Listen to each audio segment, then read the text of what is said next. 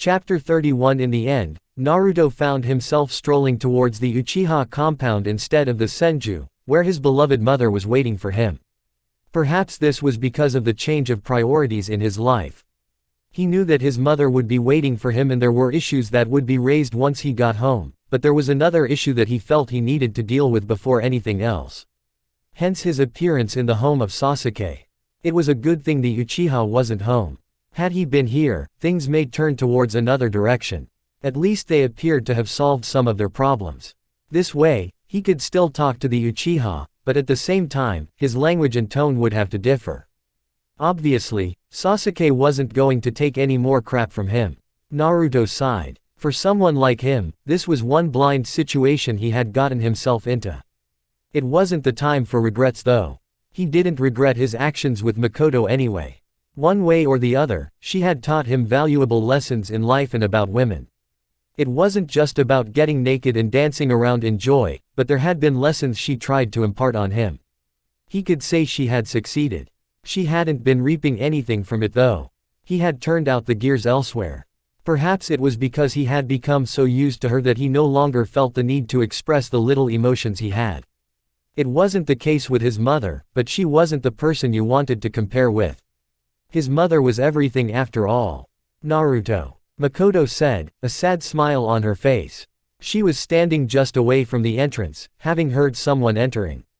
She had known it wasn't Sasuke, so she had come to check.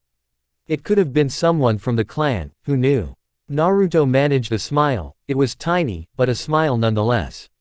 This was his fault. This wasn't the woman who smiled at him when she was lying in the hospital after Itachi's madness. This wasn't the happy woman who told him that she would help him enjoy life, the woman who told him that he was her hero. This was another woman who was going through some difficult situation in her life. There was a lot that she needed to figure out. A lot she had to deal with, and it was all because of their actions. They had walked into this hell butt naked and all smiles. There were still no regrets even. It was quite possible that the lack of regrets caused the pain. Consequences were never part of the plan. The intention was to enjoy oneself. But this was life, there were reactions to an action. I didn't think I'd see you so soon. Makoto said. She assumed he had just left the hospital. Tsunade had said that she would wake him up today. Even so, she had thought he would be by his mother, sorting out their issues as he ignored her. She hasn't even spoken to Kushina since the incident. She has not even tried anything. The past days have just been handling clan matters and taking some time to visit the blonde Uzumaki. She had been careful so not to bump into Kushina along the way. With how things ended, she didn't know how the woman would react in her presence.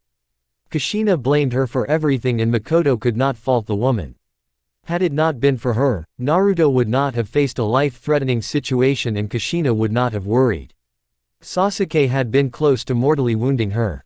The child she was carrying would have been no more had Naruto not pushed her out of the way. Naruto didn't say anything in response. Even though this was Makoto's house, he still led her outside, by the garden. The two settled down before the blonde spoke. I decided to go home, but after meeting Sasuke, I figured that you were all alone. I will always be with my mother and she has Yugao to keep her company. I think Kakashi is already by the Senju now. You're all alone. There is no one you can talk to. Sasuke isn't the kind of person you can speak with about these issues. I thought it would be cruel for me if I just let you be. We are in this together after all. My mother isn't just mad at me, she is mad at both of us. You did not force me to do anything, I decided to go with it because I wanted to. Makoto really had no one to talk to, and that made it even more of a burden to her. She was touched that Naruto would think of her in that way. She hadn't thought that he could put her in such a place.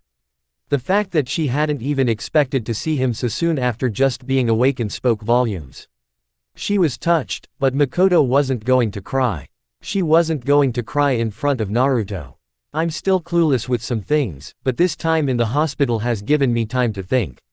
I cannot pretend to understand what is going on inside your head, or how you feel. But that is the reason I have chosen to come here. I want to know, how can I be of assistance, Makoto? To be honest, Makoto was shocked. For a second, she had thought that this was just an illusion. There was no way that Naruto could say those words to her in his right mind, right? He was okay with her, but he wouldn't take it that far. He was still Uzumaki Naruto, Kushina's son after all. Yet, no matter how many reasons Makoto tried to give, the reality would not go away. This wasn't just an illusion, it was a hard reality. It wasn't bad. In fact, it brought her joy. She now knew that Naruto wasn't going to abandon her. He was going to be by her side, and that made her happy despite how surprising it was. Makoto smiled, a beautiful happy smile. She knew though, it wasn't because Naruto cared too much of her, but because of what was developing inside of her. Makoto shook her head. Naruto hasn't inquired anything about what was inside of her. He has only asked about her personal health. He wanted to know how she was holding up.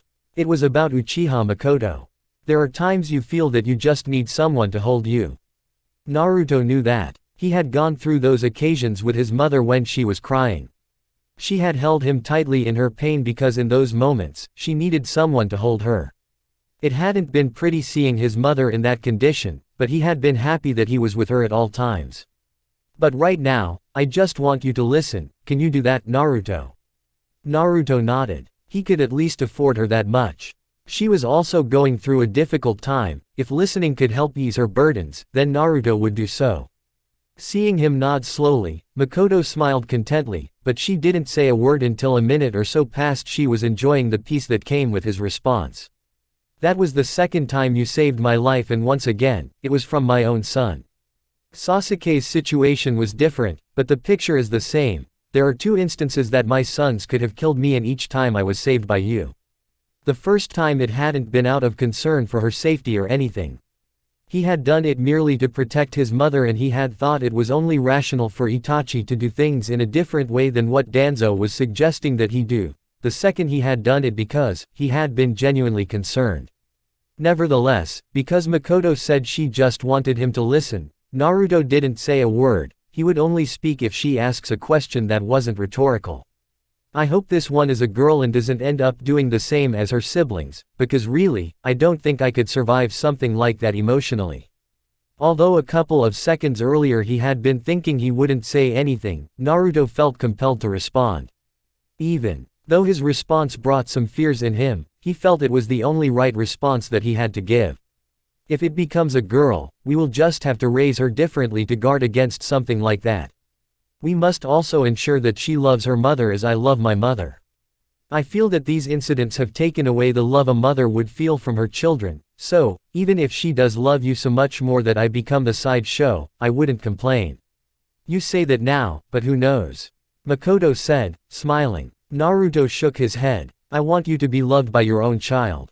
He wasn't going to say, but he could not give her sufficient love. Their relationship was dead. His mother would not permit it to continue. Letting her being loved by her child was the best he could give, and he would not take away that from her. Senju compound. When Naruto walked into the compound, he couldn't help but to feel the difference between it and his house. Besides that, they had moved without him. He was just joining his family after they had moved. The situation in which they had moved within didn't even make him smile because it was unpleasant. He would have been happy if things had moved differently, but he had made a mess of things. His mother was displeased with him. Yugao was probably glaring at Makoto. Relationships that had been strong had been shook, and he had to try to mend them. He had never done that part before. Starting them was his speciality, but trying to put them together after they have broken was a foreign thing for him. At least he couldn't say that his relationship with his mother had been destroyed, neither was the one he shared with Yugao. Things had just taken a swing and they would sit down and talk things out. The only problem was that this was going to scar them for the rest of their lives. There was no way that they could forget about it. Not when there was another product of it. The little one that would start showing soon on Makoto's belly would be with them for the rest of their lives. Warm hands snapped Naruto out of his thoughts. He blinked once, and saw only red. His mother was holding him in a firm and, yet, gentle embrace. Don't space out like that, you'll get your mother worried. Kushina whispered softly. It made her worried seeing her dear son standing like a statue. He was obviously thinking deep about something. It wasn't good for him, especially since he had just gotten out of the hospital. He had to take things slowly, but they might not have the time. Kushina realized her contradicting thoughts, but she just shook it off. She was happy Naruto was back home where he belonged, not the crappy hospital. Even though Tsunade had kept telling her that there was no need to worry as he was fine, she had just kept him asleep so that she could do her tests without him trying to escape, and the fact that he needed to rest fully, Kushina had still worried. What kind of a mother would she be if she couldn't worry about her son?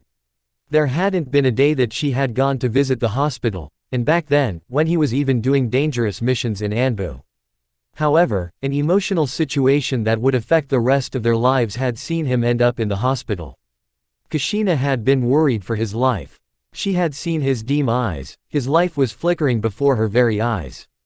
She couldn't afford to lose him, not now, not when she was still alive. Children were supposed to bury their parents, not the other way around.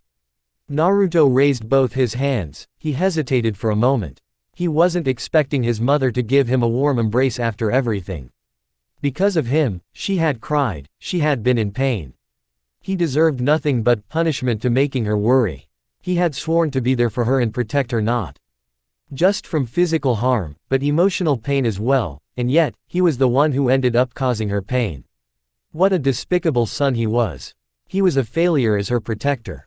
Yet, this woman who he knew loved him dearly, was hugging him so warmly. She was still worried for him. She was happy to see him in both his feet. Naruto felt compelled to place his hands on her back and pull her much closer. He wasn't as gentle as she was, but perhaps it was because of the conflicting emotions he felt inside of him. When was the last time he cried? Naruto could not remember. He hadn't cried in a long time. Yet, this time around, under his mother's embrace, Naruto felt his eyes warm up. Why? He has been calm about the whole issue that faced him. He was going to be father, and that didn't scare him the least. No, it did scare him. He might not have had a father when growing up. He could do something, he would manage. Yes, there were still so many things that he wanted to do and now would not be able to do because of this development, but it wasn't anything scary, was it? He had faced much scarier things in his life. Kushina patted Naruto on his back gently. Don't worry, Naruto, everything will be alright. Wasn't he supposed to be the one telling her that things would be alright? That he could fix things? Wasn't he supposed to be apologizing for agonizing her with his actions? She wasn't supposed to be the one trying to soothe his heavy heart. Kushina smiled sadly. You've held it all in for a long time, Naruto. It's okay, I'm your mother. It was sad, yet not really a bad thing. Her beloved son was finally showing his hidden emotions. She had known for the longest time that her wasn't completely emotionless. He had them, just didn't know how to deal with them and sometimes just ignored them in favor of thinking with facts. Yet, it was being with emotions that made him fear his own darkness. If he was completely emotionless, he wouldn't fear going bad, and he wouldn't love her as much as he does. He wouldn't have even cared for Makoto or even Yugao.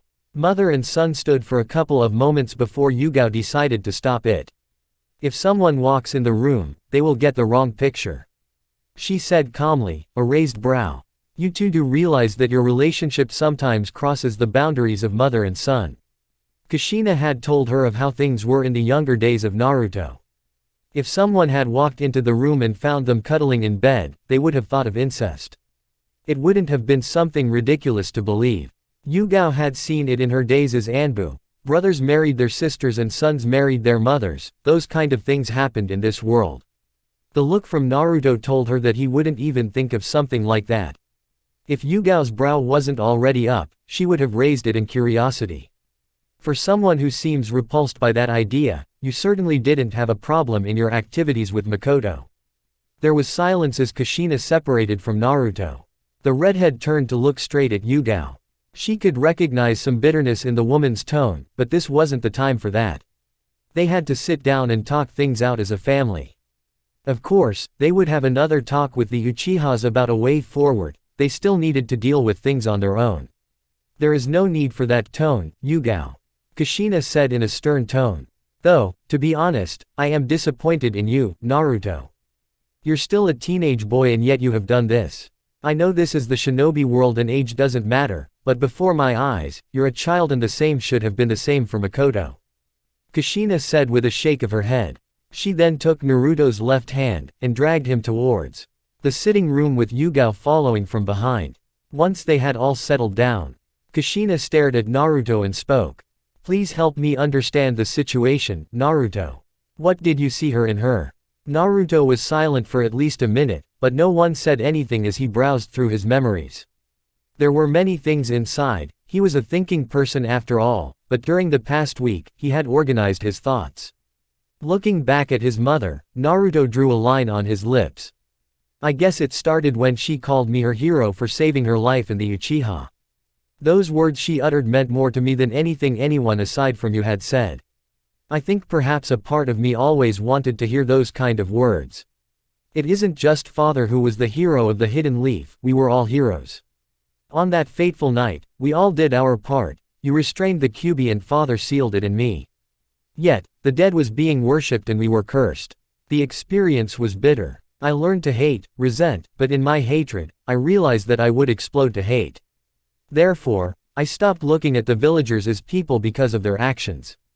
Therefore, when Makoto said those words to me, with an honest smile, because of my actions, even though it hadn't been intended, I was truly happy. I learned to care for her because she had recognized my existence. I don't know about her side, but I can say that my close relationship started there. Yugao didn't add her own sense. She had something to say, but she wisely kept her mouth shut. It wasn't always wise to say some things. There was a saying that some things are better left unsaid. What she would have said wouldn't have painted a good picture of Makoto. Naruto may not care about it, but his mother would have cared. Kushina had nothing to say about the issue really. They couldn't undo what has happened and she could not erase it from her mind. It had happened and she had to accept it. Well, she has had a lot of time to think about the issue without Makoto and Naruto present to say something. The Uzumaki sighed. I'm still not happy, but we still have a future to look forward to. We cannot hold resentment feelings over what has happened because it accomplishes nothing of benefit to our mental health. She said. I'm truly sorry for causing you pain, mother. Naruto said. I know you're. Kushina said with a small smile. If I'd known that you were still the little child you were back then, I wouldn't have reacted the way I did. I was surprised that Sasuke would try to kill you though. From her tone, Naruto could tell that his mother wasn't happy with the Uchiha. Well, it was to be expected. Sasuke had tried to kill him and would have killed his own mother in the process. Had it not been for his swift action, it wasn't Makoto they were going to bury, it would be the child developing inside of her. Before the blonde could respond, Yugao spoke. If it had been him, she said pointing at Naruto, he would not have tried, he would have killed Sasuke in gruesome fashion. Kushina blinked as she stared at Naruto. Should she really be surprised that he wasn't denying it? She smiled though. It would just be like Naruto to do something like that, so it wasn't really a surprise. Well, he is still his mother's son. She said with a shrug. It doesn't make what Sasuke did right though, but there is nothing I can do about it. In his eyes, you did violate his mother. Naruto had nothing against that knowing that he would have done as Yugao had said. That would perhaps be the one time he would allow his emotions to get the better of him. In any case, it wasn't Sasuke in his position, so things hadn't been any drastic in terms of the outcome. Things could have taken a nasty turn had he not reacted quickly to get Makoto out of the way. If Sasuke had ended up killing his mother, he would have been the one at fault. The Uchiha would have likely turned on his mother and for revenge. If a disaster like that had occurred, Naruto would have killed Sasuke and then he would be left all alone in this world. Yes, that darkness inside of him would have rejoiced at the turn of events. It was only waiting for one thing to flip things to show its sharp fangs and this world would see a demon it has never seen before. A Naruto born of those events would have been much more frightening than the stories of the Kyuubi. If Konoha trembled at the presence of the Kyuubi, it would wet its pants at the mention of his name. Fortunately, things didn't go that far and it was safe. A couple of hours later Hokage office Jiraiya stared at Naruto as the blonde walked into the office and settled down. Even when Naruto looked back at him, the Sannin didn't back off. He just kept staring at him for a couple of minutes before looking away. He turned his stare outside the window, looking down at the streets of the Hidden Leaf. If I'd known that things would turn out that way, I would have quickly returned with you. The Sannin said. It had been an option to return with the blonde after their battle with Pain, but he had stayed behind when Naruto said all was well. Besides that, he wanted to speak with Nagato. But, apparently, Naruto's situation was the emergency as it could have resulted in death. Blood was shed but at least no one died. He wouldn't have forgiven himself if something had happened to the blonde. Otherwise, his dialogue with Nagato and Konan had been fruitful. He learned everything that happened to them after he separated from them.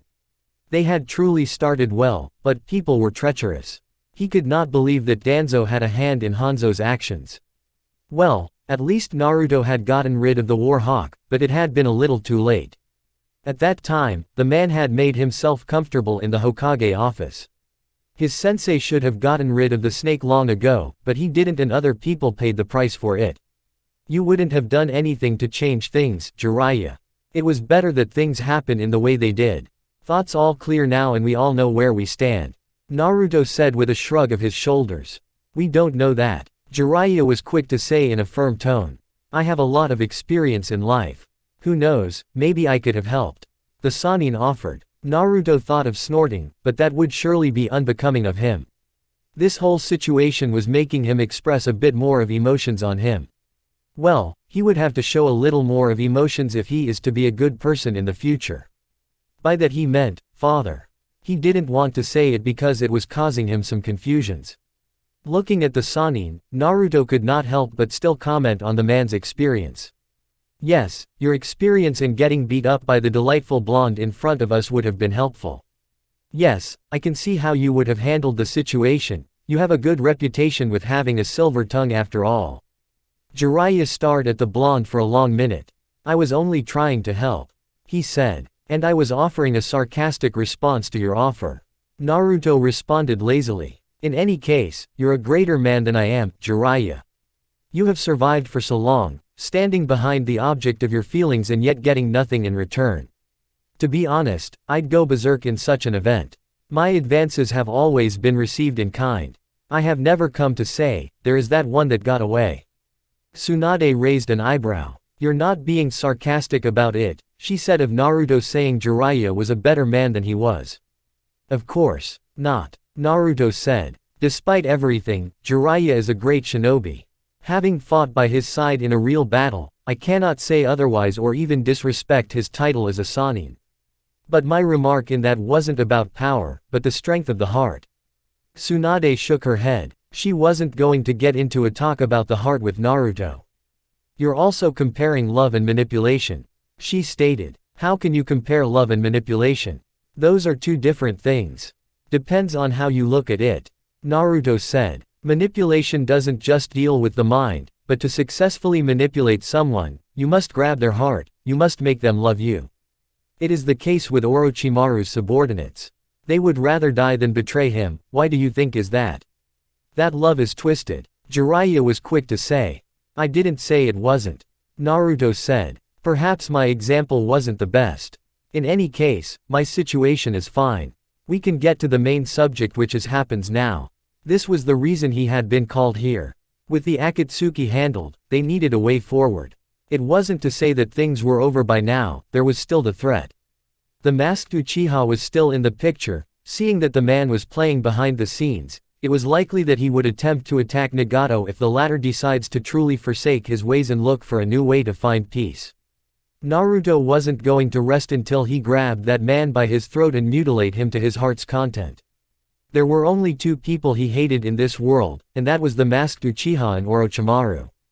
He would get them both. It was even more of a necessity for him to prioritize on their painful deaths now that he was expecting a troublesome future with big responsibilities. Tsunade shook her head slightly after Naruto's response. Jiraiya was telling me that he has handled his former student, but I want you both to know that I want nothing to do with it. If it becomes known that you have been working with a former leader of the Akatsuki, I will deny any knowledge of it, and if there will be someone who has to be hanged for it, you two will face the music. There really is no need to go that far, Naruto said to the Godime Hokage. We can blame someone else for the Akatsuki mess. True, both Kumo and Iwa will want blood after what happened, but they will get their Jinchurikis. Nevertheless, we can blame the masked Uchiha who calls himself Madara for what has happened. I know he was behind the Kyuubi's incident years ago, and from what Nagato said, it is safe to say he has been the brains behind gathering the bijus for bigger plans than what Nagato had in mind. But if the shove comes, I will face the music. I'm sure I can persuade whoever has bad intentions. Besides, if we are thinking of creating a better environment, doesn't it start with looking past actions of the lost? As long as people are willing to admit that they were wrong and to attempt to plan things differently, then I see no reason to put them on the kill list. Well, Naruto was saying that, but he would never allow a snake as Orochimaru to continue living if the opportunity presented itself for him to end the snake. That was one rotten piece of meat that he could not forgive for the actions it has committed against humanity. The same can be said for Madara. Tsunade didn't think that Naruto would go that far. He almost didn't allow any blemish along his way. He liked to keep himself dignified and with a reputation. Well, everything was going to go down the drain once it becomes known that Makoto was going to give birth to his child. People would start looking at him somehow, but the Godime was still certain that her fellow blonde would not care about it. Still, what are you really planning to do with Nagato? Tsunade asked, her tone carrying some weight in it. Nothing has been decided, Naruto said. He was planning to get the man involved in the hunt for stability within the elemental nations. There was no harm in having along the way. In case things heat up, they could always depend on the man's power to tip the scales in the favor of whatever scheme he would have to cook up once his mind settles the issues between his mother and Makoto and then Yugao. But Nagato desires peace. Although that isn't specifically what I want, we still come to same conclusion. The Mizukage can agree with me on that one. Naruto said. In any case, I have not thought of what to do exactly with the man. Nevertheless, it is without doubt that we will do something together soon. He is still in Uzumaki. The Uzumaki relation was something that Tsunade had missed. She knew that for Naruto, the Uzumaki blood held some value. He was thinking of restoring his clan after all. If they found a full-blooded Uzumaki somewhere out there, they would surely try to work with him for the sake of helping one of them. You said you were planning on meeting the Tsuchikage's daughter. Tsunade said. Jiraiya raised an eyebrow upon hearing that. Are you sure you want to do that? The Sannin asked. Kuretsuchi wasn't just the granddaughter of the Tsuchikage, she was a powerful kunoichi of the Hidden Rock. Not to mention if things go the way Jiraiya was seeing, she was likely going to end up as the Yondaime Tsuchikage. Onoki was already pushing it, but he could still hold on for a couple of more years. The old geezer was stubborn, it was likely he would hold on to his position until he could no longer move on his own. It was interesting that Naruto would target her. Surely, the blonde had the same thoughts as her. He had already moved towards the delightful Godime Mizukage and Suna was basically his other home. There was definitely something going on behind the things. The Sannin wasn't worried, just curious. The worrying fact about it was meeting Kuretsuchi. That woman was known for her love for her village. It was likely that he would see Naruto as nothing more than a threat to Iwagakure, and if she had that idea, fireworks would ignite. Naruto wasn't going to sit still and allow her to do whatever she pleases. If I wasn't sure I wouldn't be thinking about it.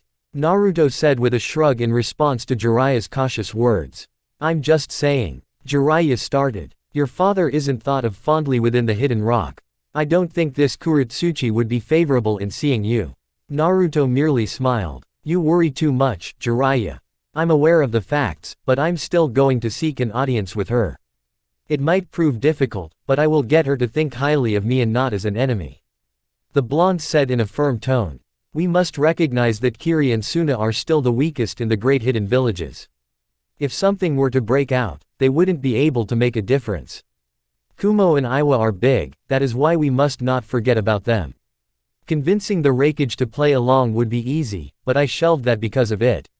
A is an understanding person, even though he does allow his emotions to get the best of him. The Tsuchikage is one tough person. Nevertheless, I have no interest in talking to him. If I can befriend his granddaughter, all will be well. We can strike a mutual agreement with the cages, and obviously, Kumo would have to play along to avoid being left behind. My idea is that we must keep the doors open for each cage and try to strike something of a mutual understanding between the cages. That can go a long way to creating a trust between the leaders. If that happens, that trust becomes the bridge that connects the hidden villages. Jiraiya smiled. If I didn't know any better, I'd think you were running for peace with a sincere heart.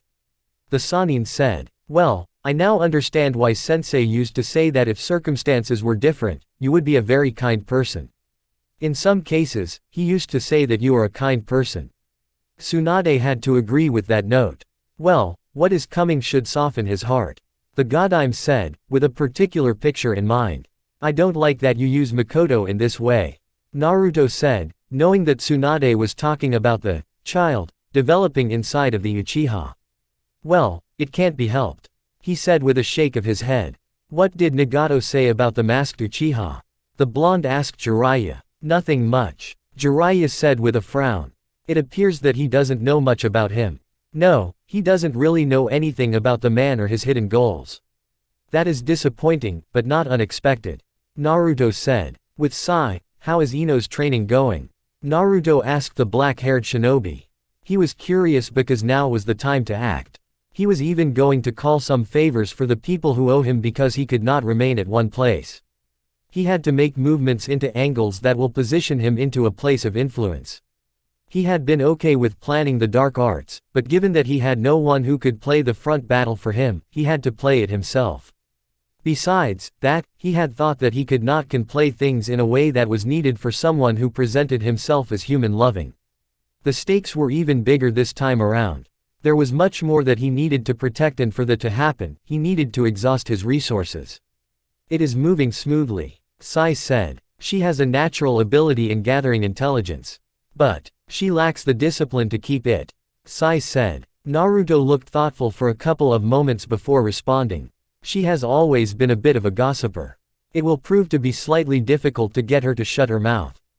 There are useless things to talk about and the things we will need to be kept private because they could get one into trouble. I will try to work things with her. The thoughts might be brutal in the form of real-life experiences. There is no better way for her to learn than letting slip of something vital that could put her in danger or someone else. I just need to be able to manage the situation thereafter. Sai merely nodded. What do you plan on feeding her? I will think about it. It isn't a final decision, just something I will decide after I have spoken with her to see where we stand. Naruto said. But of course, I will consult with you, and in case you have a better suggestion, I will consider it. Sai raised an eyebrow upon hearing those words from the blonde. He wasn't expecting Naruto to say something like that to him. They almost never asked for their opinion, he was always following the orders. Well, things to change. And it wouldn't be so bad to have things work differently. I think I can manage her though.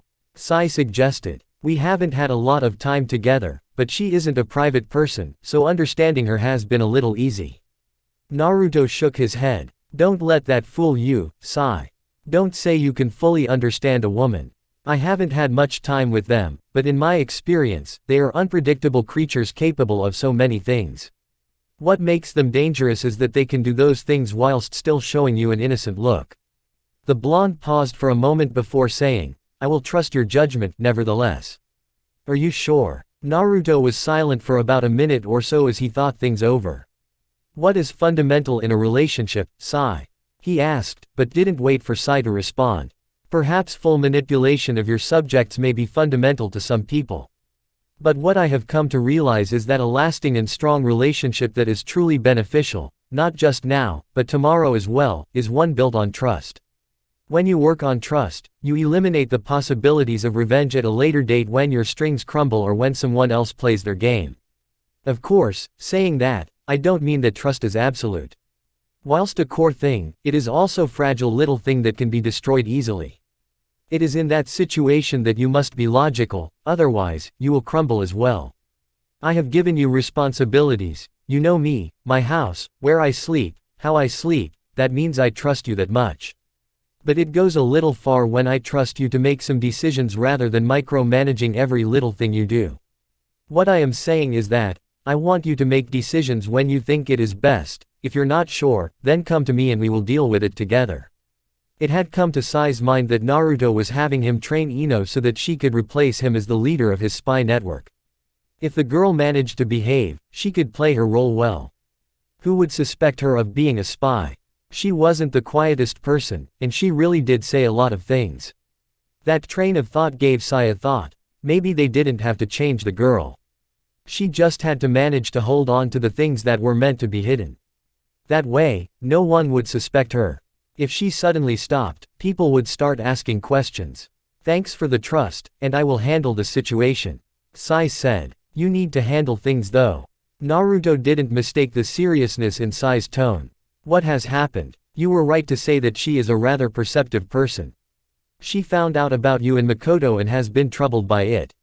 She has been drinking a lot. I've had someone keep an eye on her to ensure that nothing bad happens.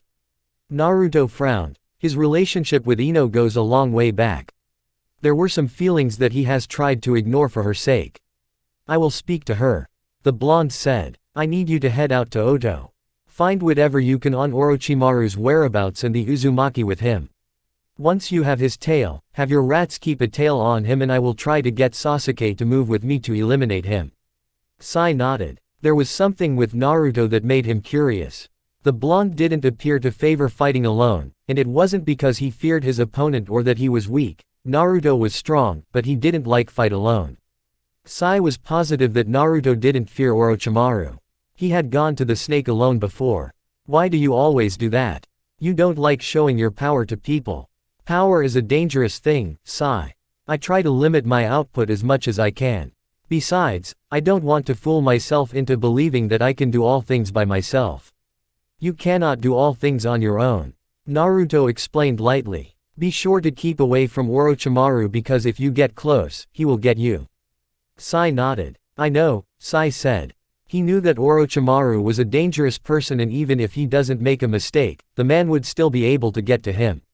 The important thing was to keep a good distance to be able to escape once the snake makes its move on him. Where can I find Ino? Naruto asked. A couple of minutes later Naruto stood at the entrance of a shinobi establishment. It was different one from the one he had visited with his former Anbu colleagues. This was uncivilized. He could see people of all kinds, men and women moving about and intoxicated merry as slurs and sly talk impregnated the atmosphere with naughty intentions. Everyone seemed to be lost in their own little world. His presence wasn't even noticed. Naruto shook his head as he ignored everyone else to look for the person he needed to see. He found her sitting by a stool just beside the bar counter, 3 men surrounding her. Their intentions were written all over. Was this something that happened every day? Ino was still a kunoichi, so normal people would not be able to take advantage of her. Yet, if she was dealing with stronger shinobi, they would do whatever they wanted, even if she was refusing. Sai said he had someone looking after her. That meant that someone was within this place. For a moment, Naruto thought of searching, but a signal was sent towards him in a wave of chakra, which only those associated with him could note. His eyes narrowed towards his left, a dark corner and a pair of crimson eyes stared back at him. The Uzumaki nodded and walked towards Ino. The woman didn't turn to face him. It was apparent that she didn't notice him with all the muscles hovering by her side. Well, a young kunoichi who was developed in all the right areas, drunk and alone, wasn't she an easy target? Ino might not have noticed him, but the muscles around her did.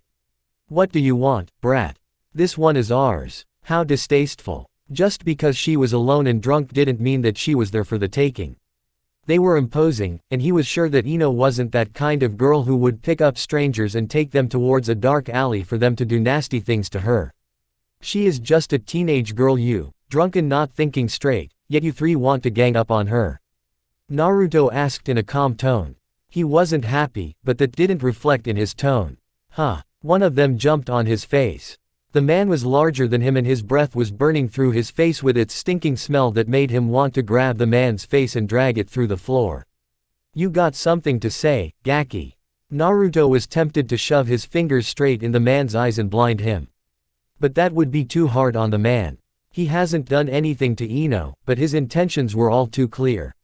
He could just beat him up and throw him in a bin with other trash. Still, looking at those dark eyes, Naruto felt compelled to raise his hand. For a second, he debated on whether he should grab the man's throat or his face. A second later, the blonde grabbed the man by the throat and in a split second, sent them hurling to the other side without even batting an eye. The other 2 were upon him. As slow as they were, Naruto didn't bother trying to hit them, he just snapped his fingers and they dropped to the ground. No one reacted to the little scene. It was something usual in such a place, he figured. Naruto took a step closer to Ino, who he was now sure was just ignoring his presence. He wasn't going to sit with her and share a drink, he just wanted to get her out of here and they could talk on another day. Ino. The blonde twisted around sharply, and looked at him with a strange look on her face. She then looked away without saying a word to him. Ino looked at her drink for a moment before gulping its contents. I can't believe that you turned me down because you were shagging an old hag. I thought we did have something special between us, and yet. It's not just her, but Yugao as well. Naruto sighed. We do, that is why I am here with you, Ino. Are you sure it isn't because I'm now one of your pets? Not at all, I'm here because I care for you. I've always been your knight, and I have no thoughts of stopping. You were my only friend in childhood, the only person who tried. Naruto paused and attempted to smile, but he could not. Can we go somewhere else? I can see that you're not drunk. Ino turned around once more, this time she got from her stool and face Naruto, standing just inches away. There is really nothing to talk about. I was just sad because my pride as a woman was wounded. I thought, to you, I am but a child, that's why you went for the old hag. Naruto shook his head. That isn't quite true, Ino. I know that you have grown, you have always been a level above those your age. But I live a different life, I didn't want you to get involved in it. I thought not to hurt you, because when it comes to me, you never know. Ino snorted. That's crap, she said. You're making me join your shadowy work, and yet you still say you refused me because you didn't want me into something dangerous. She paused, placed both her hands on Naruto's shoulders, staring inventively. If that contradiction is really the truth, can I prove to you that I am strong and not a mere child who needs to be protected by a mother's boy? Naruto didn't get to respond because just then, she leaned over and kissed him. There was hunger in the way she went about it, but Naruto didn't deny the girl what she desired. He simply allowed her to do what she wanted to do for about a minute or so before pushing her back. It's admirable that you still look fine, but there is undoubtedly alcohol in your system, otherwise, you would not be so brave. So, Naruto looked at the blonde strangely for a moment. What was he to do with this girl? She wanted something. If he was a womanizer, he wouldn't waste time to give it to her, but what would happen after it? He was, likely not going to continue seeing Makoto, so he could be left with just Yugao, but wasn't that enough? He didn't need to involve Ino in his twisted urges, did he? Though, looking at it, it wouldn't be so bad. He could manage things afterwards. Naruto quickly shook his head. Since when did he become such a person? The Uzumaki tilted his head to the side. Let us get out of here, he said, holding out his right hand. This place doesn't suit you. The following day it was still morning, but the house was already in need of a comic to lighten up the mood. It was a heavy atmosphere within the house. This was because the Uchiha were already present. They were in the house of Uzumaki to deal with the outstanding matters caused by the children who have misbehaved. Naruto didn't feel that much dragged by the atmosphere. He was fine with it, just a little worn out. He had slept a bit late, and was forced to come back home so early in the morning because of this arrangement. He was still happy that they were going to solve this matter. The longer it hanged over their shoulders, the more of a burden it became. Kushina sighed as she thought of what to say to Makoto. Honestly, she still felt betrayed by the woman. She hadn't thought that Makoto would do something to her. But the woman was her friend and she would not hold a grudge over it. Yet, the feeling of betrayal still lingered within her heart. I won't say much, Kushina said. You're expecting my grandson, and that is something that I can look away from. It really doesn't matter where it is coming from, although I would have been happy if it came from somewhere not from my best friend, I still have to live with it. However, you are to stop whatever you had with my son. I will not permit it any further. Naruto will be the father of your child, and that will be the end of it. I'm not saying he must stop caring and only look at the child. I'm saying that thing you did when we were not looking must come to an end. Makoto smiled. It was a bit of a sad smile. I understand, she said. She could not say she was sorry that she had become pregnant because truly, she wasn't sorry. Perhaps she might have planned it, but that didn't matter at this stage. She was looking forward to the future and nothing else. I still hope that we can get along. I don't really have any other friends outside. Kushina was silent for a few moments, that was the truth. Makoto couldn't count on Sasuke to offer her emotional support. With Sasuke, it was as if she had no one. She had Naruto. In her times of need, he has always been there for her for comfort. Naruto has always been someone she could talk to even when it was dealing with emotions, because that was the side of him that had only been reserved for her. He was growing now, he could offer support to other people. Kushina was happy about it.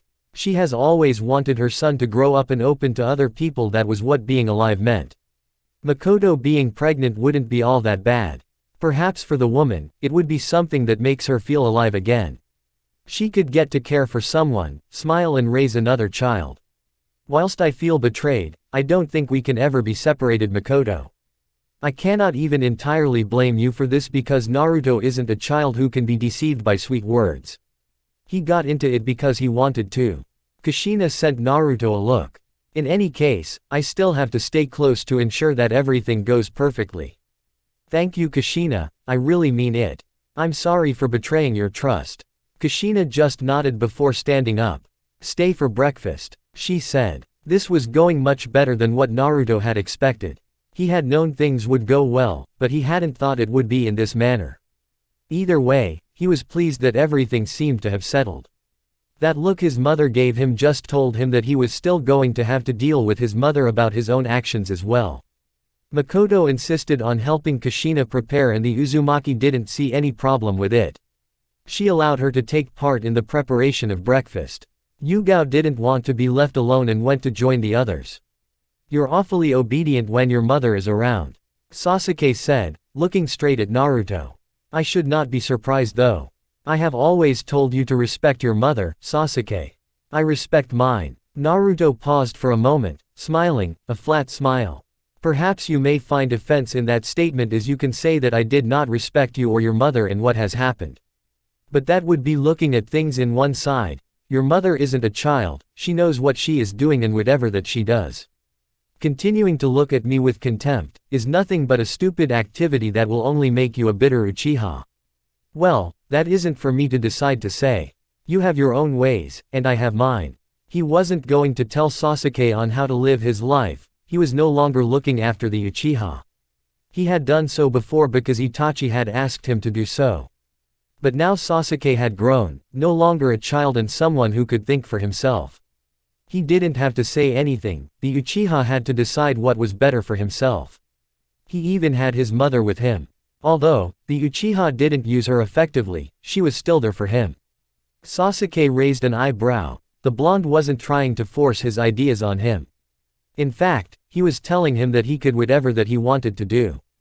Naruto had always thought that he knew best and wasn't afraid to tell him what to do and what not to do.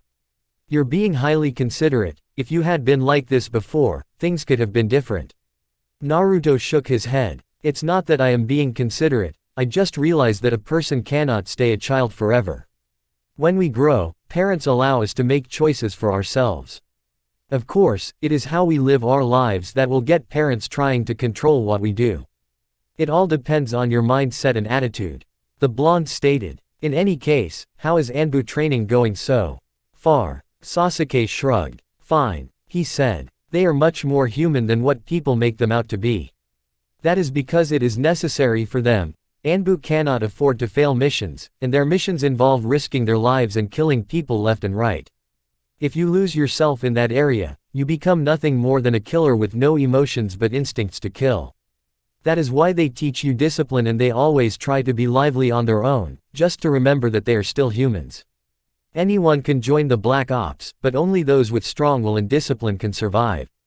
Danzo tried to remove emotions from his forces because he believed that emotions were the ones that could lead you into temptations. But I believe it is all about self-control. If you manage the art of controlling yourself, you manage yourself in a balanced manner.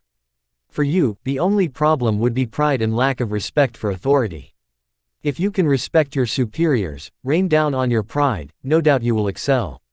Working in the shadows would fit you perfectly. I had thought that was a job reserved for me. Why? Is it because you fear that doing good will get Konoha to praise you and ultimately shatter every little thing you have against humans?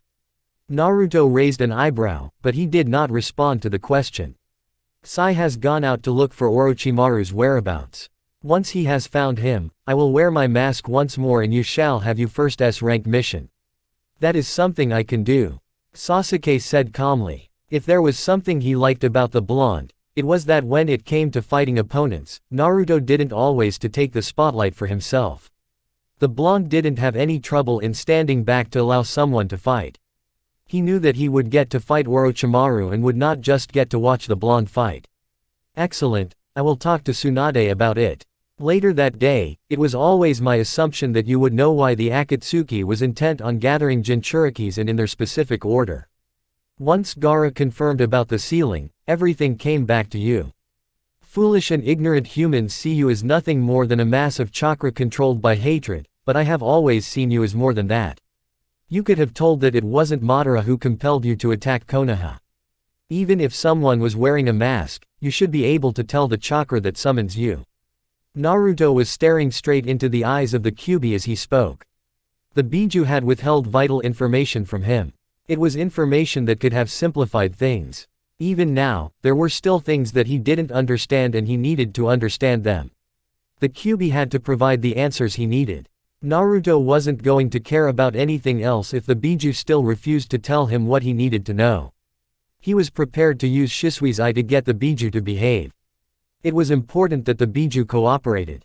He would seek that cooperation first before going into extreme measures. It would be difficult to get along with the Biju once he does go to that path, but there would be no other choice for him if it still refuses to tell him important information that could save his future. You have already stopped the Akatsuki, why do you still need to know? Kurama asked in a curious tone.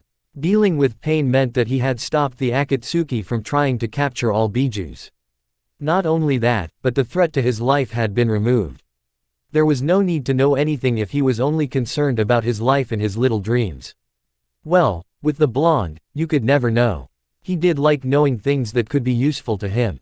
Perhaps that was the idea he had. If reviving the Jubi could suit Naruto's agenda, then the blonde would not mind doing it. Kurama wouldn't even put it past the blonde to use that cursed Sharingan to control the Rinnegan wielder to get him to do the dirty work for him. There was no doubt that Pain possessed the strength, and it would take a remarkable shinobi to stop him. But of course, the blonde would have to remove the threat to his life on his extraction. Well, he would not need to do so if he could find a way to revive the Yondaime Hokage and get the other half of him, the man's seal, within him before he died. Wasn't it something though? Normally, he would break free if the man died, but his other half went into the afterlife with Minato. That was precisely because the seal the man had used was linked to his soul. It is only the body that dies, but the soul is eternal, hence his other half was dragged to the afterlife. Asking me that question, Naruto paused, looking at the Biju with an expressionless mask. Are you that concerned about the darkness in me? Does it scare you, or is it your own survival that you're concerned about? Kurama was silent for a few moments before responding. The darkness inside of you is certainly something humans should frighten. Whilst unlikely, but if it does happen, and you lose it, with the knowledge to bring this world to its knees and the mind to manipulate the cages, all humans could cease to exist in this world. You have flirted with that idea on a couple of occasions and it remains an option should you lose all hope. No, something just has to happen to your mother. I think you'd use it as an excuse because there is that part of you that frightens even you, that really wants to kill people. Naruto tilted his head to the side. So, it is the darkness, he said. I'm not too concerned about that at the moment. I know of ways to handle that issue. As you have noticed, things are turning up for me. I have more things to care for these days. The blonde paused and shook his head. Then, let us begin. I have the time, and the determination to get the information out from you in any means if you refuse to comply with my humble request. Chapter 32. The past month has certainly been different, if Naruto could say. Things has been working differently, but he could say it had to do with the changes that have imposed themselves upon his life since the whole issue with Makoto started. Things were not bad to say the least. They were actually good, far much better than he would have expected. His mother was getting along with Makoto, but most of their talk was baby this and baby that. Kushina was just excited as Makoto was about the pregnancy. His mother had calmed down a bit, so Naruto appreciated that part. She was even willing to leave him in a room with Makoto without trying to eavesdrop on them. It could be argued that she had worked out her anger issues about Makoto's betrayal. There was no other way that she could have gone about things anyway. She had to accept it. The only person who seemed to be struggling was Yugao. Whilst Naruto hasn't talked to her about it and didn't want to entertain the thought too much, it was apparent that she had some less beautiful thoughts about the fetus inside Makoto.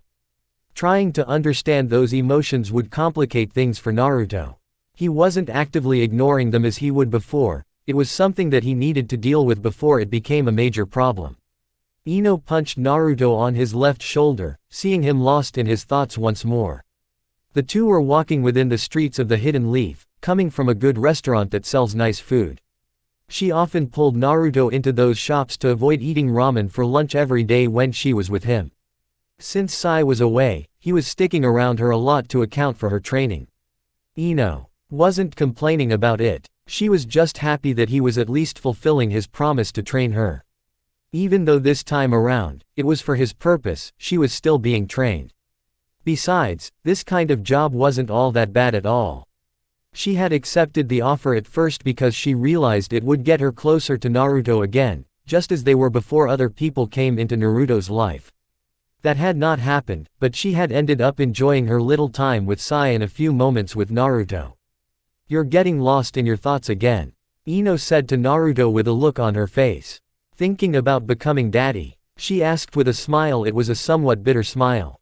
"Something like that," Naruto said. "I'm a bit concerned about Sai though.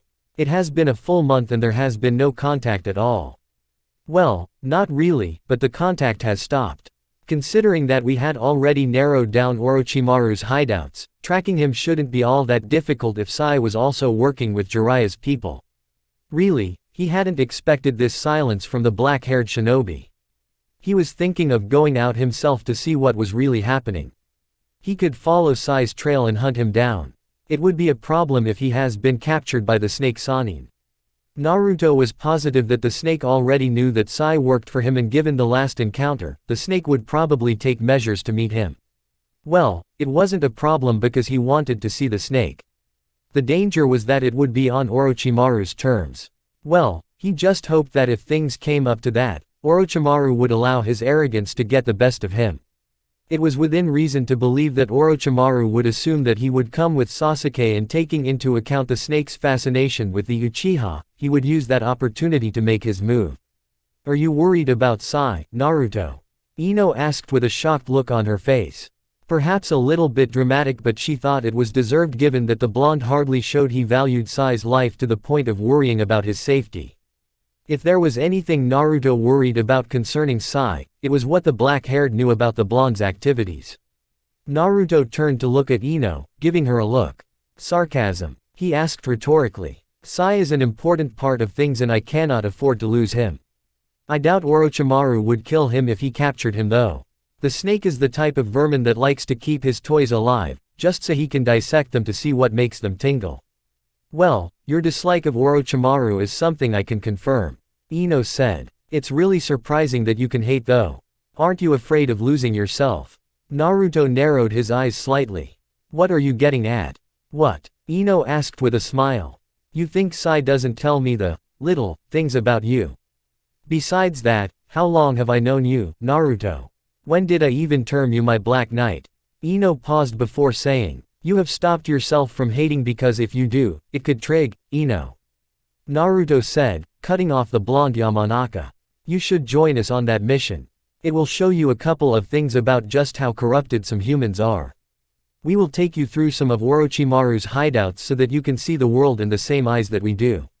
You need to understand the reason we do the things that we do." "What else don't I know about this world?" "So many things, Ino," Naruto said in a firm tone. "I need to get my mission with Tsunade done, though. I wish I could leave with you. I've gotten used to being in your company these days. Besides, I'd like some fresh air and the sight of the sea." "When are you going to take me there anyway?" Ino asked. "Soon. I'll be gone by tomorrow morning. Are you going to cope with everything on your own? You will be dealing with those people since Sai and I won't be available." "Well, you don't have to worry about your safety though. They were difficult to understand, they good people," Naruto said. Ino rolled her eyes. "Good people? Don't you think I have dealt with them when with Sai?"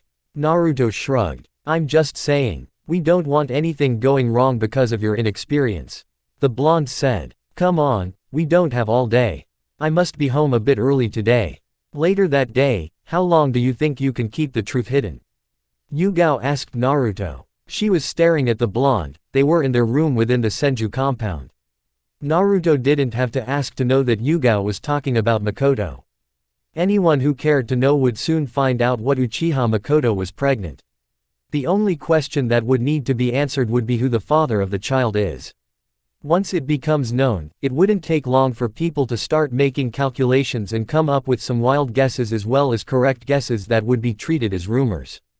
It would not be a good thing for Makoto. Given his experience with the villagers, Naruto was certain that the woman would suddenly find herself alone within the village.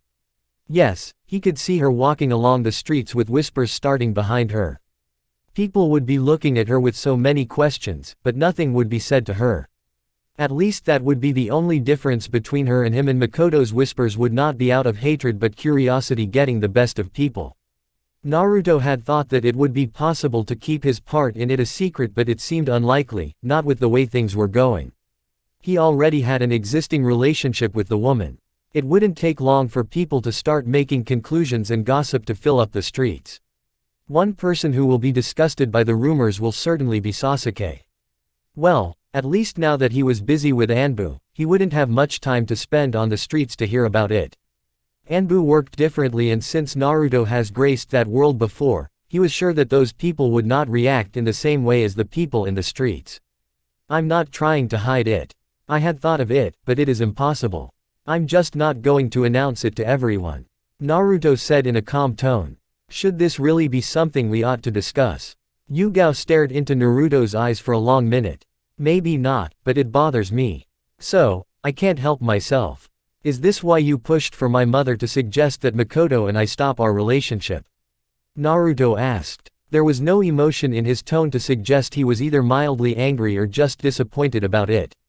He didn't leave anything to reveal his thoughts on the matter, and Yugao couldn't read anything from his expression. You were going to end it, so what is the big deal? She asked. Naruto shook his head. Don't get behind my mother like that. You shouldn't even feel threatened like that. You know you will always be a part of my life. I don't have the guts to kick you out because of my fears. To be honest, if I was thinking of cutting you off, I'd have to kill you in the process because I'd be afraid of your revenge, even if you show no signs of it, but chances can't be taken. In any case, this is it. Makoto isn't going anywhere, but neither are you. The difference is that she is carrying my child. I care for you, and this shouldn't make you feel anything contrary. The first words you said don't make me happy. Yugao said. I don't even want to know what those words suggest because I don't think you understand them clearly. She said with a shake of her head. I do feel a bit unloved. These days though, you spend your days getting all close to Ino with her training, and when Makoto comes, you're all quick to bring out the red carpet for her. Naruto raised an eyebrow when he digested those words fully. Do you hear yourself, woman? Ino is temporary, and I even asked you if you were willing to join us in the training to teach Ino Kenjutsu since you're better at it than me. I have not even been giving Makoto any special treatment, but things have not been the same, that I can admit. You can't expect me to treat her the same way as before, anyway. Yugao smiled. You're quick to give reasons. Well, the fact that you're willing to reason is a good thing. She said with a nod. How long is your stay in Kiri going to be? Not long, Naruto said. I'm going with Tsunade, so she won't take much time away from the village. My return will depend on what I learn along the journey. I still need to deal with Orochimaru. I cannot be at peace with myself knowing that he is still out there. Yugao was silent for a few moments before speaking. Your intolerance of his existence has reached a new level. She noted. Well, I don't like him either. He does despicable things. If you deal with him, what will be left? A few loose ends, Naruto said. He still needed to get his hands on the Uchiha bastard as well as work around a few things with Nagato. The man needed to be given some sort of an assurance for his dream, or otherwise, they would be looking at another Akatsuki fight. We can finally settle down if you do that, right? Yugao asked. No more talk about killing someone, just normal lives, we can have that, right? Naruto wasn't going to lie, thus he did not respond. It was never going to be normal for him. He was a shinobi living in a world infested by flawed and corrupted humans who could do no right. They never learned from their mistakes. Well, if he does manage to get things flowing in the way he wants, he could rest, but that wasn't for now. It would take years for his dream to materialize, but he wasn't impatient. The following day Tsunade could not tell what had possessed her to say that Naruto alone was enough for her protection. She wasn't traveling with her personal guards but just the blonde. She didn't think that Naruto would do anything bad, and with the knowledge that the Akatsuki was no more, she felt that the world was a little safe. Besides, she had been roaming around the elemental nations without any guards before. No one had dared attack because of her status as a Sannin. She was more than just a Sannin now. Safety wasn't an issue, she was most concerned with working out things with the Mizukage. She wanted to hold talks that would be fruitful for both Kiri and Konohagakure. Naruto may have other reasons. The Godime wanted to form an open relationship with other Kages. This journey interested her more as a medic because of what Kiri could offer her. The village was rich in natural herbs that could be used for medical purposes. Tsunade wanted to get her hands on that, and not only that, but form an alliance with the Hidden Mist. Perhaps she could form a strong relationship with the woman as she has with Gaara. Her thoughts aside, the Godime was hopping through the trees with Naruto just beside her. Thinking of the blonde, Tsunade came to an abrupt halt, causing Naruto to do the same. Naruto looked at Tsunade curiously. He could not say that she had sensed something because he could sense anything, and there was no feeling of danger within the atmosphere, which made him curious as to why she halted in their movements. They had a ship to catch, so they could not take any unnecessary stops. If I was a paranoid person, I'd be on my guard now, thinking this was all a ploy to get rid of me. Who better of a bait than the Godime Hokage? Naruto said, looking directly at the blonde Hokage. Tsunade raised an eyebrow when Naruto said those words. The fact that you even thought of something like that means you are paranoid. Naruto tilted his head to the side. Perhaps, but I'd to think of myself as a careful person. The blonde said. Why have we stopped? You can't be tired, it has only been a couple of hours since we departed from Konoha. Tsunade stared at the blonde.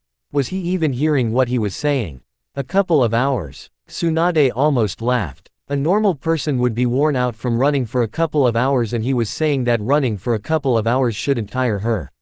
Not everyone was a stamina freak. There was no balance with him, was there? Uzumaki were already energetic people and much more stamina than normal people, and he had to become a Jinchuriki as well. How abnormal could one become? Tsunade wasn't going to complain how unfair it was for other people, but she had the urge to remind the blonde that he wasn't like other people. Unlike you, some of us have normal bodies. Tsunade said. Besides, she wasn't getting any younger. She wasn't as active as she had been in her youthful days. Naruto was still a teenage boy, he had a lot of energy to spare. You're recognized as the best medic in all of the elemental nations. One would think you'd come with a way to keep your stamina level ups by burning less energy when you run. When you have better control over your chakra, you learn of ways to use less of it even on the things that would normally drain you. I'd think for a medic, you'd think of many ways to make yourself super. I'm not Orochimaru, Tsunade said. For something like that, she would have to experiment, not on just herself but on other people as well. Tsunade wasn't that kind of a person. Orochimaru wouldn't have a problem. Tsunade could not even begin think of how many experiments the snake has done to himself, all in the name of living a longer life. I didn't say you were. Naruto said with a wave of his hand. There are many ways to go around that issue without experimenting on people to get results. He paused for a moment before asking a question he asked earlier. Why have we stopped? I'm getting the feeling that it isn't because you're tired. Tsunade was a little tired, but she could still go on for another hour or so. In any case, that wasn't the reason she had stopped. There was something that had clicked in her head when she thought of Naruto and his abilities. Why are you wasting time traveling all the way to Kiri when you can just teleport? Naruto stared for a moment. It wasn't that the thought was just crossing his mind. He knew what he could do and what he could not do. He was just surprised that it had taken Tsunade this long to bring it up. She had knew he could use the Hiraishin and had been to Kiri before. She could have thought of this before they even left Konoha. In fact, when she made the decision to go to Kiri with him, she should have thought of it. He had thought the reason she wasn't bringing any of her personal guards was because she had planned on them teleporting to Kiri instead of traveling like normal shinobi, not normal people. You're becoming complacent on your safety because you think that the Akatsuki is gone, so there is no more threat. Naruto said. It was a thought that just came to his mind thinking of the current situation. There was no other reason that could explain why Tsunade would be fine with just him in a journey across the fire country. All should be fine unless there is something both you and Jiraiya are not telling me. Tsunade said. Don't be naive, Tsunade. Naruto said in firm tone. You were not born yesterday, so you should know that the world was still trouble before the Akatsuki came along. There is always someone plotting something. As long as shinobi continue to be easily corrupted by greed and the thirst for more power, you can never stop looking over your shoulder. You should be the one teaching me this, Godime. Between you and me, you're the one with the most experience. After listening to those words, Tsunade shook her head. She didn't like that Naruto could still talk to her like a child. But she had not forgotten the kind of world she was living in. She could not forget not when she had lived past a bloody war and lost so many people. The threat I considered when taking my decision was on my person. Not everyone will be willing to attack me. Besides, I'm not weak as the feudal lords that I need someone else to protect me. Not mention that you are a capable shinobi yourself. Tsunade said calmly. There is still some mystery about just how powerful you are really. Sasuke I know can cause much destruction, but you are a different matter altogether. I know you can use the Kyuubi's chakra. Wind element is your best and you can still use other elements. You have large amounts of chakra and you use kenjutsu, genjutsu and fuinjutsu. Tell me, what can't you do? Naruto tilted his head to the side. A lot of things. The blonde said but didn't divulge much details about it. He took a step closer to the Godime and held out his right hand. We are only skipping the seal. Once we reach the land of water, we will still have to travel to the mist as I did not mark anything in that village. Why not? I did not learn this jutsu to make traveling easier. Naruto responded calmly. Shall we? Later that day Kurigakure, this was the first time Tsunade was stepping into the village hidden in mist. She had traveled to many nations in her gambling days but never to this side of the elemental nations. Perhaps it was because it was never safe to come to this side. There were always bloody troubles that were within this village due to its massive bloodline users. It was much better than what she had expected to see from this village. For a village she thought to be only stronger than Sunagakure, it was in a much better situation than the sand. It also felt rather peaceful, a bit cold, but the atmosphere was wonderful. This village is rather pleasant. Tsunade managed to say. Had it not been embroiled in a civil war back then, you'd have found a perfect safe haven in your days of self-exile. Well, that would be until you're in massive debt and everyone else in the village is looking for you. With its bloody history, I doubt you'd have survived. Naruto said to Tsunade as they walked towards the Mizukage Tower, flanked by two shinobi from the hidden mist and Ao leading the way. Tsunade shot a glare toward Naruto for a second before shaking her head. You're not funny. I wasn't trying to be funny. Your past actions do amuse me though. Nothing is funny about it considering the circumstances, but thinking of your stature, it seems a little amusing. Naruto said calmly. Jiraiya wouldn't agree with me on that note, but who cares anyway? He paused before changing the subject. How long do we have in this village? It depends on how things go but it won't be for longer than 3 days. Tsunade said. You in a hurry for something else? I need to find Sai, fast, and sort out this Orochimaru issue. The more the days pile up, the more something inside of me grows. I find his existence slightly intolerable, and as the days go on, something inside of me twists and turns. Tsunade shook her head. She did not mind that the blonde was talking something like this in front of Kiri Shinobi, it wasn't like their business was a secret anyway. Naruto's dislike of Orochimaru was something that she was familiar with. He handled himself well, and a foreign person would not tell that the resentment went so deep that to say he hated Orochimaru was a massive understatement. If Orochimaru does disappear, the shinobi world would be a little safer and there wouldn't be more people suffering because of his actions. Her sensei should have done something when he had the chance, but he could not do anything against his beloved student. Is it simply because of your dislike of him? Tsunade asked. Naruto adopted a thoughtful look for a couple of seconds before responding. Well, you can say that it is something I owe the Sandaime. Regardless of how much I grew to resent his manipulation, the old man was still important to me. Orochimaru was responsible for everything. It isn't revenge, I feel that the old man failed to do something about him, so I will do something, and you add your own sense into the equation. Tsunade shook her head. She could never fully understand the blonde. There were parts of him that she understood, but some parts were just a mystery. The problematic thing went with his planning. With growth, he was evolving from thinking about other things rather than just his mother. Tsunade reckoned it to be a problem. He would have been much better in his little bubble, thinking of only his mother. Well, growth wasn't entirely a bad thing. The Slug Princess didn't say anything else as they neared the Mizukage Tower. Naruto didn't say anything either. The rest of the walk was just silence along the way.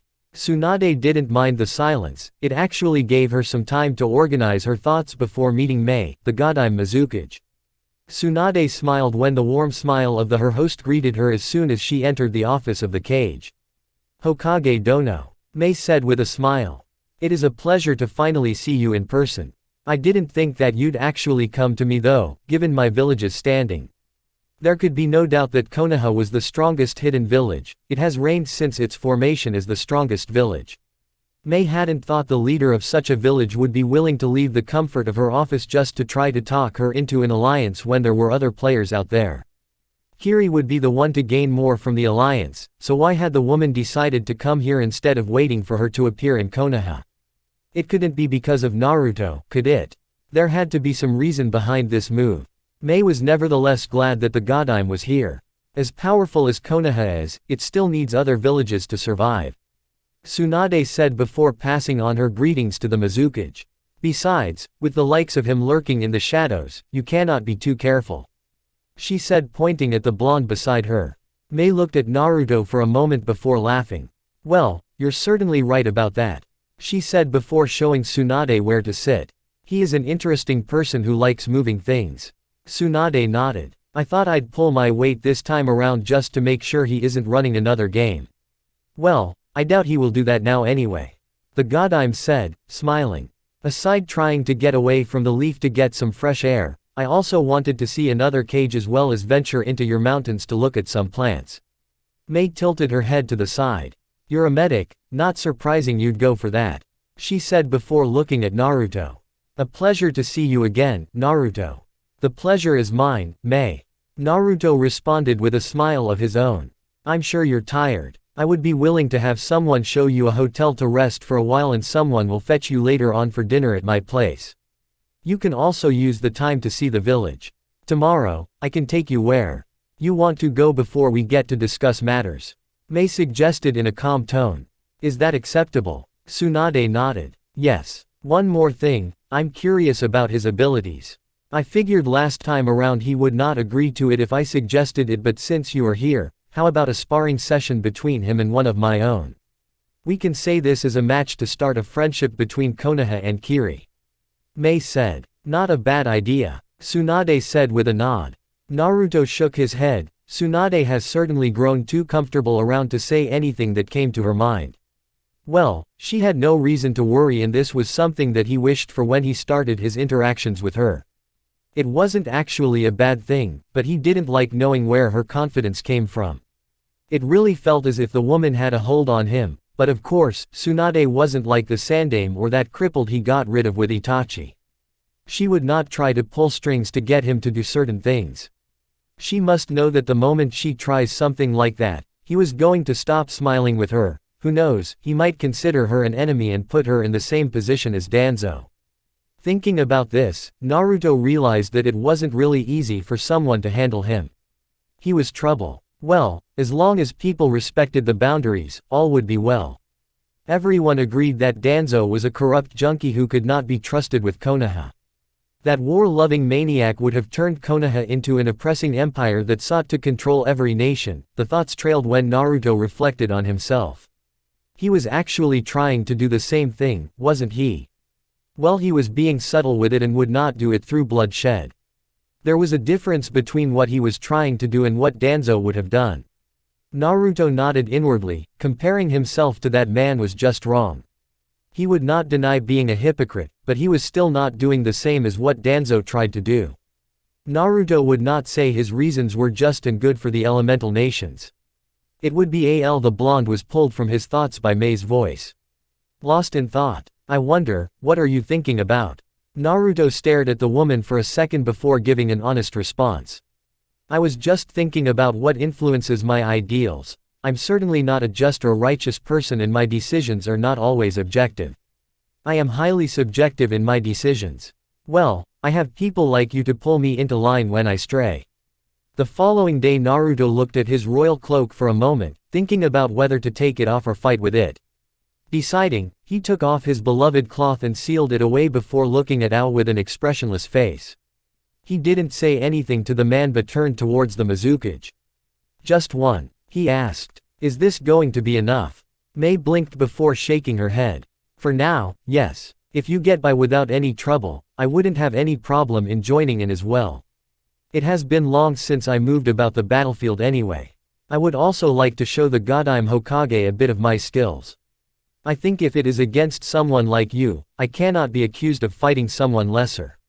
Naruto smiled. You think too highly of me but I will try not to disappoint you. He said before turning to Ao. This is a sparring session, but I will not take it easy. This meaning that you will spend the rest of the day in the hospital. Ao scoffed. The brat was underestimating him. He did sense that the blonde was strong, but to underestimate him like this was an insult to his abilities as Mei's right-hand man and his pride as a shinobi. He could not allow the blonde to talk like that and get away with it. I will allow my skills to do the talking for me. Ao said as he took a stance. Naruto tilted his head to the side before addressing Mei while staring at Ao. I know I said I won't hold back, but what are the limits? If they did not put limits to him, he would be allowed to let loose of the Kyuubi's power. It wasn't his power but he was still able to use and he could crush opponents with it. If they put limits on him, he could avoid using. Well, he hasn't always used the power unless a situation really called for it. He would not really need to go that far unless he wanted to end the fight in a second. You're a Jinchuriki, so no using your Biju's power. I doubt that is going to make a difference. Tsunade said. I have read records of all his major fights. He doesn't normally use the Kyuubi's power and in most cases he has used it. It was either he needed healing or when he was facing a mountain that could not be taken down by normal means. Aside from that, he depends on his own power. Upon hearing that, Mei smiled. It was a rare trait from a Jinchuriki. Most of them depended on their Biju's power. Well, it wasn't foolish. Why keep an explosive power that could wipe out an entire army when you could use it? It wasn't like using it killed the host anyway. Naruto held out his right hand and waved it twice. Small gusts of wind picked up for a couple of seconds, but nothing happened. He was merely just testing the wind around him. It wasn't as strong as in other lands, meaning he would have to use more of his chakra but it wasn't a problem. His sword appeared on the right hand in a puff of smoke and then he lunged head-on toward Ao with the blade cutting through the ground. It was done purposefully to draw Ao's attention. The man merely readied himself by taking out a kunai and standing his ground as the blonde charged toward him. When Naruto got closer, the blade drifted from the ground, heading upwards on the blonde's right side. Ao didn't need his Byakugan to see the sword coming, it was made obvious to him. He aligned his kunai to block the sword. However, in the last second when the sword was about to collide with his kunai, wind chakra flashed through the sword. The wind-enhanced sword cut through the kunai and as it was cutting through, Naruto's left hand was forming a Rasengan. The Rasengan was charged the man's head. Ao jumped back as soon as he sensed the danger, but the wind blade was still able to cut through his chest. It only cut his cloth, not the flesh. Naruto didn't attack again, he merely stood still as his Rasengan dispersed as well as the wind on his blade. You're a sensor. Coupled with your Byakugan, you're really something else. Naruto stated. However, you're not who fights on the front lines, are you?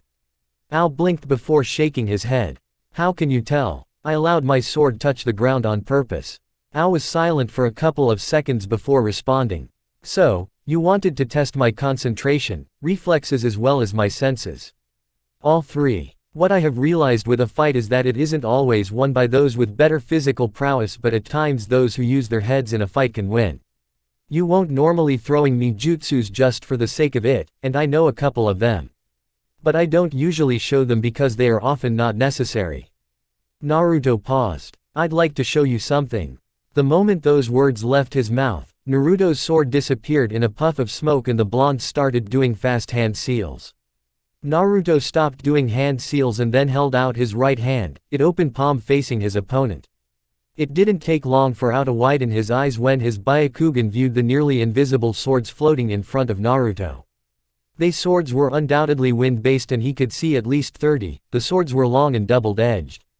I don't boast about my abilities, but I don't think there is anyone who manipulates the wind element to such an extent as I can. The blonde stated calmly. It isn't the first time that I have seen ability like that. Ao said firmly. However, truth be told, the abilities he saw before were usually just the formation of wind shurikens and enhancing multiple blades with wind chakra. This appeared slightly different but it was still nothing shocking.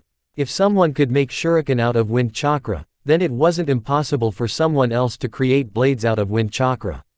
The key word there is, like, Naruto said with a shake of his head. You have not seen this, and I will show you why. The moment he said those words, 5 swords sped towards Ao. The words were moving at an incredible speed but they were not impossible to dodge. Ao didn't try to dodge them because he really didn't know what he was dealing with. In response, the man held out a single hand seal and summoned a water all to try to block the swords. However, the moment the swords neared the water wall, they suddenly changed paths. 2 went to the left, 2 more to the right and the last one took the upward direction. Naruto snapped his fingers and the swords multiplied in the blink of an eye. When they did that, they halved in size, that didn't make them less of a danger. Naruto waved his right hand and the swords charged at Ao once more in all directions, not giving a chance to escape. The swords seemingly charged pierced through the man, but Ao suddenly exploded into a puddle of water. Naruto didn't appear concerned. Ao appeared from the side, dashing towards Naruto's left-hand side. Naruto didn't give the man a look, not even the slightest did he look as if he had sensed the man. Ao was upon him within seconds, the man drove a hard punch towards the side of his head. Naruto's left hand blurred to the side, waving along a blast of wind as it moved. The wind slammed into the side of Ao, knocking him towards Naruto's front. Naruto motioned for the blades behind Ao to move. 6 blades sped through the air in the blink of an eye before piercing through Ao's back and knees, causing the man to cry in pain as he fell down the ground. Ao cursed the blonde as the pain hit through his body, bloody starting to leak out. Naruto snapped his fingers allowing the wind blades to disperse. I didn't need to move to do that. Of course, there are limits and it cannot work on every opponent. Ao didn't offer a response, he was busy trying to stop himself from bleeding to death. The wounds were not fatal to kill him, but if he kept bleeding, he would suffer from blood loss unless he chose to take one of those soldier pills. Tsunade stepped forward and knelt beside the man, helping him with his wounds. Mei also closed the distance, she didn't appear as if she was going to fight, her hands were folded across her breast with a curious masking the look on her face. It takes time to cast the jutsu and the concentration required must be high. Mei stated after she had analyzed the jutsu the blonde had used. I didn't think it isn't that you didn't have to move, it could be that you could not move when that jutsu is activated. That would explain why you say the jutsu cannot work on every opponent. Naruto smiled. That is an interesting analysis, Mei. The blonde said but he did not go as far as to confirm whether what the woman was saying true or not, he left that for her to conclude. He wasn't that simple to give answers about his abilities in such a careless manner, even if Mei wasn't an enemy. Are you satisfied? Tsunade was quick to respond. Of course, not, she said in a loud and firm tone. You took a shortcut to the fight. I was expecting you to move about a little and throw a bit of fireworks. Naruto tilted his head to the side.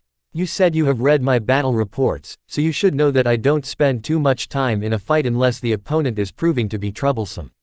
If I get a chance to drop you down just in the first move, I will take it. You should know, I don't fight for the thrill of it. With such power, why not? People don't struggle to gain that much power and never use it without enjoying themselves. I have to say, I sometimes enjoy a good sparring session. Naruto looked up into the sky for a moment before responding. There are certain things I have limited myself from experiencing because of the dangers that could appear if I go through that. I have so many reasons to fight or even cause destruction. I have the jutsus to do so, but I limit myself from using them because I know myself. Besides, I have learned that it isn't necessary to use force in every situation. Words are just as powerful, depending on who is saying them. Regardless, words can have a deep impact, an impact that jutsus cannot have. I don't have to be a force of nature for my message to get through. Tsunade stared at the blonde for a couple of seconds before shaking her head. Naruto was a strange person, but at least she was beginning to understand parts of him, and getting along with him seemed to be moving ahead just fine. She didn't even have to hide anything from him, they were open like that, or at least trying to be like that. Even with those thoughts, Tsunade knew that there was a frightening darkness within Naruto. She wasn't the only one who was aware of that darkness, and by the look of things her new friend seemed to be aware of it as well. Well, at least with his family safe in Konoha, Naruto could be kept in check.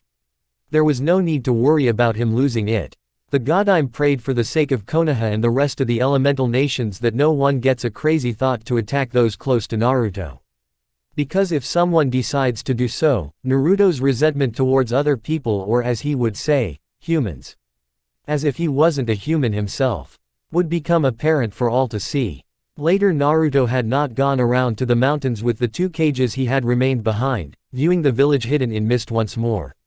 It was always an interesting thing trying to study humans of a different land.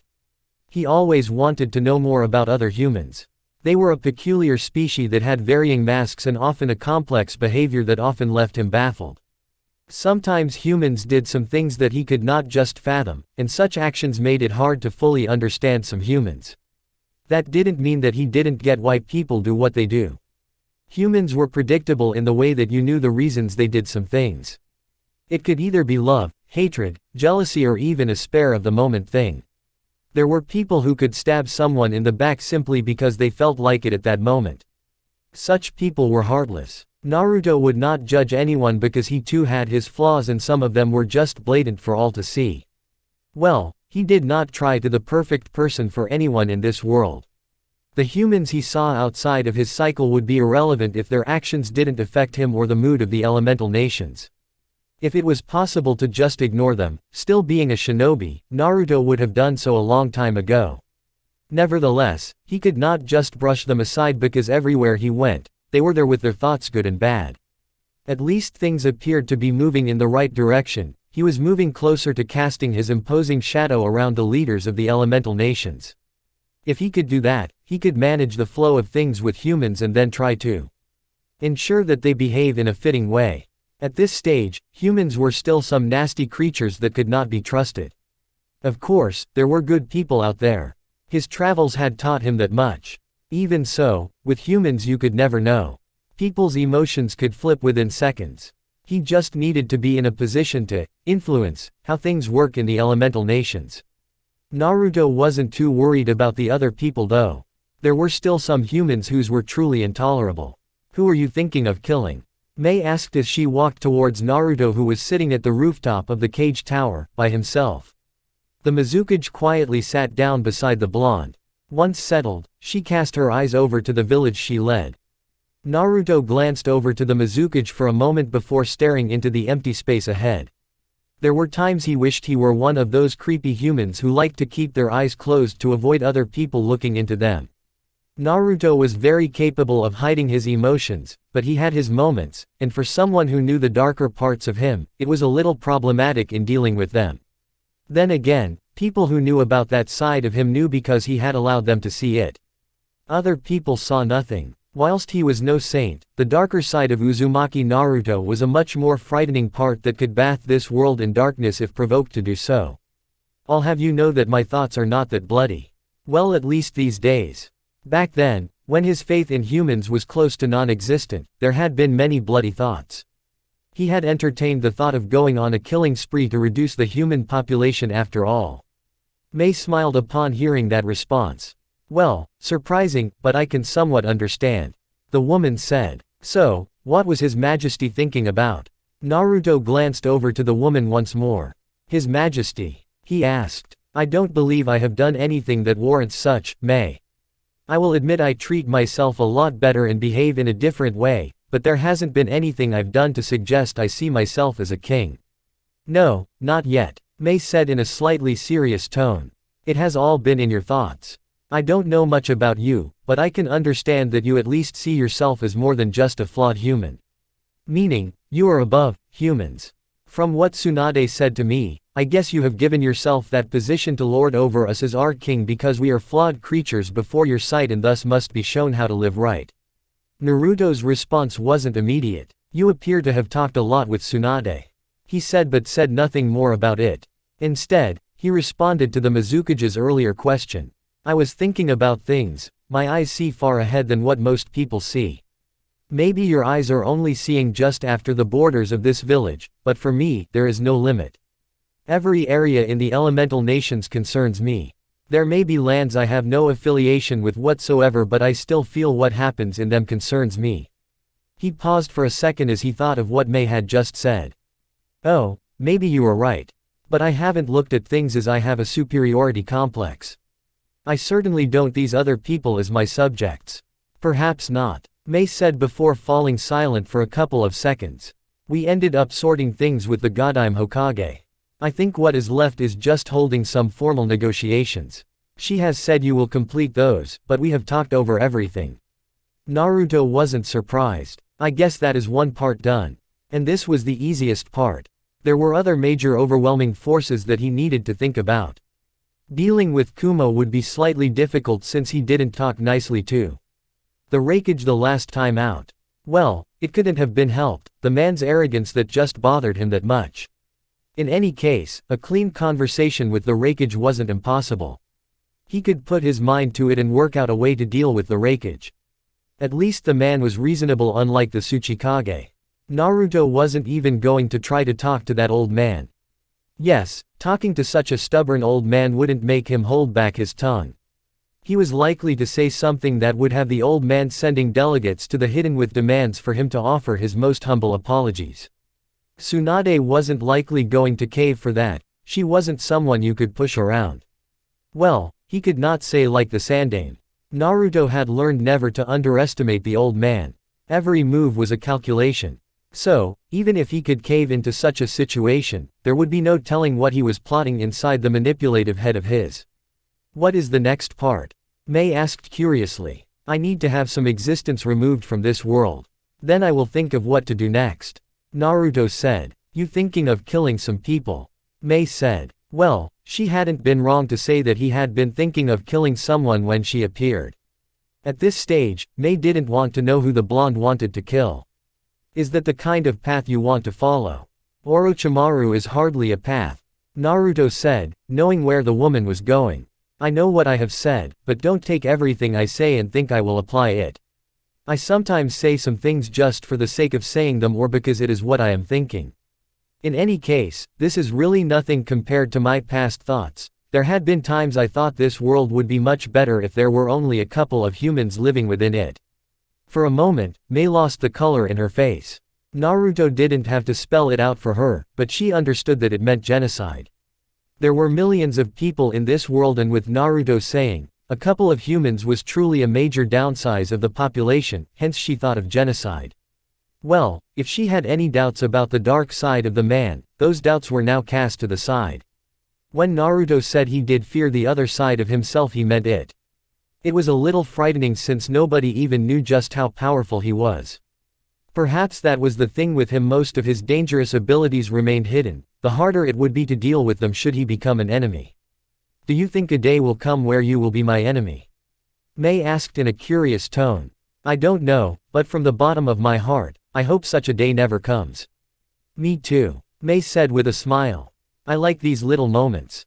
Me too, Naruto said with a nod of his head. You're the only one I can talk to freely. Perhaps it is because I think I am safe with you, or because I think of your history when growing up in this village and the fight you had to fight to save this village from the bloody rain that had gripped it. Comfortable silence settled in for a couple of minutes. The silence was broken by Tsunade. I was wondering where you'd be. The slug princess said to Naruto. Naruto faced the Godime before responding. Been here, sitting with the Mizukage. The talk was so lovely we ended up admitting that we like each other, and since Konoha and Kiri are going to be formal allies, we thought, why not throw in a marriage as well? Marriage. It wouldn't be such a bad thing, May thought mildly. Tsunade blinked and then stared at the Mizukage. The woman merely smiled a bit too sweetly. The Godime turned to Naruto once more. You turned down a marriage with Temari even after both villages had agreed to it. Tsunade said. Naruto tilted his head to the side as he responded. Temari cancelled that one. I'm not an idiot. Tsunade said in a firm tone. She cancelled it because that is what you wanted. If you didn't want it to be cancelled, you wouldn't have permitted her to do so. Since Gaara didn't have a problem with you marrying his sister, he wouldn't have opposed. Tsunade paused for a moment. One with Kiri would be a beneficial one, though. No, a beneficial one would be with the Tsuchikage's granddaughter. Naruto responded calmly. Once more, Tsunade blinked. You were joking about the marriage with the Mizukage. She realized. You were. Mei asked. Naruto stared at the woman for a long minute but didn't feel like responding, and so, he didn't respond to her question. When would you like to depart? He asked the Godime Hokage. Chapter 33. Mei stared at Naruto for a couple of minutes, trying to figure him out some more. What the Godime Hokage had said about him and Temari had intrigued her. She had known that he was a meticulous person with a mean streak of plots. Nevertheless, Tsunade's words had given her the idea that Naruto only allowed things around him to happen if that was what he wanted. If he didn't want certain things, then he would make sure that it didn't happen. This was a new twist to the plot. She already suspected he was manipulative in his ways. The Godime Hokage had admitted as much. She had even gone as far to suggest that she had no control over what Naruto did. Mei slightly shook her head as she gathered her thoughts. Why did you cancel your marriage with Temari? I understand the background and the reason for the marriage. Suna's participation in the invasion that led to the death of Hiruzen meant that its relationship with the Leaf would become tense if not damaged beyond repair. The marriage was supposed to smooth things over between the villages. Well, admittedly, things have progressed rather well between the Godime Kazekage and the Hokage. Still, for the long-term future, the marriage would have dispelled any other doubts people had. Yet, Naruto had cancelled the marriage. Why? There had to be a bigger reason on why he did it. Tsunade seemed to have the same thought, but wasn't worried or interested in knowing about it. You only understand the political side of things. Naruto said to Mei with a straight face. An arrangement between Temari and I was made long ago by my mother and the fourth Kazekage. Of course, the stipulation was different. We would only marry if we ended up liking each other. Things changed with the invasion. In any case, I cancelled it because it is no longer necessary. I don't need to have something over Gaara for him to think of Konoha with clear motives. Besides that, Temari does not love me. It is safe to say that these days her relationship with me is a bit tolerable. That isn't to say we have a problem. All is well, we just both understand that the marriage isn't necessary. When we were younger, there were a couple of things regarding life that I taught Temari. I'm sure she still retains those lessons. Mei tilted her head to the side as she digested what the blonde had just said. The Mizukage thought there was something that Naruto wasn't telling her. Sure, she could note that Tsunade had a good relationship with Gaara, but there had to be something else that made Naruto decide to cancel the marriage. Was she perhaps just thinking too much? The Mizukage shook her head. She wasn't. There was no such thing as thinking too much when dealing with this kind of person. What are you not telling me? Mei asked in a dead serious tone. Naruto stared for a moment, a little surprised by the tone the Mizukage just used. He certainly didn't expect her to attempt to force the issue with him. It wasn't something he received with contempt, it just was a good surprise, if there is ever any. A couple of things, Naruto said with a shrug. He did not attempt to appear as if he was going to go into detail regarding his response. Mei didn't say anything, she waited for something that would please her curiosity. Naruto sighed and looked up to the ceiling. How does he go about things here? He wasn't the most open person about his intentions. If anything, there was always a smoke hiding what he was really thinking. He wasn't about to say he had mastered the art of lying, there were just many things that he left unsaid. The blonde Uzumaki looked back at Mei. She was different from other people, but she was an earnest person who wanted peace over anything. She has seen many people die in the civil war that had grabbed Kiri by the throat. Could he trust her with his secrets? Naruto couldn't help but laugh inwardly at that thought. Unfortunately, for him, he couldn't keep his amusement from his expression. Is there something I am missing? The Godai Mizukage asked, still in a serious tone. Naruto shook his head. I was just thinking about something. He did not say what and he wasn't going to say. Humans were something else. They were creatures he had grown to dislike, that is by no way the feeling of resentment. But that isn't to say he didn't entertain the thought of wiping them out of this world. Truth be told, there were many of those creatures he could not stand. His faith them has flirted with the non-existence for a little too long. He still held onto something though.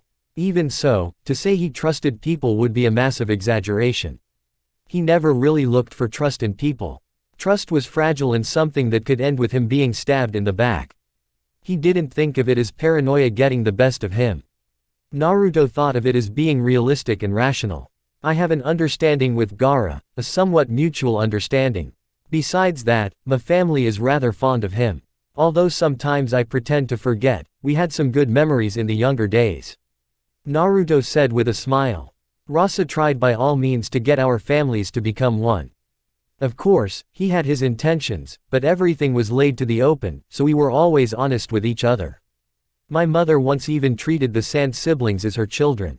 The invasion nearly ruined things, and had it not been for those memories, I would have killed them all.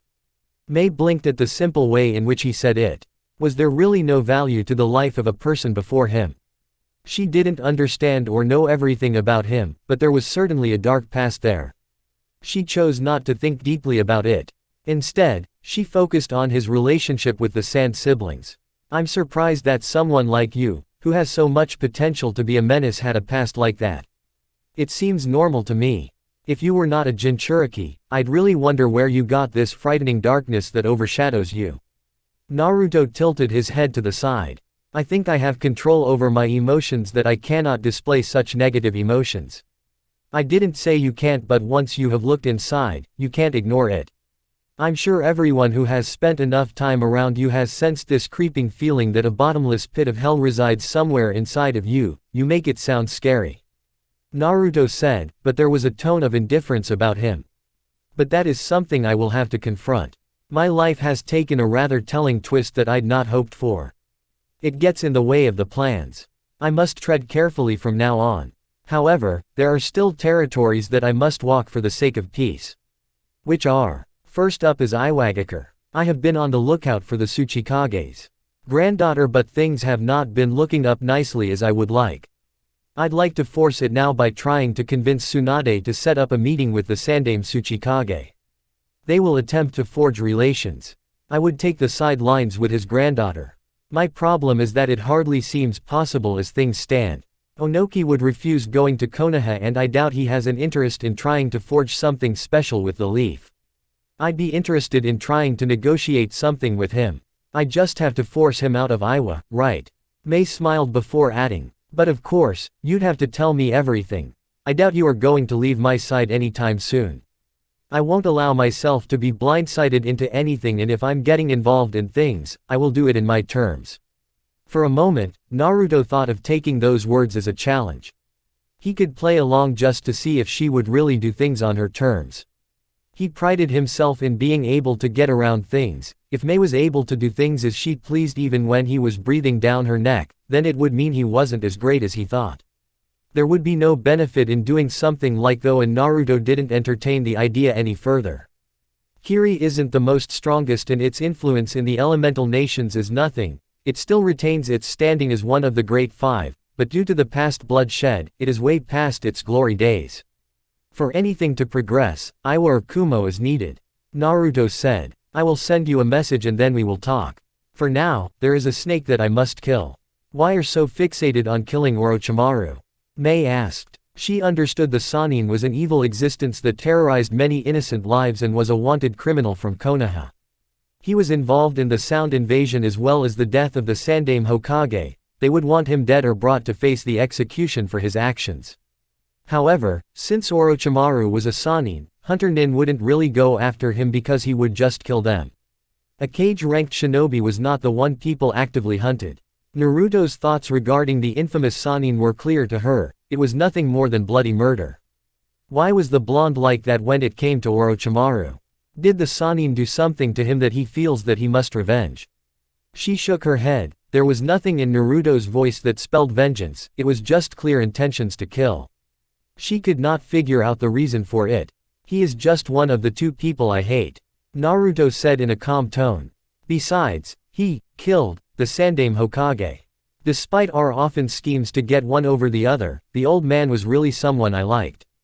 If I tell you that he was perhaps the only other person I liked aside from my mother, I would not be lying. Had it not been for his excessive tricks and plots, I would have shed a tear in his death. There are a couple of things he offered to my life, and had it not been for him, I would have lost hope in humanity long time ago. Naruto paused, retreating to his thoughts as he reminisced the good old days he had, those sparring sessions with the professor. They were not pleasant because he always lost, but it was an experience that did help him grow majestically.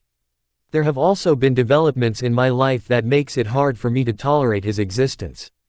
Perhaps it is paranoia, but continuing to allow such a piece of trash to continue causing the pain it does and the damage it does to this beautiful world does not bode well with me. For the 100th time, Mei stared at the blonde Uzumaki, thinking. There were things she was really learning about this person in front of her. She was not curious about the second person he hated. Still, she was once more, again, surprised that he had such a past that seemed to hold some significance in a good way. It was really something else. This issue with Iwagakure, Mei said, moving away from the murderous talk about Orochimaru. Why can't we discuss it now? As you said, Kiri doesn't have much influence, and because it has been closed off due to the civil war, it is starved of allies. I want to see if it would be possible to get economic opportunities with Iwagakure. If not, it would be good to consider it an ally or just know where we stand with the village.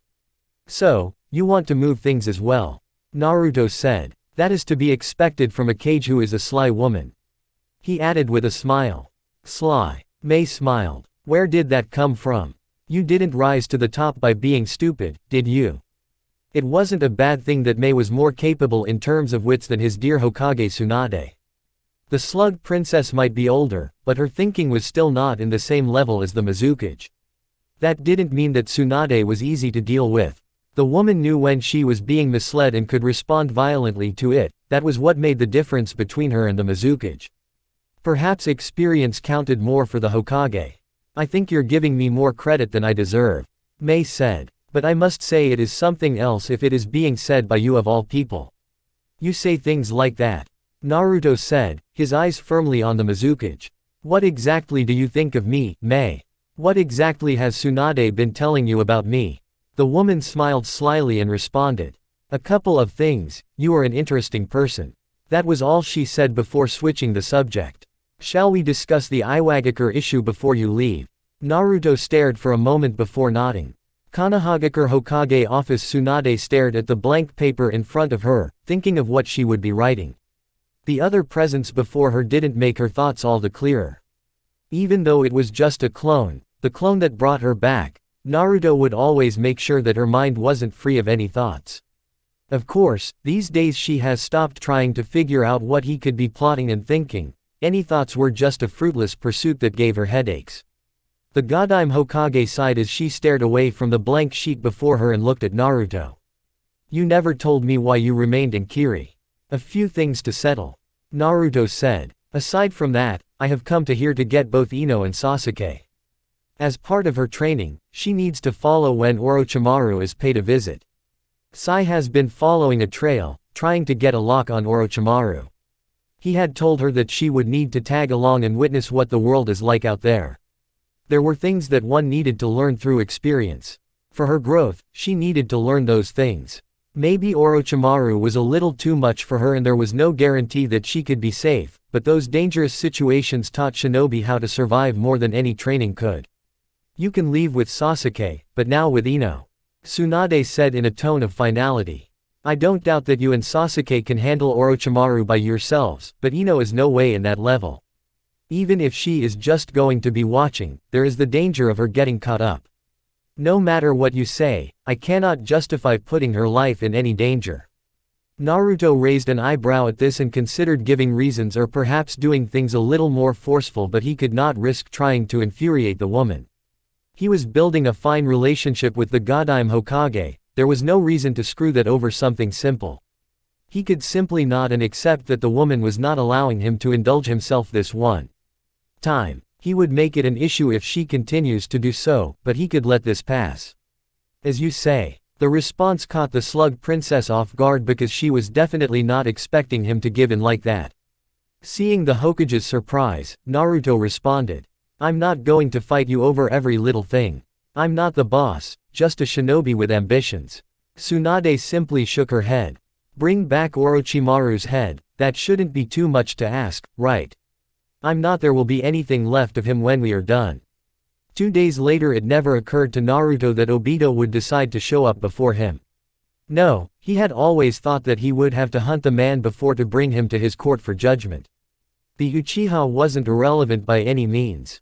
He was a person that Naruto has had so much desire to strangle to death from the moment he knew what had transpired the night he was born into this world.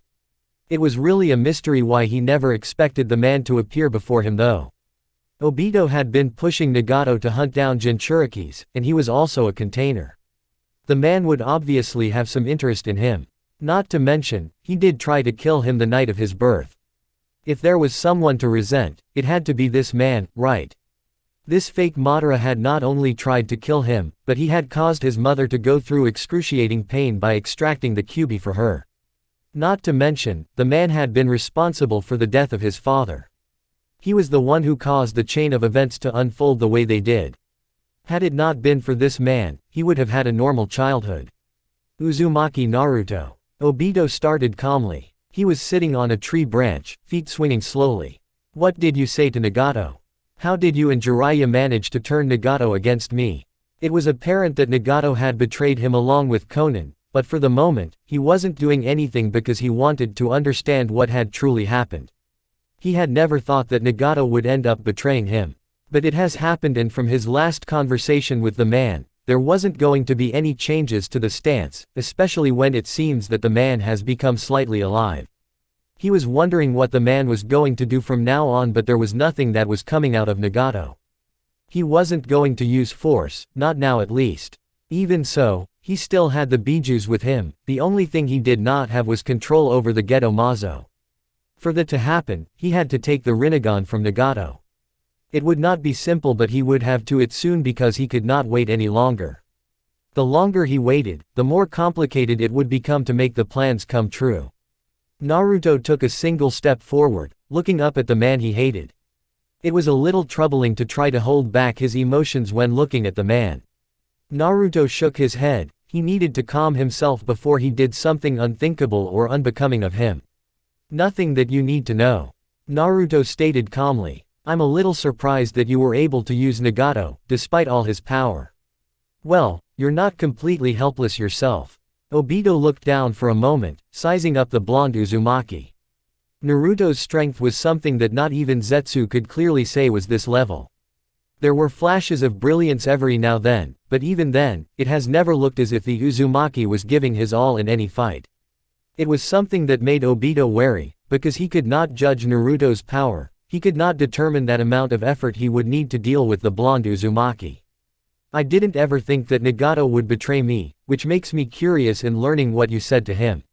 Obito stated calmly. But it doesn't look as if you're going to tell me anything. The Uchiha paused for a moment before changing the subject. At the moment, there is still time to do damage control. To subdue you, we don't have to fight. Nagato is the only opponent I will fight if he insists on following this traitorous path. Naruto narrowed his eyes ever so slightly. Now, those were some dangerous words coming from the man before him. If this person was saying that he didn't have to fight him to get what he wants, it meant that he had other means to get things done. This other way wasn't a way that Naruto knew, and that made him uncomfortable. I know that you are capable of a lot of things, and perhaps you even think that you can take me on, but you have one weakness. Obito stated in a cold tone. Your heart. It is perhaps true to say you tolerate other people living around you, people that aren't in your group. From what I have observed, you have no shed of care for the other people. However, you have devoted yourself to loving your mother, and now you are about to be a father. If you value them, you will stay away from Nagato. When he finished speaking, the man swirled away in a black vortex. About 2 hours later, Sasuke was sitting on a tree branch just within the borders of the river country. Both his feet were slowly moving along with the wind. There was a tone of impatience about him as he waited for Naruto to appear before him. The blonde hadn't given a specific location, but the Uchiha believed Naruto was sharp enough to track him down, especially when he wasn't making an attempt to hide his chakra signature. He has been waiting for a couple of hours, waiting. The last time the blonde went out to Orochimaru, he had been alone and he hadn't achieved anything except confirm that there was an Uzumaki living with the snake Sannin. Sasuke sighed impatiently, his body was already itching to face someone strong as the snake Sannin. Naruto wasn't going to take all the fun away from him. When it came to fights, the blonde wasn't like that. At least that was a part he didn't dislike about Naruto. Sasuke narrowed his eyes, sensing a powerful movement of chakra. It took a couple of seconds for him to recognize Naruto's chakra signature. He didn't know Naruto allowed his chakra to ooze in such a way. The blonde always hid his chakra. Only naturally born sensors could tell of the wealth of power Naruto has at his disposal. He had power, but he has never felt the need to reveal it to people. When Naruto landed on a tree close to his, Sasuke raised an eyebrow. Naruto was exuding a malicious feeling that honestly made a part of him nervous. Naruto could be insulted and faced with dangerous situations, but he wasn't the kind of person who allowed his killing intent to leak. Even if it did leak, it would only be small doses that many would not even notice. There has been a general consensus amongst the elite in Konoha that Naruto was a dangerous person. Sasuke frowned at that thought. His mother never says something like that. She has always said that Naruto was a good person deep down. A few say there was a bottomless pit of evil deep inside of Naruto, and really, Sasuke believed this over what his mother says. "You're late," the Uchiha said to Naruto. "But considering that you're leaking your killing intent, I will assume something came up along the way." But what could be that would get the blonde worked up like this? If it had something to do with his mother's safety, then Sasuke could understand perfectly. Even so, Naruto rarely wore his emotions on his face. "I met an intolerable cockroach along the way," Naruto said. For the first time since appearing, his eyes met with Sasuke's. "You're in good condition. We are going to do battle. If you're not fully healed, you may turn back. I will be fine. Today, I wouldn't have a problem crushing a trash." Sasuke stared at those cold blue eyes that reflected a murderous intent. "I'm in a good condition," the Uchiha said. "What happened? This is unlike you, Naruto." Naruto didn't offer an immediate response. He calmed himself before breathing in. "There is usually a harmless mask that is sold to people," Naruto said to Sasuke. "I came across a certain Uchiha. I guess I have never told you about this, but you should know since you spent much time with your brother. The one who recruited my brother to the Akatsuki and responsible for the Kyuubi's rampage." Sasuke asked. Sasuke knew about that. His brother had told him everything about the Uchiha massacre and all the players involved in it. Naruto's hatred for his fellow Uchiha shouldn't be surprising though. It wasn't that Naruto hated the Uchiha in general. That bad apple that ruined Naruto's chances of a happy life was perhaps the only person that Naruto knows how to hate. However, it was apparent that the hatred was too deep. Sasuke didn't even know how deep it went, but it was obvious that it was something frightening. If that leaking killing intent was anything to go by, then the blonde had some murderous thoughts that would shatter the images of the good Naruto some people had. In response to Sasuke, Naruto nodded. "But this isn't the matter we should focus on. Orochimaru is the person we must get rid of. Sai is currently on a mission to rescue Karen in one of Orochimaru's hideouts in the Sound. We are to rid of the snake," the blonde said calmly. Sasuke managed to smile, a somewhat wicked smile. He was looking forward to a bloody dance of death. Ever since his battle with Naruto he hasn't had anything challenging. Then again, Tsunade had refused to fully heal the wound on his knee. Perhaps it had been some sort of a punishment of starting a fight with Naruto. Regardless, his anger had to be understood and they had come to an understanding. It was rather surprising learning that Tsunade was taking Naruto's side though. It wasn't a secret that the Godime didn't fully trust Naruto. Well, if you were not in his circle, trusting the blonde was a naive mistake. Naruto could screw you over without even blinking an eye. It was the sort of feeling that confirmed that even though Naruto had ended up using the Kyuubi's power in their emotional battle, he hadn't fought with all his strength. There can be no doubt that the blonde hadn't been in his right mind that day. Sasuke jumped from the tree and landed down the ground. What are we waiting for? He asked as he began moving forward. You're going to the wrong direction, Naruto said to the Uchiha. Orochimaru is within a hideout about an hour of travel from here, heading straight to your left. Sai says he has been conducting some experiments around this place.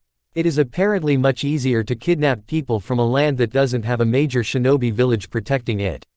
When he said those words, Naruto started taking the lead. For the moment, he cared not for the experiments and the poor humans who became victim of Orochimaru. It was a little sad considering that they may have been those good humans who were innocent of malice until the snake appeared.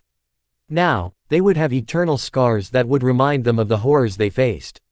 Such pitiful people should be allowed to die than allowed to live a life of misery.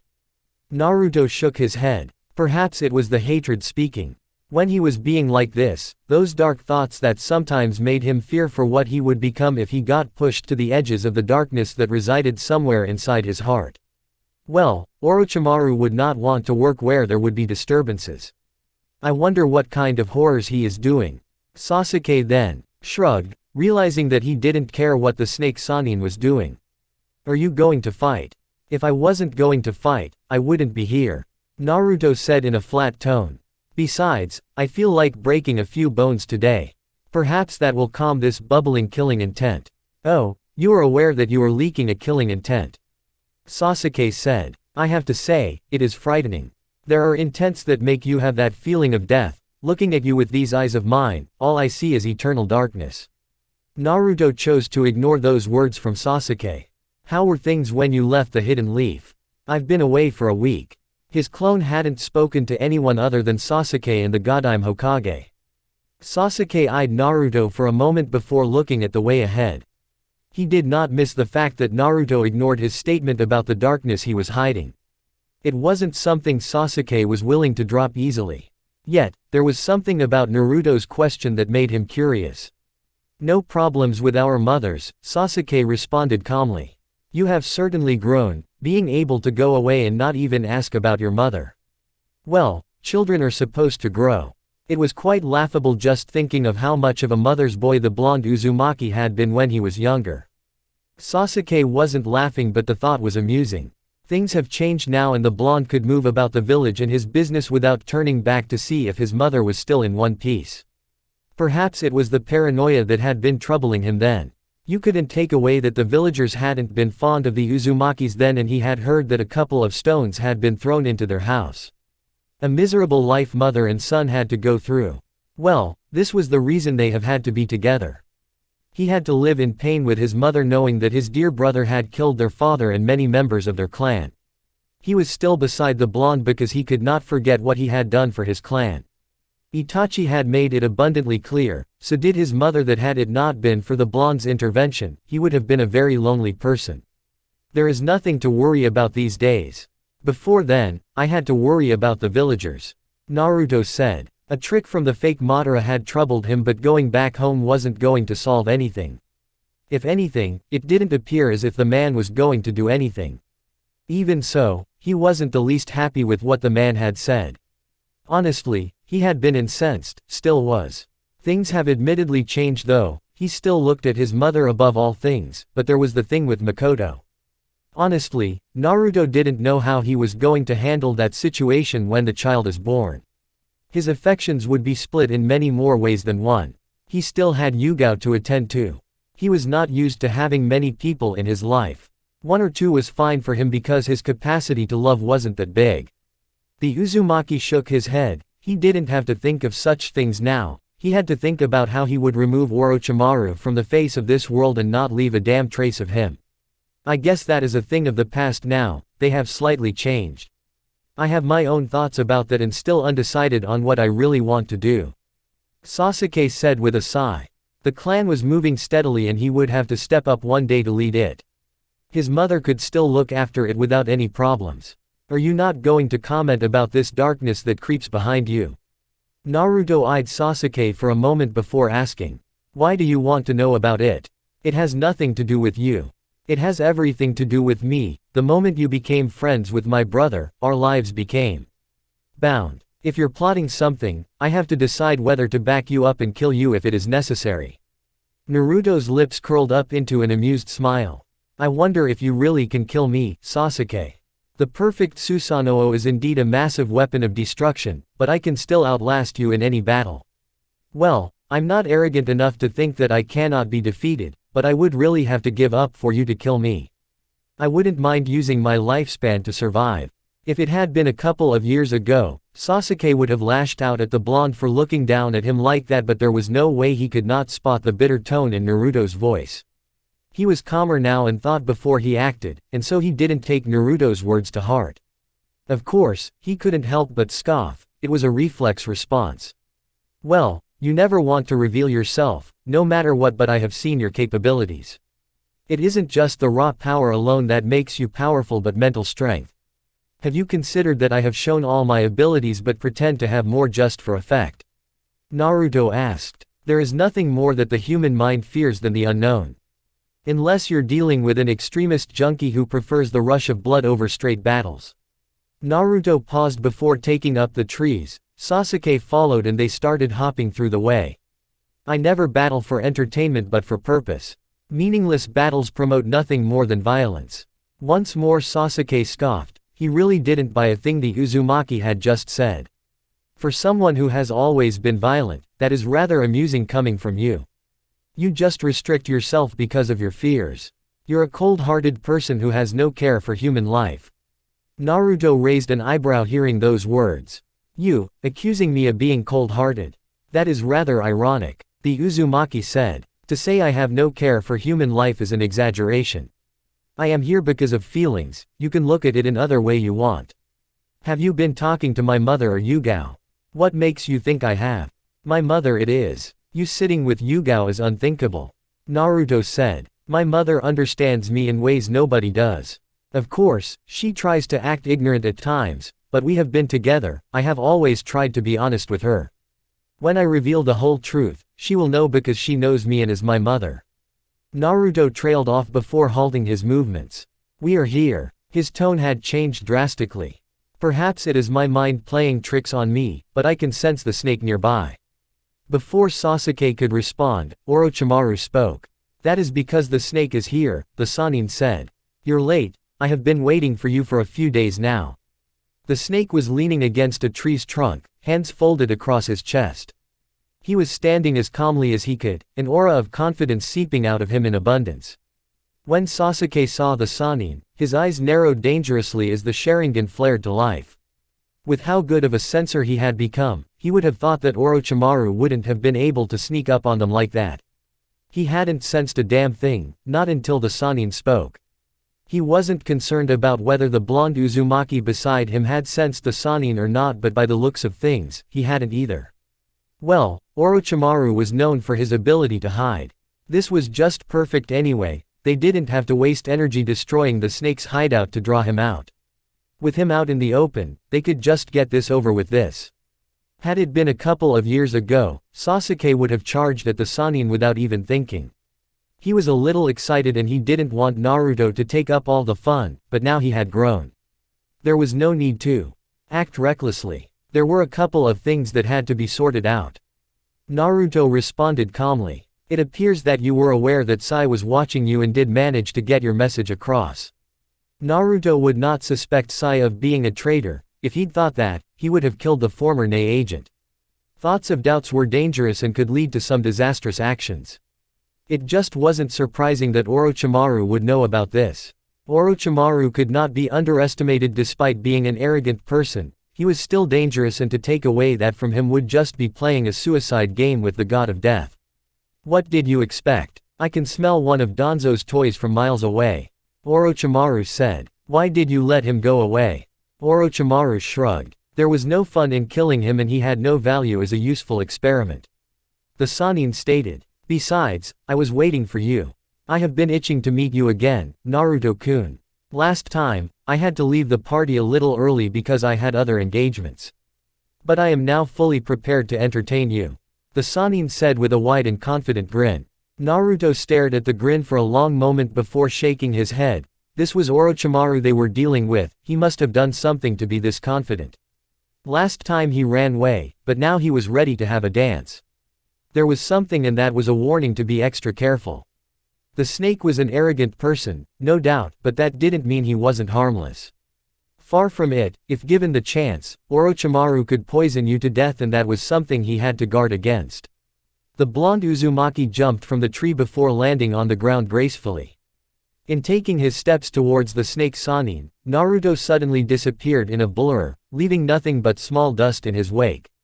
He appeared right in front of Orochimaru in the blink of an eye. The Sannin didn't look surprised in seeing the Uzumaki travel so fast. He had a wide grin on his face, blood-red eyes of the Sharingan in both eye sockets. Naruto showed no surprise in seeing those blood-red eyes. It was understandable seeing them. It could only be the reason the snake felt so confident in facing both of them. That wasn't the only thing Orochimaru displayed that was new. Naruto's index finger that had moved with speed, pointing towards the snake Sannin's chest, was blocked by a small shield of pink crystal. This was the only thing that made Naruto tilt his head to the side in contemplation, but there was no shock in his eyes. Interesting, Naruto said in a measured tone. I never thought that you would implant such power in you, Orochimaru. But then again, you are no longer qualified to be called a human. The blonde Uzumaki said. Orochimaru merely chuckled. He sounded way too happy for someone who was just told he was no longer a human. Of course, Orochimaru didn't care a bit what Naruto said about him. Who was the blonde to him? Naruto was just a brat he wanted to use for a test run for his new power. He didn't care about anything else. Naturally, there was no lack of confidence in his part. He was sure he could these two just fine. I'm not surprised, he said of Naruto's lack of shock over his additions. I am surprised about your killing intent though. I have never felt such a sinister feeling coming from you, Naruto-kun. You have always been a controlled brat who hardly displays his intentions. But now you're clearly showing that you want to murder me. Do you hate me that much? Is it because I killed the Sandaime? Naruto stared at the snake Sannin for a long minute before shrugging indifferently. At this stage, it doesn't matter. I can only answer a question in which you want to know if I think you will be dead by the end of the day. The blonde's tone was cold and firm. Orochimaru only found amusement in Naruto's response. He didn't get chance to respond to the blonde as Sasuke finally appeared. The Uchiha moved as fast as lightning. There was electricity flowing through the palm of his right hand as he appeared by Naruto's right side. He was slightly above the ground, a Chidori flashing towards Orochimaru's chest. Orochimaru was quick to react to the attack.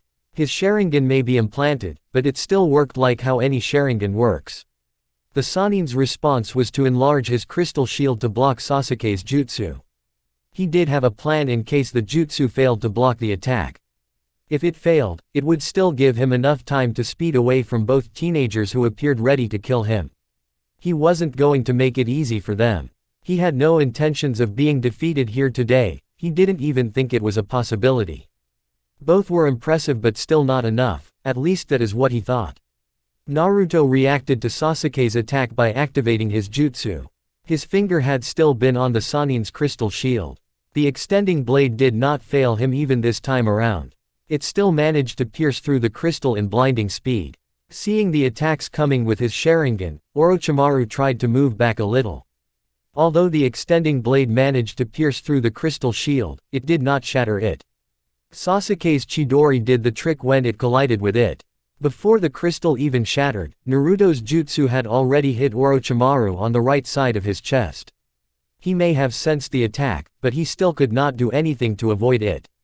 The speed of the attack was just a blur that even the damned Sharingan couldn't track down fast enough before it hit him. The Sannin didn't make a pained sound or even twitch when Naruto's jutsu pierced through him. He just brushed it aside and turned his attention on Sasuke's lightning jutsu. The snake didn't wait for the jutsu to him, he simply crumbled into dust. Sasuke didn't stop in his momentum but didn't hit the tree that Orochimaru had been leaning against.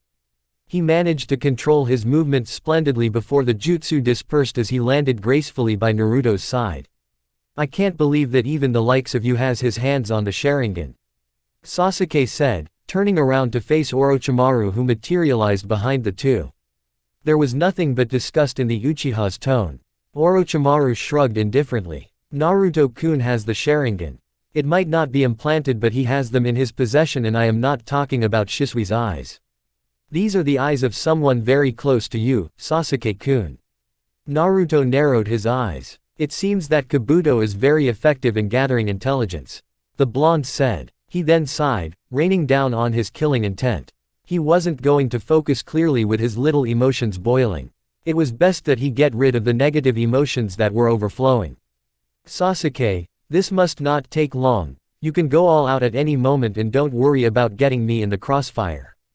Just attack and I will watch my back. Naruto said those before running towards the snake Sannin.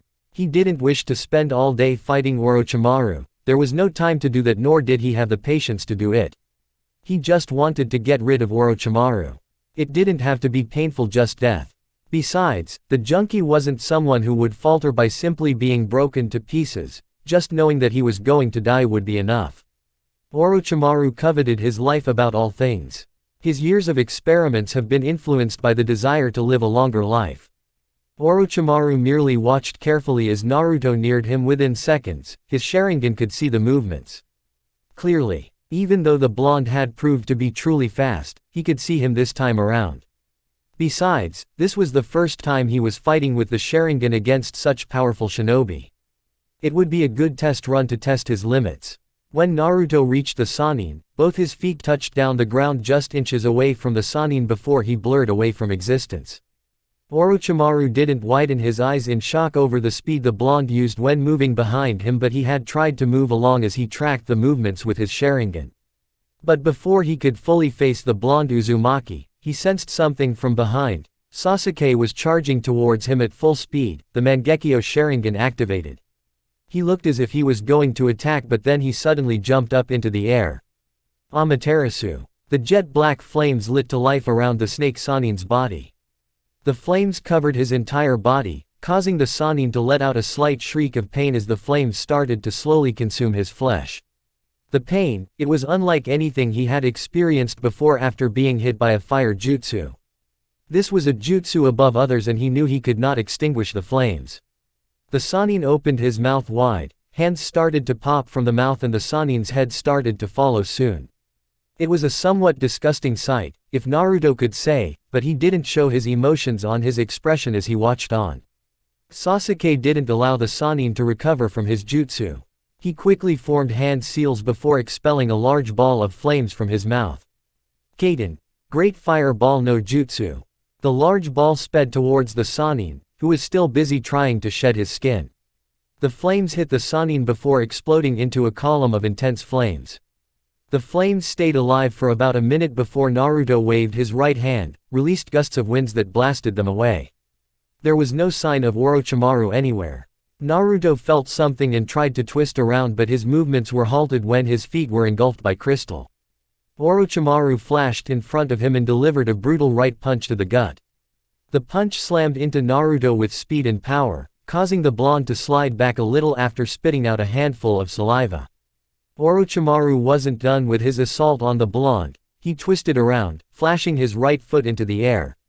He directed it towards Naruto's temple, but it did not reach the blonde Uzumaki. Sasuke suddenly appeared and caught the kick with his right hand, just like that. You're not the only who can see future movements, Orochimaru. The Uchiha spat out the name before lightning currents burst from his hand, with a cracking sound. Within a blink of an eye, Orochimaru's entire body was being electrified by the lightning. Sasuke didn't let up in his charge and Orochimaru felt his body numb. He could only bite his tongue as the pain shot through his body. A testament of the amount of chakra Sasuke had put behind his jutsu became visible when Orochimaru's body started to release smoke as if it was being cooked. Naruto held out his right hand quickly and summoned his blade. He swung it towards Orochimaru's head. The Sannin still managed to raise his left hand to try to block the fast swing from Naruto, but it did nothing. The wind-enhanced swing cut through Orochimaru's hand, before cutting cleanly through his neck, separating it from the shoulders. Kaden. Dragon's Breath. The second Naruto cut through Orochimaru's neck, Sasuke released his jutsu, only after letting of the Sannin's foot go. The jutsu flashed through towards Orochimaru's body in point-blank range, causing both him and Naruto to jump away from the flames. Naruto looked down at his feet. He frowned when he looked at the crystal. suddenly shook his head before the crystal shattered and he turned his focus towards Orochimaru. "You think we got him?" Sasuke asked. The answer came quickly when crystal blades came blasting through the air, heading straight towards the two teenagers. Sasuke quickly summoned his Susanoo to shield himself from the projectiles. Naruto just burst into a murder of crows. The crows flew into high ground to avoid the attack. The projectiles collided into the Susanoo but failed to break through the defense. Orochimaru frowned looking at that ninjutsu. His experiments were not yet complete. He needed to experiment more in order to be able to use more of the Sharingan's power. Besides that, his current body, though powerful, still could not contain all his power. Gurren was a good host, but the addition of the Sharingan was putting a strain on the body. If he received more damaging hits, he may have to start looking for a new host soon. "I underestimated you too," Orochimaru said. "Then again, I did not expect to be fighting both of you." "Well, arrogance has always been your greatest weapon," Naruto said, charging towards the snake Sannin with his blade in hand. Once he arrived, he swung it in a downward slash, aimed at Orochimaru's right shoulder. The Sannin produced a shield of crystal to block the swing before raising his right hand towards Naruto's face. "Many hidden snakes," Orochimaru shouted as multiple snakes burst toward Naruto's face. It was such a close distance and a little unexpected. Yet, Naruto managed to take in some air before spitting bullets of wind towards the snakes whilst jumping back. A couple of the bullets collided with the snakes, making them burst into a shower of blood. Some entered through the mouths hung open and burst through around Orochimaru's hand. The moment he landed, Naruto folded his hands across his head as he sensed movement from Orochimaru. Speedily, the Sannin had cut the distance between them, having abandoned his attack. He appeared right above Naruto, flashing a right foot towards the blonde's temple. The kick connected head-on with Naruto's defense, but the blonde did not move a muscle. He held firmly, forcing Orochimaru to jump back. Before he could even touch the ground, Sasuke was right upon him, Chidori chirping on the palm of his right hand.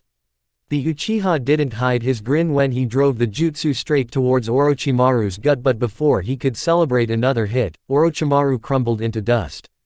The Uchiha frowned before gracefully landing on the ground whilst his eyes were scanning his surrounding for the Sannin.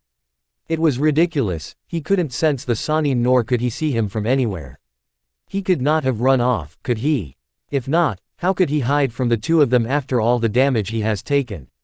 Thoughts didn't go any further as a large snake burst into the scene in a large puff of smoke. "You brought me here to fight these brats?" Manda demanded from Orochimaru, who was standing at the top of the large snake, trying to recover some of his energy. This was proving to be a lot more troubling than he had expected. "They are proving to be a troublesome bunch," Orochimaru said. "Just keep them company for a couple of minutes and I will reward you afterwards. You know I always do as I promise. That is because you know I will eat you if you don't." Manda snapped. "Cuckoo cuckoo cuckoo cuckoo." Orochimaru merely laughed at that. Seeing the large snake, Naruto looked at Sasuke before he started walking. "Sasuke," he started. "Orochimaru wants to keep us busy with that thing. I don't have a general fondness of snakes and as I said, this should not take long. Release Amaterasu and I will finish it.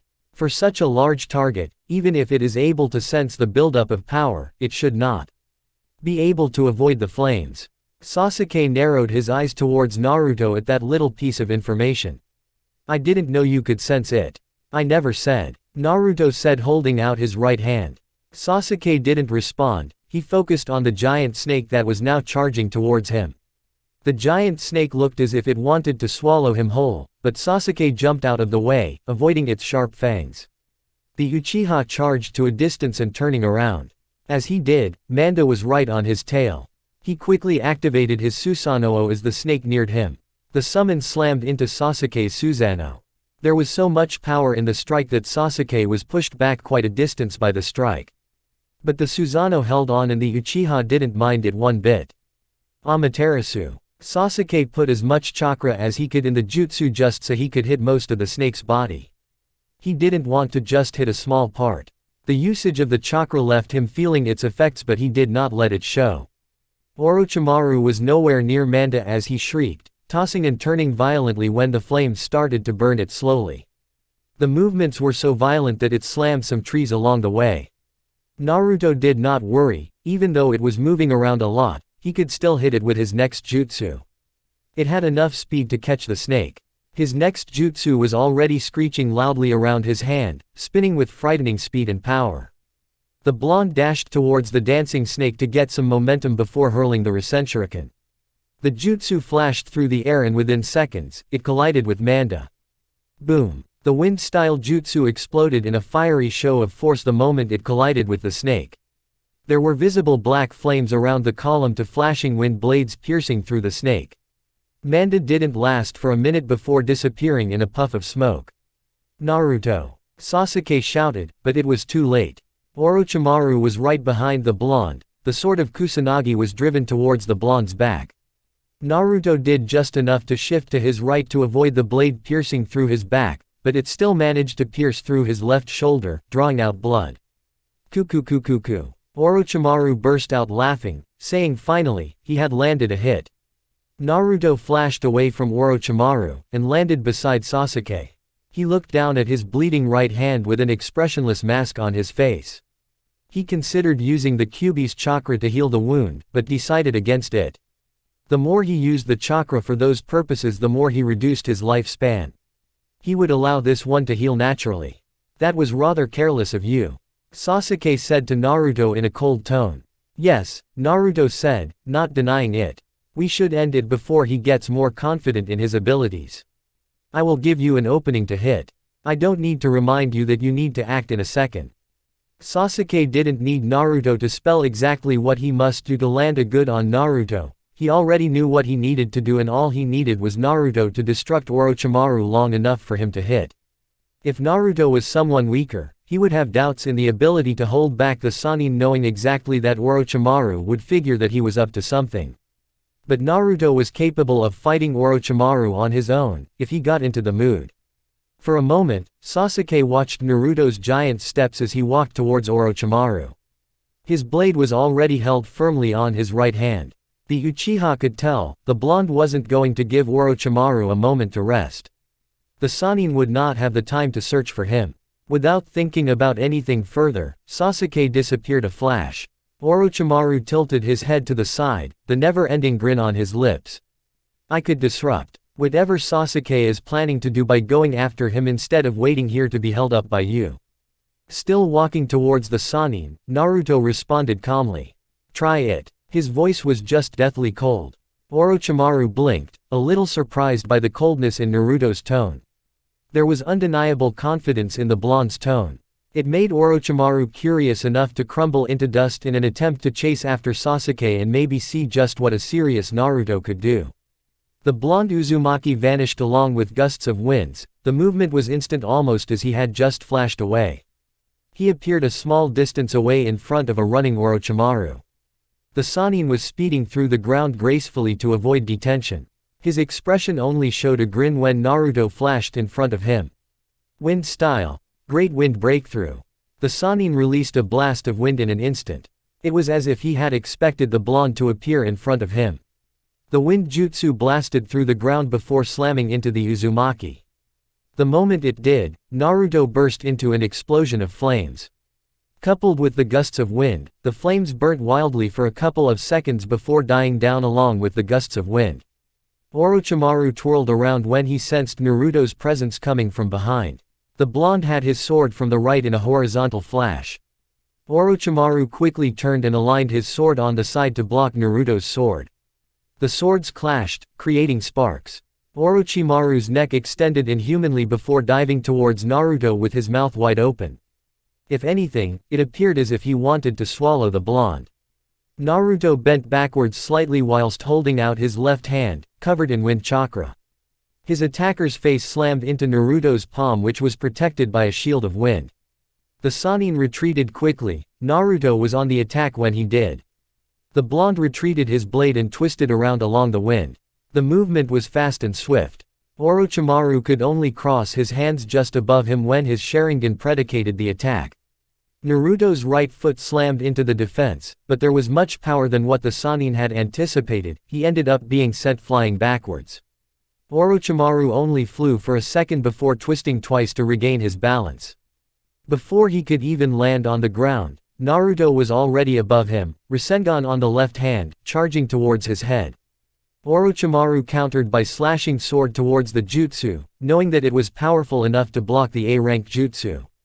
The jutsu never collided with the sword as it suddenly dispersed. Naruto's sword flashed through the space in blinding speed. It didn't take a second to reach the Sannin, and when it did, it cut through him, but Orochimaru suddenly turned into log.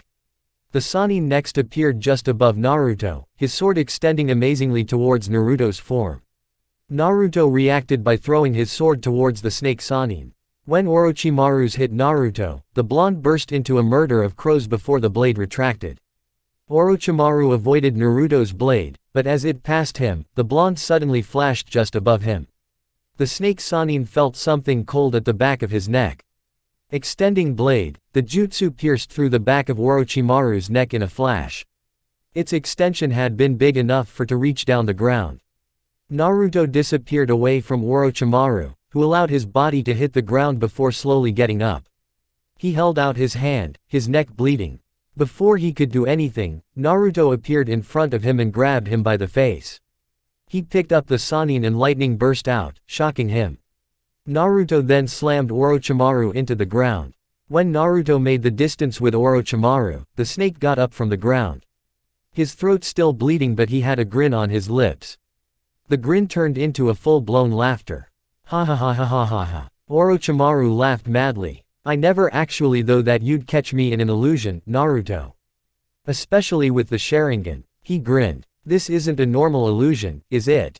Yes, demonic illusion. The kind that the Nadaime created specifically for the Uchiha. What's the trigger? Eye contact, but my chakra must be directly inserted into your body to mess with all your senses. Naruto explained calmly. I did that in the first attack when I pierced through you with my jutsu. Then, what can it do? You're not moving to Atta. Orochimaru was cut off when an arrow blasted through the side of his head, creating a huge hole in it. The arrow burst through but did not take Orochimaru along with it when it did so. The Sannin blinked, but could not master any response. What? As Orochimaru started to fall down the ground, Naruto spoke. Everything with shinobi hitches with the ability to think to be able to escape death. Uchiha don't need that nevertheless. As long as they program their Sharingans to rewrite reality, they can escape death. Orochimaru, you are not Uchiha. Amaterasu. Once more, Sasuke activated the black flames, engulfing Orochimaru. Naruto turned to the Uchiha. I was still talking. Sasuke shrugged. You never know with Orochimaru. When he was saying that, he stabbed a lightning kunai through the Sannin's chest.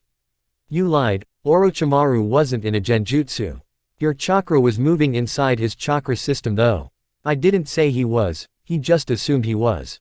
Naruto said indifferently. What's with the kunai? If you don't make sure he stays down, he could suddenly burst into a large snake. At least this lightning ensures he doesn't move. The Uchiha looked down for a moment. How do we kill him? He's still alive and could regenerate. Turn him to ash. Chapter 34, I'd thought you were going to raise hell with Orochimaru.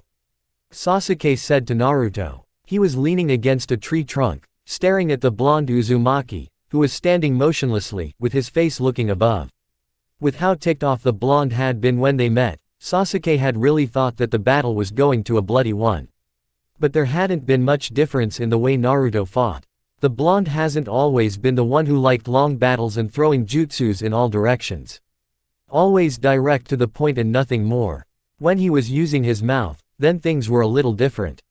You make it sound as if I'm very much used to violence and have a thing for brutality. Naruto responded. Sasuke shrugged. Despite saying otherwise, you have always been brutal, in both your actions and words. Naruto said nothing to this. Let us move back to Konoha. I want to be there by the time Sai returns with a certain Uzumaki. The blonde said before turning towards the direction of the hidden leaf. It was a good moment. No, it would be a good moment when he does see another redhead walking into the Uzumaki compound.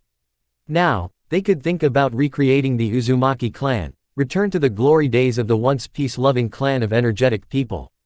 It was truly a pity that the clan had been done injustice by the nations who felt threatened by their power. It wasn't a thought that Naruto really wanted to dwell on. Not because of the thought of vengeance. Still, it was just a couple of members and there was no way Nagato was going to be living anywhere close to them. The man was focused on peace and peace only. It would be a good thing if he could leave an Uzumaki child behind. That child would certainly be blessed with power. As far as things stand, there would only be 3 of them, excluding Yugao. She wasn't Uzumaki nor was she married to him. She would probably think about it, but that wasn't a thought Naruto had when things were like this. You must be happy knowing that you can finally see another Uzumaki. Sasuke said. If we start well, we may have some influence in what happens in the Hidden Leaf. The Uchiha will grow strong again, that is certain. When that happens, we will not allow ourselves to be pushed back into a corner once again. There are reasons to be happy, but don't expect to see me grinning in all corners. Mother will be most excited.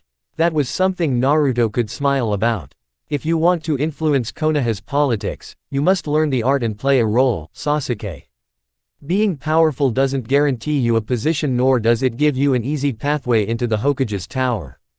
Konoha's people love you, but would they allow you to become Hokage? That is something you need to think about.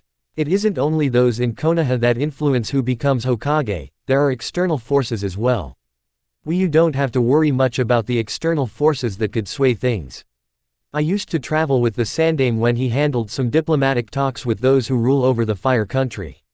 I laid the foundations back then and I will reap the fruits soon. Listening to Naruto, Sasuke concluded that Naruto has been playing with the dark forces that twist people's minds long ago when he was still in the academy. When they became shinobi, the blonde rarely went out with the Sandaime, but before then, it had happened. As far as Sasuke was told, the blonde played games with the third Hokage and even trained with him on some occasions. Well, Itachi had warned him, Naruto's greatest weapon wasn't his power but it was his mind. He certainly doesn't flaunt his power around but did go around twisting other people's thoughts to suit his wishes. This was the person he had to deal with. Sasuke was glad he was warned and he wasn't a stupid person. You don't have much interest in Konoha, do you? Would it be wrong to say that the village is just a place you stay in but with no emotional attachment? I'm assuming you're not really looking for me to answer that. Naruto said to Sasuke. I have never held any love for Konoha and had it not been for my mother, I would have never returned to the village. Those people within Konoha, I have nothing for them and really, trying to do them good would be an insult to history. I have always thought for myself, so thinking about what is good for Konoha is out of the question. There are times I have thought that if someone who is strong enough were to attack the leaf, I would only make sure that my family is safe. If the leaf is destroyed, mother would not have any reasons to stay. This did not surprise Sasuke, not at all. He had always known that there was no love between Naruto and Konoha. In fact, he has heard Naruto call the villagers nothing more than lowly monkeys that were not even worth his hatred. The leaf was responsible for his brother's actions but Sasuke could still not decide what he needed to do with conviction. But what was certain was that he really did need to have some influence in the village if things were going to be fine with the Uchiha clan. Sasuke looked up for a moment before speaking in a bitter tone. Itachi favored you, but more than anyone, it was my father. That man said it more than once that if it was possible, he'd make you Uchiha. This really made me envious of you, because father should have favored me, Itachi should have spent more time with me. Worthless emotion, Naruto said with distaste. But that comes with being a child. You should know that Itachi loved you more than he loved anyone. I could never even replace you in the eyes of your father. You were Itachi's younger brother, and your father's last born. Your father liked me for my intelligence and determination. Already at a young age, I had already experienced much more than what a young person should. There were many days I walked through the streets of the Hidden Leaf, feeling nothing more than contempt.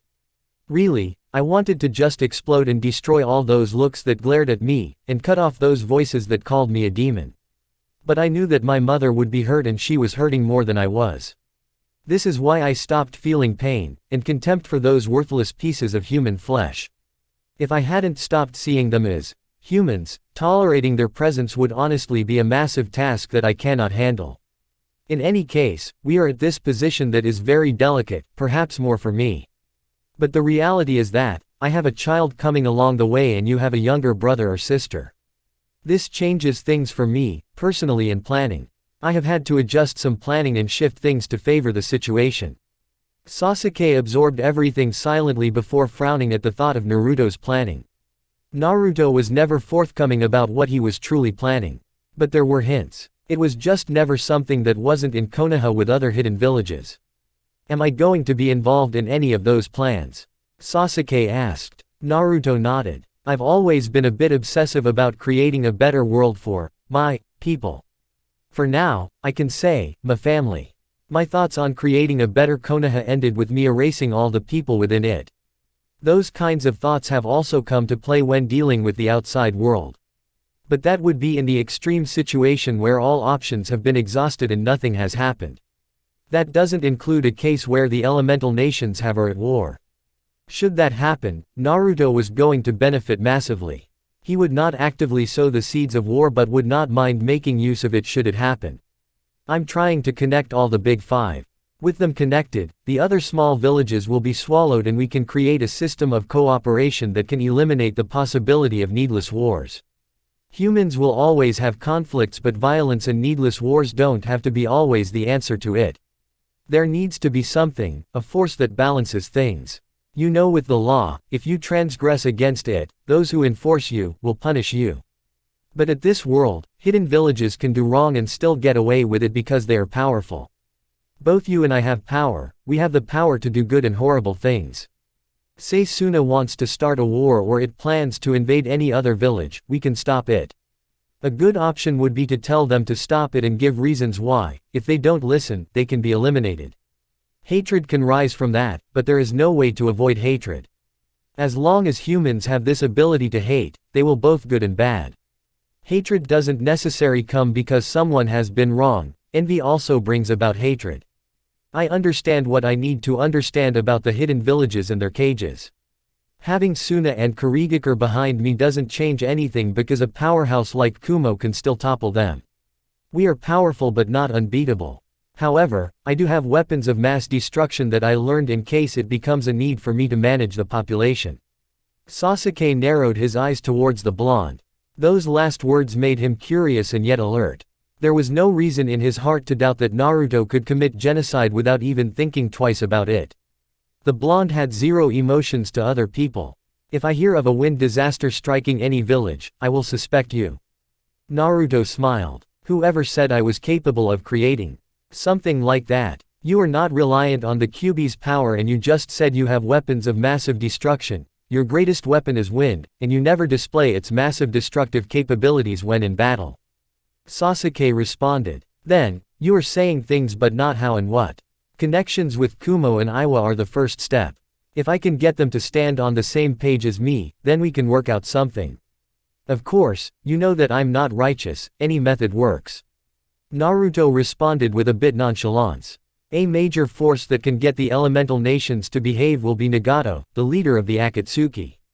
He has the power to destroy the hidden leaf, so his power will be needed, when necessary. For now, I'm trying to meet up with people from Iwagakure. You should focus on growing your base with Konohagakure. Well, I'd known that things will come to this point. I have connections with Hinata, for the Hyuga clan, and I have no problems with Shikamaru. It's safe to say that he and I have an understanding. The Fire Lord knows me, so I can set up those connections. You seem awfully prepared for someone who doesn't care about Konoha. I still live in Konoha, so I will try things to ensure that the situation around it helps me. Naruto responded. Before I do anything, I do want to solve personal issues, with Yugao, your mother.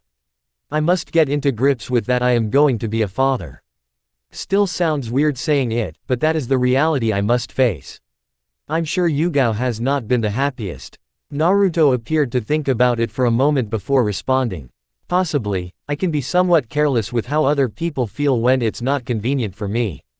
But I do acknowledge that things cannot be easy. Admittedly, I find it difficult to understand it at times. Well, you have not been good with dealing with emotions. And you have been. I remember your reaction when Itachi was mentioned was losing your mind, and when you learnt that your mother was pregnant, you also snapped, might have killed her. Sasuke felt a pang in his chest when Naruto stated those words. He didn't want to hear that from Naruto, not when he was the one responsible. Yes, Naruto had saved the situation, but he had nearly stabbed his Chidori right into his mother's gut. It was a bitter memory that he could not forget. "Don't remind me," Sasuke said in a flat tone. "It was something you tried to beat into me. I should do my best to control myself. I'm no longer a child anymore. Some things we cannot be taught, Sasuke. Try as we may, sometimes someone just needs to take the initiative themselves to learn something." Naruto said. "I tried, Itachi tried, and your mother tried. My methods were even brutal, but you still did not learn. Perhaps if you had Danzo as your sensei, but I have reason to believe it would not have worked. You will learn how to control your emotions through your experiences, as I did."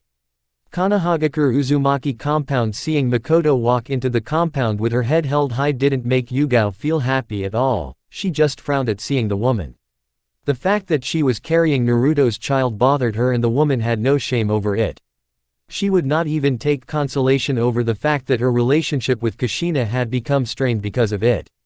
But with the days rolling one by one, the elder Uzumaki was coming around and more willing to be open with her emotions. Yugao sighed deeply, sitting at the front of the main house. The Uchiha head wasn't alone in her march, she had the Godime Hokage. It was rather strange seeing Tsunade in the compound. She once lived here, but she had yet to set foot since the Uzumaki moved into the compound.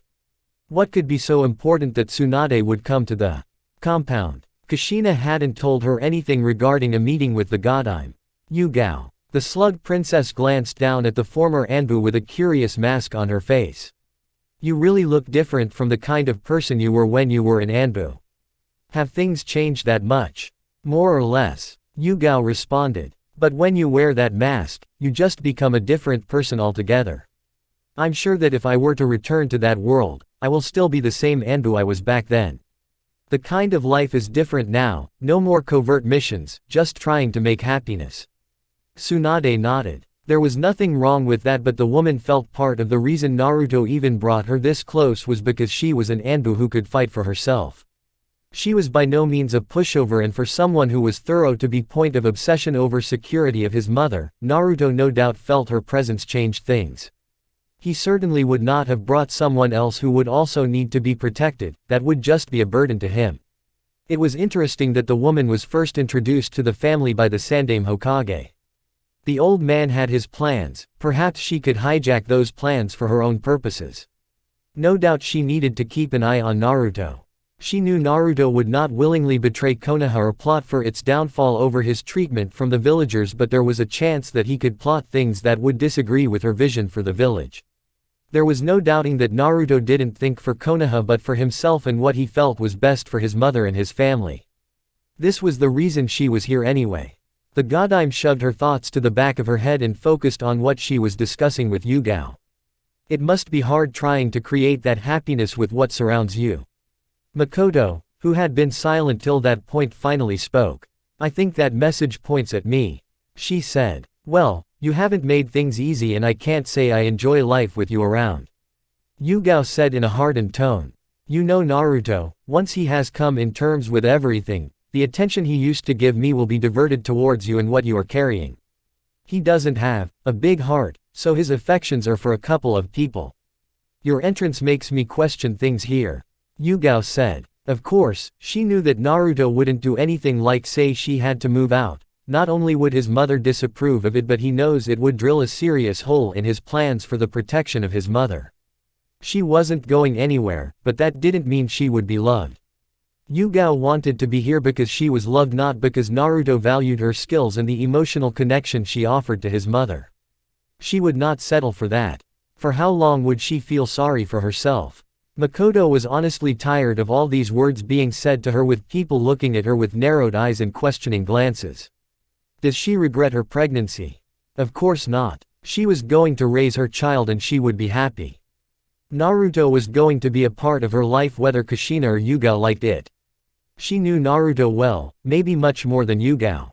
Makoto didn't get pregnant on purpose just so she could keep Naruto close to her. He was a boy she had admired. She had meant it when she said he was her hero. It was because of him that she was alive, that she got to raise Sasuke and was now going to raise another child, with him. She owed a lot to him. Her purpose was to teach him life, Happiness because that was something that Kushina was obviously failing to do. It might not be in the way she wanted, but being a father would not be so bad for Naruto. It would teach him to love more and he would see just how precious life of a person was. There could be no doubt that he didn't value human life, but if this child could teach him to value it, then Makoto would not have any regrets.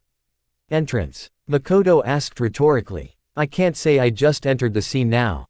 I have been around for a long time. When he was younger, when Fugaku loved him so much that he expressed his wish for Naruto to be Uzumaki. I really don't want to cause trouble for you, Yugao, but I will not apologize for anything nor will I keep my distance from Naruto. If you feel threatened, do something about it. However, you mustn't forget the kind of person you live with. Tsunade sighed inwardly. She didn't find this amusing at all. But she would not have thought that she would ever see two women facing each other over Naruto. He was hardly a lover boy, far from the person Jiraiya was. Nevertheless, it was because he was going to be a father. This made Tsunade feel she should see both Kushina and Makoto because she didn't want things becoming a problem in the future. Yugao did not respond to Makoto, she just glanced over to the Godime Hokage. I will go get Kushina. No need, the Uzumaki said as she walked out to the front, wearing a warm smile on her lips. Please follow me. Naruto will probably return home soon. We don't want him to find us in this situation because you know how curious he will become. Tsunade nodded and she followed Kushina along with Makoto. They left Yugao sitting by herself. Looking around, Tsunade could not feel as if she did not recognize these walls. Nothing much had changed in terms of the structure, but the atmosphere was different. When they entered a small room, she felt as if she had entered a place of royalty with just how the place was designed.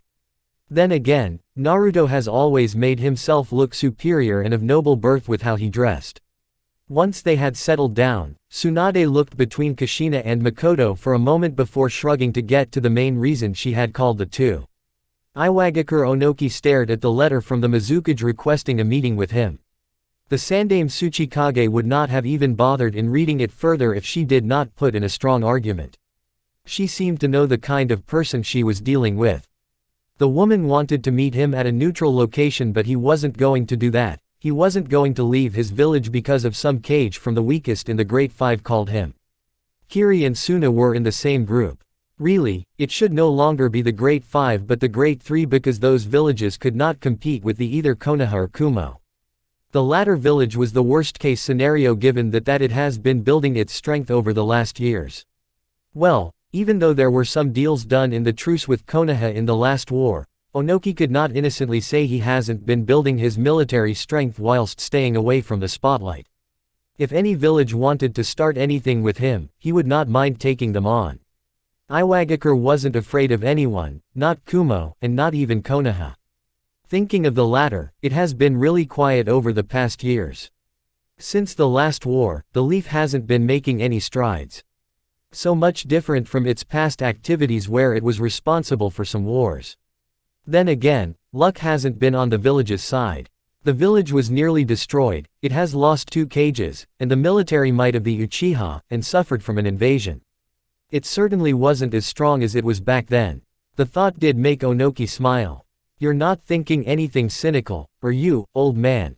Kuritsuchi said, seeing the look on her grandfather's face. Onoki turned towards the black-haired woman and stared at her for a little while before turning back to the letter from the Mizukage. I was merely thinking about something pleasant, he said, but did not share.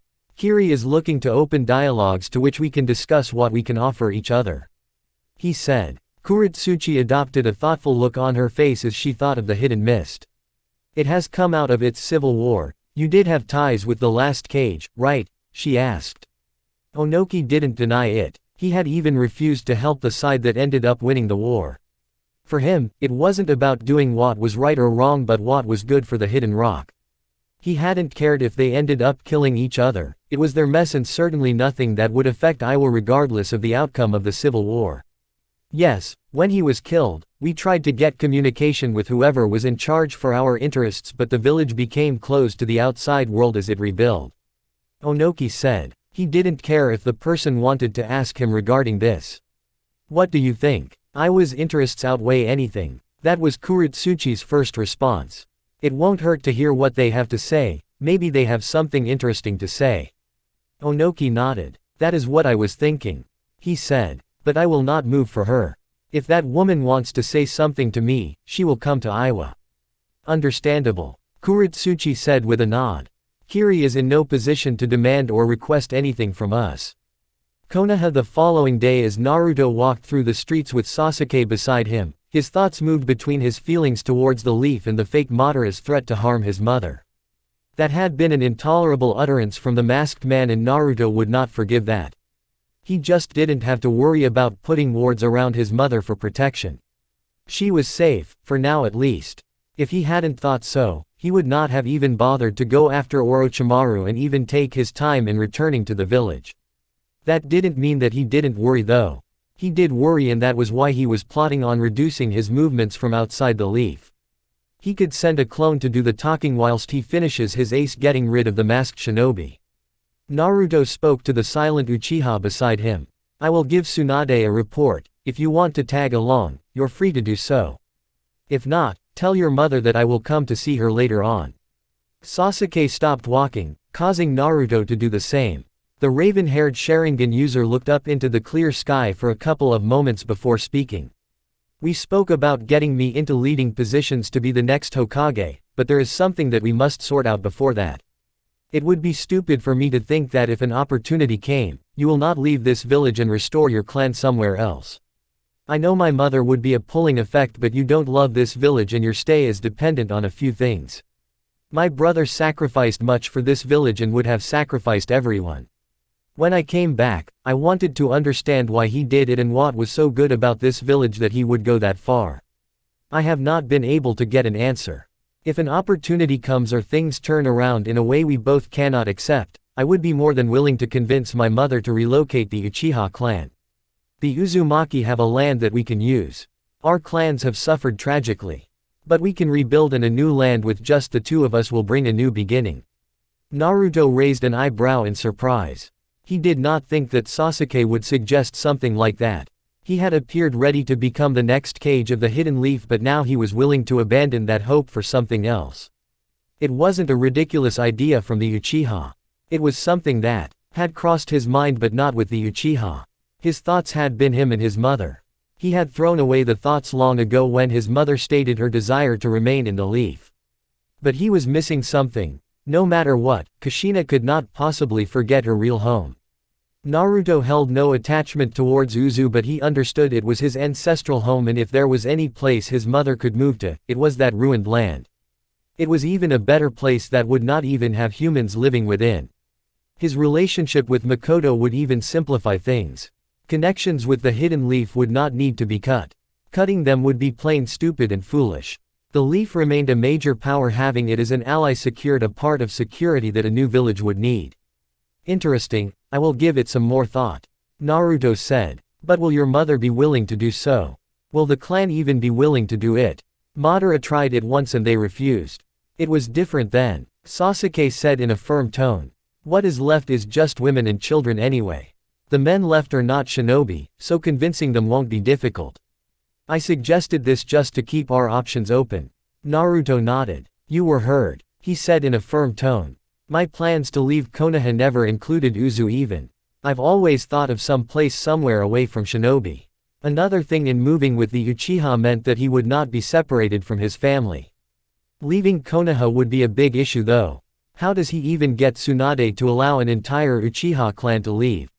She would not permit something so disastrous for Konoha. Perhaps teleporting them with an army of clones would do. Yes, it was the best option. Naruto could just see the looks on people's faces when they wake up in the morning only to realize the entire Uchiha compound has been vacated. The idea was somewhat pleasing that Naruto felt it would be justice just to see it in his lifetime. Shaking his head, Naruto shoved the thoughts that were trying to disturb him towards the back of his head. There are some things we should not say in the open, Sasuke. Anbu read lips, he paused as something came to mind. How goes your connection with Anbu anyway? Last time I checked, Tsunade was trying to recruit you into the unit. I'm not going any other squad. We will have our own team, just the two of us, but we will only be called when the situation requires it. Otherwise, we will operate as normal Jonins. Sasuke responded before he turned away from the blonde. You can give the Godime the report. I'm not too interested in it. Hokage office Tsunade took a relaxed posture when Naruto walked into her office. He was much different from Jiraiya, and given that he was a deceitful person, he was surprisingly well-mannered. Perhaps that was why Tsunade felt she could be relaxed when he was here, but that didn't mean that she would lower her guard for him. A mistake like that would be just suicidal. Naruto would no doubt capitalize on it to hang her in daylight. Well, since she has spoken to both his mother and the woman who was going to give him a child, Tsunade could afford to give him much more space. She had been warned to keep it out of their conversations that would have some threats by both his mother and Makoto. She wasn't alone in the office, she had a certain Nara sitting with her. You took your time away from the village. Tsunade said to Naruto, her hands held together with her eyes staring deeply into Naruto's. The blonde's eyes glanced away from the Godime and faced Shikamaru. He acknowledged the Nara with a nod of his head. Shikamaru responded accordingly. Naruto produced a report and pushed it towards the slug princess before he spoke. He did not sit beside Shikamaru. I was moving around a bit. Long story short, I moved a bit and I was able to complete the mission of getting rid of Orochimaru. That should be pleasing to you, yes. The Godime hadn't expected the two to fail in the mission even though Orochimaru was a Sannin. Naruto and Sasuke were powerful, much more she would expect from teens their age. They were possibly going to be the most powerful shinobi the Leaf could offer. There could be no doubt that as things stand, they were the Leaf's most valued assets. Orochimaru's death was a good in many more ways than one, the kind of things that he did to innocent people despicable. For a moment, the Godime wondered how Jiraiya would take the news, but she just shrugged. He gave up on the snake Sannin long ago. I have no complaints, Tsunade said in a firm tone. Do you have something to prove that he is dead? Naruto shook his head. We did not leave a trace of his existence. I thought it was better that way. I know this may be a problem in collecting the bounty on his head, but if the rules state that unless there is evidence, then there is nothing we can do about it. Tsunade blinked upon hearing those words. She was surprised to hear Naruto talk about money. He did get paid for missions he did, and so did Sasuke, but it was never something they talked about. She had never really taken time to consider the Uzumaki's financial position. Kushina didn't do anything, so Naruto was providing. Yugao had also retired, so she wasn't earning anything. Evidence is when we say we want a person alive and something to prove that the person is indeed dead. Tsunade took a long pause. But if I believe your word that Orochimaru did die, then I can give you the bounty. Tsunade's choice of words was interesting. It made Naruto feel the urge to smile, but he did not smile. Do you believe my words? You don't have a reason to lie, and I know you hated Orochimaru, so yes. Tsunade said with a nod. You will get half and the other half will go to Sasuke. The blonde paused before asking. Is that acceptable? It was a team effort. Naruto said with a wave of his right hand. Anything else? The Godime looked at Shikamaru for a moment, wondering if she should speak with him being present. She looked at Naruto as if asking for permission. The Uzumaki didn't give her response, nor did he seem to care that the Nara was present to hear everything. Tsunade decided to just say it. It wouldn't hurt for Shikamaru to know anyway. There are a few issues, like the Akatsuki, your visits to Kiri, Sunagakure, and how we are going to treat things between you and Makoto. Naruto raised both his eyebrows, especially regarding the last matter. The latter issue is a personal matter. You don't need to get involved in it. Naruto was firm in his words. I thought you didn't want to get involved in the Akatsuki. I don't know, and although I will act ignorant when you are faced with questions, I want to know what you are planning, especially with what you are doing in Kiri. The Mizukage wasn't forthcoming with the finer details, but she did mention that there was something that she would announce in due time. Mei and the Akatsuki couldn't possibly have anything in common. That woman is a good person. Mei doesn't know anything about Nagato, and I would like to keep it that way, for now at least. Naruto responded. Nagato's only desire is peace, but we are trying to figure how to go about it. I'm sure Jiraiya will be making rounds to the rain in order to get close to his students once more. I don't doubt that. Jiraiya made it clear to me, but it is the fact that you are involved that makes me worried. Naruto smiled, a bit amused. You think too highly of me, he said. I will for the next month be within the village handling personal issues. But I will be available if you need my expertise. That said, Naruto disappeared from the office. With Naruto gone, Tsunade shook her head and turned to Shikamaru, who spoke first. You seem to have a lot going on with him. Tsunade sighed tiredly at the thought. You were once close to him, you should know how his mind works. There is always something with him. She said. True, but depending on who you are, he is harmless, if his relationship with Ino is anything to go by. Shikamaru said. Those two do have a strange relationship, is it really safe to say he really does care for her? Shikamaru nodded. He does, more so than he lets on. The Nara said. How has your relationship with him been though? I could use your mind in dealing with him. Nothing to speak of, Shikamaru said. I'd really not want to get involved in anything Naruto if I have a choice. Tsunade smiled. I'm glad you put it that way, you don't have a choice. Shikamaru groaned inwardly. What a drag, he thought. Uzumaki compound, you know, when you are not around, I sometimes feel as if my only reason for being here is for the protection of your mother. Yugao said. She was standing at the entrance of their room, hands folded across her chest. Naruto was changing into some ceremonial clothing, painted in a crimson color. The blonde Uzumaki turned towards the former Anbu before looking back at the mirror to see if he looked fine. Once he was done with how he looked, he walked towards Yugao while responding to her statement. I don't blame you for that. Naruto said. The past weeks or months have not been pleasant. You have not been treated fairly by me. You do continue to receive love from my mother, but that isn't enough. When Naruto stopped in front of her, Yugao stared into his eyes, trying to look for something, but he was intentionally masking things, she could see it in his face.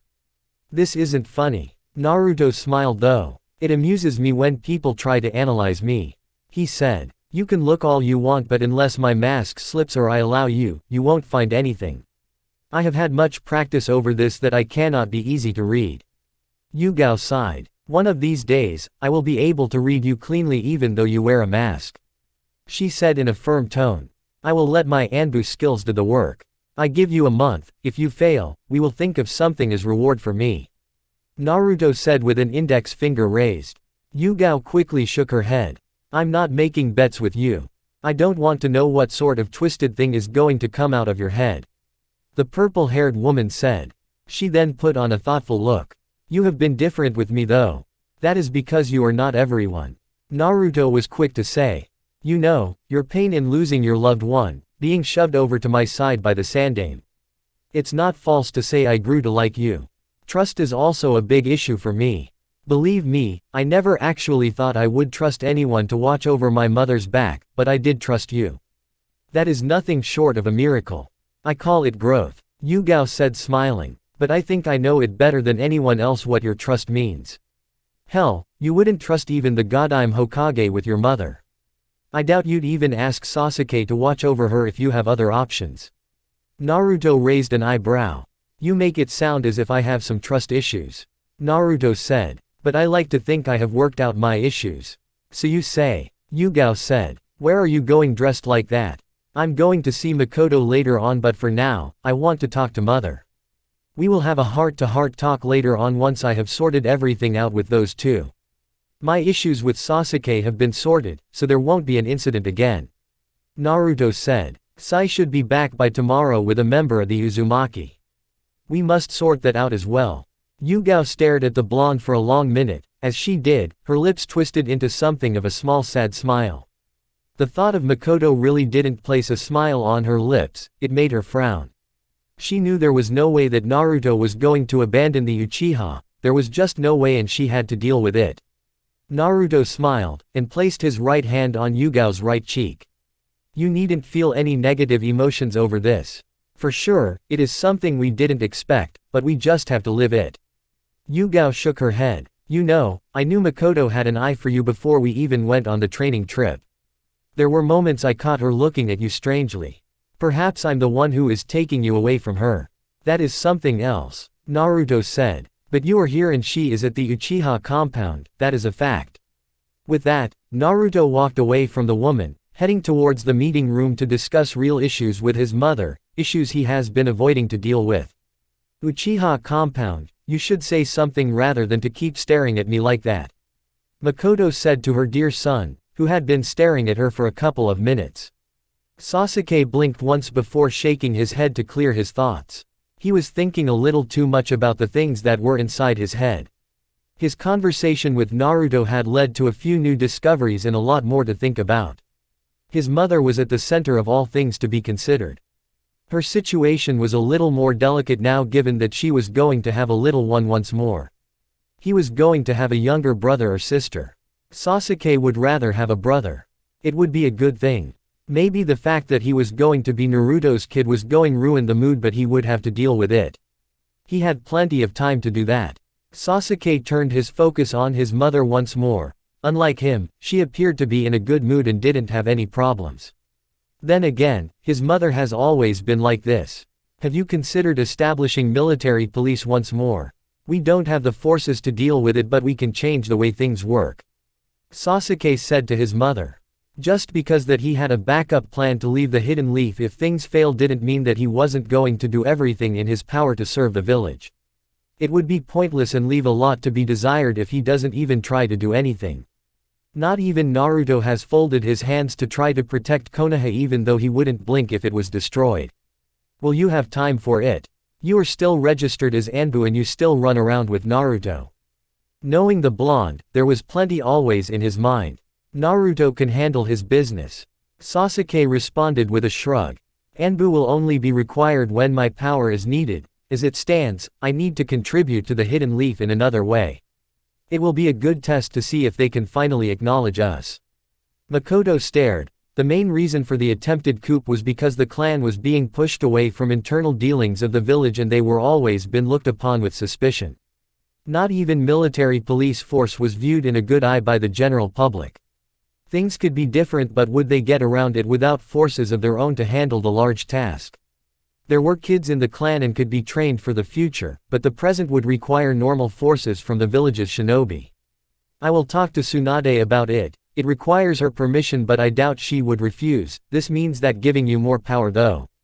Makoto said. With Naruto present in the shadows, the Godime would be inclined to think twice about it. What of the young ones? I'm not a good teacher and the Shinobi Academy is useless.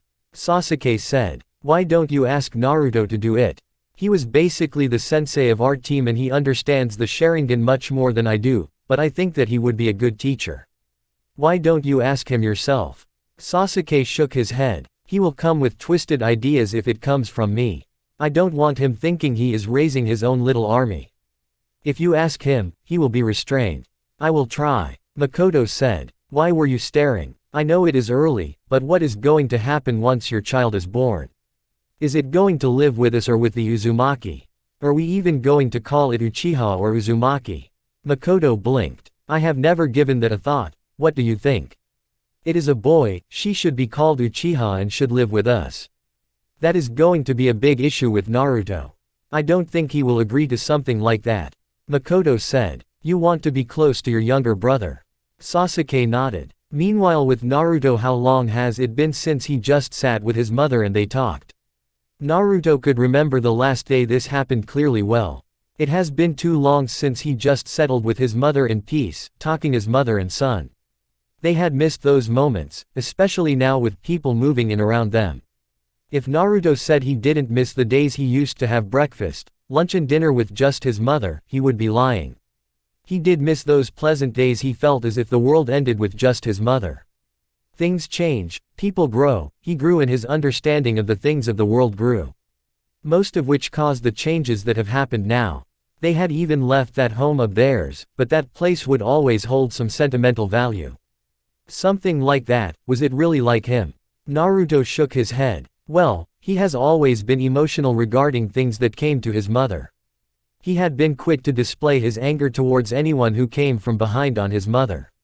The third had warned him about it, saying it was dangerous for him to do something like that because it was clearly spelling out what his weakness was.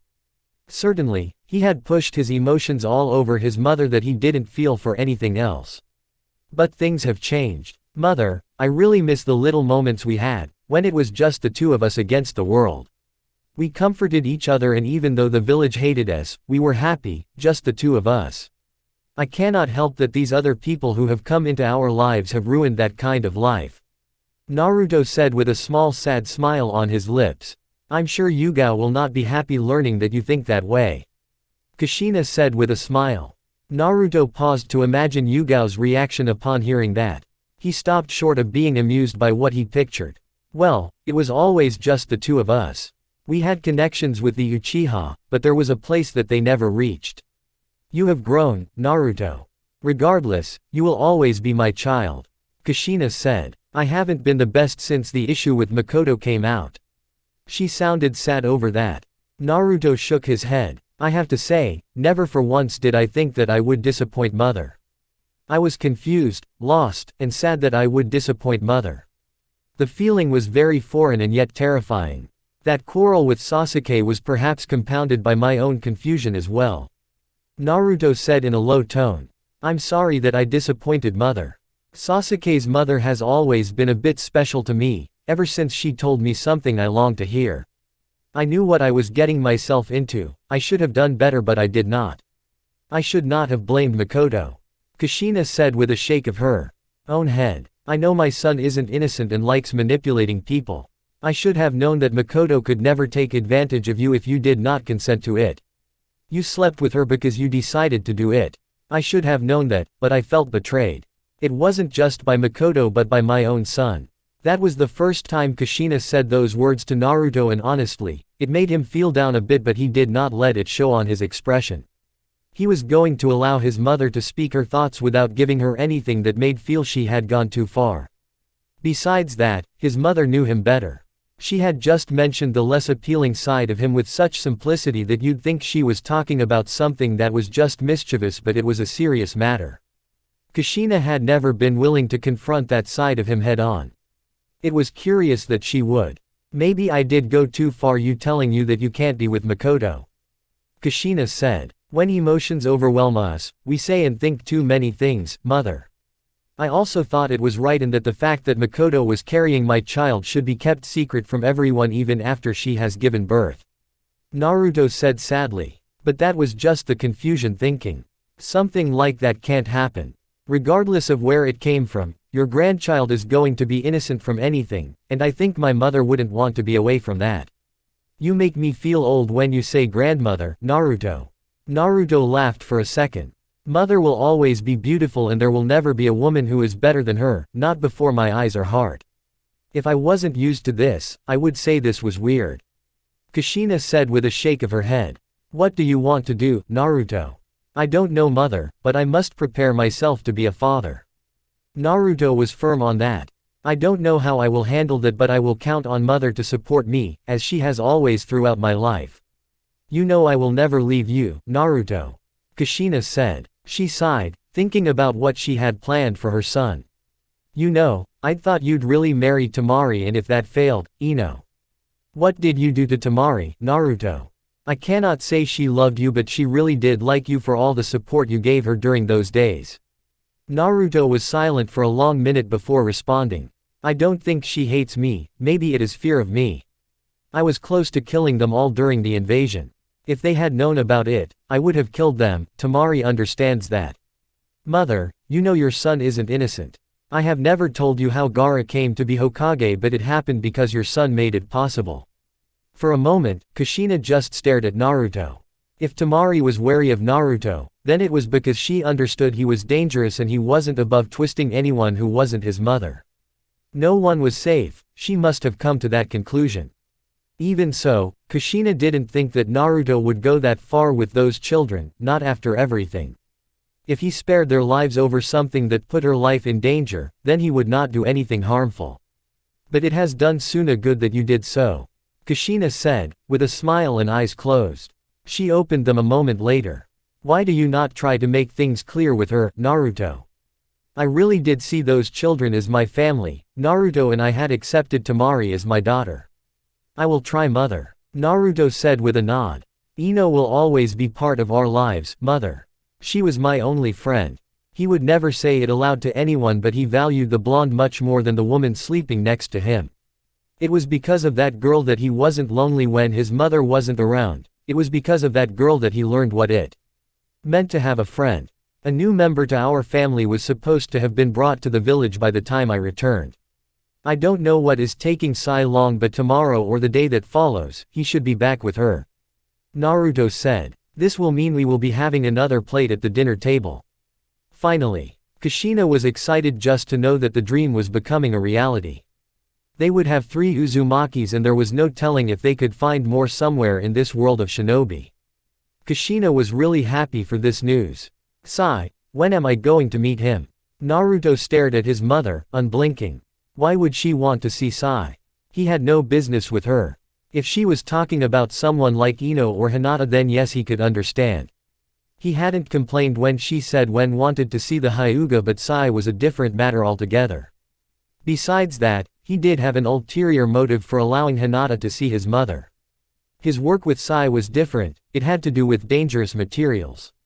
Not to mention the teen was a former Foundation shinobi, such a person should not be close to his mother. He could make an allowance with Karen even though she has been following Orochimaru behind because she was Uzumaki and there was no evidence to suggest that she was as evil as the Sannin. Why do you want to meet Sai, mother? She shouldn't even be asking him about this when he spoke about it in the same breath as with Karen. Yugao tells me he is your friend, and has been training Ino. I want to meet the boy you'd trust so much that you'd let him train Ino. You are even having him fetch our family member, but you can't let your mother see him. Naruto was certain this wasn't just it with his mother, there was something she wasn't telling him. Yugao has mentioned him to you. Why are you being like this, Naruto? You don't want your mother to be close to your friends. Naruto's response came after a couple of moments. Mother, you know I don't like sharing you. Sai doesn't even need a mother, he is fine. I will be the judge of that. Kushina responded a hardened tone. You will bring Sai to me and I will speak to him alone. Naruto held staring contest with his mother, but the woman did not waver. Fine, he said with a sigh. Even though he was tolerant of it these days, Naruto could not deny that he dealt some negative feelings at seeing his mother mothering someone else.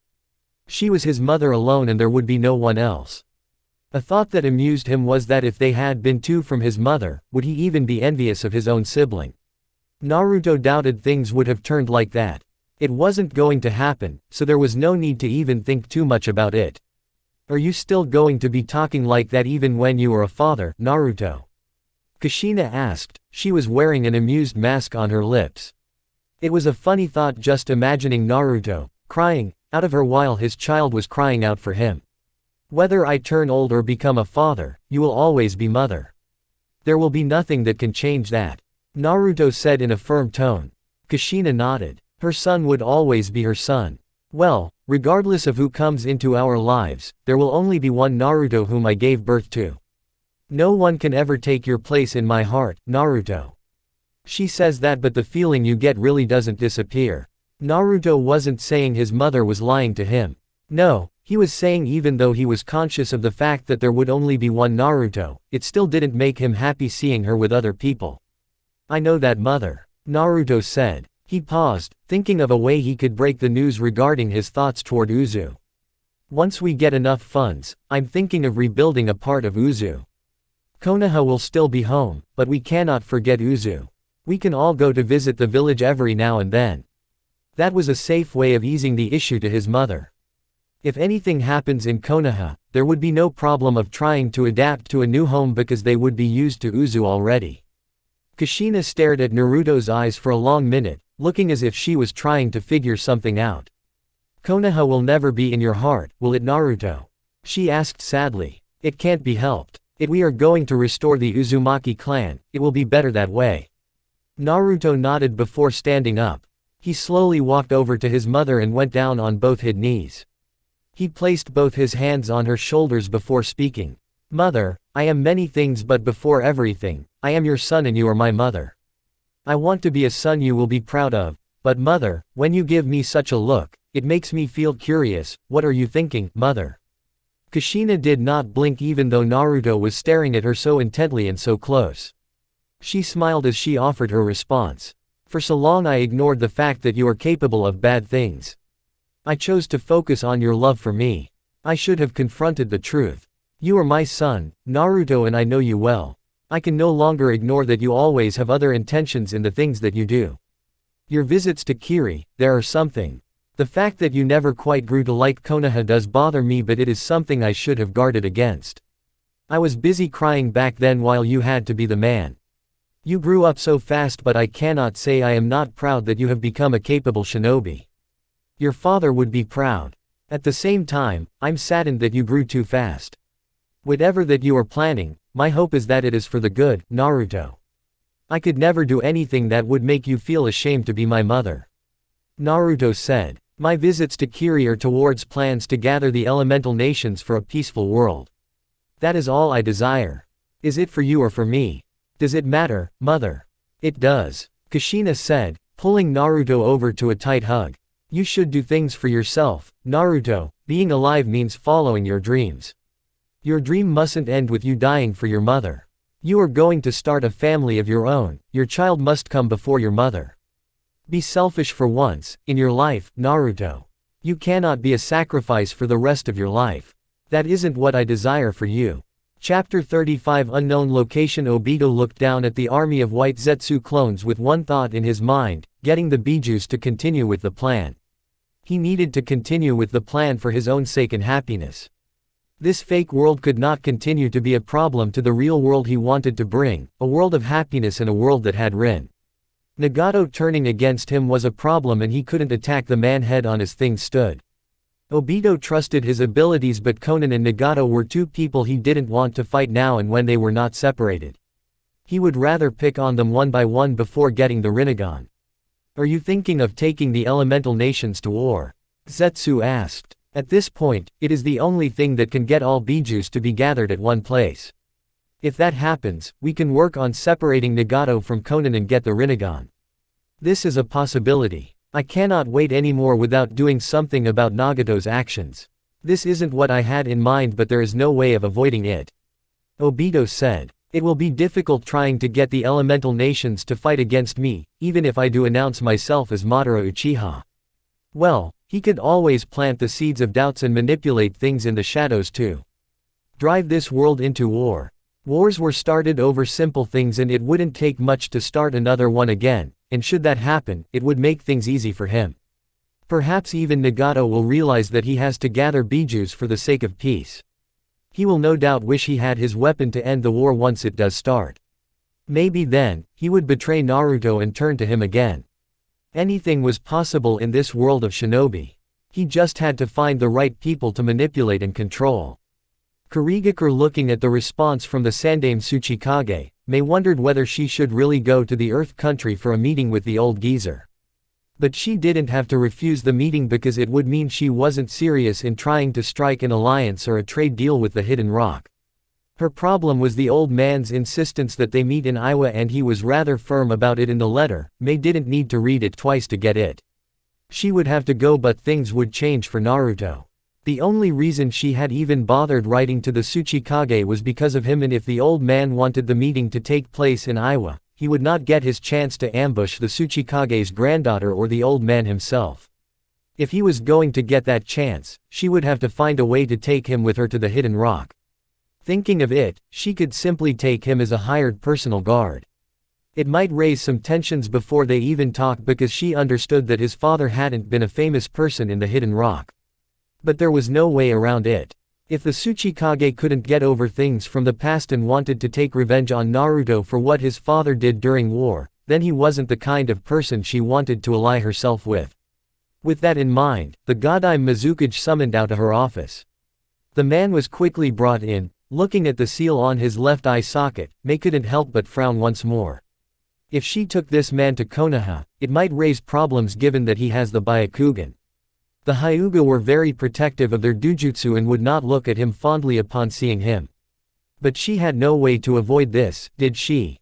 At least Ao didn't get it through means of capturing a Hyuga clan member just for the Byakugan.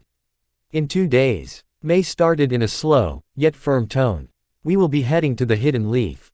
I want you to prepare for our departure in terms of security for us in the village in my absence. Ao nodded, but he was curious why they would be heading to Konoha. He had no problems with the Hidden Leaf. Their cage had been here not long ago. This was actually a good thing.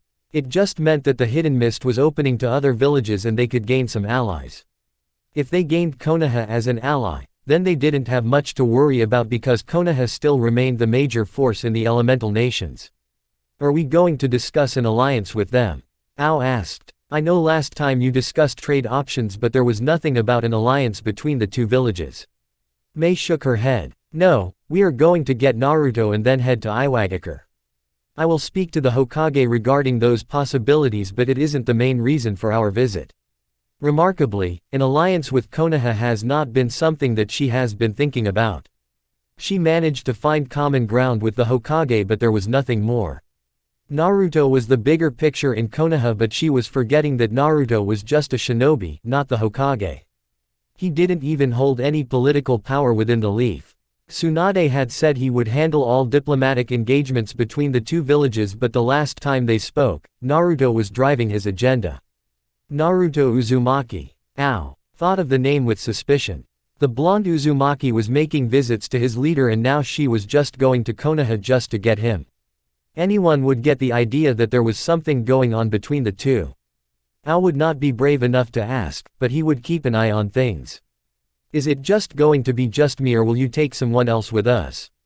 Ao asked. We will take Chojuro but both of you will return to Kiri once I have reached Konoha. I will entrust my safety to Naruto. Mei said. Ao was alarmed by this. You must reconsider this, Mei-sama. There is nothing to consider. Mei responded in a flat tone. I understand you might be worried but there is nothing to worry about. Konoha Training Ground 7, I cannot expect you to fight in the same manner as me. First of all, you don't have as much stamina and chakra as I do. Your job doesn't even require you to fight battles. What should be important for you is speed, stealth and reaction time, that is built on having battle instincts. You're a shinobi, so we should not worry much about that. Naruto said. He was staring straight at Ino. The Yamanaka stared back at her childhood friend. She had asked for the blonde to train her after her pathetic showing at the Chunin exams and seeing how much he had done with Hinata who she had thought could never change. Yet, this wasn't the sort of training she had thought he would give her. The training with Sai wasn't like with Naruto. Ino wasn't complaining, but it felt as if something was up with Naruto taking time to do things like this. She wasn't the same naive girl she had been back then. The training with Sai has even helped her plenty. Had she been the same girl she had been a couple of years, she would have found it curious only when she was at home and might not ask the blonde about it. Why does it feel as if you're rushing? Sai has been doing a perfect job and I don't think you need another spy. Are you trying to replace Sai or do you just not trust him that much? Ino asked in a serious tone. It's not that I don't trust Sai but there is something you don't see. Naruto responded. How long do you think it will take for Tsunade to force Sai to register as a Konoha shinobi? He might not be put in a team but she will no doubt try to gain some control over him in some way. I'm not going to fight that. Besides that, I don't even let him handle some issues. Ino shook her head. She knew Naruto was a genius planner but she didn't think he always planned so far. He already predicted the Hokage's movements and was already moving ahead to balance things out. Even if the Hokage doesn't do anything, Naruto won't be at a loss. He'll just another extra hand when Sai isn't available. And the best part of it was what she would be close to her childhood friend. It must be hard being Hokage. Ino said with a shake of her head. Tsunade-sama certainly has a huge task with you. Naruto shrugged. I don't make things intentionally difficult for her. Besides that, I know my limits with her and when not to push. Despite everything, she is still the leader of this village and is a shinobi of the Hidden Leaf. I am her subordinate. That makes things even more delicate. Ino said. Let us get on with this and don't be too rough on me. The blonde Yamanaka finished with a smile. Prepare yourself. I will attack and you will defend yourself. Attack if you can. Naruto said. He suddenly took a kunai and flung it towards the Yamanaka. Ino could only blink. Wide-eyed as the flashing kunai cut bits of her hair on the right side of her head. She hadn't dodged it but it had been thrown to this effect. You must know your opponent and must always expect the unexpected. Naruto said, taking slow steps towards Ino, who unconsciously took a step back. I honestly don't know how to attack you. Ino said. Sai has improved my taijutsu but with you, I know I can't win with that. I can't even see an opening. I even feel exposed as if any move will be the wrong one. You must get used to the pressure, otherwise you will be killed on your feet. Naruto said. Let me expose you to a dose of killing intent before we get to it. I've experienced Asuma-sensei's killing intent and got used to it. I don't think you see. The words died on her throat. Naruto released a dose of his killing intent directed towards the blonde. When it showered upon her, Ino's body trembled with something gripping her heart. It was making her heart pound on her ribcage. Ino was afraid. It might have been Naruto next to her, but the feeling was not Naruto, it was death. The sweat all over her face was a testament to that. She couldn't even stay on her feet for too long before her knees gave away and she fell. Naruto released his hold. The moment he did, the Yamanaka started breathing heavily as if she had been deprived of oxygen for a couple of minutes. Even if it is me, when an oppressive amount of killing intent washes over you, your instincts respond. You must train your instincts to be strong against a force. Naruto said. Get up, we must start. About 30 minutes later, you are very gentle with her. Hinata said as she stepped out into the open. The Hyuga heiress had a warm smile on her lips. She was smiling because she was recalling the good old days Naruto took it upon himself to train her, even though her father was against it. He could not deny that Naruto had made her a better person and that will be beneficial to the Hyuga clan in the long run. Even so, her father still did not wish her to be around the blonde too much. She has defied that order not once but twice and she would continue to do so. Turning her focus on the two blondes, Hinata spoke once more. When you were training me, you were not afraid to put me through pain if you felt it was necessary. Naruto didn't offer an immediate response to this. He first looked at the Yamanaka girl for a moment before turning to Hinata. Circumstances were different and I don't think I am spoiling Ino with her training. I'm not even the one who is handling it. I am merely filling in. But he could not deny that she was trained differently from how he did it with his former teammates. Not to mention with how he conducted his own training. Ino didn't even need to be a powerhouse, she only needed to know how to run and evade. He wanted her to focus on intelligence, nothing more. In that kind of environment, you needn't carry weapons of destruction to survive. The speed of escaping dangers and the stealth to hide whenever the situation requires it were the most fundamental physical elements that kunoichi would need. Yes, you say, Hinata said. Hello, Ino, I see you've back to the younger days, where you were around Naruto-kun a lot. Ino looked at the Hyuga with a watchful eye for a couple of seconds before moving closer to Naruto. She clung on his left side, holding his left hand firmly, almost in a possessive way. Hinata had always watched Naruto and he had been her sensei.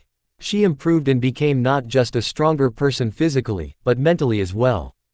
Hinata of the old would not have had the confidence to stand before them and speak like this. But because of this person, who had ignored her and focused on training other people, whilst people laughed at her a pathetic kunoichi, Hinata was a different person. Ino could almost admire her and with how Naruto treated her. This is where I belong. Ino said with a smile. What brings you here? I came to speak to Naruto. Hinata said and turned to Naruto. She didn't mind speaking with the Yamanaka. Present. I just came to tell you that father has been seeing former advisors of the past Hokage. I don't know what the deal is, but they seem threatened that Tsunade allows you to do as you please.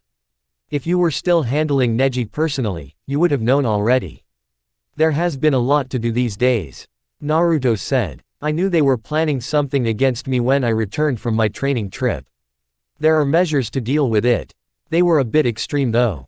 It was most or less just silencing them. Naruto could not think of any other way to handle them without killing them.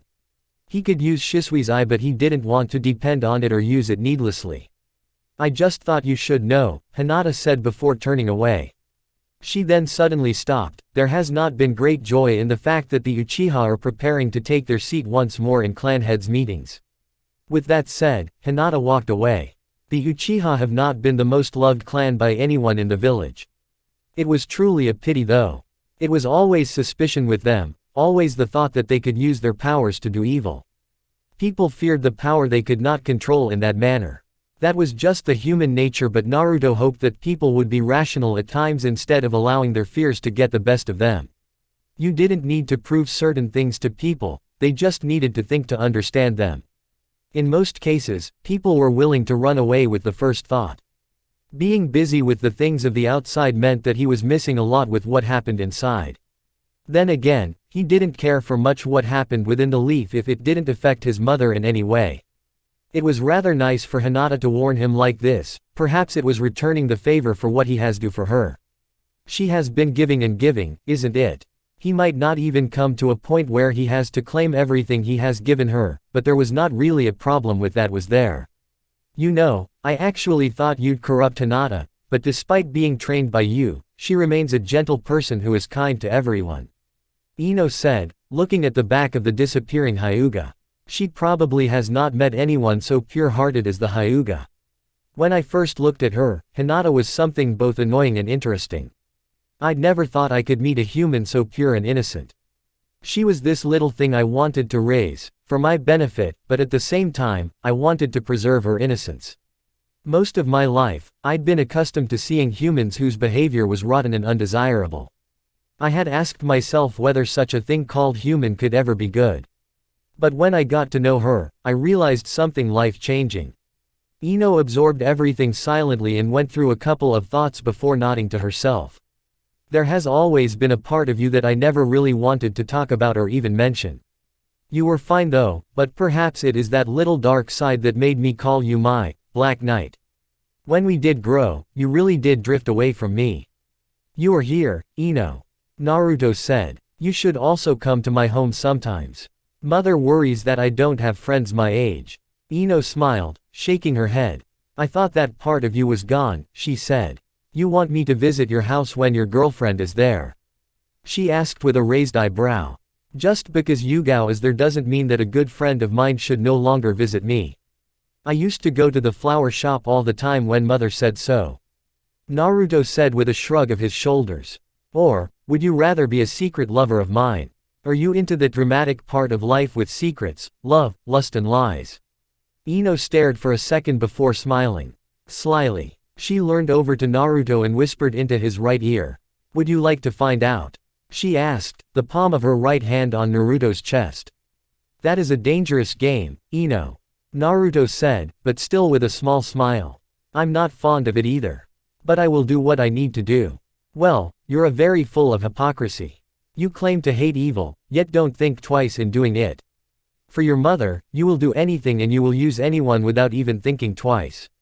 Ino said, without displaying what she thought of that attitude from Naruto. Well, I don't complain much about it because to me, you have been a nice person. Naruto knew the kind of person he was. There was no need for anyone to spell it out for him, he knew full well. Most of what he did was just full of hypocrisy, but he did not care. The thought that there could be someone like him never really crossed his mind. He wanted other people to uphold moral standards, but he does not. Perhaps in such situations we applied a logical mindset. Either way, it didn't mask his hypocrisy. Still, he did not care. This world has already judged him to be a child of demon that terrorized this village and claimed its greatest Hokage. Maybe a side of him even took comfort in the fact that he was in the way he was because the humans in this world were evil. It was perhaps a necessary evil that he must mask for the sake of his peace. Being called out by you, of all people. Naruto said with a shake of his head. It's not that bad. Ino said with a smile. I was, still and will be your friend. Past, present and future, huh? Naruto said. Let's go for a small trip to Suna. We will visit what you can call, a former friend of mine. Mother isn't happy with how things are with her and she wants me to solve them. Past and present. Naruto was more focused on the future, but the present did matter, because he was living in the present. This was what mattered. Perhaps that was why his mother wanted things to be right in the present, for happiness as she says. Once again, that was something that he never gave himself time to think about. His happiness has always been his mother's safety. Yes, things have changed, he has grown, but the truth was that he was struggling to adopt those changes into his everyday thinking. It was the consistent talk of shrewd dealings and trying to secure tomorrow for the better. His mother wanted him to live a happy life. It wasn't the first time she had told him this, and it wasn't the first time he thought about it. Even back then when she forced him to play with Ino, her intentions had been to experience a good childhood. In some ways, although it didn't go exactly as she would have liked, He still did see what the kids did and maybe experienced some of that childhood moments with and because of Ino. Well, you were going to be married to her and that changed when you cancelled things. Ino said. I'm not sad about it, she finished with a straight face. Naruto stared at the blonde for a moment before responding. You did try to make a move on me. Naruto said. I did and I still will. Ino responded firmly. It did appear as if you were making moves on me during this exercise though, she said thinking about how exactly they had been training. If we are going to Suna, I can't go like this. I need to wash and change clothes. I'm still a woman and I have appearances to keep. Naruto sighed, he should have expected it though. I will come to fetch you in 30 minutes at your home.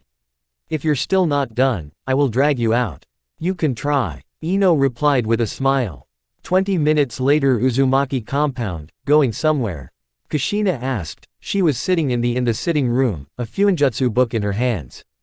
Sunagakur, but it is only going to be for a couple minutes. No one will even notice I was gone, Naruto replied. Thinking of creating new seals. Kushina shook her head. I want to teach those who will be under this roof Fuinjutsu. You know that is the trade of our clan. We should still specialize in it. Naruto nodded in understanding, seals were even the reason their clan was destroyed in the first place. Yet, Naruto hoped that it would not be the reason for another destruction in the future. This current world was severely lacking in terms of masters of Fuinjutsu and if it became known that they were busy with those, some people would become nervous. They would be welcome to do so, but Naruto would annihilate anyone who tries anything. So long as he was alive, all enemies of the Uzumaki would be erased from existence. Have you thought of making a deal with Tsunade about selling seals? We could make special seals, say like explosives and seals for other uses. If Tsunade wants seals for something else, you can always consider how you can create them and sell them to her. Shinobi shops also use seals, we could try to open business with them by being a supplier of seals. Naruto proposed. Income is needed for the clan. I thought of it but with how we were treated before, do you think shops would be willing to do business with us? Shinobi shops don't care for such things. I buy weapons from them, so we don't have to worry. Naruto replied. Of course, when we are doing things like that, we can't provide something that is only applied once and something that can easily be reproduced. You make complex things, that will require your assistance for usage. Kushina stared at her son for a long minute before breaking into laughter. Only you'd think that, she said. But that is just business, right? And we do need the money. We can't keep maintaining this whole compound with what you earn as a shinobi.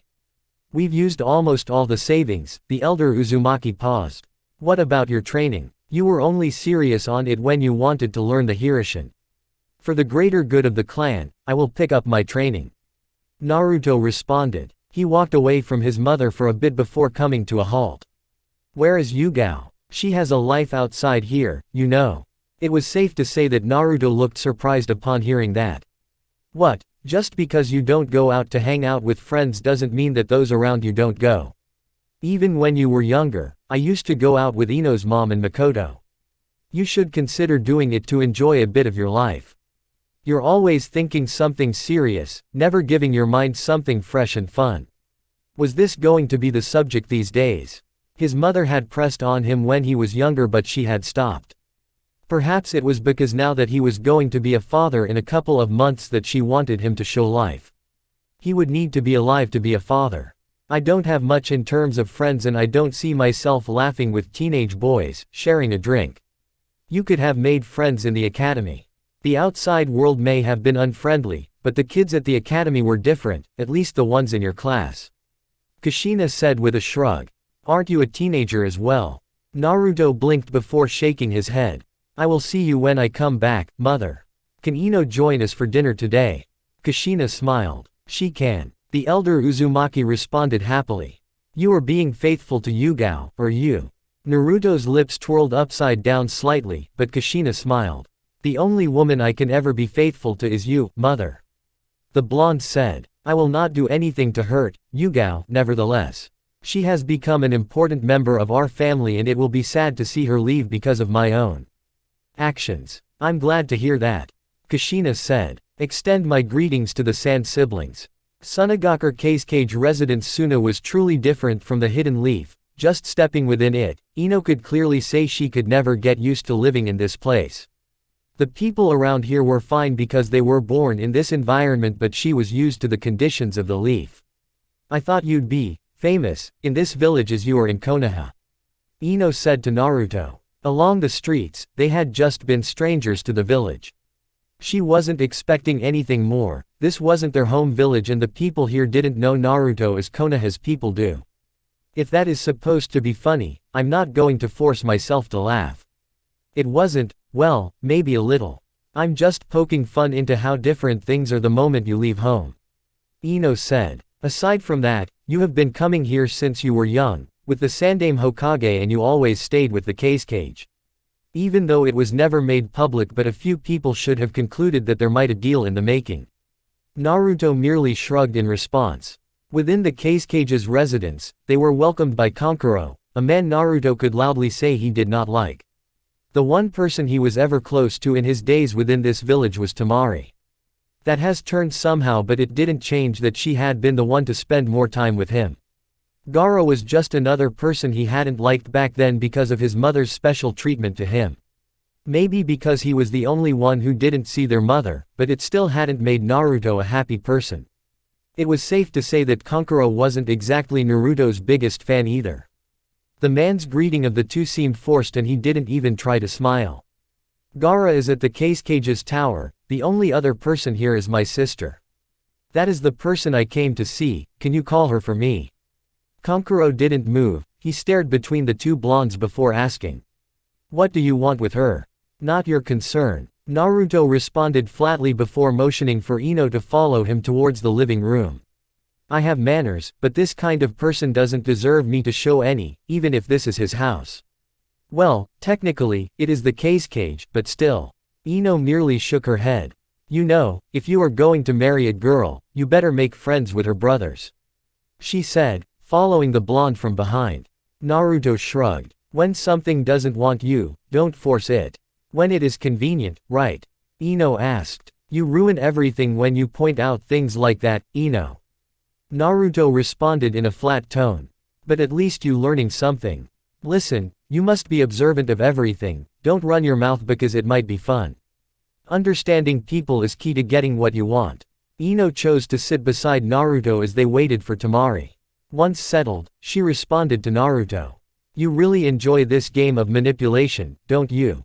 Your father works with shinobi who torture people to get intel. He also uses his jutsu to get inside people's heads. That carries risks. Would you not want to do something less risky, as in simply asking for the information you need? Mind games, Ino said. Your methods are different from Sai. He gets intel mostly by spying.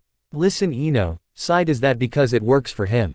His ninjutsu makes it possible for him to spy without even risking his life. You cannot play the same game because you don't have his jutsu. The methods we use are to sharpen our abilities. You should know your abilities and learn how to use them to their fullest potential. I will never teach anyone to be like me because no one has what I have, and I cannot teach you the same way I taught myself. Because you are not me. That is the way you did things with Hinata, Ino said. She Hyuga was just taught to better herself rather than being turned into a girlish Naruto. Yes, we are all different, with different abilities. Being alive has taught me many things. You cannot take a dog and try to teach it weapons for mass destruction, you will only succeed in killing it.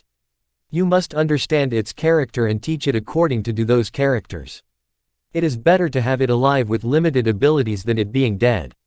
I forget that you used to speak such kind of things, Temari said as she walked into the room. She settled across the two-leaf shinobi before speaking once more. I wasn't expecting you, she said to Naruto and then greeted Ino.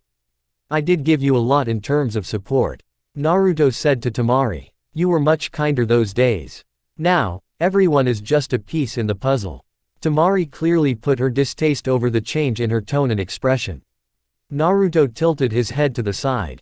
You have not been around me too much, Temari. I was nothing but kind to you. It was unlike with any other person I interacted with. Ino was my friend, but she may have only seen my smile when I was with my mother, but you saw me, Temari.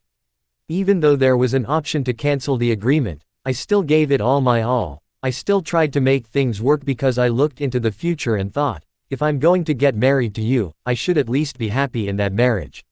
I can't say I didn't give my best."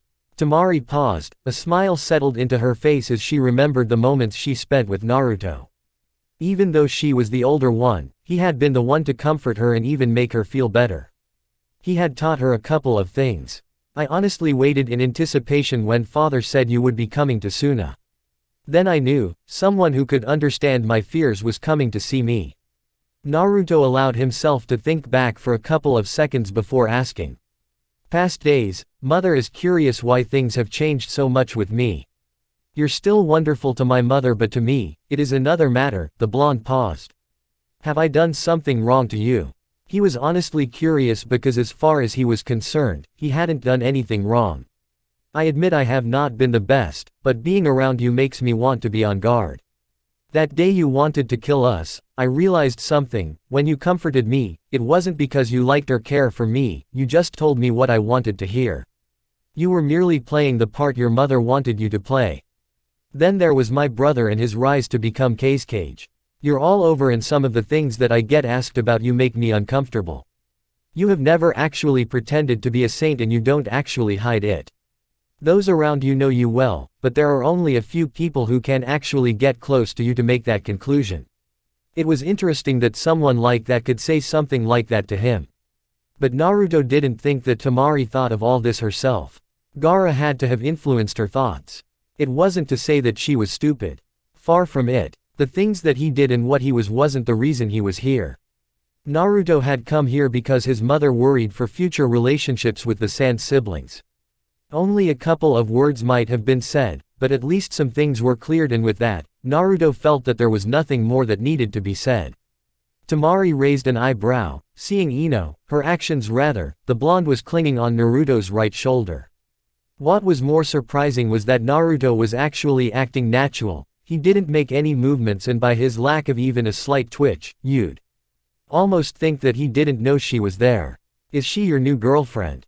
Temari asked. "No," Naruto was quick to say. He got the feeling that would say yes just for the fun of it. "She just gets jealous when it appears as if I'm getting along with another woman." Temari appeared to think for a moment before responding. "Well, if you were as nice to me to her, I can understand why. To those close to you, whether you care or not, you usually give attention." Naruto merely shrugged it off, opting against commenting on it. "I only came here to share my mother's concern. I hope the next time you come to Konoha, you will be civil," he said, standing up. "She extends her greetings. We are well," Temari said, managing a smile. "You're not going to see my brother?"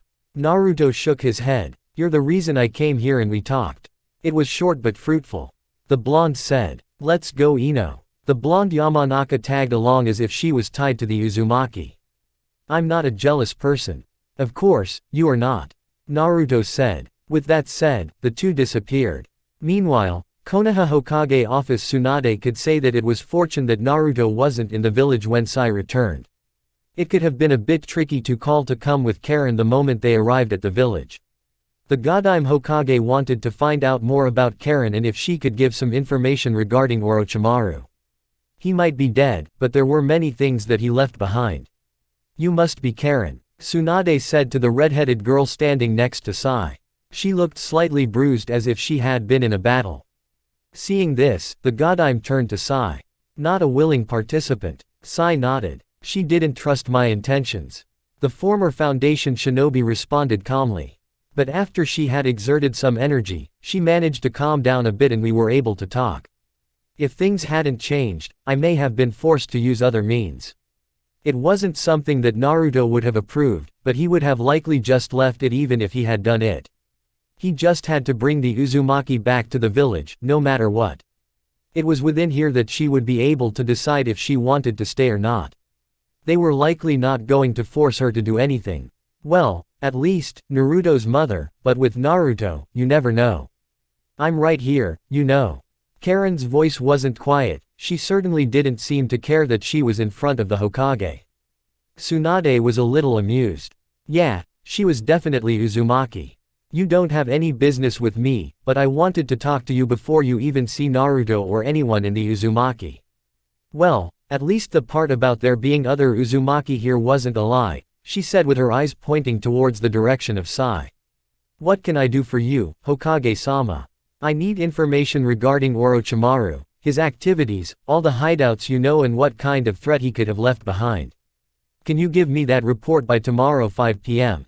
Karen stared at the woman for a long minute thinking why she had to do something like that.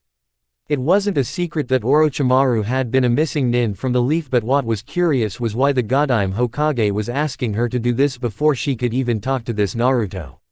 She had stated that she wanted to do this before Naruto set his eyes on her. What was so dangerous about this Naruto and what kind of a person was he? Sai didn't work for the Hokage, Karen could say that because he didn't wear the village's headband. Why do you need it? To clean up his mess. Tsunade said. You worked with him so you know the kind of things that he did. I'm sure in many of his hideouts there are many innocent people who were kidnapped from their home villages to be used for his experiments. The slug princess paused before asking. How did you even come to work for him? Did you even enjoy working for him? The slug princess' tone was sharp when she asked the last question because it was truly important. She didn't want another Orochimaru living in her village. Then again, she even doubted that Naruto would permit someone with the same desires as her former teammate to live close to his mother even though they were Uzumaki. I did do experiments with Orochimaru and for him, but since I'm not under any interrogation, I can't say anything more. Karen said. She is a former Kusagaker Kunoichi and she participated in the last Chunin exams we held in the village. She has special chakra that heals people through a bite. Orochimaru took her to study it and she got comfortable around there enough to willingly work for him. Sai responded before Tsunade could say anything to Karen. Tsunade showed her surprise in her expression. The Uzumaki have always had special chakra, but Naruto just seems to have too much of it. Tsunade said in thought. I will need to see this ability of yours. And you will get me that report I want. If you refuse, I will hold you in an Anbu cell for questioning for being involved with Orochimaru. You should know that's crime. Karen's body straightened upon hearing those words. The Godime wasn't certainly joking in her threat. It made Karen frown, but she should have expected it. Inwardly, Sai frowned. He was avoiding something like this when he gave his earlier response to the Godime Hokage's question. If Tsunade proceeded with her question, Naruto would no doubt do something about it, and knowing the blonde, it wouldn't be anything good. She will give you the report you want. Sai said. The healing ability also leaves her body with permanent bite marks because you literally bite her to draw out the chakra. Perhaps you could help her and offer her better ways to harness her powers. It was really an interesting thing, a curious thing. The medical researcher inside Tsunade wanted to take the girl down to a lab and start studying her chakra. She had medical ninjutsu and spent many years trying to master the art of healing, and yet this girl was just born with chakra that can heal. She was basically a living medicine, and Naruto had just brought her into this village. If trained perfectly, this girl could become another one of her best students. When you bring the report tomorrow, we will get to it. Tsunade said happily. She couldn't hide her excitement. The Hokage opened a drawer and took out a headband. She threw it towards Sai. Come later and you will be registered as a shinobi of the Hidden Leaf. We will determine your rank when we test you. Sai merely nodded. He could not refuse the Godime Hokage. Naruto might be scary, but this woman was the most powerful person in the village, and if she wished, she could call upon her Anbu to arrest him at any moment, and even do the same for Naruto. Hi, Hokage-sama. Sai saluted respectfully. Satisfied, Tsunade smiled and told the two they could leave. Uzumaki compound. Sai stared at the house of Uzumaki, standing at the unguarded entrance. He wasn't particularly sure about getting into the compound when Naruto wasn't in the village. He had thought the blonde would be present, but due to his difficulties in getting Karen, he had taken much more time than anticipated. Are we not going to go in? Karen asked impatiently, glaring at the black-haired nin. This is where the Uzumaki live, isn't it? Why else would he have brought them here? As far as she had been told, she had been brought here to join her fellow Uzumaki. It was rather surprising and slightly unbelievable, since in all her travels with Orochimaru, she had never met any Uzumaki. To be honest with you, I don't live here and I'd rather not meet up with Naruto's mother. Sai said. Why? Is she scary? Sai shook his head. Maybe in the past, but she is older now. Then why don't you want to go in there? I don't have all day and I want to rest, traveling all the way here was rather tiring. Karen said. She looked at herself and nodded. I also need to bath. Before Sai could respond, he heard a voice from behind. Sai felt relieved upon hearing that voice. Sai? Yugao asked, not sure it was him but seeing the crimson girl beside the black-haired, she assumed so. Sai managed a flat smile as he faced Yugao. Hello, Yugao-san. The former Nei greeted the woman. This is Karen, can you take her inside? He said before asking, where is Naruto? Yugao blinked before glancing at the redhead called Karen. Well, the signature red hair was there to say she was Uzumaki. Yet, Yugao didn't feel particularly happy to know this. She had a feeling that Kushina would now focus on someone who was from her clan, someone who shared the same genes as her. Yugao shook her head. This girl wasn't here to take her position. Those were just some negative emotions she was feeling. As far as I know, Naruto should be in the village. Did you look for him? Sai shook his head. No, but I got that he was out of the village from the Hokage. Besides that, if he was here, I would have seen him already. Yugao adopted a thoughtful look for a couple of seconds. Naruto had said he was going to spend time training Ino and afterwards he would return home. He hadn't said anything about leaving the village. Could he have decided to do his training with Ino outside the village? You don't need to turn back because Naruto isn't here. Yugao said. His mother also wants to see you. The purple-haired said with a smile. Sai merely blinked in surprise. Yugao didn't say anything regarding that reaction. She turned towards Karen and offered her a smile. Karen Uzumaki, huh? I am Yugao Azuki, Naruto's girlfriend, huh? Karen exclaimed. I thought Naruto was our age. When Sai nodded, Karen had something to say. Then, why is he dating an old hag? Old hag. She was an old hag. An old hag was Makoto, the one Naruto got pregnant. She was too young to be called an old hag. She was a beautiful young woman who did not qualify to be called old. Repeat that one more time and I will show you who the old hag is.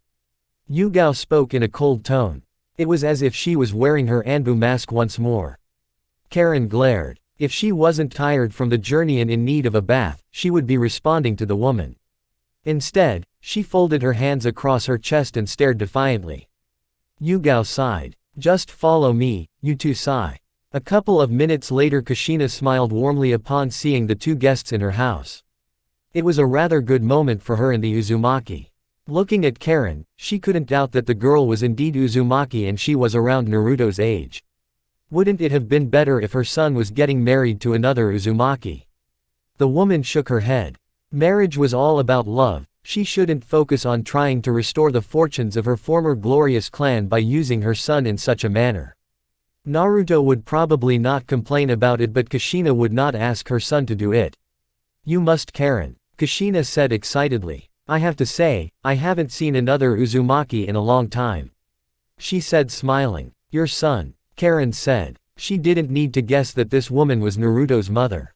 From what Sai told her, this was just about everyone in the Uzumaki household. I meant to say an Uzumaki with red hair. Kushina corrected herself. She just chose not to say that Naruto wasn't a full-blooded Uzumaki because his father wasn't from the Uzumaki clan. You must be Sai. The black-haired shinobi nodded his head but did not say a word. Kushina merely smiled. Yugao, show Karen her room so she can wash and change clothes. In the meantime, I will engage Sai. Yugao nodded. Follow me, she said to Karen. Once they were gone, Kushina stared at Sai with a serious mask on her face. Tell me, Sai, are you good friends with my son? He surely trusts you but there is a difference between that and friendship. The woman was getting straight to the point. It wasn't what Sai expected but he shouldn't be surprised. This was a woman who gave birth to that person. I can't say we are friends but we have an understanding. Kushina seemed rather disappointed by that response. You're not the kind of person who displays emotions. But since you work with my son, I want you to be his friend. Do you know what that is, Sai? I have read books. Kushina blinked twice. This was ridiculous. She didn't think it would be something so bad. And this just meant that she had to sit with the teenager and teach him what it means to be a friend. If she was going to teach him those valuable lessons, then it would good for her in keeping an eye on things. It was about time she stopped ignoring whatever it was that her son was plotting, wasn't it? Sai wouldn't tell easily, but he could let slip of a couple of things that could give her clues. We will work on that, Kushina said with a smile. Tell me, are you able to influence Naruto's decisions? Sai shook his head. This felt like an interrogation and Sai didn't really know how to handle it. If it was someone else, he wouldn't be answering. But this was Naruto's mother, the most valuable person in his life and the person he could reduce elemental nations to former shinobi nations for her sake. No, Sai responded. He wasn't going to say that maybe there was someone who could influence the blonde, but the biggest influence in Naruto's life was his mother. She had to know that, but probably didn't want to do it because she thought it wasn't fair. Sai was saved from more questions when Yugao returned. I told Karen to come down once she is done. I just gave her something old of mine to wear, it will be a little big for her. Kushina nodded. We will have to go out and get her something to wear before the day ends. You didn't come back with anything of hers, did you? Sai shook his head. From the looks of things, she appeared to have fought you. Yugao stated from her observation of the state the red-haired teen was in when she walked in the compound.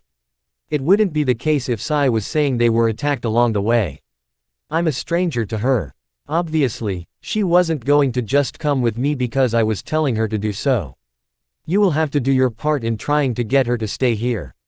I think she will stay nevertheless, she doesn't exactly have anywhere to go with Orochimaru dead.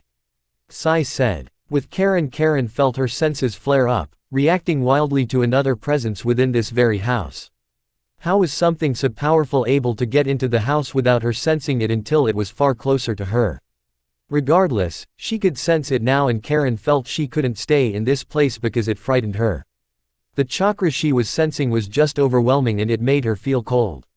The Uzumaki hurried away from the room with the big clothes she was wearing, trying to leave. But the moment she stepped into the passage, her skin became cold and her body froze. In front of her stood a blonde-haired person. He wore an indifferent mask, but his chakra was just cold and lethally deadly. There didn't seem to be any harm intended towards her, but the massive pool of chakra reserves made her feel uncomfortable. What was this person? There was no one with as much chakra as him in this village, not even the Godime Hokage could be compared to him. Hell, not even Orochimaru. Karen, Naruto said to the redhead. Looking at me like that, you must be a natural sensory type of shinobi, able to tell the amount of chakra a person has. There is no need to fear me though. Being red like that, and him talking so casually. Yet, he didn't do anything with his chakra to make her feel comfortable. She was certain he was doing it on purpose, and that ticked her off a little. The Uzumaki mustered enough strength to face her fear before responding. If you're not an intruder, you must be Naruto. Yes, Naruto responded before turning away. It appears that you have already met everyone. Though, he didn't get why Sai was here, unless his mother made him stay. Was he forgetting his conversation with her? Karen had no choice but to follow the blonde. Are you really Uzumaki? I don't have the natural crimson paint over my head because my father was a blonde, I took after him. Naruto responded calmly. But as you saw, my mother is indeed Uzumaki. It is rather difficult to find any Uzumaki alive these days since our village was ruined. But aside from the three of us, there is another one. You'll probably meet him one day. To be quite honest, Karen wasn't particularly interested in this whole clan thing. She was used to doing things in the hideouts when Orochimaru wasn't there. Yes, the Sannin had scared her, but he wasn't alive anymore and she was free to do as she pleased.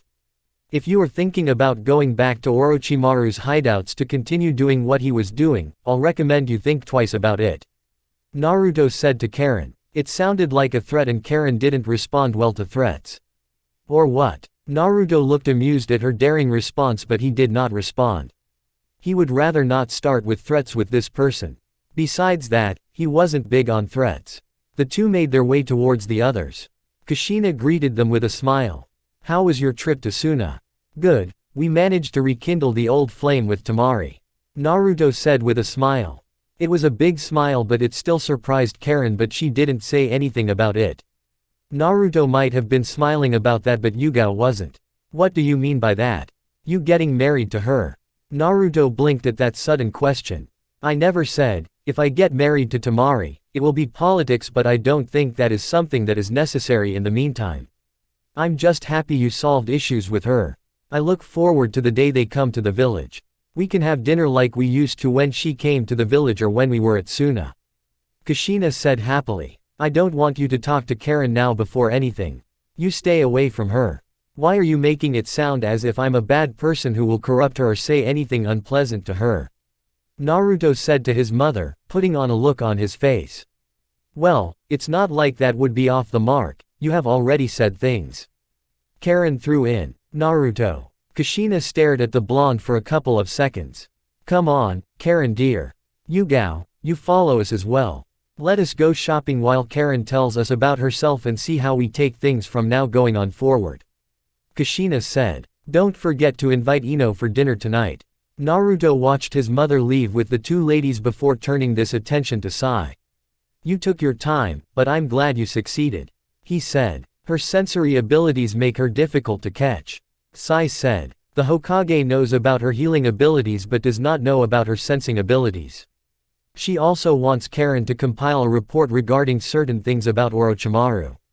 She will probably tell you about it when you do speak to her about it. The Hokage I mean. The former Ne paused before adding.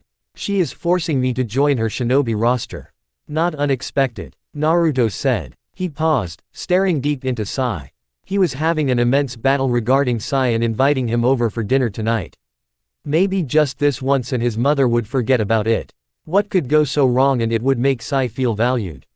You can go to your place for rest. But come back at 7 p.m. sharp for dinner. Hi. Although surprised, Sai gave his response and turned away from the blonde Uzumaki. A Megakure life was something else, wasn't it? The students he had thought he had lost long ago were now leading this village. A Megakure wasn't in a bad situation. It was actually well developed and it did not depend in any village for economic and military support. Jiraiya had thought this day would never come but it was here and he was living this moment. The Toad Sage was staring down the streets of the hidden rain from the tallest tower. He had an expressionless mask on his face with a glass of sake on the side. You're thinking way too much, Jiraiya-sensei. Pain said, walking towards the Sannin with Konan right beside him. The Sannin has been spending time within the village. Sometimes he went out drinking and returned drunk and sometimes he just sat there, looking at the streets with a lifeless look on his face. It was a new thing from his sensei but not surprising. He had also spent some time looking down the streets with the rain pummeling down the village. It was rain he had created, but it had been made for the sake of the village's security. These days though, the rain was seeing more sun. It no longer cried all week. It was perhaps a good change. Jiraiya turned towards his students for a moment before looking down the village. In his days at the village, he had only seen Nagato's real body just once. It was in a pitiful state, but it's something that had made him think deeply. I'd always preached about peace in my days, looking for ways shinobi could understand each other through mutual means so that the cycle of hatred could be ended. But I have never been able to find the solution. I failed in finding the answer, as I have failed in so many things in my life. The Toad Sage said in sad tone. But while I have failed, I still believe that Naruto will work out something that will bring peace. I am sure of it. You have so much faith that he can do it. Do you think he can find the answer you were never able to find, sensei? Nagato asked. Naruto thinks differently from me. I did train him at some point but he does not carry anyone's teachings. Naruto is self-made, he built his own power, and he taught himself how to survive and how to protect those he loves. His methods are different but I believe that for the sake of his family, Naruto will find a way to bring peace into the elemental nations. He hates this world and the evil within it. He tolerates it but if he didn't have people to care for, he would have already plotted ways to destroy everything with life. Humans are creatures who will make mistakes, sometimes we do wrong intentionally. We do not think twice when we kill and are not above betraying those who trust us for a good price or our greed. A new voice spoke before Nagato could say anything. You talk of peace in this world? Obito asked. So much needless blood has been shed in this world, and many innocent have died. For this, we must end it and create a new world. I never told you of my plan but with the collection of the bijus, we'd be able to create a new world of perfection, a world where everything is right and your dreams come true, a world of dreams. Obito said after appearing out of nowhere. But you no longer have a plan to collect the bijus, Nagato. Because of the decision you have made, I will show you that peace can never be achieved in this world. Very soon, we will see war. A small thing can bring the nations into war and I will plant those seeds. Do you think we will allow you to do that, Madara? I have already started planting the seeds, Nagato. You will see this world destroy itself. With that said, the masked Uchiha disappeared. Jiraiya frowned once the man disappeared. War. It was just ridiculous. What was that man going to do to bring war to the elemental nations? I knew that he would come back. Nagato said. We must take action before he plunges this world into chaos. Should we hunt him? Conan asked. Nagato shook his head. He will come back. We will be ready for when he comes. I will head out to Konoha to warn them about this. I will try to get some valuable intel about his movements. Chapter 36. It was easy to start war within the elemental nations. One didn't need to think hard with people who were used to taking out their weapons to solve problems. It didn't matter who was right, the winner was always right. As Madara would say, there are winners and losers in this world. Obito would ensure that he was going to be a winner of this war that he was going to start. For his dream, to be reunited with Rin once more, he had to win. He knew something that other nations didn't know and he could use it. There were various scenarios he had played within his head. He could play the same trick he did with the Yondaime Mizukage but this time around, with more precise orders of attacking a certain village. The problem with that was since that person would be exposed, it wouldn't take long for the geniuses to figure out that she was being manipulated. That would bring an immature end to his war. Another way to start war would be to tell the nations which had bijus that unless they give him what he wants, he would declare war on them. He had thousands of white Zetsu clones to do the work and with their special abilities, they could assume any form or figure. It would be quite simple to frame, so for example, Iwagakure for attacking Konoha or the Cloud. Obito had a different idea though. This one would work out and he could set up the clones as a backup plan in case something goes wrong. Since Naruto appeared to be the biggest threat and the one Nagato was counting on for peace, it would work out perfectly if he could usher to the dark side by ruining his reputation and framing him for other things. He would watch how the blonde would react to this. The masked Uchiha was currently in the Cloud, watching the Jinchuriki of the Two Tails. This was his response. He was going to take the Jinchuriki and blame it on the Akatsuki. Of course, this wouldn't spill anything, but he was also going to leak the fact that both Naruto and Jiraiya were friends of the Akatsuki. Since both Nagato and Conan are the Sanin's former students, it wouldn't be unbelievable to say that Konoha was behind the attack through the Akatsuki and was trying to get power. The Raikage was a man quick to anger. But Yugao alone would not force him to act even with the information he would defend, credible information. Someone much closer to him needed to be attacked. It didn't have to be successful, the attack just had to happen from the Akatsuki, a genuine attack but the attacker had to escape. Have you found the Hachibi's Jinchuriki? Appearing out of nowhere, Zetsu responded in his deep voice. Yes, he is by the village. I will take the Two Tails, you stand by watching the Hachibi. Hidden Leaf Naruto was at least content that things in his private life appeared to be just fine but he was still lacking in terms of a firm grip the darker side of the workings of the elemental nations. It was a problem for Naruto because he could not control those factors and they could disturb things. He knew that the world wasn't just filled with Orochimarus but there were those people with money who controlled even shinobi and village leaders. Those kind of people Naruto needed to eliminate. He would not mind going on a destruction spree to destroy them all from the face of the elemental nations. It was important that he did so. The problem now was that he didn't have the kind of intelligence that could help him with that kind of operation. You have a rather stern look on your face. I'd say you are plotting something deep. Makoto said, standing by the entrance of Naruto's study with her hands folded across her chest. Something wrong. Naruto looked up. His expressionless mask changed quickly upon seeing the elder Uchiha. I am trying to figure things out. I used to make calculated moves but recent weeks have forced certain changes of things in my planning, he responded quietly. Makoto stepped into the study and looked around a bit. She knew the study of their old house, but this was something new. And talking to Naruto about the plotting hasn't been a part of their conversations. It was always something different but she could not simply say he didn't sit down and think about deeper things, right? My son would probably ask if those things are warded and if you even let people in here. Makoto said as she settled down on a chair in front of Naruto's desk. Naruto raised an eyebrow before shaking his head with a small smile on his lips. Your son doesn't have a high opinion of me. You see something good deep inside of me, but Sasuke only see an immense darkness that he needs to watch out for, just in case it decides to escape its cage. Makoto had never quite thought of Naruto as a bad person. She had chosen to see his complete love for his mother as the good thing about him and refused to see other glaring facts. Hell, not even Kushina denied that her son had some messy thoughts within him. It wasn't something she openly talked about, but she was at least willing to admit that. Sasuke on the other hand completely refuses to believe that there is even some good in Naruto.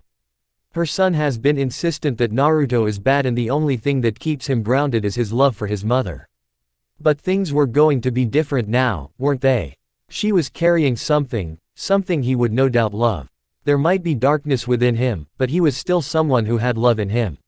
If he was cold as her son claimed, he wouldn't care for Yugao, or even her. I chose to see the good in you because you did nothing but show me good things. Makoto said. For Sasuke, you were the bully and he knows a lot more of what you do when you are outside the village. I don't know any of that and I have never asked. Sometimes it was just better to ignore certain things, or at least people thought. It was never a good thing to live in ignorance, and Makoto has seen much of this world to allow herself to live in blissful ignorance. A bully. Naruto was amused by that reference. It was perhaps strong, but he hadn't been fair to the Uchiha. Sasuke had a lot of issues when he was younger and talking to him didn't seem to solve anything. This is why I resolved to violence at times. The blonde paused. What brought you here? Before I became pregnant, would you have asked that question? Makoto asked. Naruto thought for a couple of seconds before responding. My main concern would be that there were people in the compound. It would even be difficult to sneak around the house now with someone who has eyes at the back of her head. Makoto raised an eyebrow at this. Who? Karen, unless I seal away my chakra, I can't really hide from her. Well, at least this house is warded, so she can't know I am here when I'm in certain rooms. Naruto said. Makoto thought of those naughty days they used to sneak around. She had really felt alive in those days. If she was to be honest, she hadn't been pleased at all when Kushina said she could no longer see her dear Naruto. Well, at least things had changed now. That sounds like a problem. Makoto said. Do you see us getting intimate like that, again? It won't be something we haven't done before, and although I will be with a child, I don't want to die alone. It wouldn't be a bad thing if you spent some nights at my house watching over our child and me. A warm smile graced her lips when she said that. That is something I think about, but I don't see a problem there. Naruto said. The kind of image you're trying to paint on me is very frightening, Makoto. Your situation is so delicate right now that you can't be put in any mental and physical pressure. You cannot even afford to be in a battlefield because a simple thing could end the life forming inside you. I have always been careless about human life. It has been to some point where a massacre wouldn't even make me blink, but there is a life coming and it will be defenseless, precious. What frightens me is the fragility of it, and that is something I'd never feared because I have used it to my advantage. Yet this time, it will be a life that I have created and I must protect it. It will shatter certain regards I have had about human life. I think the most dangerous part is that I will start valuing life. Maybe it is that I don't want to change how I live. That is life and the most difficult challenge I face now. Makoto smiled. When you speak like that, I can't help but see something good in you. Naruto, you do understand what life is, even though you ignore certain facts, but you understand. Sometimes you might opt against understanding, but you know. Change is indeed difficult, but you're not alone. You have me, Yugao, and how can I forget your mother? There was something in her tone that suggested something when she spoke about his mother. What is that supposed to mean? You're the smart one. Makoto threw back with a smile. I actually came here because I have something I need to ask from you. What is it? Naruto asked with narrowed eyes. Sasuke says that you are the only person who can train the young ones in the Uchiha clan. I could handle that, but my condition doesn't allow me. Besides that, with how Sasuke spoke, you adapt to the role of being a sensei quite well. Naruto really didn't have the time to be dealing with brats who could be taken to the village's academy, even though it was useless. He could spend time with Ino, but that was because it served him well and he got a chance to kill time. Now, having him lead fresh minds would be nothing more than the devil's temptation for him. If there was any other choice, Naruto would avoid such a situation. The Uchiha didn't have anyone experienced enough to take care of the training because Itachi had slaughtered all of them. Sasuke wasn't really the sensei type, but he could do it if he gave himself the time to do it. Probably the Uchiha just didn't want to spend time babysitting brats. They did need to grow quickly in preparation for the future, led by Sasuke. Well, he could step in. It would be a good experience for him. For the first time, he would try to do something simply because he was doing a favor to the Uchiha, not because he had some hidden agenda. Aside from that, he would be able to measure the strength of his future allies. As you understand, I understand people, but this will be something different.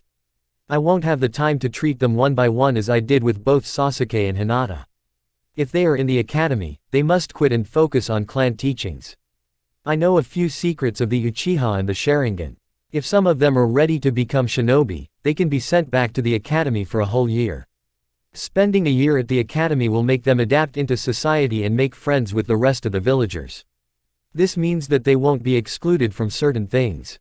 It won't be difficult for them to gain friends because I will teach them what is required.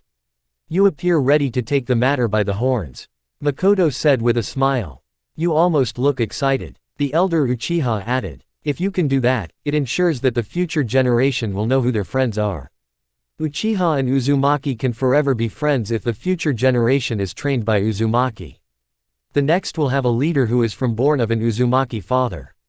Naruto didn't look particularly pleased upon hearing that from the Uchiha. Really, if someone was going to be his child, they must be the future leader of his clan.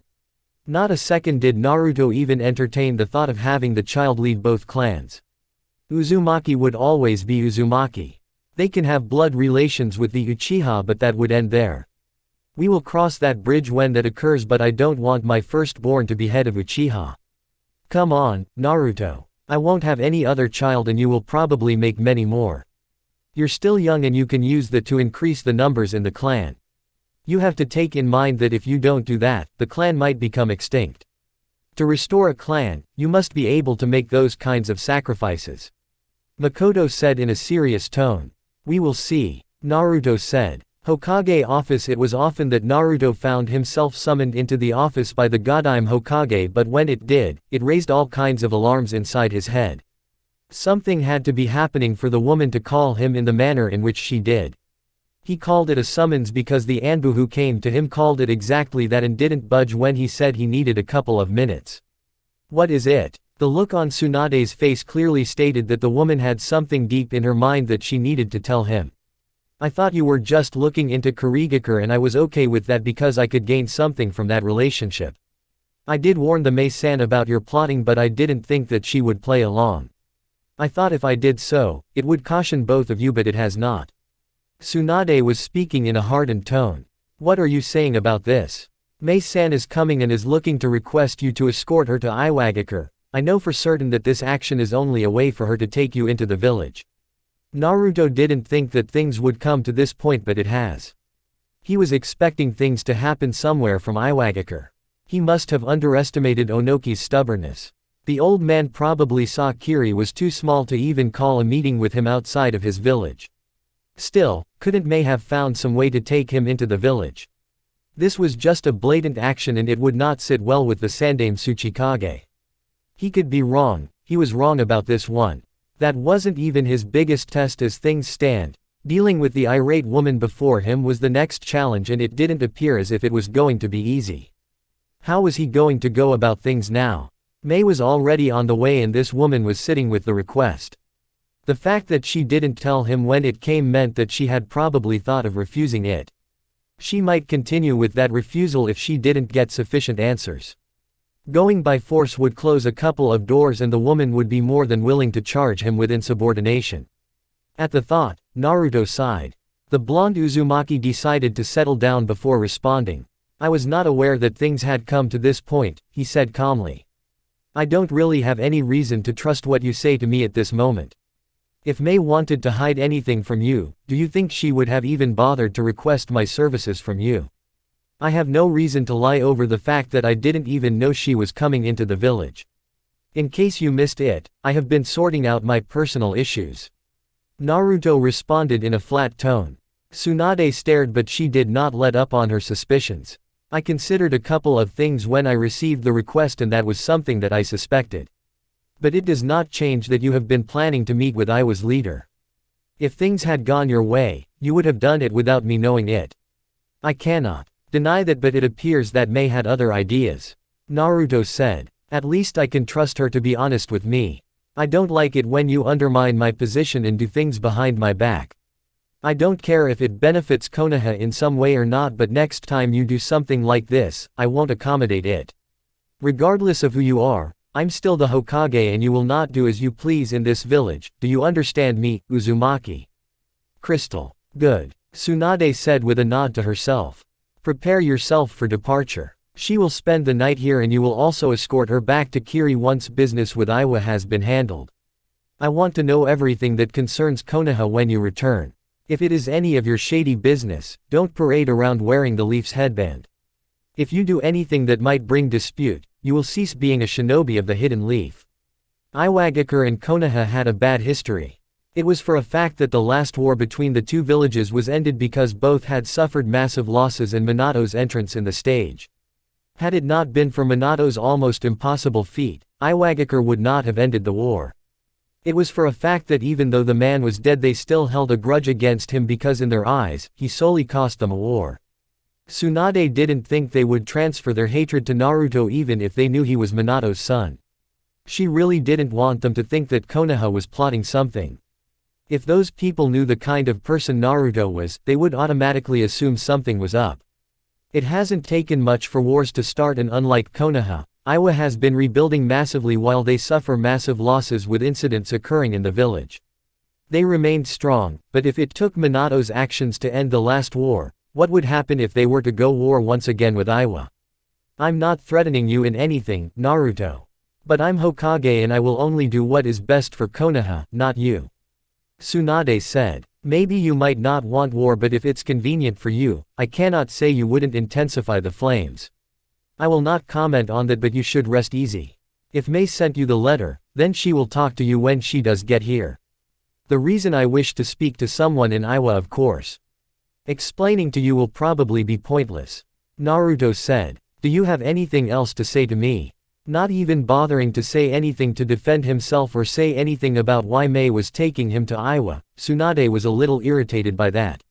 Yet, she knew she would have a hard time believing anything from him if Mei wasn't around. She trusted the woman, but Naruto just made her uncomfortable. Mei will probably notice it, but as an extra measure of security, I have already sent a squad of Anbu ahead. A message to Iwagakure has been sent to inform them that Mei would be bringing you along. This is just for damage control. I don't want you shocking them with your appearance. The Godime Hokage said. That will be all. Naruto nodded and disappeared from the office. Tsunade sighed deeply before leaning against her chair. She closed her eyes, trying to calm her nerves. Perhaps she had let her emotions get the better of her. Uchiha compound, Naruto said he will do it. Makoto said to Sasuke. I don't think it coming from me made any difference in his thinking though. There didn't appear to be any hidden intentions, and he had said that for the first time in his life he was going to do something without any selfish needs. He was simply doing a favor to the people he had a good relationship with and something good for a change. I wasn't expecting him to refuse. Sasuke said. It makes a good case for future between our two clans. Knowing how he thinks, he was going to take it.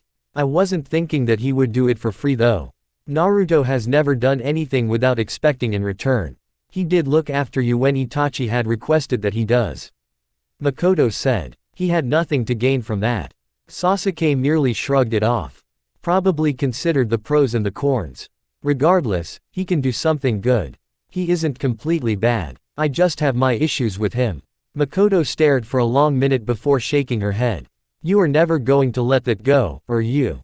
Naruto betrayed my trust. I will never forget that. Sasuke said in a firm tone. I'm going to speak to the Hokage regarding the clan's future and your return the table with other clan heads. A return of the Uchiha to dine with other clan heads hadn't been the most welcome. It was in fact hostile, but there was nothing Makoto could do about it. I can sort that out. Makoto said. You are growing, Sasuke. Have you considered getting a girlfriend? I know you are young to marry, but getting to know girls will ease my worries. What do you mean by that, mother? Sasuke demanded with narrowed eyes. He was speaking about her last statement. Just take an interest in girls, Sasuke.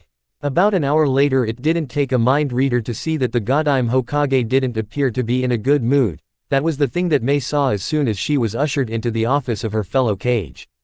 She wasn't expecting such a welcome, but she didn't take it to heart. Life was too much to be taking everything to heart, and besides, she had an idea of what exactly might be pressing the blonde's buttons.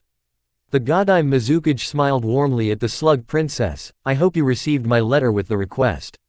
She said. She figured it was safe to get down to business rather than talk about something else that would probably even worsen Tsunade's mood. Tsunade stared at the redhead for a moment before nodding. The slug princess sighed tiredly.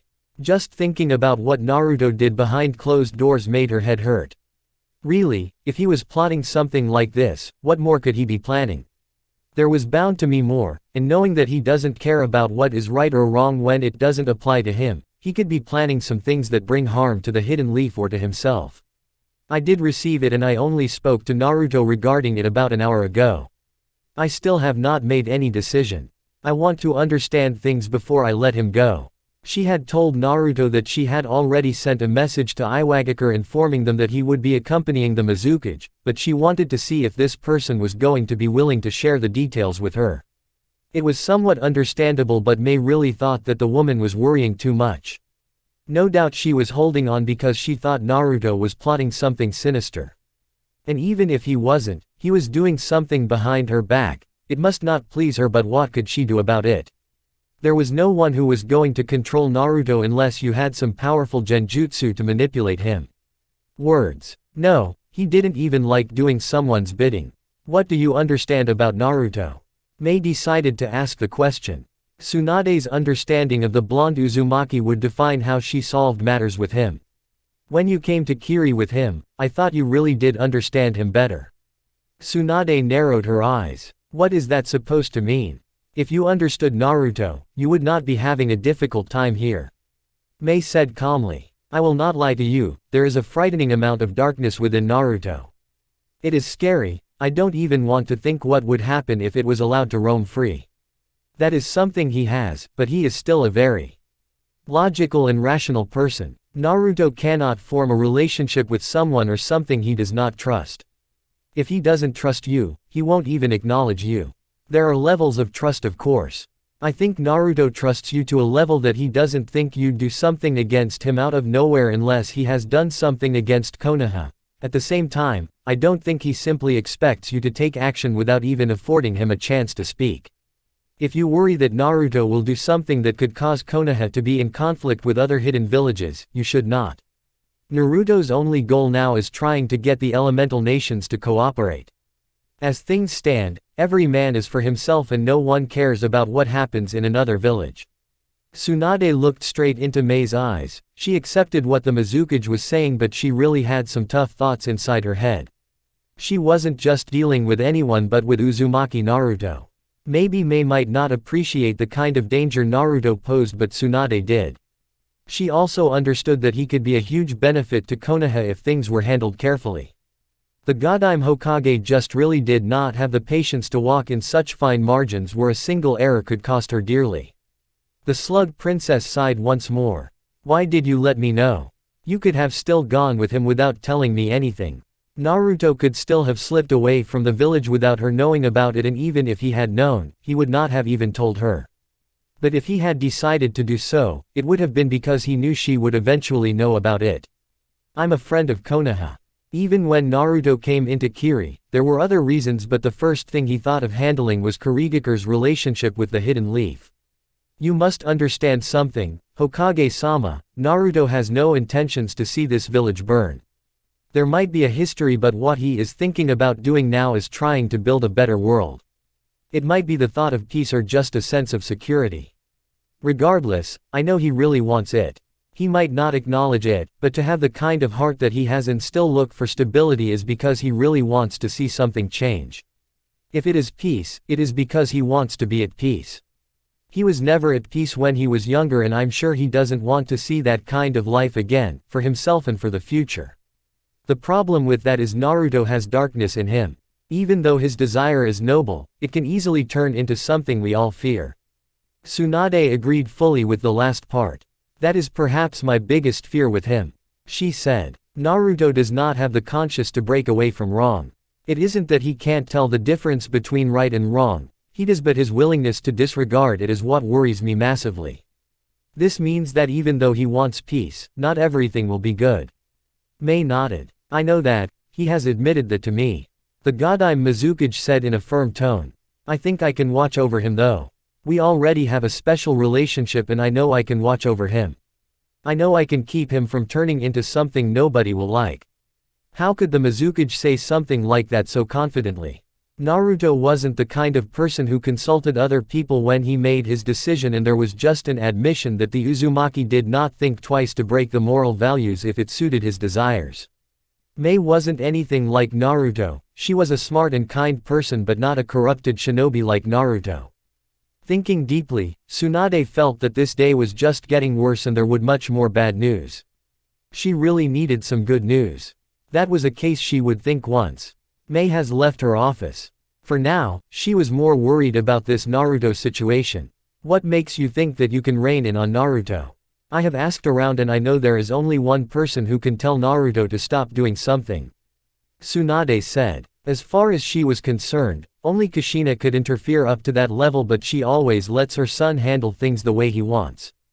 It's simple really. Once you get used to Naruto and are able to hold a good conversation with him, you get to understand how his mind works. I have spent a couple of times with him, and I can say that he is a curious person and I am interested in being a bit closer to him. The Mizukage said with a sly smile. The slug princess eyed the Mizukage with a curious gaze before shaking her head. That person has a girlfriend, impregnated another woman and cancelled a marriage agreement between him and the Godime Kage's sister. Mei was honestly surprised. She didn't know that Naruto had so much personal activity with his life. He really didn't appear to be a person who had that number of women in his life.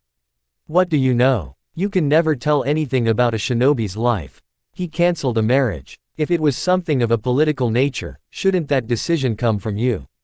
As far as she was concerned, that kind of marriage was forced on people and you had no say in it. But then again, this was Naruto they were talking about and Tsunade probably let him do some things he likes. It was actually a contract between the Yondaime Kage and Naruto's mother. I had no say in it and the agreement was that if they ended up not liking each other, they could terminate the agreement. Tsunade said in a nonchalant manner. If you think that you can keep a Naruto from doing something dangerous, I can trust him in your care. But I will not stop being cautious. Doing so would be a mistake. Mei said in a serious tone. Does this mean that we can have a safe journey to Iwa with your blessings? Tsunade took some time but she finally nodded. Just keep an eye on him. There will be no need. Mei said. Naruto understands the danger in the situation and what he wants to do is to try to see if he can form a favorable relationship with Iwagakure. He wasn't even thinking about Onoki but someone who has the chance to succeed the Sandaime Tsuchikage. Does he plan on trying something with the Tsuchikage's granddaughter? That was the only person Tsunade thought could possibly succeed Onoki as Tsuchikage. She was still young but did have the capabilities to lead the village. Not at all. Mei could not possibly say that with confidence. Naruto just concluded he could not possibly work anything with the current Tsuchikage. He understands that Onoki is stubborn and if he were to spend time with him, he would end up insulting him and that would possibly ruin things. Was she just quick to judge things with Naruto or did she just not understand his intentions? Tsunade could not decide on that but she would have to consult with Jiraiya. She simply could not take Mei's words and just leave it as it was. Maybe Naruto was already influencing the Mizukage, or maybe that was just her paranoia with everything that had Naruto in it. There were too many things that she would need to sort out within her head just to figure out things with Naruto. Maybe sometimes I let my emotions get the best of me. Tsunade said. If you feel the need to rest, I will get Shizune to show you the hotel. If you feel you have the energy, I can get someone else to show you around the village. I think for now, I want to rest a bit. I will go out a bit later. You see much more of a village during the night. Mei said. Is there a chance that I can see Naruto? That will depend on him. Tsunade said. Mei smiled upon hearing that. I will see him then. Tsunade stared. What makes you so confident that you will? Is there something even happening between the two of you? You will forgive me for asking, but with Naruto, you can never rule out anything. Mei laughed at the question. There is nothing, he just excites me. The Godime Mizukage said calmly. Later, you are getting sentimental. Yugao said to Naruto. The blonde was lying on the rooftop, with his eyes staring into the night light. This wasn't the first time that Yugao was seeing him here, and this surely won't be his last time. At this moment, Naruto really didn't care about whether he was being sentimental or not, he was most focused on having his personal issues sorted out. For the most part, things were riding out smoothly, but it was his participation in this life that would determine whether this road was a success or not. Naruto's eyes glanced at Yugao as she moved closer to him, the former Anbu lay next to him. Once she was settled, he responded. Perhaps, but don't you agree that our lives have taken a different twist that we never considered? While I was just ignorant of something happening between you and Makoto, other things occurring have been unexpected. But we are adapting well. Although it is just a few of us, you can tell everyone you have a clan to worry about now. Yugao said. I do have my fears though. What fears? That you will be taken away from me by other people around us, Yugao said in a serious tone. Have you considered that it would not be outrageous for you to be locked with Karen just for the sake of preserving the Uzumaki blood? As things stand, the only way the clan grow will be through you and her. That was a possibility and it was something that Naruto had been avoiding to think about, but there was no way around. The issue was there. He really had to think through things, but for the good for the clan, it was a bridge that he would have to consider. Since they were already on the issue, he could consider how Yugao would react to this. There was also his mother, but he doubted she would have a problem with it. If they really wanted to restore the Uzumaki, they would have to go through this. The only issue would be if Karen was willing to go through it. The girl was a little stubborn and hardly listened, trying to convince her would be difficult. We'd have to get Karen to agree to it. Which isn't going to happen anytime soon. Yugao was quick to say. But you are still teenagers, there will be time to grow into your early 20s and perhaps then, she would have grown to like you. Yugao wanted to add that maybe around that time, they would be having a child of their own, but she didn't want to push things. As long as she was conscious of it, she didn't have to worry about anything. Naruto would catch on to it soon, he wasn't that slow. I know, Naruto said with a sigh. He moved his hands towards Yugao and slowly got up. He got on top of her, placed his hands on her shoulders.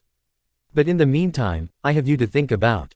You know, I never really thought I would feel emotion just being in this position, or even holding you while in bed. It used to be just warmth from another human, but now there is something that actually swells in my heart. Yugao smiled warmly and brought out both her hands. She held Naruto firmly and pulled him closer to her chest but did not say a word. Well, this is getting good. Jiraiya suddenly said with a lecherous grin on his lips. He was walking on the rooftop, heading towards the two.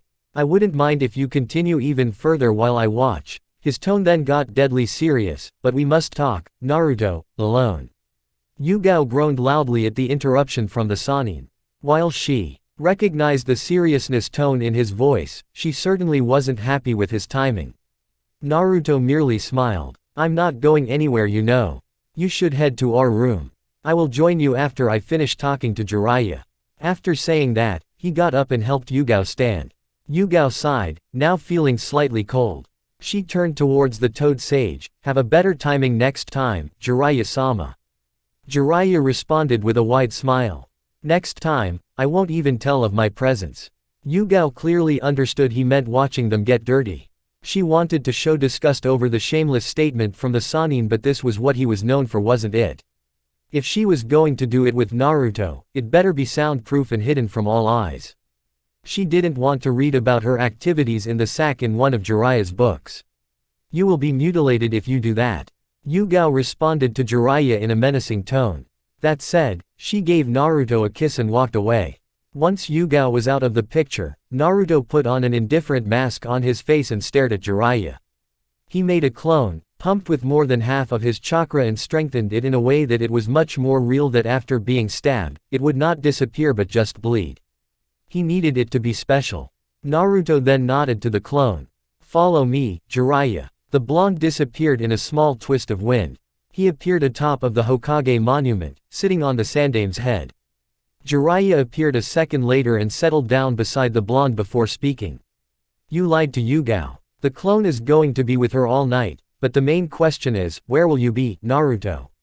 I have an important guest that I must entertain tonight before we head out tomorrow to Iwagakure. Naruto responded. What is it that is important that you had to run all the way back to Konoha, Jiraiya? The masked Madara is declaring war. I don't know what he plans to do, but he has said that he will plant the seeds for war. I know he wasn't joking, and this is something that we cannot allow, Naruto. Jiraiya said in a dead serious tone. On my way back, I tried to find out what he could be doing to make this a reality. I don't know if it is correct or not, but I have heard that the Akatsuki attacked Kumogakure, took the Two-Tails Jinchuriki, and although attacked the Raikage's brother, failed to catch him. Naruto's mask of indifference turned cold.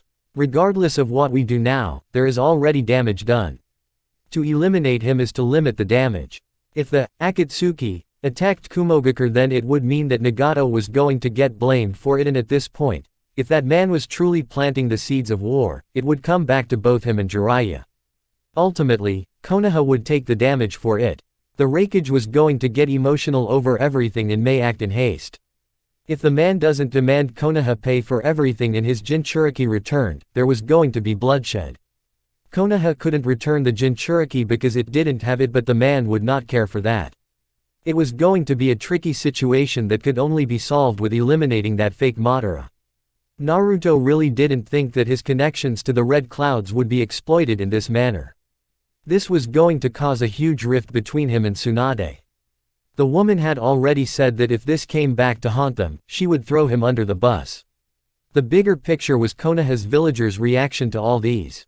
If Tsunade does indeed throw him under the bus and the Raikage threatens war, they would demand that he leave the village. He has never been good for anything other than misfortunate. That kind of mentality from them could be used to leave this village. But Naruto wasn't going to be quick to move. I see you have come to the same conclusion as I have.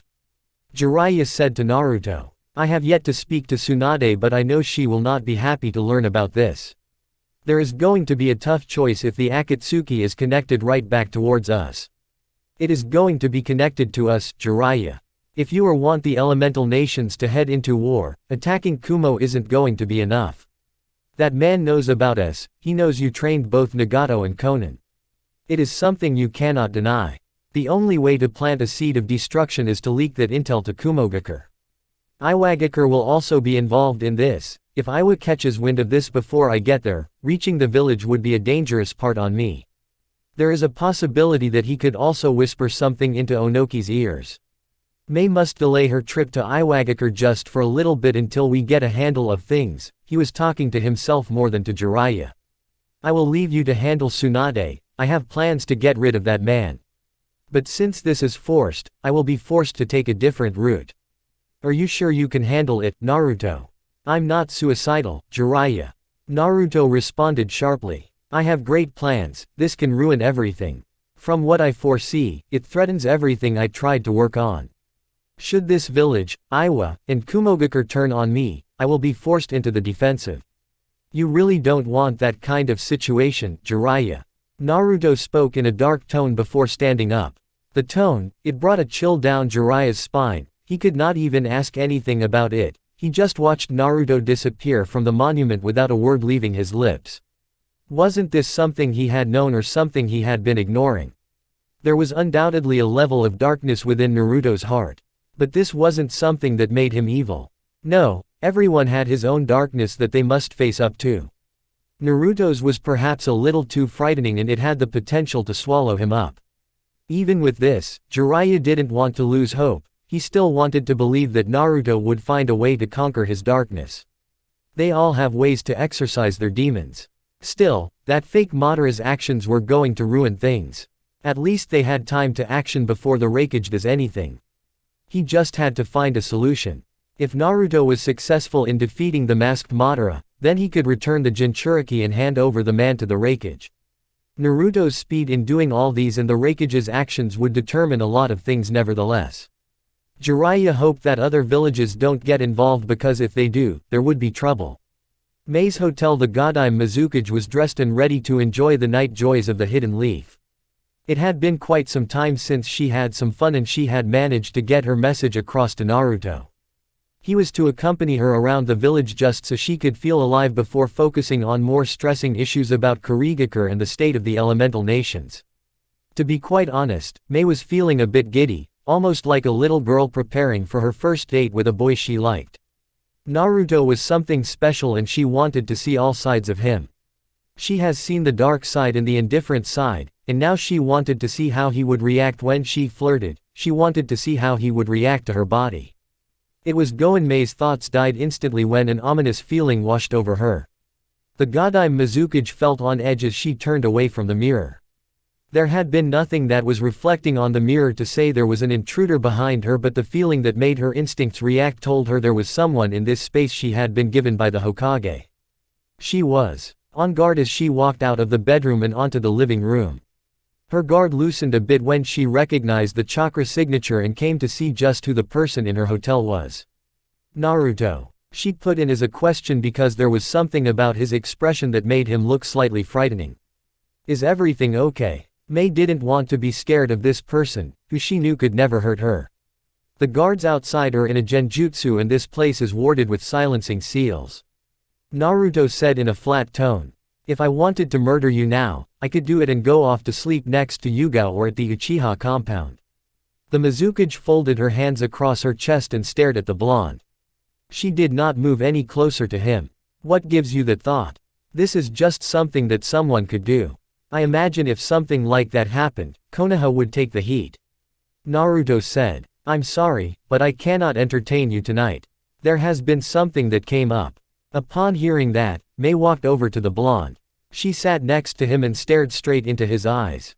He wasn't the same Naruto who appeared in Kiri. He wasn't the manipulative person the Godime Hokage seems to fear. He was something else and she could not quite define it. Either way, he seemed open. For the first time since I have come to know you, this is the first time you seem open to me, and yet, I can't tell a thing going on inside your head. Mei said. What came up? She asked in a serious tone.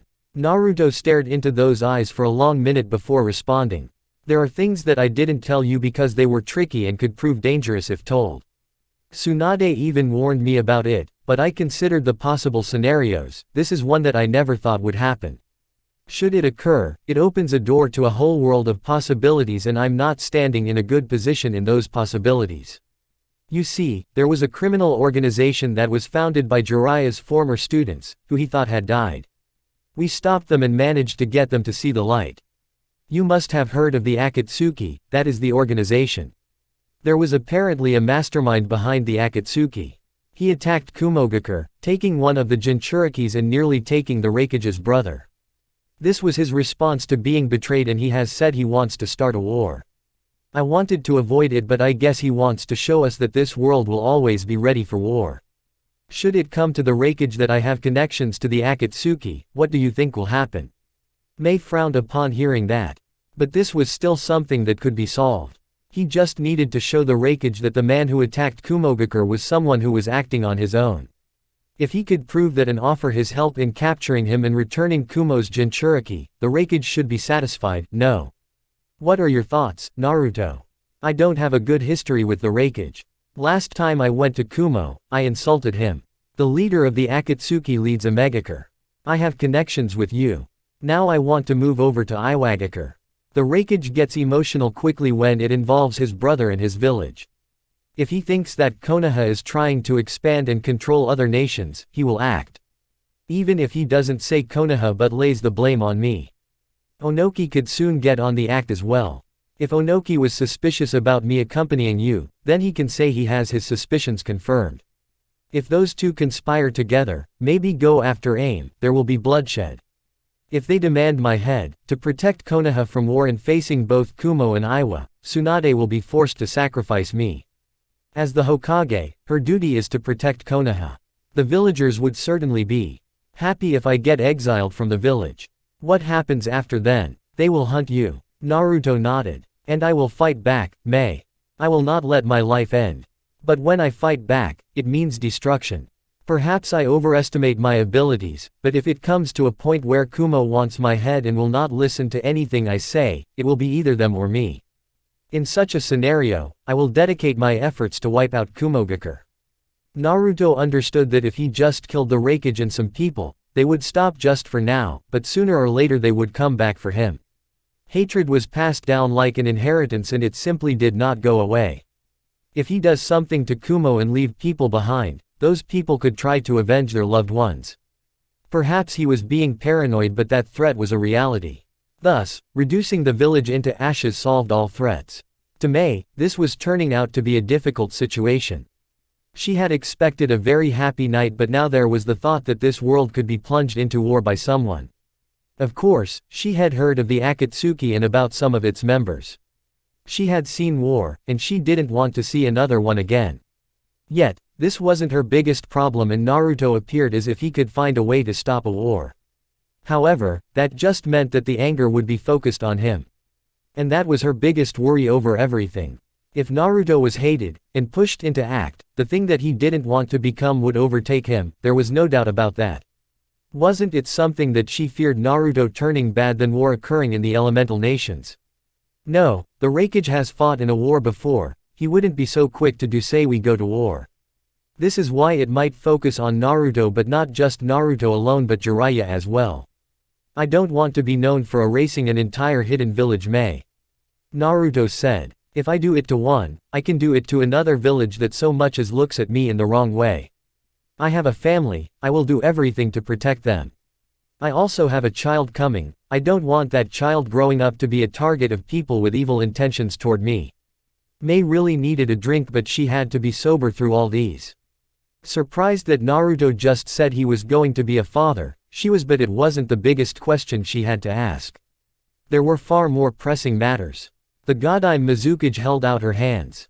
Come here, let me hold you for a while and then tomorrow, we will discuss the way forward, she said with a smile. The following morning, good morning, Mei greeted Naruto with a warm smile on her lips. Naruto stared at that smile for a while before closing his eyes. What kind of a person was he? His girlfriend was lying with his clone in their bed while he rested in another woman's bosom.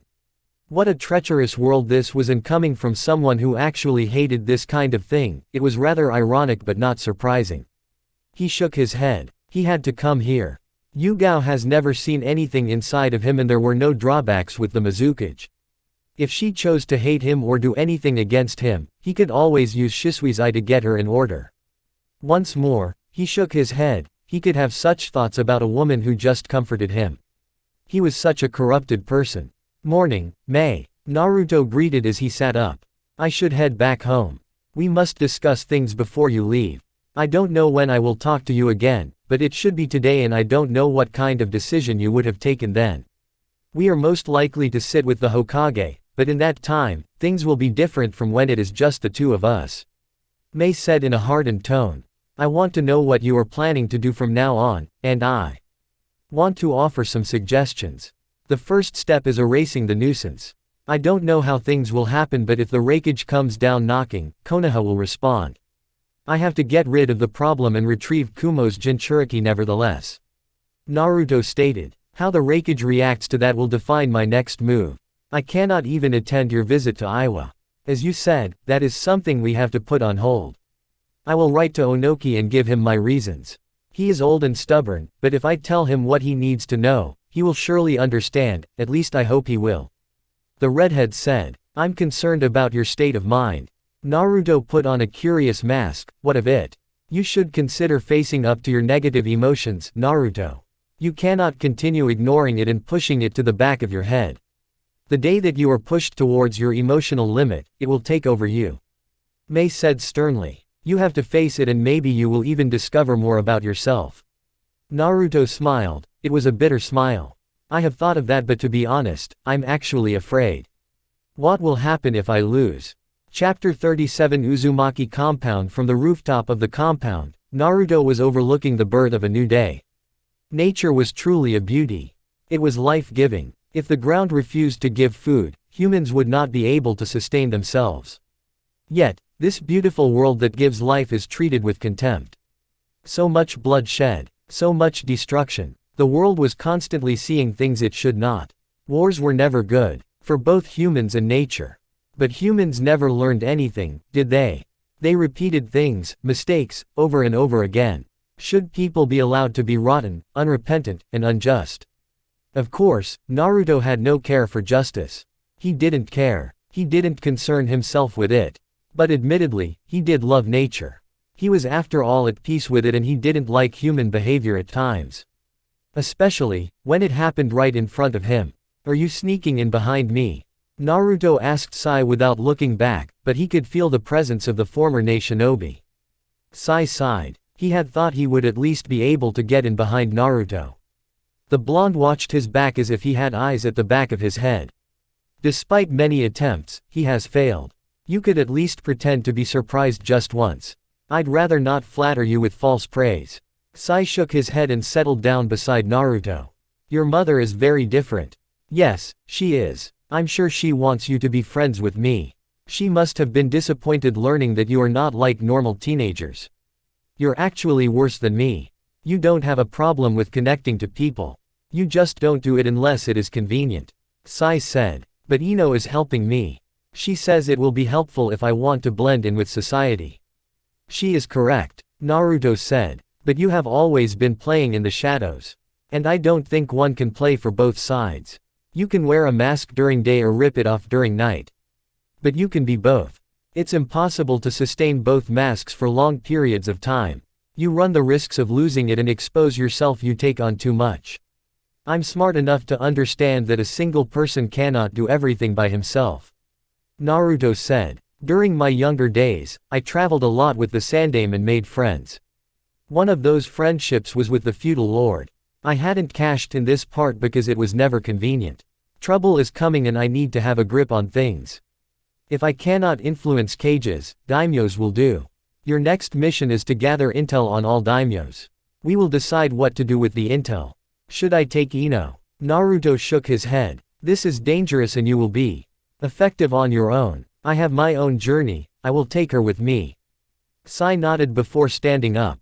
I will depart immediately. Karen's work with Orochimaru was conducting experiments and research, yes.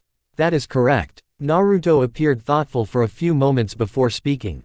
If you come across Orochimaru's hideouts, please take any document you may find. He took out a scroll and threw it at Sai. It might prove useful in getting Karen distracted enough to stay here. Hokage office Tsunade didn't like being awoken early in the morning when she was still enjoying her sleep. It was especially a problem when it was being done by her former teammate. She knew it was serious.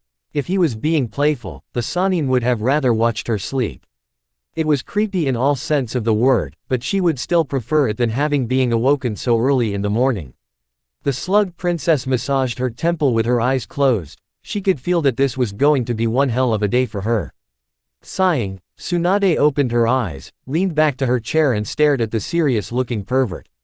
He didn't say anything. Was he just going to watch her when he was the one who disturbed her from her sleep and made her come to this damn office so early in the morning? I know it's serious, Satok. Tsunade's voice was harsh. Jiraiya didn't break even when the woman was staring at him with a glare that could kill. He just woke her from her sleep. He didn't disturb her from doing something naughty. Still, the village was already awake. Tsunade wasn't just early in waking up unless the situation called for it. The Akatsuki attacked Kumogakure and took the Two Tails Jinchuriki. The Toad Sage said in a serious tone. He didn't need to say anything more, Tsunade would get it. She was smart enough. Jiraiya had time to think about this and he wouldn't allow Tsunade to blame everything on Naruto. He did think she would. Naruto was after all, a sneaky person. But this wasn't his fault. The association with the Akatsuki had him to blame more than it had to do with Naruto. Konan and Nagato were his students. He had been willing to be with him on their rehabilitation. He was also the one making rounds with the village. Tsunade stared at the Sannin for a long minute before frowning. Great, she said with mild sarcasm. This wasn't what she needed at this stage. Jiraiya had told her about this and she was starting to feel that perhaps it hadn't been a good idea. He should have just left them alone to find their own path after they changed. He shouldn't have continued to associate himself with criminals. And now it would come back to bite them. Yesterday was something else. Today was this. What was tomorrow going to bring her? In her life of gambling, the only problem she had to solve was finding her next source of income to satisfy her addiction. She didn't have to deal with this mess.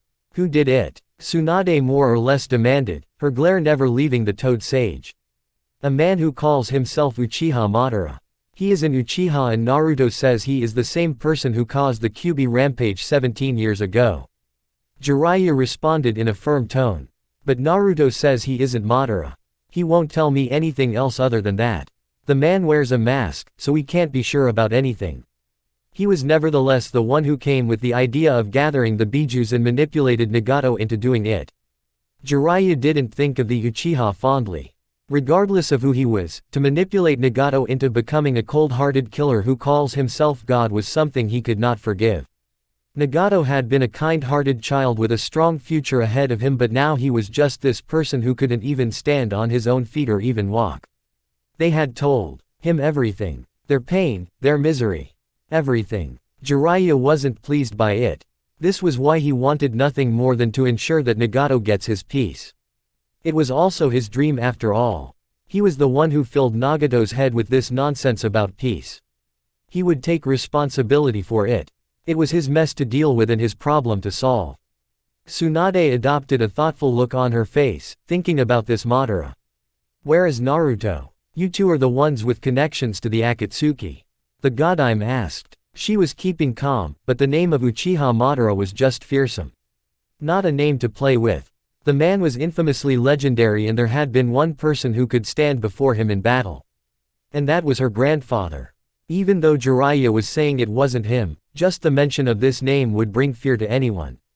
Jiraiya was honestly surprised that Tsunade wasn't making noise and destroying stuff already. Perhaps it was because she had yet to grasp the gravity of the situation. Maybe she hasn't figured lashing out wasn't going to solve anything.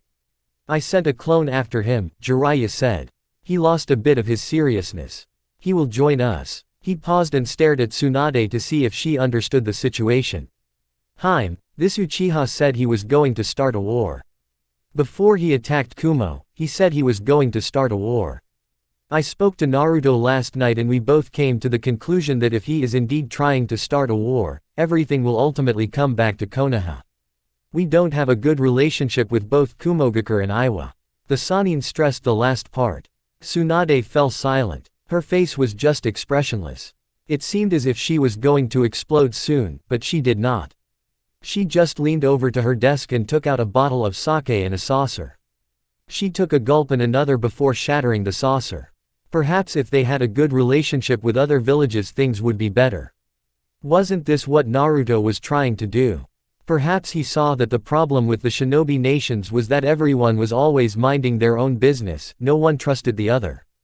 The lack of cooperation also made it easy for war to start. If they cooperated with Iwa and enjoyed a good relationship with the village, there was no other village that would dare attack them because they knew Iwa would be there for them. Either way, this was a situation that had to be handled carefully. Or they would have another war, a fourth one. Tsunade had already been 2 wars, she didn't want to see another one. She healed many people. Many died, she didn't want to see that again. War was ugly. It was only beautiful to bloodthirsty perverts who had no regard to people's lives. You can't really have peace in the elemental nations, can you? The Godime Hokage asked in a flat tone. Jiraiya didn't agree or disagree to it. It was possible, they just had to find a way. The past years have been relatively stable. It is correct to say that the Hidden Leaf has been enjoying peace. It was just that it never seems to last forever. Someone always had other ideas to ruin the peace that was established. We can find a way for peace. There is no war as things stand. It is Kumo's reaction and our response that will determine things. Jiraiya said in a firm tone. He was confident that they could avoid war. The Raikage would not simply charge over to the Hidden Leaf with his shinobi. There would be time for discussions and they could discuss things. Perhaps Naruto's fear in all these was being singled out for everything. It was understandable but still something they could solve. They just had to move quickly. You really still believe that? Tsunade said, with more surprise in her tone than intended. The Sannin had always. preached peace within the elemental nations. It was like with his story about the child of hope and the prophecy. Tsunade had never really believed in it, but her friend's hope was unwavering. "I'll die for what I believe in, Jiraiya said in a hardened tone. Tsunade was silent for a couple of moments before nodding slowly. She didn't look at Jiraiya as she asked, she stared to the ceiling. "Tell me, what do you think is going to happen now that the Akatsuki has attacked Kumogakure?" "My conclusions with Naruto aside, I think Madara will also move to get other Jinchurikis. That means even Gaara, Iwa's Jinchuriki and the others will be targeted. However, from what Nagato told me, he can't do anything without the Rinnegan. However, if his Sharingan was powerful enough to control the Kyuubi, there is reason to believe that he can control any Jinchuriki he gets and use them as he did here." That was something he didn't consider with Naruto, but it was a thought that came to him when he was thinking through the night. His discussions with the blonde had been centered on Naruto. But that was perhaps because of Naruto's fears. But the end result would certainly still put Konoha at the center of things. Nagato and Konan had said they had a plan to deal with Madara. Naruto also appeared to have a plan as well. The Sannin would rather the two parties work together than Naruto rushing to face the masked Uchiha on his own. "Before we get a reaction from can we at least take measures to warn the other villages about this threat?" Tsunade said. She knew well enough. The man was rash and often did some reckless things. But she was still sure he wouldn't dismiss her if she chose to speak to him face to face to discuss his concerns. "I will get to that," Jiraiya said. He paused when Naruto appeared in the office via gusts of winds. The blonde settled down in front of Tsunade's desk without saying a word. The Sannin still grinned at Naruto. It was a lecherous grin. "Did you entertain your guest?" he asked. Even though the situation was serious, he could not help himself. Naruto looked at the Sannin with a raised brow. "No," he said with a shake of his head. "I was in a bad mood for entertainment," he said and glanced at the Godime Hokage. Considering how she was in their last conversation, Naruto was surprised to see that she had yet to lunge towards him. The woman hadn't hidden her suspicions of him. It wasn't a big deal. He could live it. It would only probably a problem if it affected his movements. Seeing him stare at her like that, eyes mysterious to her, Tsunade felt the urge to look the other way, but she did not. She stared back and asked, "Guest, could this be the Mizukage?" Jiraiya responded before Naruto could. Yes. Considering that Naruto had been willing to lie to Yugao regarding it, it was perhaps safe to say that the woman was important. Not the blonde personally, but to his plans. Tsunade raised an eyebrow. "I asked her yesterday and she denied anything happening between you two. Were you also going to deny it?" "Anything. If you mean in the context of a romantic relationship, there is nothing going on." Naruto paused and tilted his head to the side. "I won't deny that there is an attraction there." "Lucky brat." Jiraiya mumbled bitterly. He was quick to get into serious matters though. "You look fine than you were last night." The blonde had looked as if he was ready to murder someone last night. But here he was, having a casual conversation with them as if everything was alright. "I had time to think, besides, I have always shown myself to be better at controlling my emotions." Naruto responded a bit carelessly. "You surprise me though. I thought by now, this desk would be shattered." Tsunade blinked once before responding. "The thought did cross my mind. I'm probably going to need to go to a training ground to release the emotions I'm holding back now," the Slug Princess responded calmly. "I just recognize that the situation is delicate and lashing out as I did yesterday will not solve anything." Naruto nodded. "Jiraiya has taken you through everything then," the blonde stated. "Yes." Tsunade paused, staring at Naruto, trying to read him. But there was nothing. His mask was just unreadable. What had she been thinking though? The blonde was always been good at hiding his thoughts. "How are we going to handle this? I suggest Jiraiya head to Kumogakure and talk to the Raikage. Or at least wait until we get something from before moving. He can be reckless but he won't be the type to head into war without talking to us first," Naruto said in a flat tone. "In the meantime, I will speak to Nagato about dealing with that fake Madara. If we get rid of him, we stop more Jinchurikis from being taken and we return what has already been stolen." "Sounds fair, but I rather we be proactive. We don't have to wait for Kumo, we can make the contact before them," Tsunade said. "Are you sure you can handle things?" Naruto nodded. I have been preparing since I came to realize that he was the man who destroyed my chances of a happy childhood and caused my mother to suffer. I have never actually thought of revenge or vengeance for other people because those thoughts have been directed to one person. Both Jiraiya and Tsunade shifted uncomfortably at the dark tone that Naruto used when he spoke about vengeance. But neither commented on it. Naruto. Tsunade paused, just to make sure Naruto was listening carefully. I overreacted yesterday. I had time to think about things and I realized that since you and I came to an understanding, you have always been true to your word. Naruto shook his head. I should have told you I was planning on trying to form something with Iwagakure. It's not just Iwa but with Kumo as well. It will be difficult but we can look at this as an opportunity. Jiraiya smiled. You are being positive, the Sannin said. When are you going to talk to Nagato? Today, I will send a clone. Naruto said. I can't waste time. We don't know what that fake Madara is doing as things stand. He could be hunting other Jinchurikis or spreading false rumors around the elemental nations. The blonde stood up. My visit to Iwagakure will still continue. I'd thought to cancel it. But I was being careless. I will see Meta Iwa. But I won't engage in anything. Tsunade wasn't surprised by this and she didn't question it. Are you going to warn Gaara? Naruto nodded. Yes. The blonde stood up. He stared at Tsunade for a moment before speaking again.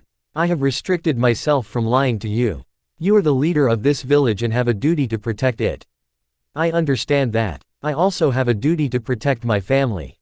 I am still a shinobi of Hidden Leaf, but let me say what you already know. I have never been loyal to Konoha but I will not willingly plot against it. My mother loves this place. She loves the village she sacrificed to save. The village my father sacrificed himself to save. To be quite honest, I'd looked for reasons to leave this village. And I found them. But my mother will not. I will fight to make sure this village is safe. But if it does come to a point where you have to choose between me and the village's safety, you will know what to do. But have no fears of retaliation from me. I will understand. Perhaps some part of me will be happy. But I will not be at peace. If I am forced out, there will be no freedom. The enemy will hunt me down. They will go after my family. Do you understand what I have not said? Those words spoken in a cold tone did not please Tsunade. But it was the truth. It was reality. She knew all along. The council had known. People had tried to take measures against Naruto because of it. He had said it with a straight face. It did not shock her. She didn't expect him to say it, but it did not surprise her. What was the unspoken word? Regardless of his grand plans and no love for Konoha, Naruto couldn't leave this village. But above all things, his mother came first. A situation where he became a target from major villages even when he does have friends wouldn't be good for him or his mother. Even if he went to Suna, wouldn't care. He'd send assassins after the blonde. The life of constant danger. It would even ignite war. But what would Naruto do in that situation? The darkness in him, the scheming, the brilliant manipulative mind and power. Tsunade swallowed hard. She needn't think too hard. Naruto was almost predictable in that regard. Let us say it is safe for everyone if danger is averted. The Godime said, I know you will do your best to ensure that the danger is indeed averted. Naruto nodded. I will depart this village. I won't be gone for long. He was gone after those words. That was something else. Tsunade said. Tell me about it. Jiraiya said after a long pause. I'd thought Naruto would grow out of his comfort zone. His love for his mother I mean. But it does seem that she will always be first. That was never in question. Tsunade said. You should be headed to Kumogakure, Jiraiya. The Godime Hokage paused. If something were to happen to Kushina, what do you think will happen to Naruto? That self-control will disappear. Perhaps the balance will be the child Makoto is carrying. Then we must bring her closer. Around 9 a.m. Kushina looked Karen with a smile. It was a good morning. Yugao appeared very happy for some reason. She assumed it had something to do with her relationship with Naruto but she would not pry. She just had a bit of concern with Karen. They had yet to discuss things. There was no hurry. It wasn't like she had anywhere to go anyway. This was family though. Having breakfast. Some time ago, it was just her and Naruto. Them against the world. Now there were other parts of their family. Naruto's relationship with Makoto would bring another family member. It was less desirable but nothing she could stop. Nothing she could do. Besides, now that she did think about things, a child would be what Naruto needs. Evidently, Yugao's presence has failed to lift the shadow that hovers about him. It was a disappointment. She'd thought Yugao would. But apparently, Naruto had yet to open up. Perhaps holding the little one in his hands would open up his heart. Perhaps the hatred, the pain, the negative emotions that frightened even her would be dealt with. That was the hope. Speaking of which, Naruto wasn't here. Kushina wasn't complaining much about it. It just gave her time to talk to the girls alone. She also needed to give the house a bit of a makeover. Where did Naruto go, Yugao? He said something about going to see the Godime Hokage. But it has been a while now, she finished in thought. Naruto never spoke much with the Godime. It was something important, she knew that, but she thought he would have returned by now. A mother's boy missing breakfast with his favorite woman. A shock. The favorite woman was even her, his lover, but his mother. A nagging thought. But Yugao would not compete. Makoto had already beaten her even. But at least Naruto was hers. She could claim him. I see, Kushina said in thought. She was curious, but didn't ask anything further. Sai left. Yes, a pity. I wanted to inquire a bit more about his relationship with Naruto. Yugao looked up at the woman with a raised eyebrow. I thought you wanted to be like a mother to him. She said. He is close to Naruto. I'm not ignorant of Naruto's side activities. I know my son too well. But I just want him to have a friend. He doesn't have those, does he? Well, he has Sasuke and Ino. Sasuke-kun can't be counted in a list of friends. Ino is Ino. Kushina couldn't think of anything else to say about the blonde. Naruto views the world differently. Perhaps the only person he has recognized as a friend is Ino. He would have gained a better relationship with Gaara and his siblings, but the sand invasion ruined things. Sai is certainly trusted, but sometimes I can't tell what Naruto is thinking. Yugao said. She turned to the silent Karen. What is your opinion of him so far? I know you haven't had time with him, but what can you say? That factors a lot if you are going to stay here. Karen hadn't really thought about things. But she couldn't just sit here. She wanted to continue doing research. Naturally, it won't be as inhumane as that with Orochimaru. But doing the work was the only thing she wanted to do. If she could continue with it, she wouldn't have a problem staying here. What did she think about Naruto? Karen didn't have much. Nothing much, there was indifference in her voice. She faced Kushina. You are kind, warm and nice. I can't believe that someone like him actually lives here peacefully. Yugao was the one who responded. Her tone hard. Someone like him. Karen wasn't frightened by the stare from Yugao. The old hag. He isn't like both of you. He isn't kind. He is cold and frightening. Yugao wanted to say something but Kushina cut her off. It's fine, Yugao. It isn't like this is false. Naruto is only kind to us. To the rest of the world, he doesn't. She wasn't happy about it. It saddened her. And her way of putting it was an understatement.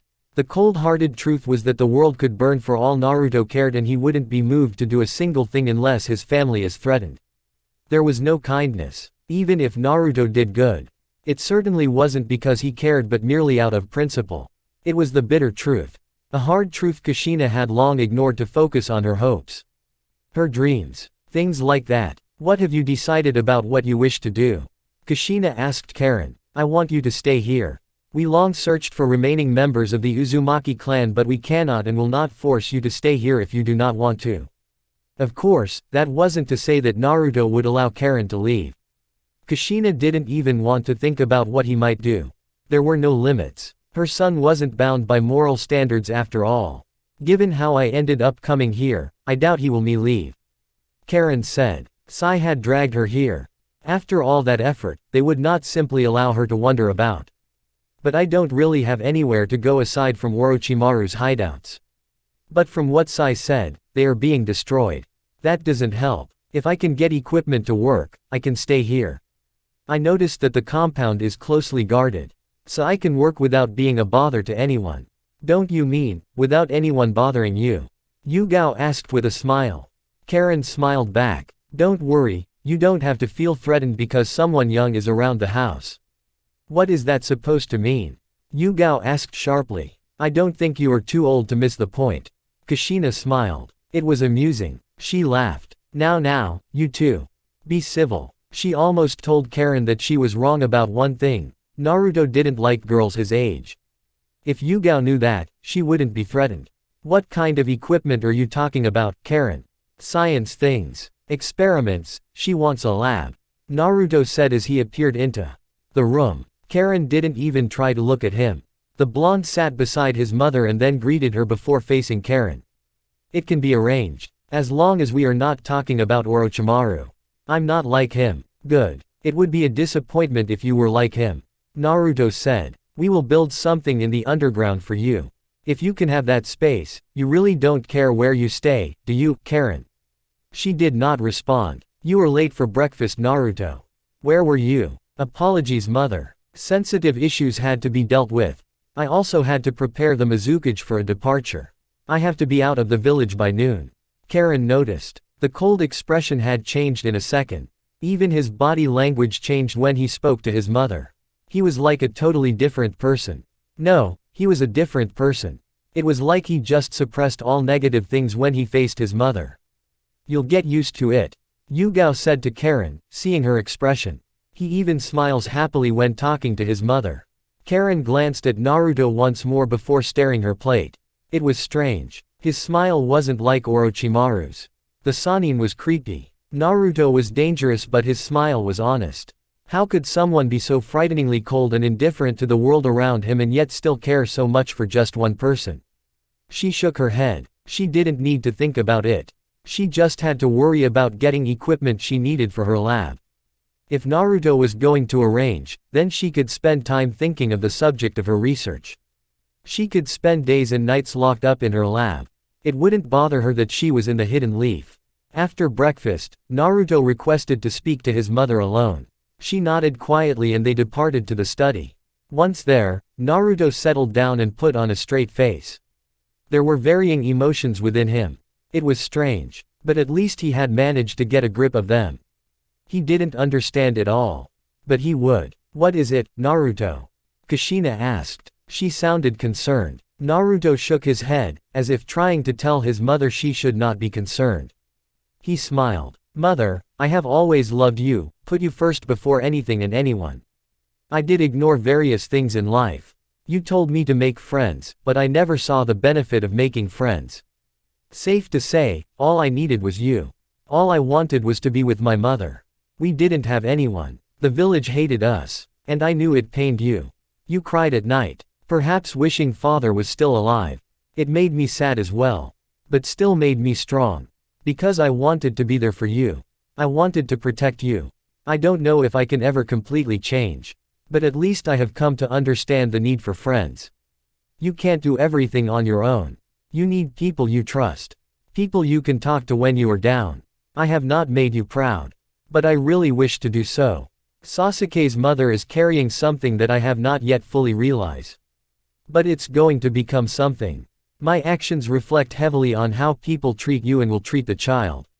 I understand that fully. I want to say that, I will make you proud, mother. I cannot be the hero that father was, but I will make sure that you are safe and in peace everywhere you go. Truly not because for the care of this world. But it had to be done. For his sake. For his family's sake. Haven't you always tried to do that, Naruto? Naruto didn't offer an immediate response. Mother, I do not love Konoha. I don't think I will forget what they did to us. How they treated us. Perhaps a side of me fears that they might do the child what they did to me. I will admit that if you had been open to leaving Konoha, we would have left long ago. Before Makoto even became pregnant, I had even set things should plans backfire, Konoha will turn on us. Should that happen now, we become hated again. We can still live peacefully elsewhere, but what of Makoto? Kushina smiled. How she wished she had been strong back then. She should have never shown any weak moments to Naruto. Things would have been difficult. Naruto wouldn't have felt the need to be strong for her sake. He was the one who calmed her. He was the one who comforted her. She hadn't been a truly good mother to Naruto. This left a bitter taste in her mouth. Had she been better, Naruto could have turned to be a very good person. A fine shinobi that would exceed his father. He already could do the things that Minato did. He was smart, a very meticulous person, and very cold and rational. It was at least good that he was starting to put some emotions in his thoughts. Perhaps things will be different. I should have done better as your mother. Perhaps that is why I never felt compelled to force you to act differently. I have always been afraid to confront that part of you because I blame myself for it. There was bitterness in Kushina's tone. Naruto quickly rushed to his mother. He placed both his hands on her shoulders. It was a gentle touch yet a bit firm. He was shaking his head. You did everything you could, mother. I could not have asked for a better mother than you. You were always there. We were always there for each other. May's hotel. May had an expressionless mask on her face. She had a paper on her right hand but she wasn't reading it. Her mind was busy processing plenty of thoughts. She was bothered over the fact that Naruto appeared to be dictating her movements. She had agreed with him when he said they should cancel their trip to Iwagakure. Perhaps it was more of his state of mind that made her take the decision she took. But he had looked so rattled. She had never thought she could see such an expression from Naruto. Plans had changed once more. He wanted to go again. Nothing had yet to happen to Iwagakure. He said there was no reason to worry. May was thinking about this. The problem was Naruto. Even if something had happened, Naruto would still be a problem. She had her own reasons for going to Iwagakure. She would have to make other arrangements in terms of her security. She shouldn't have sent Ao back home. But she hadn't known things would be like this. Either way, Konoha still had shinobi that could cover her. The Godai Mizukage nodded firmly at the thought. She would leave Naruto. He had plenty on his plate either way. He would be handling his business and she would handle her business. If something comes up, she would have to deal with it. There was a knock on her door. She looked up as an Anbu walked up to her. Yes, the Hidden Leaf's black core were guarding her. What is it? You have a guest. May raised an eyebrow. She wasn't expecting anyone but Naruto to see. Who? Sasuke Uchiha. The Anbu merely said. She was familiar with that name. It wasn't a name that Naruto mentioned in their conversations but she was certain this Uchiha was the boy who came with the blonde in the hidden mist. They'd spent a couple of days then. What would he want from her? They hadn't talked. Greetings. Yes. But that was it. She understood he worked with Naruto. But the fact that Naruto never brought up his name when talking to her was odd. Then again, the blonde was secretive. It may be that he didn't feel that need to bring that up. She didn't even know anyone else who worked with Naruto. She really had to know.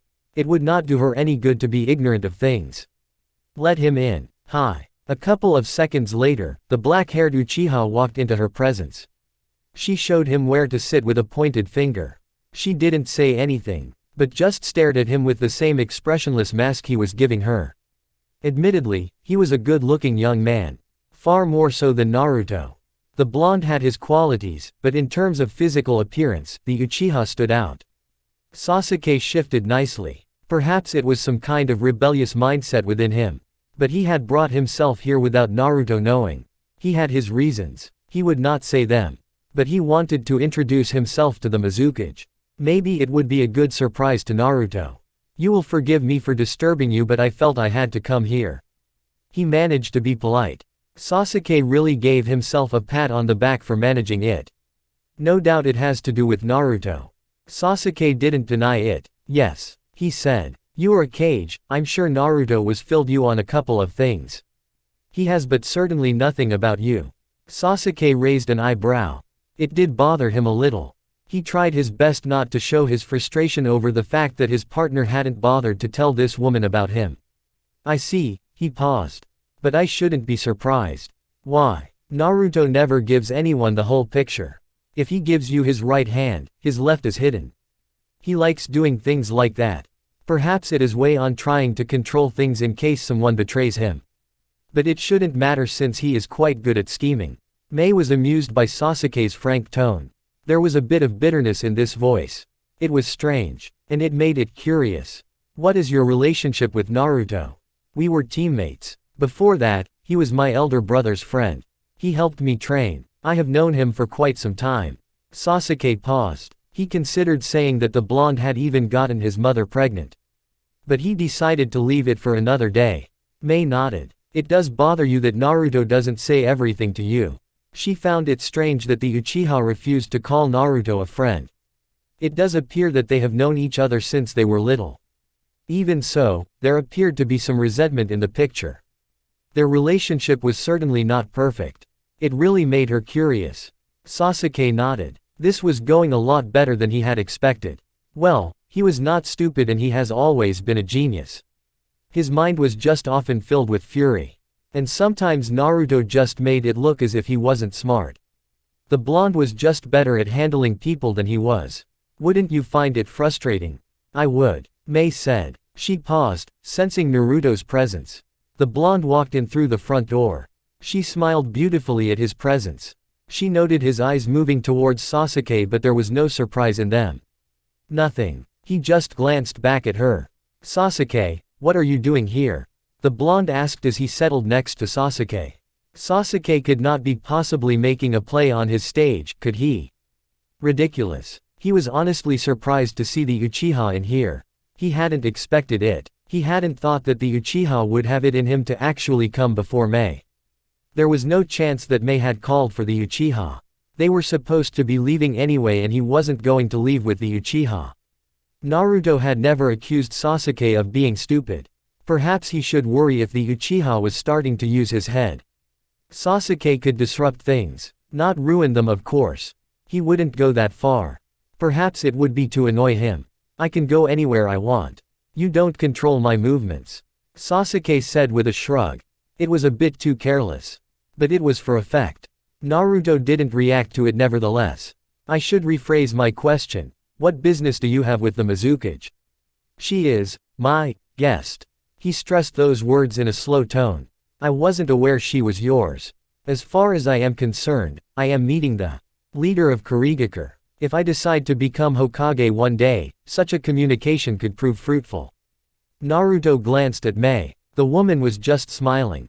She was amused. This wasn't a show. Fair enough. Why are you a little possessive? You've never had any problem with me here. Are you perhaps pursuing her? You seem to like older women after all. Naruto was silent for a couple of moments. It was a strange turn of events. Sasuke has always been disobedient. But never this mischievous. Naruto was certain the Uchiha didn't care about his personal life unless his mother was concerned. That is no way to speak of a cage, Sasuke. She is sitting before you. She seems amused by it. Sasuke said with a shrug. Naruto couldn't disagree with that. Fair enough. The blonde said. You really are enjoying this. It's a nice thing seeing someone have a comeback at you. Sasuke has always had something to say. Naruto said. Back then, he would have used violence to end it. Then again, the Uchiha wasn't exactly arguing with him, was he? Apparently. Mei said. You didn't answer his question. Naruto stared. I will leave that for his imagination. Well, that is if his mind is mentally capable of imagining something like that. The blonde said indifferently. Are you ready? About that. Mei smiled. Considering what you said yesterday, I think it would be best if I don't go with you. As such, I have decided that Sasuke shall accompany me to Iwagakure. I will of course have to get the Godime Hokage's permission, but I don't think she will say no. Of course not. She was likely to agree with it on first thought without even fussing over it. Despite everything, the woman would rather he not go to Iwagakure. She had her own reasons. But with how things are, Naruto wouldn't do anything to piss off the Tsuchikage. He was being denied the chance to even go there in the first place. It was unexpected. Sasuke had appeared even shocked by the announcement. But he was going to accept it. Naruto felt somehow by this turn of events. He didn't consider it. Sasuke wasn't even supposed to be here.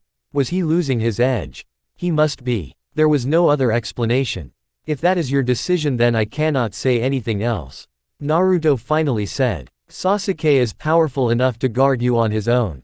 You will speak to him regarding the worries I shared with you last night. Mei nodded. I'm surprised you are not even putting up a fight over this. She said. This whole situation was not planned. There isn't even any harm in letting this go. Naruto said with a shrug. I will talk to you at length when you return, Sasuke. He faced Mei. You will at least come back here and permit me to take you to Kiri, yes? Yes. I suggest you go prepare, Sasuke. Naruto said before disappearing into thin air. Well, that went better than expected. Mei said. I'm surprised he is being indulgent. Why did you decide to take me instead? Sasuke asked. You will understand along the journey. There are recent developments that force me to tread carefully. Perhaps that is why Naruto didn't put up a fight. Kumogakure's safety had never been his greatest fear. But he had always been proud of the village's defenses. It was a shock. He was angry. Those bloody red clouds had struck his village. His anger was frightening. He just wanted to rip apart the person who infiltrated his village and took Yugito. He had thought his brother was safe. But the man had suddenly disappeared. It had to be the Akatsuki once more. I wanted them found and killed. Perhaps Jiraiya had been right when he said that the Akatsuki was dangerous. He hadn't listened. Proud and confident that a group of criminals could not do any harm. But they had. And they had damaged him massively. He had lost his brother. The brother he was supposed to protect. It was infuriating. But he would get to the bottom of this. He would not try to solve things, he would solve things. The people who did this would pay dearly. He already sent letters to other cages, looking for intel and enquiring whether only Kumo was targeted or if other villages had been a target as well. There hadn't been a response yet. But it would come in the next couple of days. He was just growing impatient with the wait. Raikage-sama looked up as a shinobi walked towards him. His eyes were sharp, grabbed the report he was being given and glared at it. As he looked at it, his eyes widened in shock. As angry as he was, he couldn't jump into the conclusion that Konoha or Jiraiya had something to do with this. He knew both Tsunade and Jiraiya. They could not do this. But they had to have an explanation he would like. He stood up. He was going to the Hidden Leaf. Uchiha compound. The kids were growing up quickly. In a couple of years, they would become strong individuals who would open the door for the Uchiha clan to return to its former glory. Makoto was even thankful that Naruto had agreed to train them. The blonde would do well. She had seen his plans. He would be a good sensei. He was a little strict, but she was certain that he wouldn't do things in the same way he did with Sasuke. Makoto truly had reasons to smile. Reasons to be happy and be hopeful about the future. She placed her hand on her belly and smiled warmly. She had more reasons to be hopeful. This was her life. Naruto got her this far. He was the father. She was alive because of him. She could watch the clan because of him. Makoto. Makoto turned around to face Kushina. Her friend. They had been together since long ago. When she was carrying Sasuke, Kushina was carrying Naruto.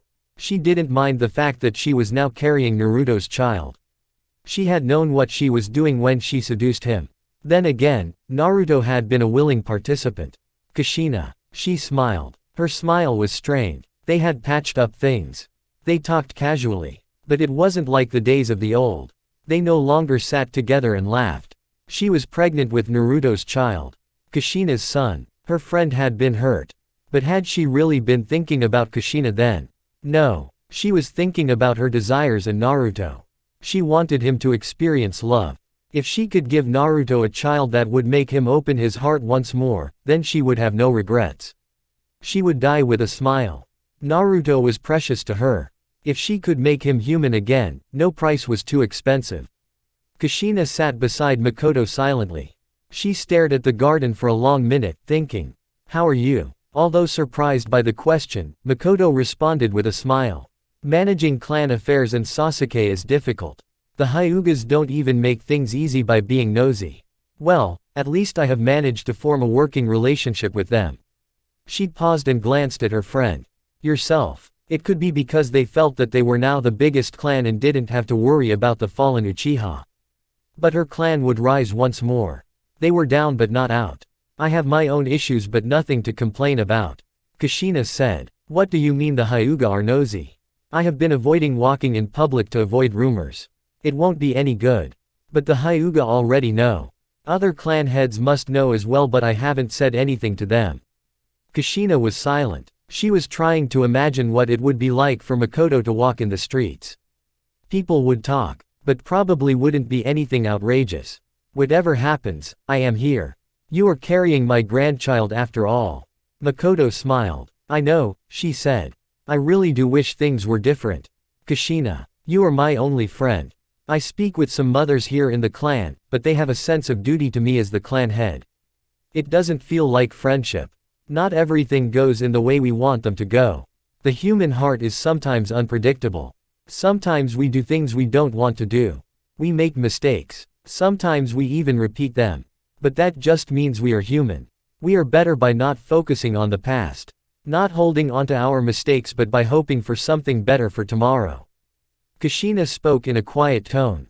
You are my friend. Nothing will change that. I'm sorry for the way I have behaved, Makoto. Makoto shook her head. She had a sad smile on her lips. You should not apologize, Kushina. Kushina didn't say anything. She wasn't here for this. She was here to talk about the future. With her friend. I have been thinking and I really can't wait for the child to be born. I want to see the look on Naruto's face when he holds her. Her? Makoto asked with a raised eyebrow. She hadn't even thought that far. Kushina nodded. I hope it is a girl. I have a son. You had 2 sons. We could use a girl. Besides, if it is a boy, Naruto will abuse him with training. At least a girl will be too adorable for him to brutalize. Makoto thought of it before laughing. Perhaps, she paused. What of the Kyuubi? Naruto will have to pass it on to someone at the end of the day. Naruto won't give it to any of his children. He is likely to just go to Uzu when he feels he is going to die and release it there. Or he could do it anywhere. I don't think he generally cares. Kushina said with a shrug. It isn't something you should worry about. Makoto nodded. She had thought as much. Considering what he experienced himself, she didn't think he would wish it for anyone. Do you really think he will have a look that says I am alive when he does hold his child? I hope so. There was silence. It was comfortable. Both women were content with the peace. When was the last time they sat like this? The last time they actually sat as one family and have dinner. They'd stopped those things, but they would now be connected for the rest of their lives. There was no question there. The silence was broken when Sasuke appeared before them. He greeted Naruto's mother casually and faced his mother. I'm going on a mission. That's sudden, Makoto said with a stare. But then again, you are shinobi. Where are you going? It hardly surprised her. She wasn't going to complain. That was the life of a shinobi. Itachi had been doing worse. At least Sasuke stayed at home most of the time. She would rather have him sit a hit to handle some clan responsibilities. Iwagakure. I will be guarding the Mizukage. I won't be gone for long. Naruto will take us to the fire border. We will travel from there. She only plans to spend 2 nights in Iwa before returning here. Kushina blinked in surprise. I thought Naruto was doing the mission. Well, as far as Naruto told her anyway. But he wouldn't lie to her. There was a change of plans. Last-minute changes really. She decided to take me with her instead. I have to prepare. We depart in an hour. Sasuke said. He faced his mother. He wasn't like Naruto who thought 5 times before leaving his mother's presence. It wasn't to say he didn't love his mother. He loved her. Just not in the same extreme manner that Naruto did it. Be safe, Makoto said with a warm smile. Naturally. There was a bit of arrogance in his tone. He truly did believe that there was no other opponent who could give him trouble aside from Naruto. He was capable of protecting the Mizukage. Makoto merely shook her head as Sasuke walked away. They have really grown, haven't they? Kushina said. Yes. Perhaps far quicker than we both would have liked. But the circumstances were not favorable. At least we were both there for our children. Kushina almost added, and then some, in reference to Makoto's relationship with Naruto, but she swallowed hard. Come for dinner tonight. Even though Naruto isn't going to Iwa, I doubt he will be around. There seems to be something troubling. Makoto was silent for a moment before shaking her head. Could be why the clan heads are meeting today. What do you think could be wrong? Makoto shook her head. I honestly don't know, she said. Unsurprising that Naruto won't tell his beloved mother there are problems. He wouldn't want her to worry. But I can still notice. Well, sometimes. He has been closer to me. He understands me as much as I understand him. We don't usually talk about it, but there are times even I can't read him. He knows how to behave before his mother. Makoto smiled. I guess that is something that will never change, she said with a laugh. She was thinking of Naruto at his elderly years, still overprotective of his mother. With Sasuke halted when he walked into the house and found Naruto waiting for him. The blonde was sitting casually as if the house was his. Well, he was already sleeping with his mother. This wasn't new anyway. He was being given an expressionless mask. It was so much like Naruto. He had been getting various looks. This wasn't new. But it was an expression he was most comfortable with from the blonde. He took a step closer to his guest and folded his hands across his chest. There was a bit of defiance in his look. It was as if he was daring Naruto to say something he would not like. If you are here to get me to turn down the mission I have been given, I refuse. Everything has already been sorted with the Hokage. That look. Naruto was at most amused by it. I have no such intentions. I must congratulate you for growing up. If you do use your head, you're quite capable. He spoke those words in a flat tone. Are you insulting me? I'm giving you a compliment. Learn to recognize one. Naruto said with a careless shrug of his shoulders. You have always been like this. Don't let those emotions drive you. Learn to think without them pushing you. As you do when things concern your mother. I do let my emotions influence things. But at least I am still able to think rationally. You on the hand seem to lose every sense when you are high on your emotions. Naruto said calmly. I didn't come here for this. Since you have decided to grow up, I shall make use of you. If I refuse, Naruto ignored the question. Listen carefully, because I will never repeat myself again. He said in a stern tone. There have been developments that could lead to war. I have plans to mitigate the risks. But anything is possible in this world. For that, I must consider certain things. Mei will tell you what is happening. I'm certain her talks with Onoki will also include the subject. I know who will become cages in both Kumo and Iwagakure. Onoki is already old. A little push, and he can be rendered unable to perform his duties. His granddaughter can take over. With Kumogakure, the Raikage is stubborn but he is reasonable. If he becomes unreasonable, he can be removed from the picture and a more reasonable person can take over. That being said, you are lousy with people, but strike a conversation with Kuritsuchi. The Tsuchikage's granddaughter. Speak to her about your desire to become leader of your own village and the need to protect it. If she assumes me as a threat, you can agree with her. Sasuke stared for a long minute. He always knew Naruto was a cold-hearted person. Manipulative and honestly terrifying. But here he was suggesting doing something to two cages.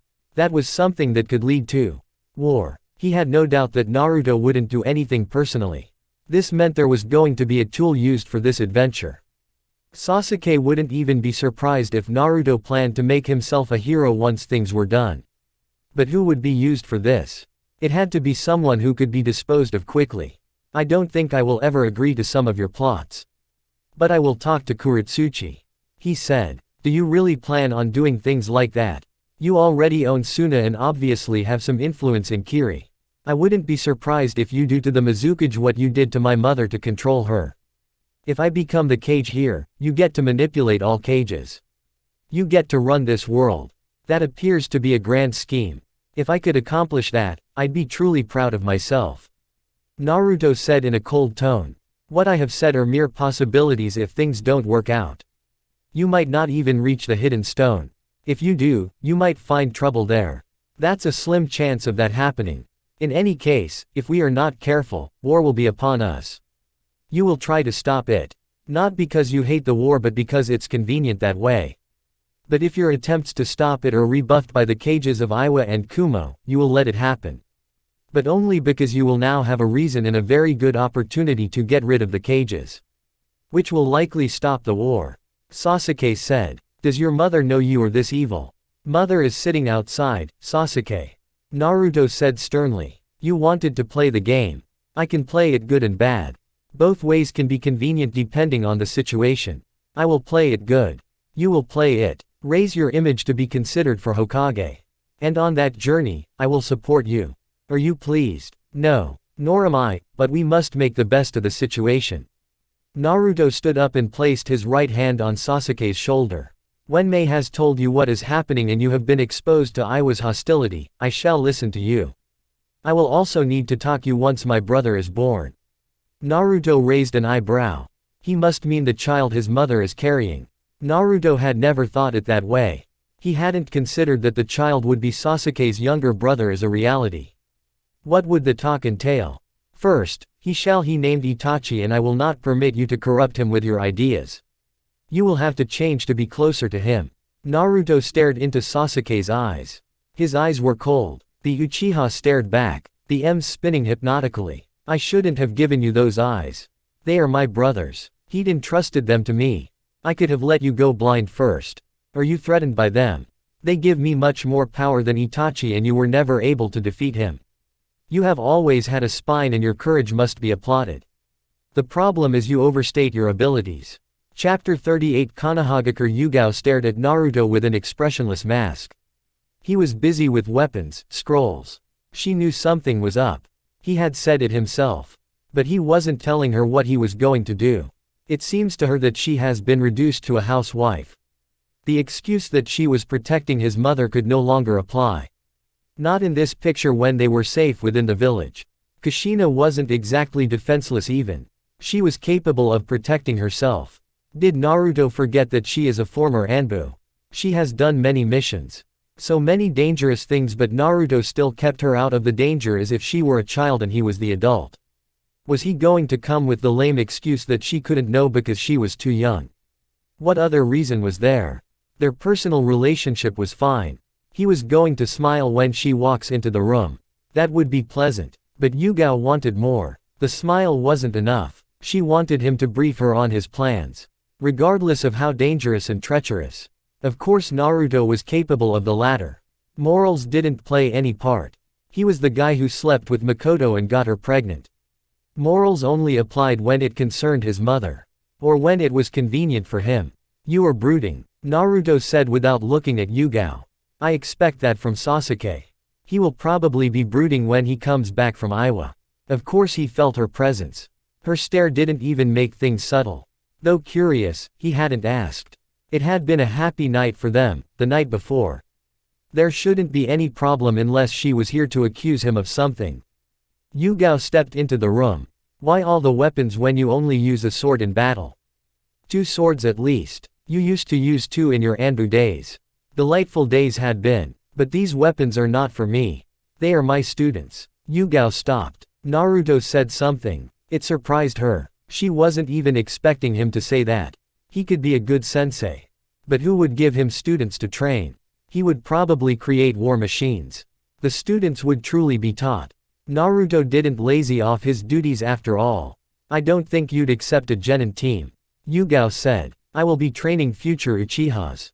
Naruto said before turning to face Yugao. The long face. Yugao wanted to press on with the training part but she wasn't here for it. I'm getting bored sitting around. I'm considering returning to Anbu. Or just become a normal shinobi.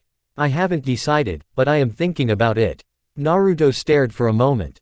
This is unexpected, he said. He went back to fondling with weapons. I suppose I should have expected this. With being a kunoichi, there is still much you can offer. What has my mother said about this? Yugao smiled bitterly. Of course his mother would come up. He was probably thinking about her than her decision or thoughts. She has always known competing with Kushina was impossible. But she was a woman. She had her pride. The only thing she had going was that Naruto sleeps with her and doesn't with his mother. If he was morally crippled, he would have probably slept with her as well, given how much he loved her. There were times she could forget about it and times she could not. She was second, but now there was Makoto. She was third or fourth. Yugao shook her head. She was at it again. I haven't spoken to her about it. I see. Naruto turned to face her. Yugao couldn't read him. His face was just expressionless. I don't know what her reaction will be. I am a little disappointed. But I can make other plans. You can do what you think is best for you. There was no emotion in his words. It bothered Yugao. She didn't want to get into an argument with Naruto after last night. I'm sure she will understand. It is safer in the village now. There is no need to worry that much. Far from it, Naruto said. His voice was cold. There is a man who threatened to harm her. But you can do as you please. I don't think your presence would do anything in the situation anyway. What is that supposed to mean? Naruto tilted his head to the side. Yugao really seemed to be having a problem with him. He really wasn't in the mindset to play games. He is strong, not someone you can deal with. No offense to your skills. None taken, Yugao said. I was thinking you'd more willing to fight me over this. It is pointless. I can't control your desires. You should know I never compromise on my mother. I will make other arrangements. Naruto said. Anything else? What are you planning? Before Naruto could respond, Ino walked into the room. She greeted Yugao politely and then moved closer to Naruto. She got a little too close. Sorry I am late. My mother wouldn't stop with the lectures. She was looking directly at his eyes. Naruto had a raised brow. Are you trying to piss off, Yugao? He asked calmly. He was unconcerned that she had both her hands on his shoulders, standing directly in front of him, looking as if she was about to lean in for a kiss. It was easy to misunderstand the situation. But he wasn't concerned. Ino smiled slyly. Is it working? Naruto glanced at Yugao for a moment before responding. Yes. If you die soon, I know who killed you. Would you let that happen? Naruto smiled. Who knows, he said. Ino pulled away and faced Yugao. You are already familiar with Ino. His dearest friend. Ino added with a smile. Yugao smiled. She forgot about the blonde. She would not say Ino was exaggerating to say she was Naruto's dearest friend. Naruto cared for the girl than he was willing to admit. The fact that he was willing to tolerate that kind of behavior from her meant more about their relationship. Speaking of which, what did these people even do when they are alone? A part of her believed Ino liked Naruto. She wouldn't have any reason to act the way she does unless she had some feelings for her. Kushina even spoke fondly of her. She'd said that she had planned for Naruto to either marry Temari or this girl. The latter had a better understanding of Naruto. Apparently. Yugao said. I'm going to look for Kakashi. You have a safe journey. And Naruto. Yes. Don't forget who you share your bed with. Yugao said before walking away from the room. Well, someone isn't happy. Ino said. You or Yugao. Why would I be displeased? That you don't share your bed with me. Naruto said flatly. Ino glared. I will convince your mother to plot an arranged marriage with me. She has always listened to me. I doubt if I come with my parents, your mother would refuse. And knowing you, you wouldn't refuse your mother. You devious little thing. I wish you were more like Hinata. He said. Ino shrugged. Being devious would be if I went to your mother crying. And then tell her that you took my innocence and then refused to marry me. Naruto blinked before laughing. I can see you pulling that off, Ino. My mother would be most ashamed of her son. I'm certain a marriage contract would be signed then and there. I know. So you must behave. This just sounds like when we were younger, Ino. I have to say, I am rather fond of those days. I did see the life of a child. You were more cooperative those days. And you always sat by a tree reading a book. But you always dragged me along and made me get you out of trouble. Well, that was your duty. And it still is. A black night, huh? There was comfortable silence for a few moments before Naruto spoke again. Did you pack everything? Yes. Your bag. Mother has it. She was with your mother, by the way. They are at the store. She wants to talk to you before we leave. Naruto frowned. Why? I am mother's precious daughter. I thought you were your father's little angel. Naruto said. Ino glared. Yes, says mommy's little dark angel. Naruto was amused. Dark angel. That is perhaps fitting, he said. I will finish here when we return. Let us, he said. Yamanaka flower shop. My daughter has been spending time with your son again. Ino's mother said. She stressed the last word. Her eyes were staring delicately at Kushina. The reed head Uzumaki nodded. She knew. She was the one who pushed Ino into Naruto's life. Then again, she didn't have many friends. Naruto needed Ino then. This woman before her was her friend. She sometimes came to help here, as she was now. These people had been good to her. They had been good to her family. She didn't exactly like where this was going. But, Naruto and Ino were growing. They were 17. Well, Naruto had already beat his age group. He was going to be a father. Ino was still a young beautiful girl with a bright future. It wasn't to say Naruto's future was dark.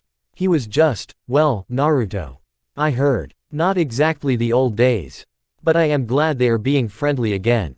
Kushina said. She smiled. The other woman also smiled. I haven't had much contact with Naruto since then. Ino has always been fond of him. So has Naruto. Kushina said. Although he had Sasuke. They were never friends. But Ino was his friend.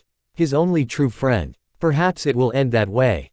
Perhaps. Ino's mother paused for a moment. You should see her smile when she speaks about him. It is quite delightful. You should see Naruto's scowl when Ino's name comes up. They stared at each other before bursting into laughter. Perhaps he liked it that way. Those who mattered knew, but Naruto would never admit it. Well, it was different these days since he does smile. I sometimes don't get how they get along. Well, Ino's personality fits well. She understands him, even if she doesn't, she still knows how to talk to him. Naruto is still able to hold a conversation with anyone. Kushina said. Are you concerned? Naruto is in a relationship with Yugao-san, isn't he? Kushina nodded quietly. Yes, she said. I would have preferred someone younger, but Naruto doesn't get along with girls his age. Except Ino. Yes, except Ino. There was silence once more. It wasn't tense. Both were just held up in their thoughts. It lasted about 2 minutes before Ino's mother spoke once more. Why? Kushina understood the question clearly. I never asked. I don't know if Naruto will ever truly love anyone except for me, but I know he cares. I think some part of him values Ino too much that he thinks it would be best for her happiness if she loved someone else. Ino is demanding, Naruto won't always be there. He isn't always nice. But he has always been careful with my daughter. Because he cares for her. Maybe if he thought he could give her the love she deserves, he would have chosen her. Maybe I am wrong, there is another reason. Kushina, what if my daughter cannot love anyone else? But continues to be around him? They are getting too close these days. Yes, Naruto spends more time with her than with his mother. Both shared a laugh for a moment before it got serious again. What do you suggest? Ino is only 17. She has time to love someone else. If Naruto cannot bring himself to be with her, then he should consider what is best for her. Aren't you forgetting, Yugao? She is still in mind. Believe me. But is Naruto going to marry her? Yugao was a Anbu. She is already much older than Naruto. He is Uzumaki and a Jinchuriki, he is going to outlive her by many years. Kushina had thought of a marriage between Naruto and Yugao. Naruto had even agreed to it. But the conversation ended there. Perhaps Yugao thought of it. But Kushina was certain that it was something far from Naruto's mind. She couldn't even picture him doing a wedding. But he could do it for Ino. Just to indulge her. He seemed to indulge her in every little thing she requests. That is a possibility. Kushina shook her head. Given how long Mito lived, I'm certain I will also outlive Yugao. But she wasn't going to stand in her way. She wouldn't do that. She would not dictate that for Naruto. But I will speak to him about it. The other woman smiled. Children, we must look after them even they though grow up so fast. She shook her head. Earth country, it was ridiculous. Who could have thought that someone would plot for a war at this time? Despite what some people might say, there was relative peace in the elemental nations. The Great Five Nations were not fighting. While Konoha was not all friendly with Iwagakure because of the past war, they were not fighting. Nobody was plotting anything. They were minding their own business. This is the shinobi world. Young genins had a saying, old enough to kill, old enough to drink. Everything was just wrong with the mentality of people. Sasuke would be more than willing to hunt down the person who was planning to start this war. It was especially a concern since the problem was caused by someone who bears the Uchiha name. It didn't matter if he was a fake Madara or not. The fact was that he was ruining the reputation of the Uchiha. He knew. Maybe the other nations might not know, but he knew, Konoha knew. The cynical and paranoid people who sit at the top of the village would be more than willing to ride this wave to try to push the clan away. If they ever learned that the clan once thought of a coup, they would become enemies of Konoha. There was little chance of that happening. Naruto was efficient in managing information. Secretive things remained secret. It wouldn't even surprise Sasuke if he went on a killing spree to protect secrets. But as things stood, the situation was tricky. It was manageable. He might not agree with everything Naruto has in mind, but he did not want a war. He was willing to do anything to stop it. It didn't matter if he was in the way of Naruto's plans. It wasn't like the blonde would plot for his demise. Or, would he? Sasuke had to stop at the thought. Naruto was rational. If he nationalized that it was safe with him out of the picture, would he go through it? Sasuke shook his head. No, he wouldn't. It wasn't like he was that easy to kill anyway. Even for Naruto. Sasuke glanced at the Mizukage. She was sitting on a small rock.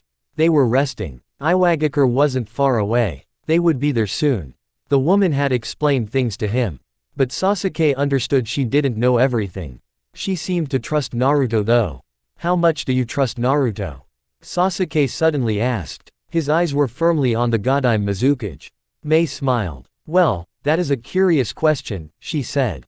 She had no intention of answering the question. How much do you trust, Naruto? She wasn't going to answer his question. Sasuke got that much by looking at her smile. He has learned that the Mizukage wasn't a simple person. She was smart. A sly woman who could make him uncomfortable. She certainly knew how to deal with people. It really made him curious about how she handled Naruto. Considering everything, enough to get by with him. Sasuke said with a shrug. If she wasn't going to give him an answer, he wasn't going to give anything clear either. As if she had expected his response, the Mizukage continued smiling, but there was a glint in her eyes. You are not stupid. Although Naruto is manipulative, he doesn't surround himself with idiots. You are also very powerful. I understand Naruto is very powerful himself. How do you compare to him? When we were younger, he trained me. He would not say the blonde more or less bullied him. It was the past. Something that couldn't happen again. You did mention that you have known him for a while. Why is your relationship with him so complex? Because of our personalities. We are different people. I don't always agree with Naruto on most things. I have my goals, dreams. Mei laughed. And Naruto happened to be the safe bet to achieving them, huh? Everyone wanted something. And people were willing to do anything to get what they wanted. But Mei didn't think Naruto was ignorant of Sasuke's motives. He was far too cautious not to know something obvious. Well, if he has chosen to ignore it, she wasn't going to say anything to him.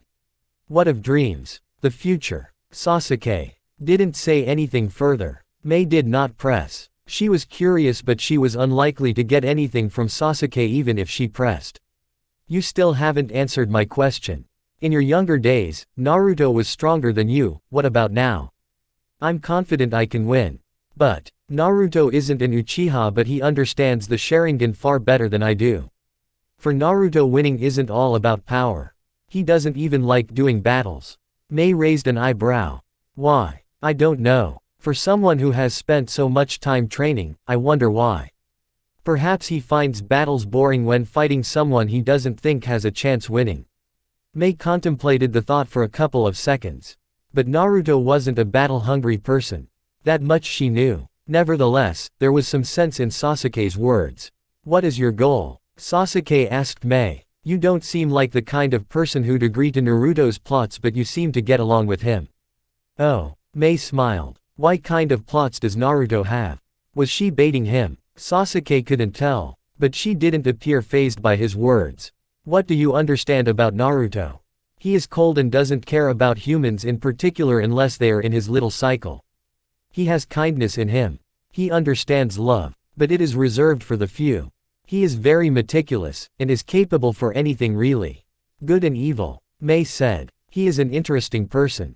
Even if he does good, it's merely out of principle. Evil, convenience. Mei paused. But enough about Naruto. Sasuke nodded. What do you plan to achieve by coming here?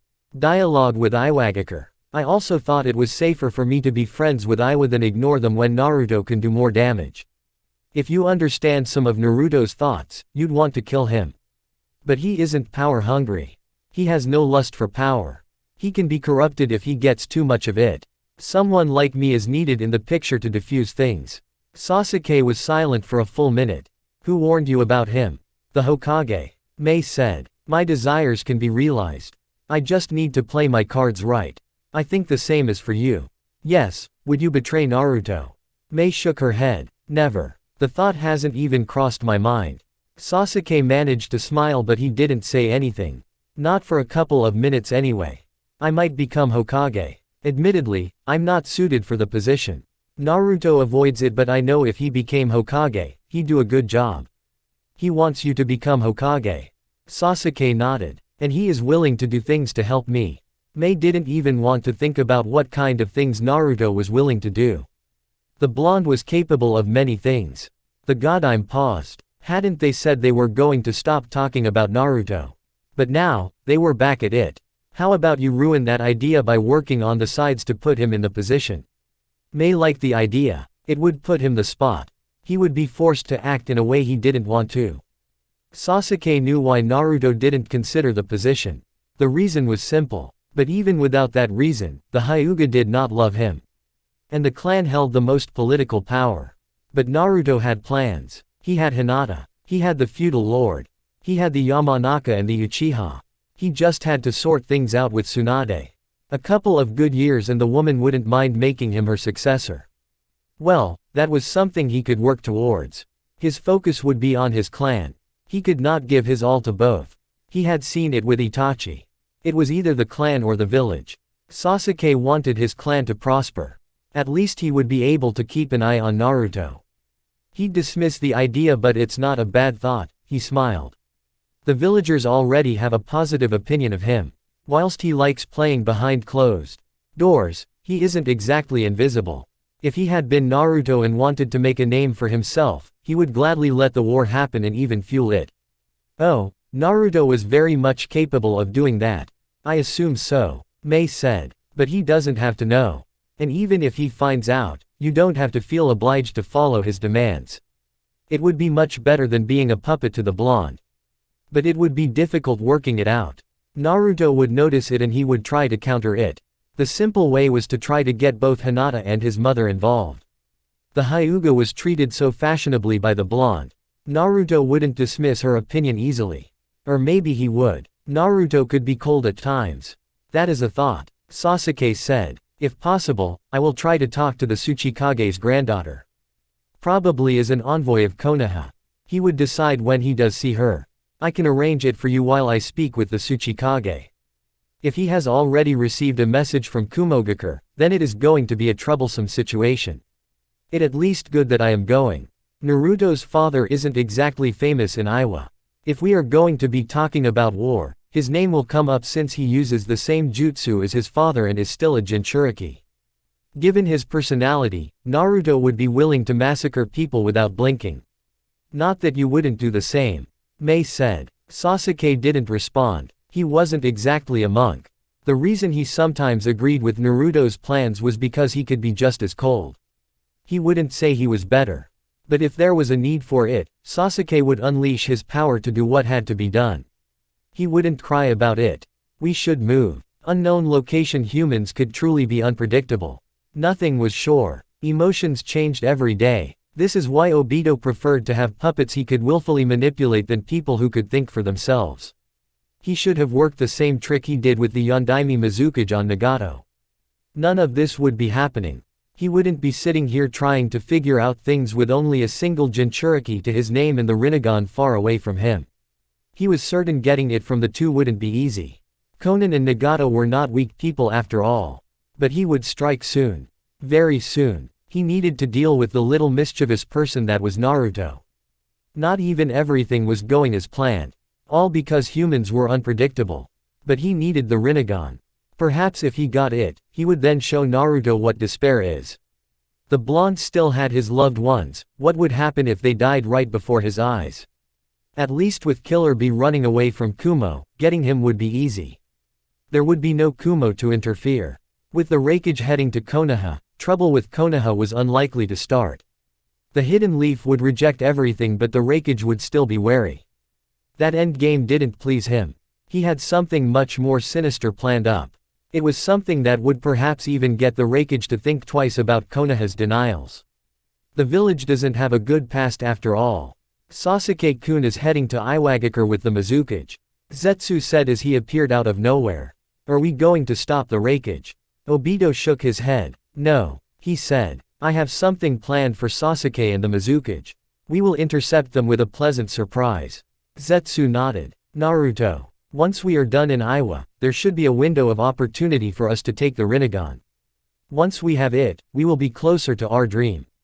I will take what Naruto values and see if he cannot have the same desire as I do. Konohagakure Hokage office. Tsunade sighed tiredly.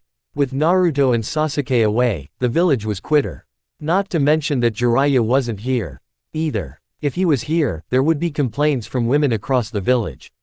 An unnecessary headache, but one she could not avoid no matter what. With the absence of those three, there was still no time to relax. No time to think things. No time to forget about what to do should a war happen. She had Shikaku thinking about strategies. But there were internal battles that now laid bare for her to fight. The political battles within the village were truly intensifying.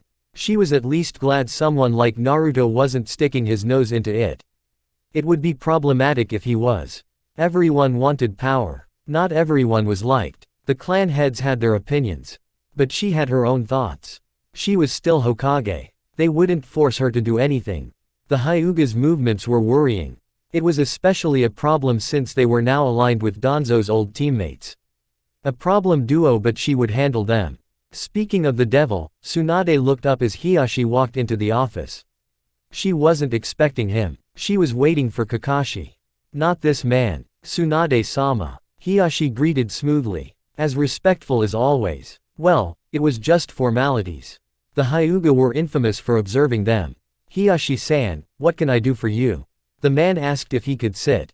For a moment, Tsunade thought of saying no, but she permitted it and stared, waiting for the man to open his mouth and start with conspiracy theories regarding Naruto. I wish to talk about Naruto as his influence in the village. As far as I am concerned, what you are saying doesn't exist. Tsunade said in a sharp tone. She wasn't going to be welcoming to this man. Not when he had ulterior motives. Hiyashi wasn't stupid. Far from it. Perhaps not now, but in the future there is bound to be influence. It would be naive to think that he is simply going to sit back. This village hasn't done him any good and he certainly doesn't care for it. Hiyashi said. Perhaps we should have done better then, but regardless of the past, Konoha's future is much more important than anything. I'm also thinking about my clan. I'm sure you can understand that. Clan heads. Damn clan heads. Annoying people who really liked playing games. Tsunade was fine with it when they did it in their little meetings, but she didn't like it when it came to her playing field. Where is this going, Hiyashi? There must be measures taken to ensure that Naruto doesn't meddle. But of course, if you don't think Naruto is a manipulative person who has no loyalty for Konoha, I can just leave now. Hiyashi stared at Tsunade, daring her to say otherwise. Tsunade could not. She wanted to, but she could not. It was the truth after all. She knew it. The clan heads knew it. It was why some of them had insisted on keeping an eye on him and his movements. You'd think you'd at least be grateful for what Naruto did for your daughter. You had cast her aside, but Naruto took care of her. He made her strong and taught her some important values. She paused and stared. Can you even say without doubt that he corrupted your daughter?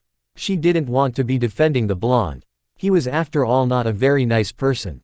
But even Tsunade was not willing to call him a traitor. There were many things that were wrong with Naruto, but what he did with Hinata was extraordinary. It also said much about his character. I am very thankful, believe me. And I did thank him. There was bitterness in Hiyashi's tone. It is a bitter pill to swallow, but undeniably, Naruto gave my daughter the tools to make her mentally and physically strong while maintaining her innocence and kindness. I accept that, but it does not change who he is. I'm not saying it changes anything, but I wanted you to look at the positives. Tsunade said with a shrug. I don't have a problem with you being wary of Naruto. Any person would be. But if you do something, like start a campaign like Koharu tried to do, you will regret it, Hiyashi. Naruto hasn't done anything to harm Konoha. We have been working well together. It also seems to me that you have forgotten what his father did for this village. I have not forgotten. I will never forget. But I cannot ignore what is in front of me. The Fire Lord speaks highly of him. Unsurprisingly, since he went there a couple of times with Sandaime. I suspect that he might also be the father of Makoto-san's child. The man said with disgust. My daughter is very fond of him. It would be stupid to think he would not ask for favors if he needs them. The connections, Hokage-sama, are what worries me. Tsunade looked thoughtful for a moment. I see, that was all Tsunade said. I am not unreasonable. He trailed off when he heard a knock on the door. Kakashi walked into the office. I can come back later, he said. Tsunade shook her head. She faced Hiyashi and spoke. If you are a reasonable person, you will speak to Naruto when he is around. A conversation with him should do. You will get a clear understanding of things, she said. Anything else? Hiyashi responded by bidding farewell to the Godime Hokage and acknowledged Kakashi before walking out of the office. What was that about? Kakashi asked casually. Politics. Tsunade said before leaning against her chair. Talking to him. I said something that I don't understand myself. You had a very good relationship with him when he was younger. Tell me, why did Naruto train Hinata in the way he did? Kakashi looked thoughtful for a moment before sitting down. At that point of his life, Naruto was surrounded by people who hated him and his mother.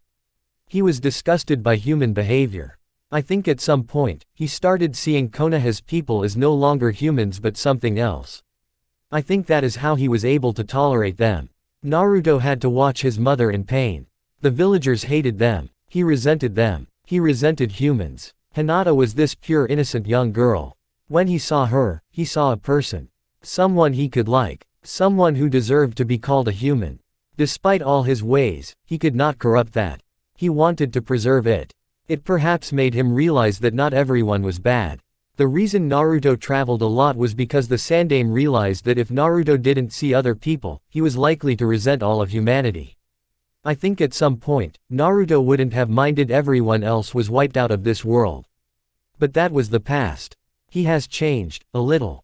I don't know if he is still able to act in the same way he did back then. After a couple of moments of silence, Tsunade spoke. Well, that explains things. He won't go on a killing spree. Let us be honest, he doesn't care about people. But still won't go through that. However, if people are evil, he cannot tolerate them. So, he settles for influencing them to make them tolerable.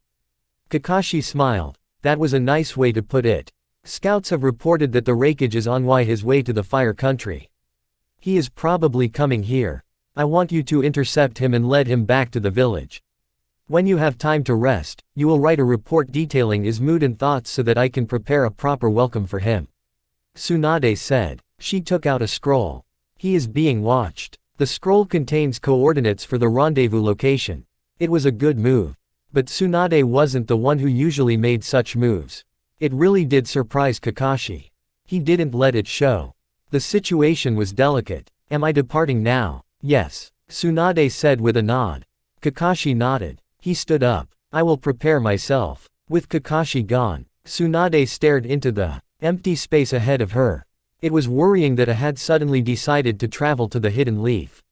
Something else had to have come up. Something troubling. It made her head ache. It made her worry about the reasons. She just had to wait for Kakashi's letter. Perhaps it was best that Naruto wasn't in the village. But she would have liked it if Jiraiya was present. Shizune walked into the office minutes later. You look stressed, she said. There is just a lot to deal with. Tsunade said. And I can't even think of quitting with how things are politically. I'm afraid my successor will not have a pleasant time. I will be best to continue a little longer. You haven't been in the office for that long. Shizune reminded. Tsunade shrugged. It feels like I have been here for over a decade. I don't know how the old man managed to pull through wars, the Kyuubi incident. Well, he was the professor. Shizune said. Tsunade merely nodded. It wasn't to say the old man had been perfect. He made mistakes but the village always stayed strong in those mistakes. In cases he had to rise up, he would. A truly remarkable leader. Hiyashi said something about Naruto and the feudal lord. Remind me to inquire about it the next time I stand before him. Is there something fishy? Nothing as yet. He said the relationship was started before I came back to the village. Naruto had a close relationship with the old man. He was usually present when the third went out to the village for diplomatic meetings. Tsunade paused, thinking. She shook her head. Naruto doesn't generally like people. There has to be a reason he even bothered. There is always a reason, isn't it? Tsunade nodded. Well, that is the world in which we live in, she said. I wonder how people will react when they find out about him and Makoto-san. It won't be a big deal. Shizune said. I'm sure they will whisper about it on that day and on the next. It will be a reality and another Uchiha in the making. They do love the Uchiha. Tsunade had a twisted look on the thought. But that was all due to the tragedy with Itachi. If not for that, it would have been something else. Earth Country Sasuke's senses flared up when he sensed something from below. He quickly leapt into the air. A white Zetsu clone burst from the ground, its upper body opened up. The Uchiha felt his chakra being absorbed before he flashed to a tree branch next to Mei. Godai Mizukage was standing still, on guard. Sasuke surveyed the area for a moment before his Sharingan turned to Zetsu. Another presence caught his attention. Mei as well. He narrowed his eyes when he saw the orange mask. The lone Sharingan. Uchiha. His Sharingan spun wildly with the M's threatening to grace this view. Mizukage. Uchiha Sasuke. Obito stated in a calm tone. Sasuke narrowed his eyes. Such a presence at this time. This was deliberate. This was purposeful. Naruto had foreseen this. Was this person going to stop them? Was he going to stand in the way? The Mizukage wasn't a defenseless woman. Sasuke had already noticed with the way she carried herself. If a battle ensured, he wouldn't need to worry about her. He would only have to worry about his battle. Naruto said we might not make it, but I didn't think he meant this. Sasuke said to Mei. Mei ignored the fact that Naruto suspected they might be ambushed but never bothered to talk to her about it. He must have also talked to Sasuke sometime before the Uchiha came to her for their trip. Naruto found them at the gates and didn't say anything of noteworthy. The Mizukage stared at Madara for a long minute. Yagura had been manipulated by someone. The Sharingan by Ao's observations. Could this be the person behind it? There hadn't been a reason for the senseless purges Yagura incited. It was just pure madness. Then again, some people do say Yagura had always been a bit mad. But it didn't change the fact that he has been under manipulation by the time of his death. I'd assumed that Naruto would be with you, but this just works fine. Obito said calmly. You are going to Iwagakure to try to have some sort of relationship for peace. I won't stop you, but I do assure you, you will have a pleasant surprise when you get there. He disappeared along with White Zetsu after saying those words. Those words didn't make Mei comfortable. She was certain the surprise would be nasty. But she wasn't going to stop. She was already close to the village. They were about 30 minutes away from the hidden stone. They couldn't stop now. We have to continue with our journey, at a faster pace. She was already rushing away when she said those words. Konoha, you do know that staring at me like that isn't going to change anything, right? Kushina said to Yugao. She was sitting with Karen, on the other side of the compound. The said redhead was sitting with papers, designing the layout of her lab. It seemed that when it was the subject of science, she could talk. Kushina had no interest, nor would she claim to even understand half of the things the girl said, but she indulged her. She wanted to know more about the girl who was going to become part of her family. More about a fellow Uzumaki. Karen didn't even look up hearing Yugao. She had already sensed her. But she really didn't have anything to say to Yugao. Kushina was fine. They could get along. Perhaps because they had the same blood rushing through their veins. She was also most excited about learning how to use chakra chains. Seals were a no-go for her. She would stick to science. Yugao hesitated for a moment before walking into the room. She settled down beside Kushina and glanced at Karen for a moment before speaking. I wanted to speak to you about something. I guess I can say it even before her. Karen looked up for a moment. Her? She asked with a raised eyebrow. I do have a name. Yugao ignored Karen. The younger Uzumaki didn't bother pressing about being ignored. She had better things to do than argue with a woman who seemed to dislike her for some reason. It didn't seem that Kushina had a problem with it. She had been amused the other day. Perhaps she had been missing a bit of drama in her family. It must be important, Kushina said. What is it? I wish to return to active duty. Kushina stared for a long minute without saying anything. She wasn't the one who said Yugao must quit being Anbu. She had decided on her own. The Sandaime had brought her to their family because she had been heartbroken after the loss of her loved one. She was fine now. She was happy. But she was still a former Anbu. She was in her prime years. At the very peak of her career. She could still serve for many years. She wasn't worried. She wasn't going to be bored. She didn't feel the need to have someone watching her back in this village. If something dangerous was happening, Naruto would appear in a flash. That aside, she had Makoto to worry about. She would be spending time with the woman and some time at the flower shop. Why? I'm curious. Lately, I've found myself sitting in the house all day long. I grow bored. I'm going to lose it. Besides that, Naruto is hardly at home these days. Yugao said. There are things to do. He is grown. He doesn't have to be around his mother all the time. I know, Yugao said with a nod. It was a pleasant change that Naruto was now able to leave for longer periods. I'm over my problems. I think it will be good for me to get some air outside of the village. Kushina nodded. You can do that without going back, but that is your decision alone to make. I cannot make it for you. she said in a firm tone. What has Naruto said about it? He said he is going to make other plans for you. There was bitterness in Yugao's tone. Even Karen sensed it. The redhead had to bite her lip stop from whistling at the amount of bitterness the woman just displayed. Naruto hadn't shown his thoughts about her decision. No question about her well-being. Not even an attempt to change her mind. It was a cold reminder of the kind of person she was living with. It wasn't pleasant. It made her think of the precious days she had with Hayate. Those days were gone. He was dead. She was alive. She just could not connect with Naruto. Even if they connect, it would only be for a moment, then he would go back to normal. She knew what she was getting herself into. She has known. Kushina had told her. But she still wanted it. She has dragged on for all this time. Was she getting tired now? He said that. Kushina said. While she could see the bitterness in Yugao's face, she didn't comment on it. Do what makes you happy, Yugao. My son does what pleases him, so should you. I can't be content with you being miserable, she said with a smile. Will you be okay if I go? I'm not a helpless woman, you know. Yugao managed to smile. Well, with how Naruto treats you, you'd think you were helpless. He acts like his mother can't do anything. He is just being Naruto. Kushina said. Go do what pleases you. Thank you, Kushina. Thank you for everything. Yugao stood up. She was going to speak to the Godime Hokage about her job. Her mind was made up. Once Yugao was gone, Kushina sighed deeply. Naruto made her worry sometimes. It was no wonder Yugao failed to change him. She could not connect with him emotionally. They were not in the same wavelength. Why didn't she see this earlier? Trouble in paradise? Karen asked. Kushina blinked. I don't know. Maybe. I don't even think Naruto is aware, she said with a shake of her head. Sunagakure, the hidden sand. A windy village. Its natural environment was violent. It wasn't beautiful and wealthy like that in the Fire Nation. The land was desolate. Food came from other nations. A treacherous world. The desert had no life. It was just windy, warm and signaled death when violent storms desert to go for a dance.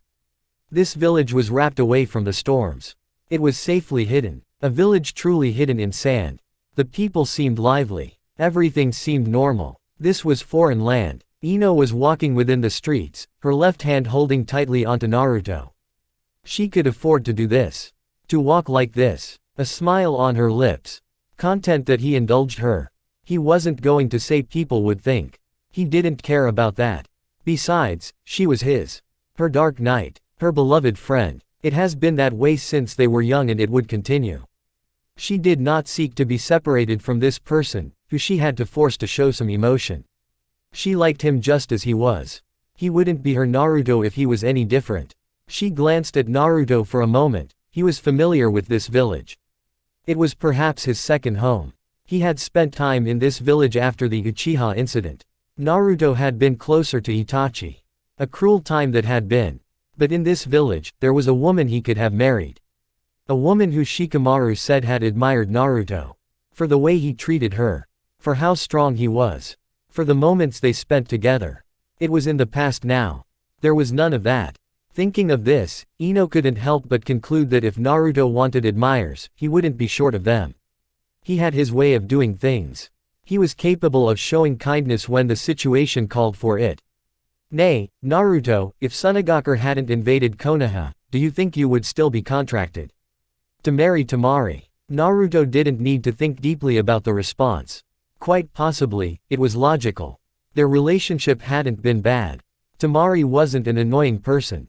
He had grown to indulge her as he had with Ino. But she was strong though. Very different from her younger self. He could have killed them.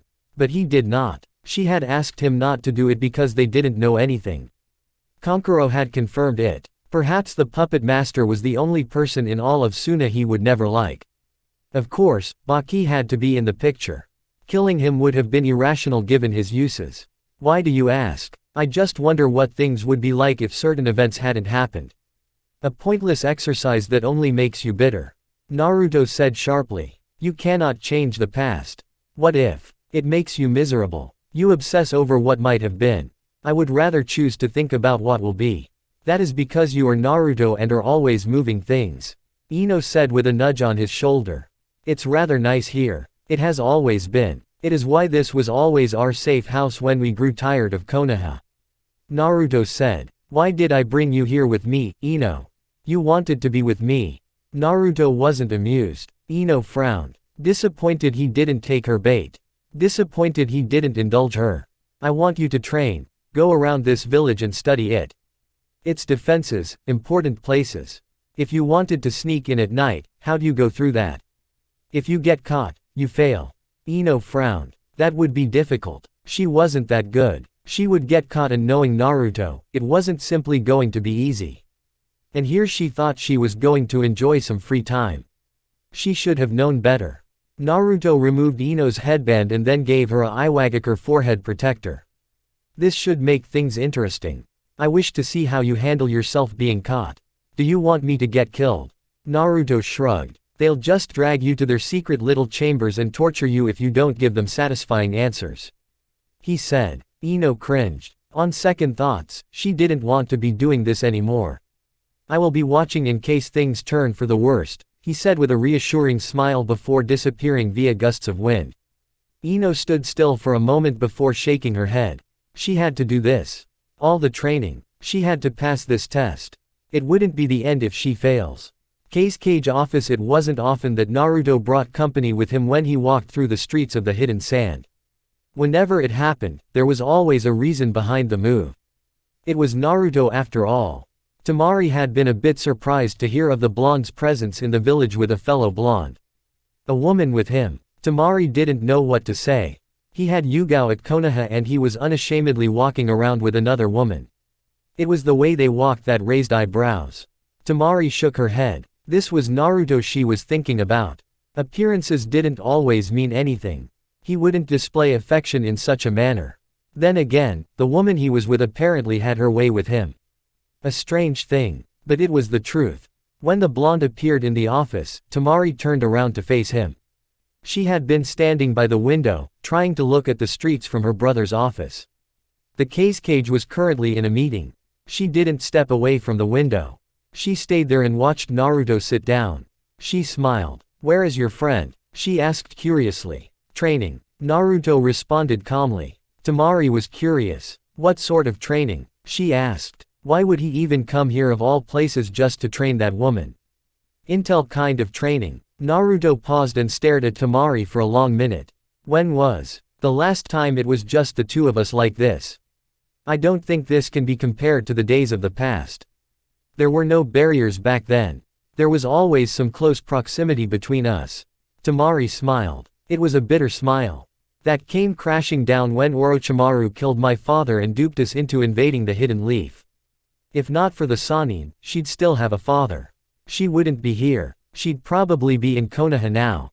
Her father would be pushing for her to grow closer to Naruto. To love him. Because that had been his desire. The get-out clause had been his way to appear accommodating to Kushina. The woman probably knew. She was Naruto's mother after all. Because of Orochimaru, Naruto had nearly killed her brother. He had nearly killed them. But he let them leave. He let them live. He had understood the situation. It hadn't been their fault. It hadn't been her father's fault. Her father would have never betrayed Naruto and his mother.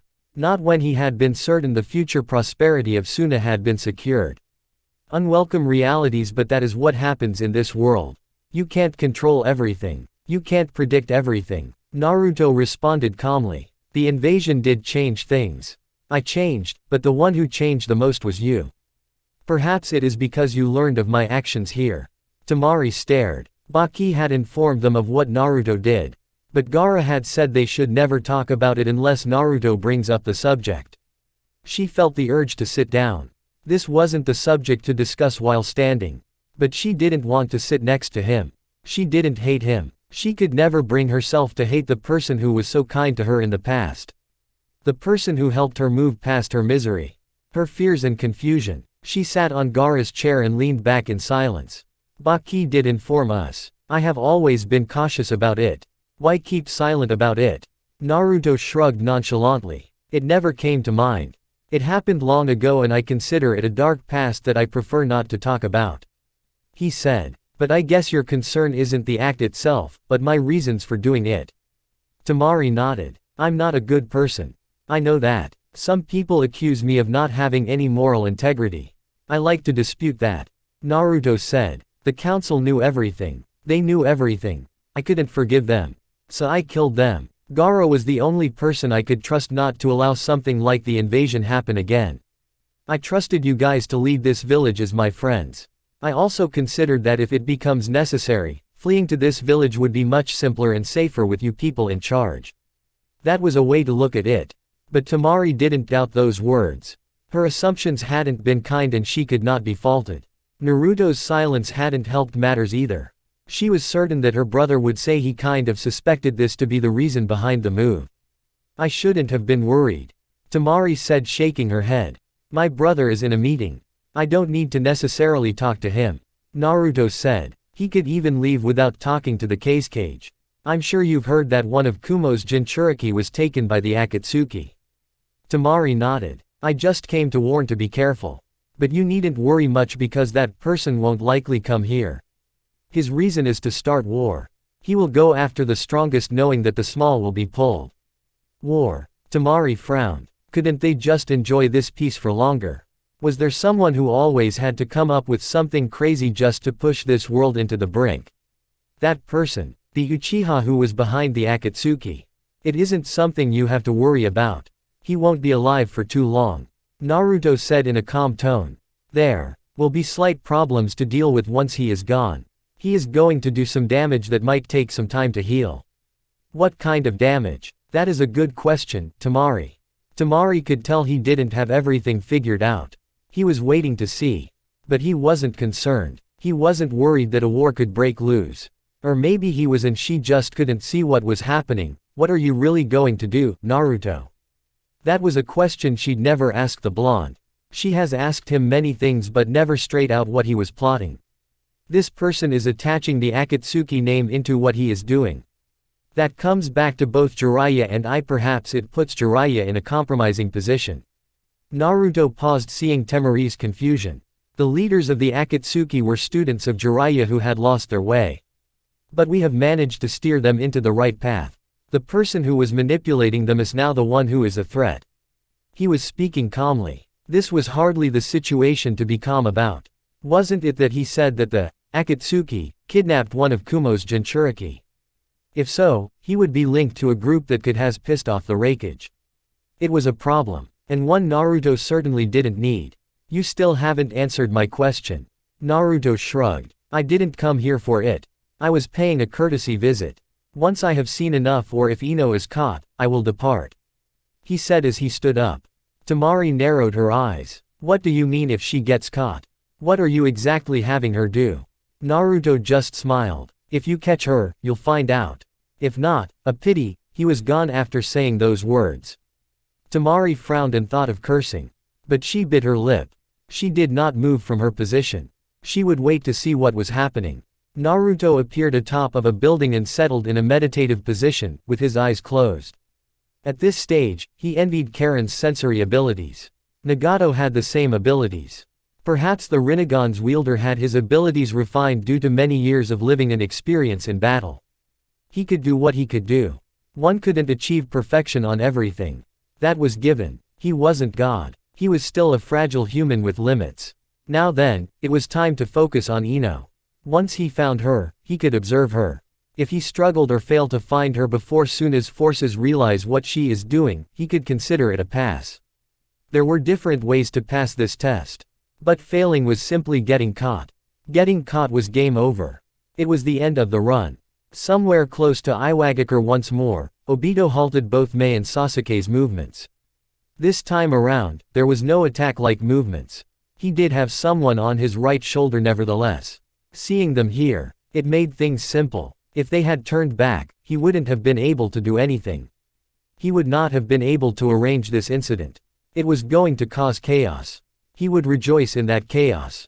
He would sit back and watch them tear each other.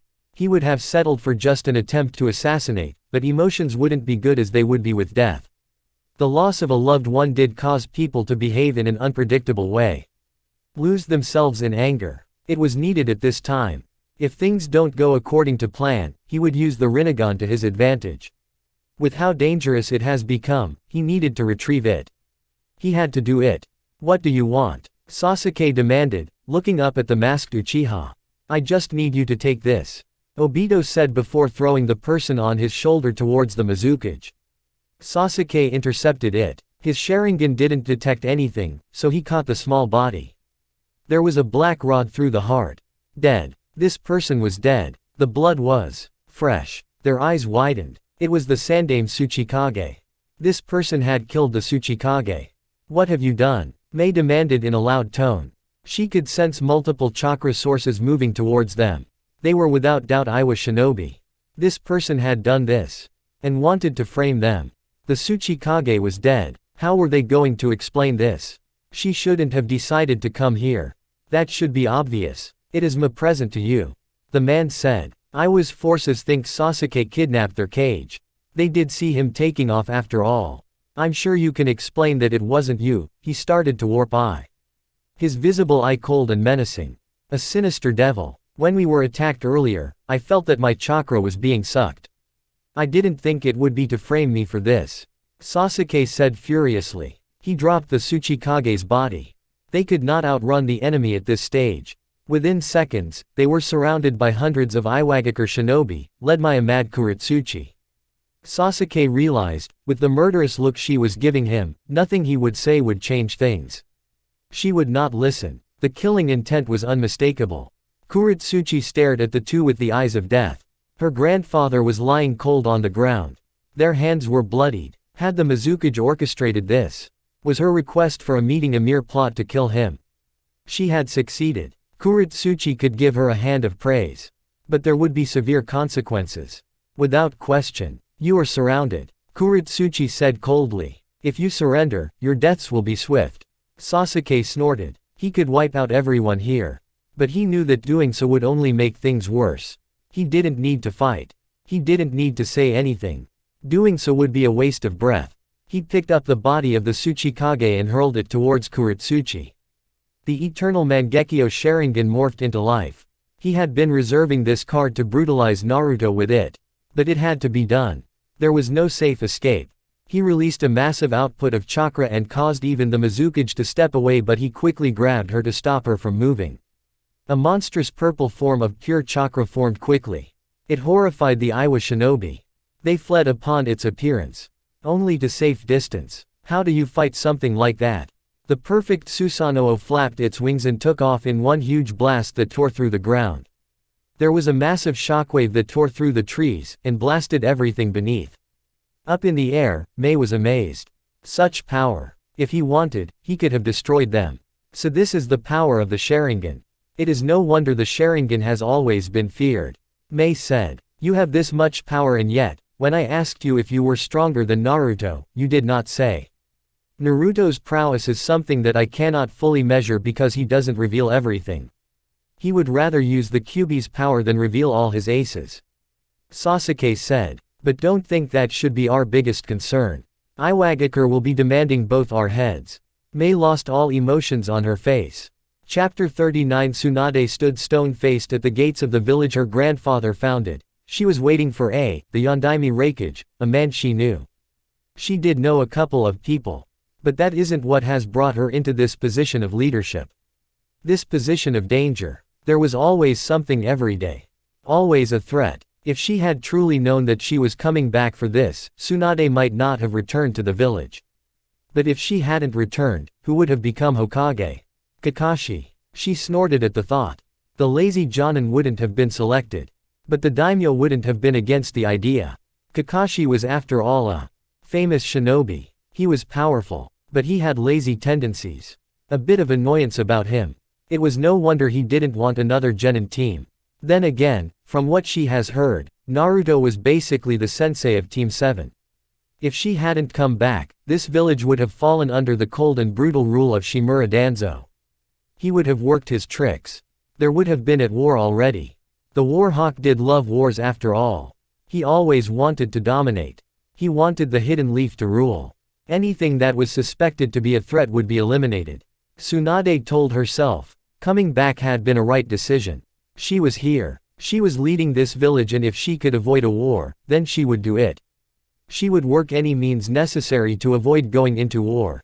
She had fought many wars, she didn't want to fight another one. She braced herself when he marched closer. His guards shielding him from any attack. He looked menacing. She wasn't going to be apologetic either. She had done nothing wrong. Her shinobi had done nothing wrong. The slug princess stared when he stopped in front of her, stern-faced. There was a lot in his eyes. Anger. A questioning look. A searching look. Good. He wasn't ready to jump on her. She looked at Kakashi and nodded to him. The Jonin got the message and made himself scarce. This is some welcome, Hokage. Said sternly. Tsunade shrugged. You came unannounced, she said a bit carelessly. You did not walk around tearing the forest, did you? She asked, leading the man toward the Hokage tower. Glared at Tsunade for the remark. He was angry. He had been angry. He had cried when he learned his brother was gone as well. But he wasn't a stupid person. He could still control himself. He had his moments, but it would have been somehow if he had ended up destroying things on his path. Well, it wasn't like he hasn't destroyed things in fits of anger. Thinking of it, he could have done it. Where is your Jinchuriki? Out doing mission, Tsunade said. Naruto was in, she shook her head. He was out of the village with a certain Yamanaka girl. She didn't know where he was but she figured it was either the rain or Sunagaku. He had important things to do in both villages. Didn't say anything. They marched towards the Hokage tower in silence. He didn't wish to start an argument with Tsunade in the middle of the streets with people watching. It would create unnecessary tensions within the villagers. He wasn't here for that anyway. Once they arrived in the office, Tsunade settled behind her desk and leaned back to her chair. She gave the Raikage a stare, her hands folded across her bust. She wasn't going to say anything to the man until he went on what he came to say to her. She was nevertheless glad that she was dealing with someone she was familiar with. Someone who knew her and Jiraiya. The fact that he was here could mean he wanted to hear her denials and stare into her eyes when she says her village had nothing to do with the kidnapping of his Jinchuriki. Naruto had said he could be thrown under the bus, but there was no need at this time. She wouldn't even do it. Naruto was a lot more dangerous than the Raikage. He was needed in this village. He could prove very useful given his intelligence and resourcefulness. You have a lot of explaining to do, Tsunade. Started. His glare stern, unflinching. Tsunade returned the glare but managed to be somehow nonchalant about her response. I'm not sure I do. Slammed his fist on the desk. His glare hardened. But there was no hint of his killing intent being directed at Tsunade. I don't have time to fool around, Hokage.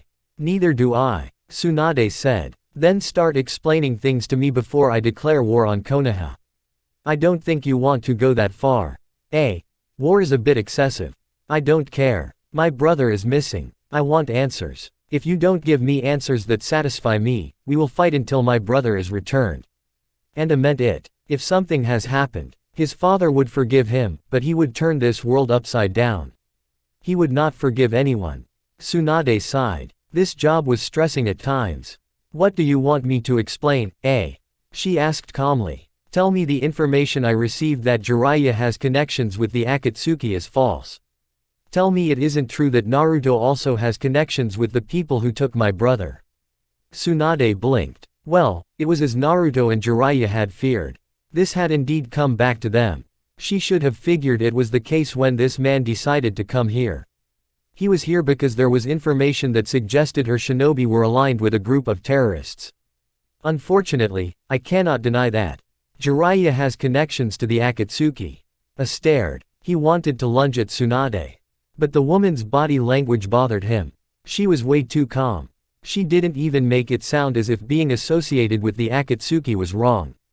Isn't this the same group Jiraiya warned me about? From being threats to allies. What is happening? Is it Konoha's motives? Don't insult me, Tsunade said firmly. I'm merely asking questions and you are not helping things. You have acknowledged the connection. I was hoping this would be false information. I am truly shocked to learn that it is true, especially Jiraiya's connection. Tsunade raised an eyebrow. Just Jiraiya, Minato's son, your Jinchuriki. Ever since he insulted me, I have tried to learn what I can about him but he has been riddled by mysteries. Much is apparent though, he is nothing like Minato. Said. He had seen the look on the blonde's eyes. The eyes might have the same color as Minato, but what was inside of them was different. So you kept thinking that Naruto could be connected to the group. But Naruto is still a Jinchuriki. If there is a group hunting down Jinchurikis, wouldn't he be a target as well? I considered that, but that would depend on the purpose of the group. The Raikage said. Tsunade nodded. During the Second Shinobi World War, on our way back to this village, we came across some orphans in a megakure. Orochimaru wanted to kill them, but for some reason Jiraiya decided to stay with them. I came home with Orochimaru and Jiraiya stayed with them to train them. He said he wanted to give them tools to survive. He stayed with them for a couple of years before leaving. These orphans are what is the Akatsuki. Some time ago, he and Naruto visited a place where the Akatsuki leader was thought to be. They found the orphans, fought them. Jiraiya was shocked to learn that his students had changed. Once more he didn't come home with Naruto, he stayed to try to change them and be good people as he had taught them. It turned out that they were being manipulated by someone. This person was behind the Akatsuki as the one who came with the idea of collecting bijus. We believe that this person is the one who took your Jinchuriki and possibly gave you that information. He wants to sow discord. Listening, I nodded. He was certain Tsunade wasn't lying to him. He had dealt with her before. Besides that, it did sound like something Jiraiya would do. The Toad Sage was hardly even home after all. Who is this person? We don't know his name, but he calls himself Uchiha Madara. We know it isn't him, but his real identity isn't something we know. I sneered. Another Konoha shinobi, he said distastefully. This village is certainly a home of rogue shinobi. Every other village, Tsunade said with a shrug. But yours are a problem. I said. What is Minato's son role in all these? This Uchiha was the one responsible for the Kyuubi incident years ago. So, naturally, there is no love lost between Naruto and him. Tsunade said calmly. I am sorry that you lost your Jinchuriki, but we had nothing to do with it. I frowned. I didn't think you did, but even if you did, you wouldn't say you did it. Maybe. Tsunade responded with a shrug. This is turning out to be a troublesome situation. I really hope other Jinchurikis are not taken and blamed on us. Given the Leaf's history, it might not even be hard for some people to believe it. Tsunade frowned deeply at those words. The village's actions in the past hadn't been all just. She was disgusted by some of the actions. But the Leaf has paid. It has paid dearly. How many lives has it lost in the wars? Its cages. Its people. It has lost. She really hoped that they were able to stop this before any other Jinchuriki was stolen again by this Uchiha. It would be a problem. Konoha might find itself under attack from many corners. It would be a massive problem if that happens in Iwagakure. Given their history, it would be war. And she had managed to avoid one with Kumogakure. Yes, but I hope we are able to act quickly to apprehend this Uchiha before he does more damage. Tsunade said. Where is he? I want all the information you have on him. I don't know where is and I don't know much about him. But you said Jiraiya's students were working for him. Surely, they learned something from him. I said with narrowed eyes. You're not trying to hide information, or you, Hokage. Don't be ridiculous. Tsunade was quick to say with a glare. They don't even know what he looks like because he wears a mask. He uses a space-time jutsu, so he comes in and goes when he pleases. That's about it. If you want to kill him, you will have competition from Naruto. No one is going to stand in my way. I will remove anything that stands in my way. Good luck with removing Naruto. If you end up fighting him, don't come complaining to me. Tsunade said. Why are you even letting your Jinchuriki do missions when someone is after him? Don't you think that is careless? Tsunade shrugged nonchalantly. Naruto can take care of himself, she said. My promise to you is that we will bring your Jinchuriki back. But you will not get Madara's head. I cannot promise that. Tsunade only understood that Naruto was strong. He was confident in his abilities that he could walk into any trap or any battlefield. He certainly didn't fear fighting. But he wasn't involved in much of it. If he had been Sasuke, she would have dismissed this as nothing but arrogance, but Naruto was a rational person. He was intelligent. Dangerously so. If you fail, we will not. 2 weeks, Tsunade. 2 weeks. But I want cooperation between our nations on this matter. If another Jinchuriki is taken, we will have to call a cage summit. I frowned at the thought. I avoided Iwa because they have a past with the Akatsuki. Before I received intel that led me here, I had thought it might be them. Tsunade merely shook her head. Let us keep open minds. We don't want to do anything that will lead to war. A shrugged carelessly. There will be war if I don't get my brother, he said standing up. I expect to hear from you in the next couple of days.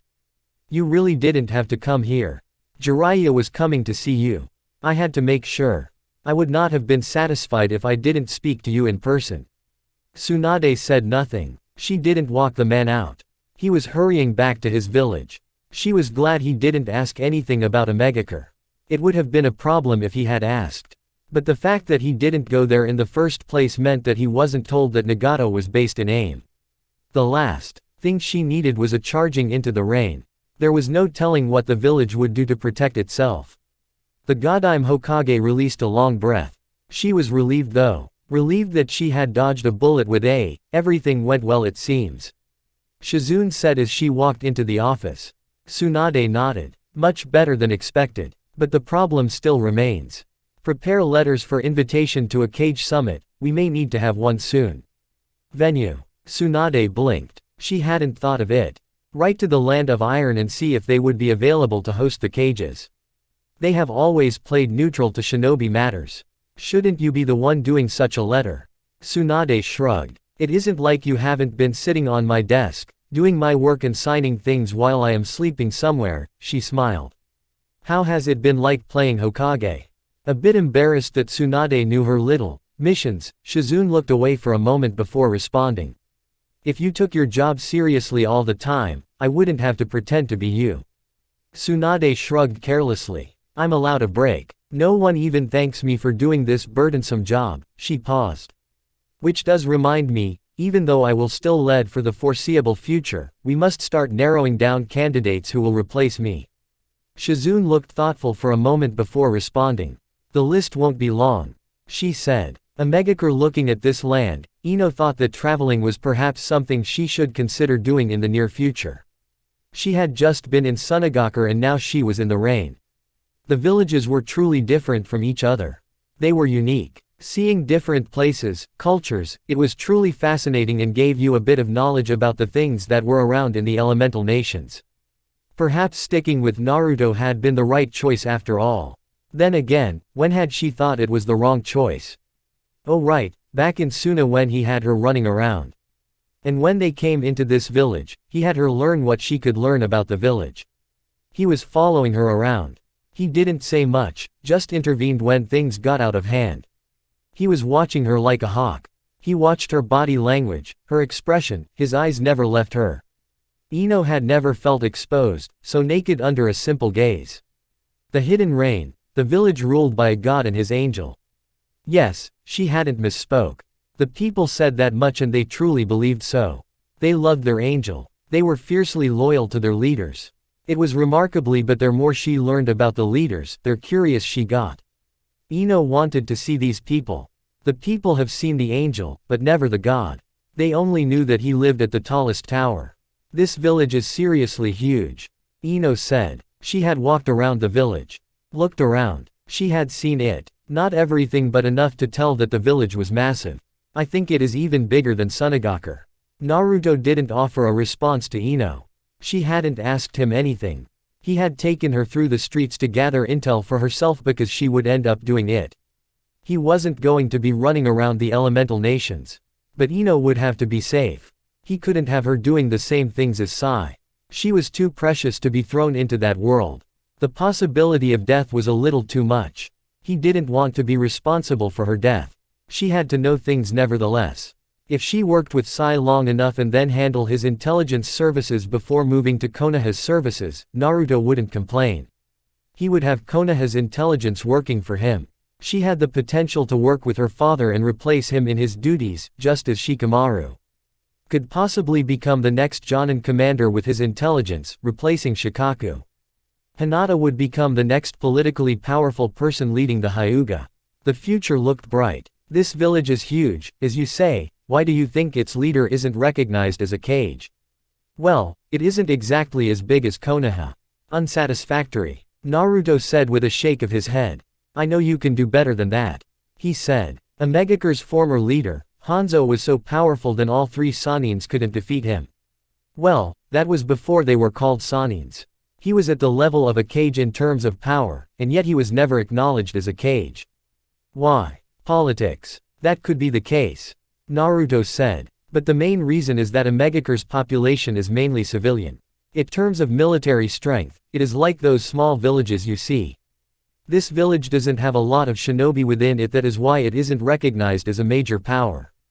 But even if it does grow powerfully, it is unlikely that the other cages will acknowledge the leader as a cage because of politics. This world isn't fair, is it? You realize that now? Naruto asked with a raised eyebrow. Ino shook her head. It is just something you never talk about. But it is truly unfair. Those with power get to do what they want. We don't think about this kind of things at our age. We don't even see it because we aren't exposed to it. Once more, she shook her head. I can see why you can never get along with those in our age group. Your world is different from ours. You don't see the same things that we see. That is because you live sheltered lives. You think you know what the shinobi world is all about, but you don't. You don't know its ugliness, Naruto said before coming to a halt. They were at the highest tower. Not everything is as it looks. It might seem good, but when you take a bite, it's bitter. Sometimes it is exactly as it looks. You never know. But understanding of the world, of how people think, of its systems, that is what makes it easier for you to live and make reasonable choices. If you close your mind to new thoughts, you will make blunders. You remain stuck in the past. Are you that open-minded as you want to paint, Naruto Uzumaki? Ino asked, her yes glancing around as they walked into the eerily silent tower. A long way up, but Naruto didn't look like he was in a hurry. Maybe not, but I am always open to changing my mind. I see things, judge them and live. My way of life has done me good for so. Ino nearly snorted, but she held herself. She shouldn't be doing that. A delicate young lady ought not to be behaving in such a manner. She stayed silent until they reached their destination. There were two people. They looked normal. Well, except for the orange-haired man. One thing that stood out the most was that they looked cold. But certainly nothing like the god and angel she had been told about by the villagers. Where were the wings? Nagato glanced at Naruto for a moment before looking at the streets from the balcony. Certainly the blonde was here about Madara's actions in Kumogakure. Those actions were going to destabilize things, and it wouldn't make things peaceful if the man went on to attack other villages with Jinchurikis. This wasn't exactly a step closer to peace. But Nagato was still certain that Madara couldn't do what he wanted with the Jinchurikis unless he gets the Rinnegan. This was why he had been vital to the plans. Without the Rinnegan, the man's dreams would not come to pass. This only meant that the man would eventually come here. He could deal with that. In fact, if he knew where the man hid, he would go out now and hunt him down. He wasn't making things easy for peace. How he would go about this peace was something else entirely. Jiraiya was still happy to be with his students. But admittedly, the bigger threat to everything was Madara. They had to remove the man from the picture before anything happens. When Naruto was settled, he looked down at the streets, following Nagato's gaze. He wasn't sure he would really get along with these people. They were Jiraiya's people, Nagato was Uzumaki. That was something, but he didn't put a whole lot value in that name. Madara's proclamation to me was that he was going to start war. The actions in Kumo are merely just the beginning. If he is truly serious, there will be more on what we can expect.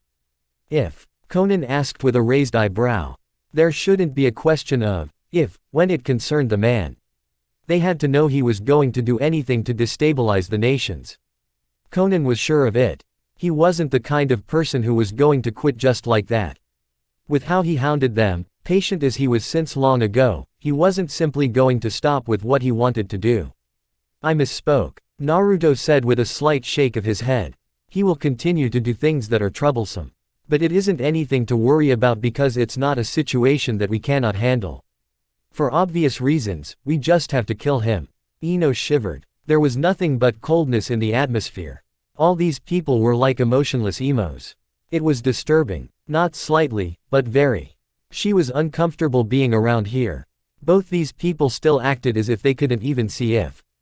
Neither had even looked at her. It was as if she was an insignificant existence. I have already made preparations for his death. That is assuming you don't end up going after him, Conan said. Naruto shook his head. I could have done that long time ago if I could, but no. He will come here for Nagato. That is without question, he said. What kind of preparations have you made? Foolproof to kill him, Conan said. Naruto turned to Nagato. Well, I agree to you not facing Madara. We are best situated to deal with the danger when he isn't facing what he wants. I assume you have planned something in the form of a trap. Since he isn't stupid, he won't be falling for anything easily. If Nagato is here, he isn't going to face you. That did come across. Conan acknowledged. Nagato still wants to take him. To this, Naruto shook his head. We can't let that happen. You should use this time trying to free a bit of your mobility somewhere Madara doesn't know. Naruto said. If you are confident that your plan will work, Nagato's location must be somewhere only you know. This leaves him with little choice but to come after you to get the answers. Are you suggesting that I run? Naruto shook his head. We are simply playing safe. He said. On the bright side of things, you will be getting treated. That should work out. If Madara comes here, he won't be alone. He will come with the Jinchuriki he has. Naruto took out a three-pronged kunai and flashed it towards Conan, who caught it. When he does come, you summon me and I will speedily disable the Jinchuriki before any damage is done. What happens after we have dealt with him? Ah, this talk to peace. Naruto had hoped that he would be able to avoid it. But it was apparent that he could not. He didn't allow any of his emotions to show. A troubled world opens the door for people to connect, to handle a common problem. The 5 cages have always acted differently, they have always acted separately. If what Madara does brings them to a point where they can work together, there is a chance for an intervention, in which they get to be united to act not as separate individuals but as one. I have ideas, we will discuss them after we have handled this problem. Nagato was silent for a couple of moments before nodding. We will talk soon. At least I believe that Madara will show up soon. Naruto turned over to Ino and took her. He jumped over the balcony, heading down from the tower in speed. For a moment, Ino thought of screaming, but she composed herself and glared at Naruto. If you'd screamed, I was going to let you go and see if you can survive on your own, crashing down I mean. Ino's glare didn't break, but Naruto wasn't looking at her, he was staring down the incoming ground. She waited until they landed. It was a gentle land. She had felt wind move around them as Naruto positioned his body carefully while carrying her like a bride. Ino felt like protesting when she was put down. Those were Nagato and Conan. Omegacure's leaders. They are Jiraiya's students from the Second Shinobi War. Naruto explained lightly. They also once headed an organization that wanted to capture all Jinchurikis. People like you, Ino said. How many are there? There are 8 Jinchurikis but before, there were 9. One of the Bijus currently doesn't have a host. But it is fine that way. Naruto said. Ino looked thoughtful for a moment before asking. Nay, Naruto, what is going to happen when you are old? To the Biju inside of you. The seal will become weak over time. But in the end, I will likely free the Biju inside of me. Naruto responded with indifference. What it would do once free wouldn't concern him much. As long as he wasn't threatened. It isn't something to concern myself with at this stage. I still have a very long life ahead of me. A very long life indeed. Konohagakure Hokage office, we have a bit of a problem. This was the greeting Tsunade received from Sasuke. They'd just returned from Iwagakure. She wasn't expecting their return. It was likely that they didn't reach the village. And given the grim look on the Mizukage's face, she suspected that it was more than just a bit of a problem. She really didn't want to hear any more problems. Not at this time. She'd just solved one. Another couldn't come down on her. If she had a choice, Tsunade would simply shut her ears and tell them she doesn't want to hear it. But she was the Godime Hokage. She had to hear it. Especially if it does affect Konohagakure. Tsunade still hesitated to say anything. She tapped her finger on her desk, glancing between the Mizukage and Sasuke.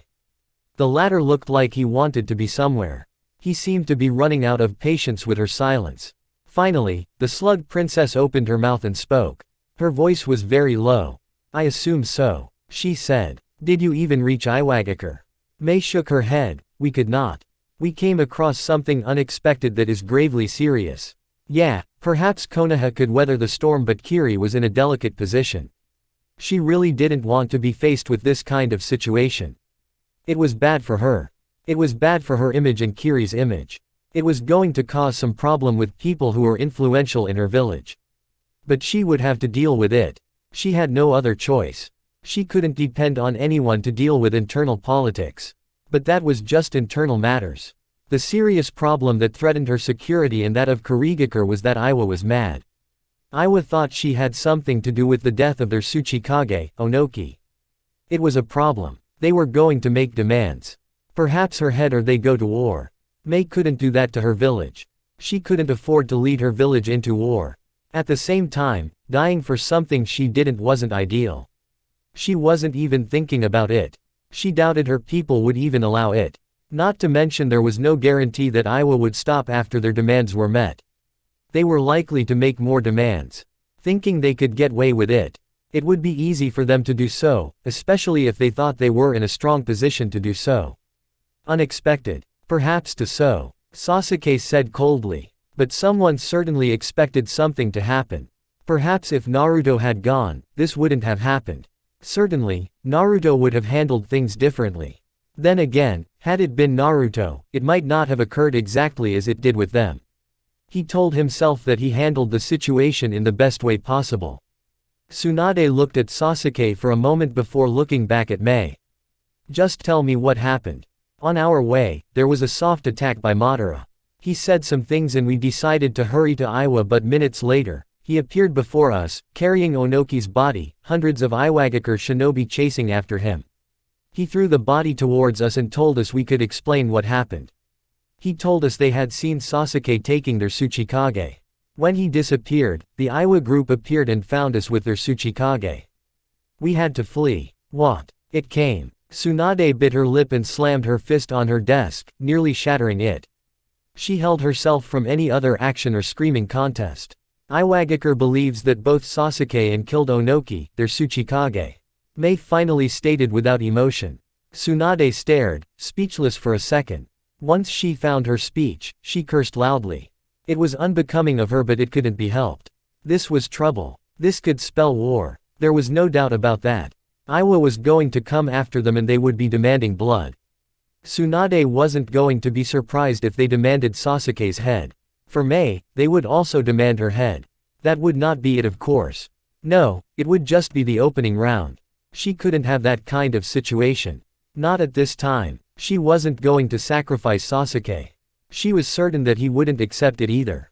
Yes, there was no need to even suspect his innocence in the matter. This was that Madara's fault.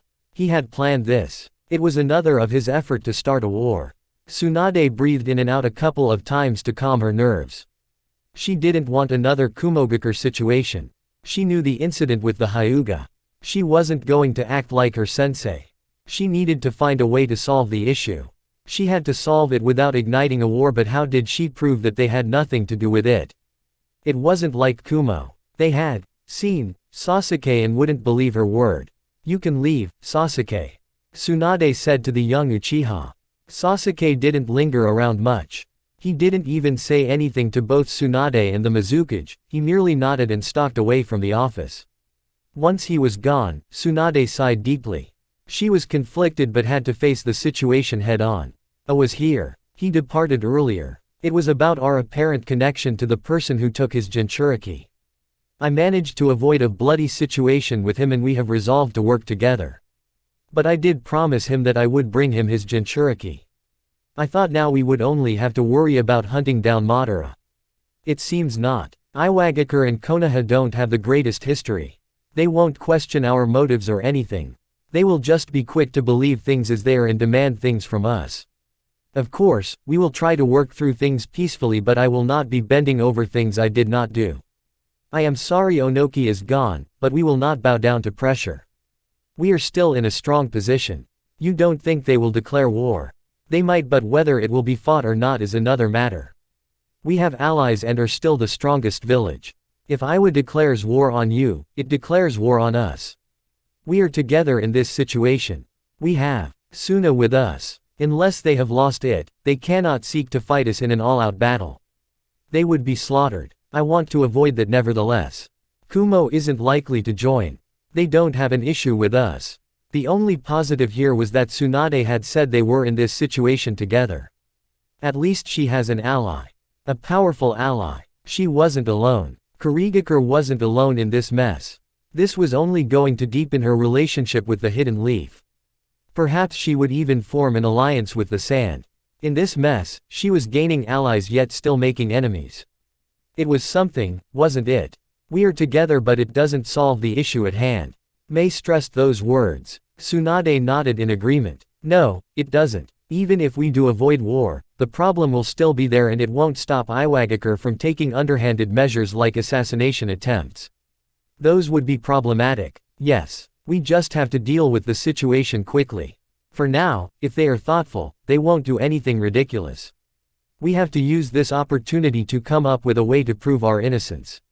Tsunade said. Which is easier said than done. Although it is the same culprit in Iwagakure, as in Kumo, it will still be our word against what they saw. They might not believe a word we say even if we present them the person who did it. Tsunade was silent for a couple of moments. Against someone who refuses to accept the truth when it is before them, what do you do? I don't know, but you certainly can't allow them to do as they please. Tsunade nodded. I agree with you. But how do we find irrefutable evidence to back up our claim? That is the question we have to ask. Mei said. Is Naruto around? I have to leave for my village to inform them of this situation. Tsunade shook her head. He's out but knowing him, he will be back soon. She said. We will call a cage summit once we have captured Madara. All cages need to gather so we can discuss this matter. That is the best solution. Perhaps we will even be able to discuss how we can avoid similar situations in the future. I hope so. Tsunade said. What do you say for a drink? I really need one. Mei smiled. I need one as well. Later that day Uchiha compound Makoto, the woman who made him experience pleasure. Bodily pleasures hadn't been a thing that existed in his mind but when this woman came, Naruto had experienced it. He had learned to enjoy it. He had learned to know what it is to lust over someone. Of course, he didn't obsess over it that he was willing to take a woman by force just to get some scum living in this world. Thinking of such pigs really turned on his contempt for some human behavior. He'd only just returned to the village and dropped Ino at her house. He didn't go home. He wanted to speak to Makoto. He wanted to speak to the woman who would become the mother of his child. He hadn't been with her lately. He could not deny that his body sometimes longed for her warmth, for her touch. It was ridiculous. Yes, but that was what this body of his sometimes felt. He reined on those feelings of course, but they were persistent. Makoto smiled seeing Naruto stare at her so intensively. He rarely allowed himself to get lost in thought before her. If you keep staring like that, I will start thinking something is wrong. Naruto blinked before shaking his head. I was just thinking of how strange it is that I feel I miss having you in my arms. Makoto giggled. There is nothing strange about that, but you'd think it is strange. I have never really been focused on listening to what my body says or feels. My mind has always been the leader. But emotions and feelings can truly be powerful at times. Sometimes they are just intoxicating, you can't help yourself but move. Makoto smiled. So you're admitting that feelings do get the better of you at times. I never said, I might have suggested it. Naruto wasn't going to admit something like that. It was beyond what he preached. Then again, he was at times a hypocrite, wasn't he? But I am getting to see that such feelings are normal. They are normal, you experience them when you live, when you are alive. Makoto said. I never said you couldn't come to me when you miss me. I have to say so myself, I do miss you. There was something in her eyes that said it wasn't just seeing him that she missed. Well, they were talking about their bodies. I have been busy and Yugao watches me like a hawk. To this, the Uchiha laughed. I thought you were the one who was supposed to do that, she said. But I don't think I have to explain to you what jealousy means. You know the feeling all too well. But I am certain you might feel Yugao doesn't have a reason to be jealous. Naruto shrugged. We have been together for a while, and it isn't like I am going anywhere. You say that because you don't invest your emotions heavily on other people. Makoto said in a firm tone. When you do, you will understand. But I am glad that you are here with me. Are you going to stay?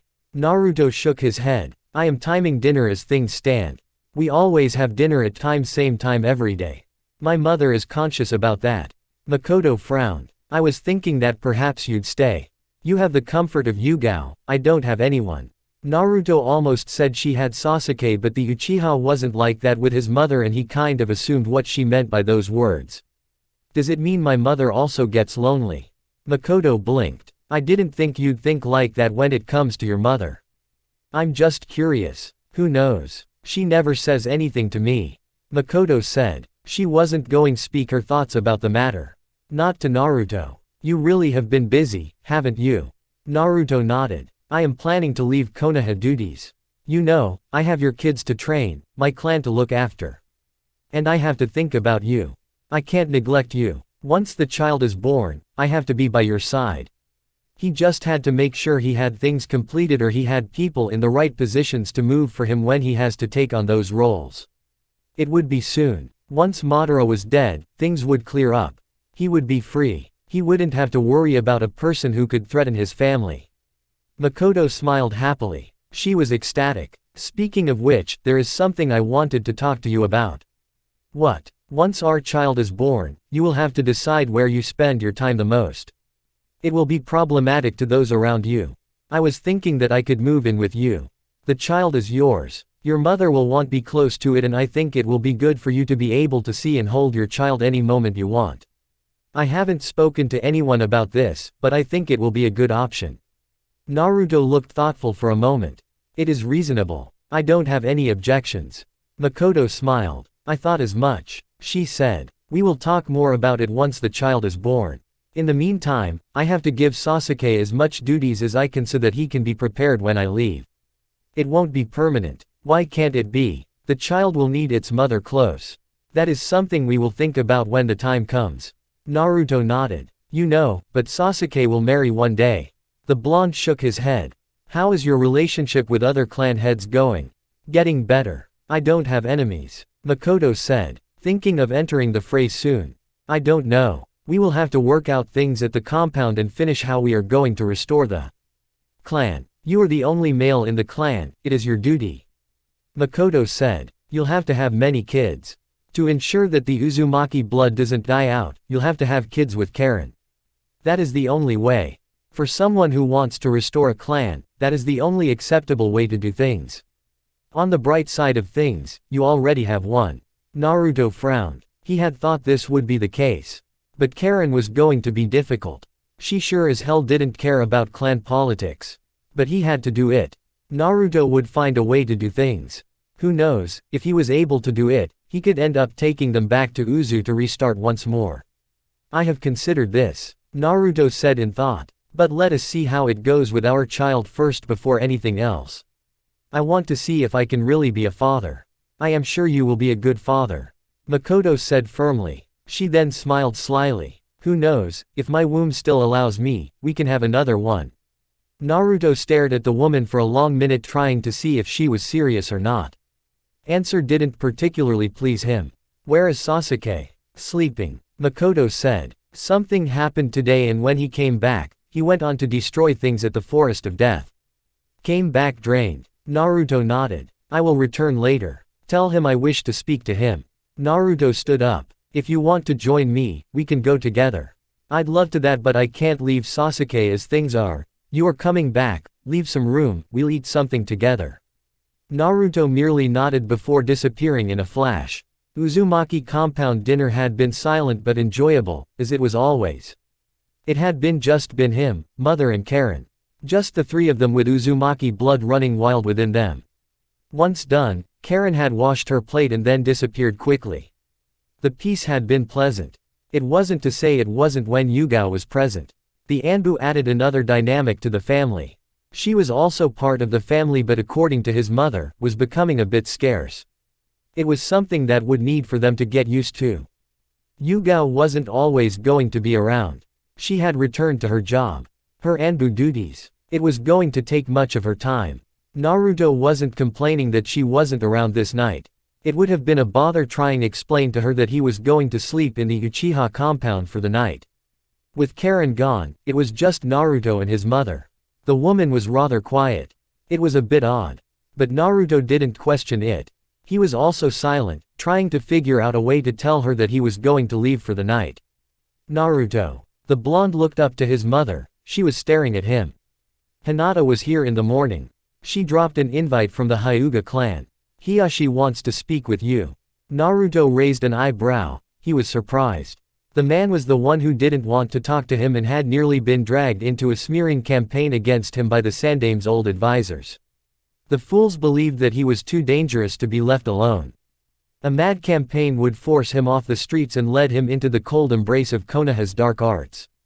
They wanted him there because they believed he could do well there. Everyone had a thought. Still, something had to have happened for Hiashi to come to this level. The man wasn't stupid. He was stern and cautious. Perhaps that was why he didn't want him close to Hinata. Naruto wasn't exactly an innocent person and the high-ups in Konoha knew too well. But it was how they understood him that determined their attitudes towards him. That is an interesting development. Naruto said. Did she say what it is about? Kushina shook her head. She doesn't seem to know either, but Hiashi just wants to talk to you. She said. Isn't it a good opportunity? It is. Naruto said with a nod. To survive as a clan, we will need to play along with the others. Hiashi is also a very powerful person, politically at least. If he is willing to talk to me, then there is a chance to clear the air around us. You are gonna have to play nice. I've never been known for being charming. Naruto said with a shrug of his shoulders. But for the Uzumaki, I will try to work something out. He said with a nod. Kushina smiled. For the Uzumaki, she said. We have come this far, haven't we? It was just the two of us, now we are 4, we are soon going to be 5. She was counting Makoto's child. Yes, they were growing in numbers. It was a good progress. But this brought him back to the conversation he was having with Makoto.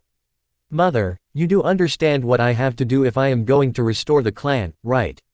Kushina was silent for a couple of moments before finally nodding. I know, she said. Which is why I think you should consider patching up things with Temari. But I don't want us to be just thinking about the clan. People have to be happy. You have to be happy. Happiness is fundamental for a strong family. We don't want divisions that will cripple us. Naruto said. I will consider things. What of Karen? That will depend on her. We are not forcing anyone to do anything. Anyone who comes here will come by choice. Kushina said in a firm tone. If she wants to, then I have no complaints. If she doesn't want to, we can't force her. Naruto merely nodded. Those were his mother's thoughts, not his. He had methods of doing things. When he didn't think his mother would agree, he didn't bring it up. I have also given her money to buy some equipment she needed. They cost a lot of money, so we might have to be careful soon. Kushina said. A lot of money was used to renovate this place and Naruto wasn't exactly doing high-paying jobs. He really needed a way to bring in money to the clan even when he wasn't doing missions. You said you'd be willing to teach Fuinjutsu. It is our trade and no one does it better, we should start reminding people that much. We will have to offer our sealing services to other clans and shinobi shops to sustain ourselves. As the experienced one, you will have to do most of the work. I have a couple of ideas and know what Konoha also needs our skills. We will sit down and discuss it before drawing the seals. Kushina smiled at this. You have neglected your training though, she said. But I am glad I will be working with you on seals. She paused, frowning. Will you have time? Naruto nodded. Once we have sorted things out with Konoha and other villages, I will focus on the clan. So I will have the time, he said. We can make this work. We can, Kushina said. No one even does it better than Uzumaki. Well, it was why our home was destroyed in the first place. A dark chapter. The actions of men. Perhaps their skills were indeed dangerous. Villages value Jinchurikis heavily, but his mother can disable one regardless of power in a minute. If Karen was trained well, she could have this ability as well. Karen does have an array of special abilities, doesn't she? Kushina nodded. Healing chakra, she can use chakra chains and she is a sensory type of shinobi. She paused, and pursed her lips. Tsunade doesn't know about this, does she? Naruto merely smiled. She received what she wanted from Karen about Orochimaru and that is enough. We don't want her knocking here for what is Uzumaki. Kushina merely shook her head. She is bound to find out. I will handle it, Naruto said with a shrug. He faced his mother. I am going to the Uchiha compound. Oh. Kushina blinked but didn't say anything until Naruto closed the distance between them. He leaned. over and kissed her before saying goodnight. A couple of minutes later Naruto was walking in the streets of the Leaf, hands inside his pockets. It was night. He rarely did this. He couldn't feel Yugao. Perhaps she wasn't around. But the breeze was cool. It was refreshing being out here. The night lights decorated the streets. Some places were dark, some brightly lit. It depended on the section you walked. To some people, the night was still very young. Some were already in the dreamland. Naruto halted when he saw Jiraiya at the corner of his eyes. The Sannin was standing by a wall, hands folded across his chest. "Have you become a man whore, Jiraiya?" he asked quietly. The Sannin walked over to Naruto. "It wouldn't be so bad," he said. "Going to see someone?" he asked with a grin. Naruto stared. "Don't be like that, Naruto." Jiraiya said. "I do need some inspiration for my next book. So tell me, who is it? Is it the delightful Mizukage? I can imagine her waiting for you in a bathtub, bubbles, the steam." Naruto started walking away from the toad sage. "You have an interesting imagination, Jiraiya." Then again, the Sandaime wasn't exactly different. He just never expressed himself as you. At least someone knows Sensei was a pervert. Jiraiya said following Naruto. "So, are you going to tell me who you are going to see? I'm sure you want to discuss something with me, Jiraiya. If not, leave me alone. You are disturbing my peace." "Ouch," the Sannin said before turning serious. "We do need to talk," he said. He touched Naruto on his shoulder and they vanished. They appeared atop of a building. "I'm sure you've heard what happened with Sasuke and the Mizukage." Naruto nodded. "Yes, but I have not spoken to either Tsunade or Mei," he said. "I will talk to the latter tomorrow. Rushing into it isn't going to solve it anyway. But we do need to start working on a plan to solve it quickly. We can't let this situation get out of hand. We don't know how Iwagakure is going to react when we say we won't agree to their demands. Things could blow out of proportion very soon." Jiraiya said. Naruto sighed. That masked man was truly something else. To kill Onoki and frame Sasuke and Mei. It was an evil plan. It was nevertheless very effective. Naruto wasn't sad Onoki was dead. He was actually happy about it. Of course, he would not discuss it with anyone. It was a dangerous thing. But the truth was that he had been relieved of something he would have done soon. The issue now was that they had to stop Iwa from thinking that Kiri and Konoha had killed Onoki. It would be much of a problem to Mei than it would be for the Leaf. This situation can be solved. There is no need to panic. Jiraiya stared at Naruto. "You don't sound very concerned about this. You do understand that if things are not handled carefully, we can go to war with Iwagakure." "That isn't much of a worry," Naruto said. "If there is war, I won't mind cutting through them by myself. Konoha wouldn't even have to send anyone." Jiraiya narrowed his eyes. "You are talking about a massacre." "I am talking about stopping enemies from reaching the Leaf," Naruto said with a shrug. "I spoke to Nagato and Konan. They have a way to deal with Madara. I will also be there if he does go there for the Rinnegan. If we deal with him, we can prove that Konoha had nothing to do with Onoki's death." "I don't follow. We just need to get into his head. If we get into his head, we can show the people in Iwagakure that we didn't do it. Inoichi is very capable, but this depends on whether we can capture him," Naruto explained lightly. "I will head to Iwagakure just to see the kind of person we will be dealing with. It's probably Onoki's granddaughter. Yes, but I want to see her state of mind," Naruto said. "Will she accept what we offer or will she refuse?" "What if she refuses?" Jiraiya said. "I don't want you going out for a massacre. I want to avoid bloodshed if possible. If they cannot accept what we offer, I will offer myself." Naruto stared at the Sannin for a moment before shaking his head. "How heroic of you," he said. "Unfortunately, I have no desire for it." He started walking away from the Sannin. Jiraiya smiled bitterly. He should have expected Naruto react in such a manner. He didn't have good memories about people sacrificing themselves and it was always for this village. Minato's sacrifice left him with hatred and suffering in the hands of the villagers. The Sandaime died protecting Konoha as well. Jiraiya saw the bravery in those deaths. He saw them as people who died without regrets. He had regrets. He had many regrets. He hasn't been able to do anything. He should have been the one to sacrifice himself, not Minato. His student had been young and a family ahead of him. But he hadn't been around. Minato had died. He could only watch when Orochimaru forced the third to do the same. This time around, Jiraiya wasn't going to just watch. He would do something. His life that has been full of regrets would eventually mean something. I hope it doesn't come to that, Naruto. Jiraiya said in a sad tone. You should have a drink and get some sleep, Jiraiya. Naruto said before disappearing from the building. Those words had been spoken coldly. Jiraiya wondered if Naruto would be sad if he died. Uchiha compound. Naruto was standing in a training ground in the compound when heard the sound of lightning crackling. He didn't even bother moving when Sasuke suddenly flashed in front of him, Sharingan blazing in the night light. A burst of his chakra blew the Uchiha away from him. Sasuke recovered quickly and landed to the ground gracefully. Even when you look like you have your guard down, you still react impressively. Sasuke said to Naruto. The blonde was in a relaxed pose, hands inside his pockets. He was casual, a rare appearance. Naruto didn't look at Sasuke. He stared into the sky before responding. Every shinobi with instincts will respond to danger. It matters how you have trained them. I heard you had a pleasant journey. Sasuke glared, but Naruto wasn't looking at him. He was certain that was said on purpose. You must be happy. You wanted the Tsuchikage to die. I have to say, if it wasn't that Madara caused the Kyuubi rampage, I would have suspected that you colluded with him. Well, I'm not crying he is dead.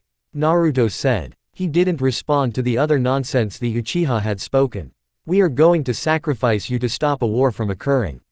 Your mother won't be sad. She is going to have another child, we'll name him Sasuke.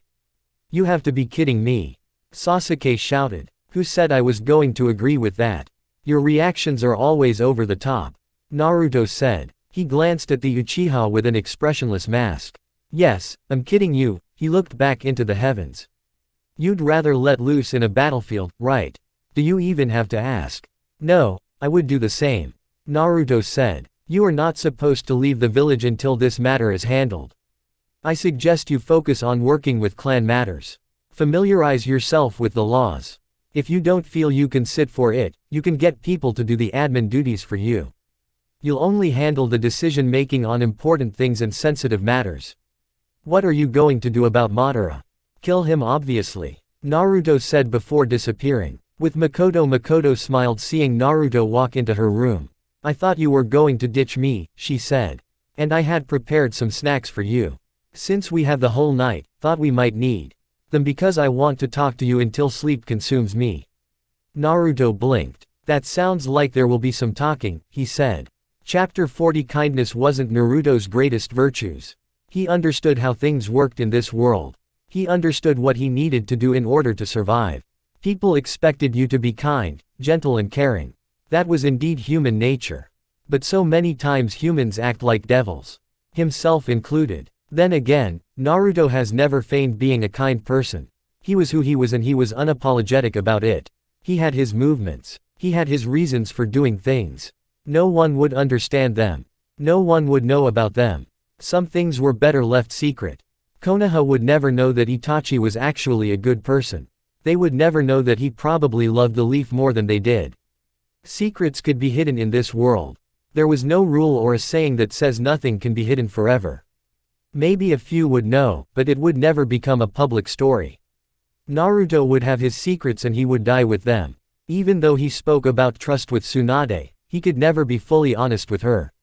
Besides, he was merely giving her what she desired.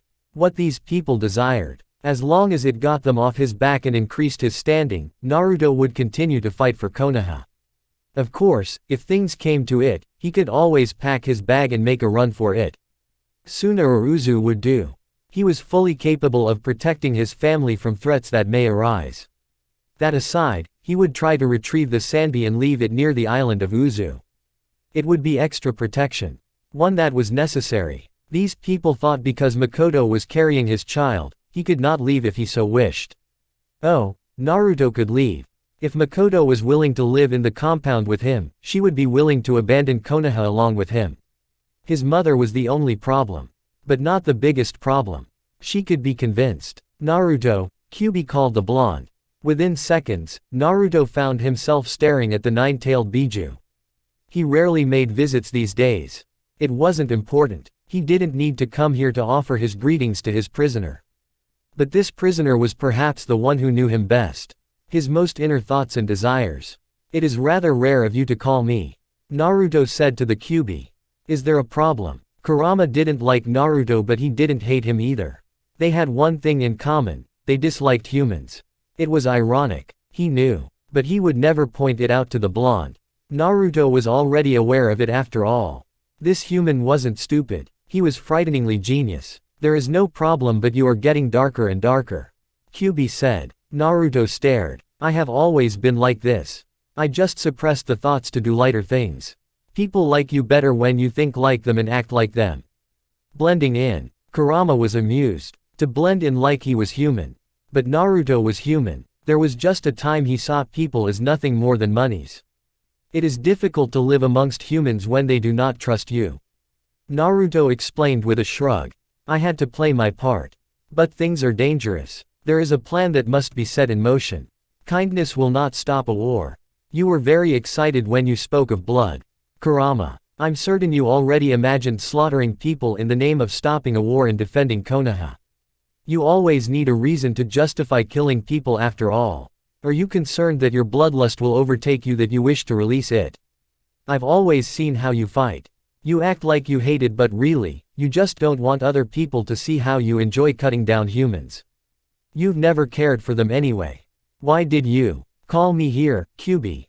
Taking joy in ending lives of miserable humans. Naruto would not comment on it. But he certainly wouldn't be averse to indulging his hatred for certain people. I want to warn you that you must be careful in your thinking. Naruto tilted his head to the side. What is that supposed to mean? You've always said you do things for your mother but lately, it doesn't seem to be the case. The darkness that you fear will overtake you if you're not careful. Kurama closed his eyes after saying those words. Naruto said nothing. He just returned to the real world. Perhaps he was starting to take actions away from his mother. But he had been earnest to say that controlling humans was just so that he doesn't end up destroying them one day. Thinking of destruction, Naruto realized the kind of despair it would bring to people. As he loved his family, other people loved their families. They would feel pain. They would try to take his family. Naruto understood that there would be pain.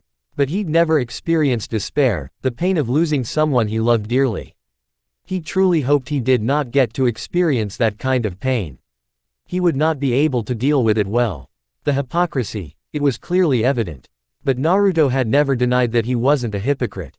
He did not understand the pain Nagato went through when he lost his parents or Yahiko. He did know it and truly hoped he didn't get to experience it. If he experienced the despair, he would lose it. Naruto was not sure he could control himself. Yes, and he tried to have Nagato change his ways when he was likely to do anything to save those he loves, even if it meant sacrificing thousands of people. Being able to feel empathy could help. But Naruto didn't have the capacity. He didn't care about other people and their struggles. The understanding that Jiraiya spoke of was far from him. He was certainly able to blend in and play the role he was supposed to play.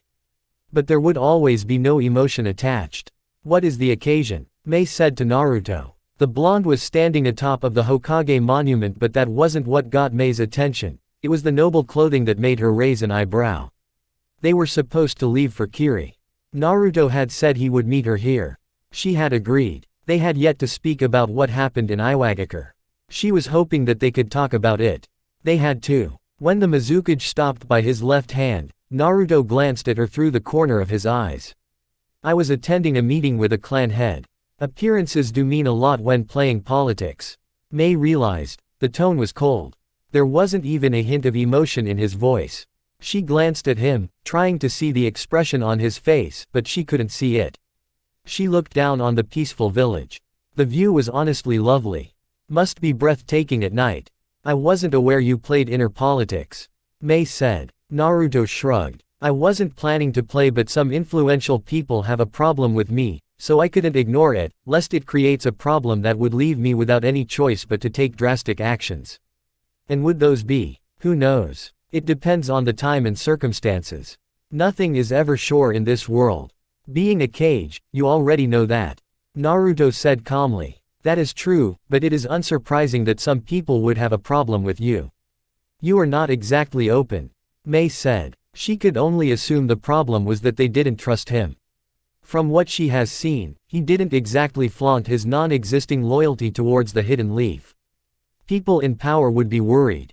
If he was truly trying to restore his clan, then there would be a clash with other families. Well, it was no wonder he was dressed like a noble. The Uzumaki hadn't been ordinary people after all. But with powerful people, they did not live for too long, especially when they were a group. There was always some misfortune. It could be self-inflicted or something some people plotted. Either way, the end scenario was the same. Death and ruin. This is why I must work to improve things. Previously, I'd never cared about it. I thought I could work out things myself, but I have realized that if I am to fight for my clan, I will need to at least have an image that is presentable for survival. Clan politics can take extreme routes sometimes. Naruto said. How do you plan on dealing with the Iwa situation? At this, Naruto turned to face Mei. There was nothing on his eyes. He simply wanted to see if she could be planning something to deal with the situation she faced. If he was another person, he'd let her deal with it on her own. But he would not do anything so devious. No, devious was plotting to blame her for everything. He wasn't going to do that. He wasn't that cold-hearted. Mei faced Naruto for a moment before sighing. It honestly bothered her that she couldn't read a damn thing from his face.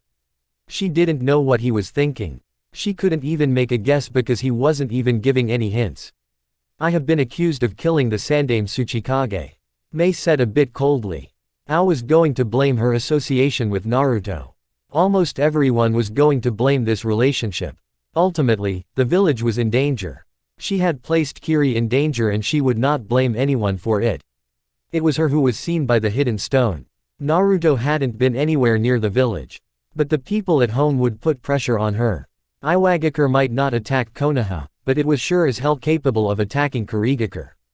It wasn't like Konoha wouldn't help them.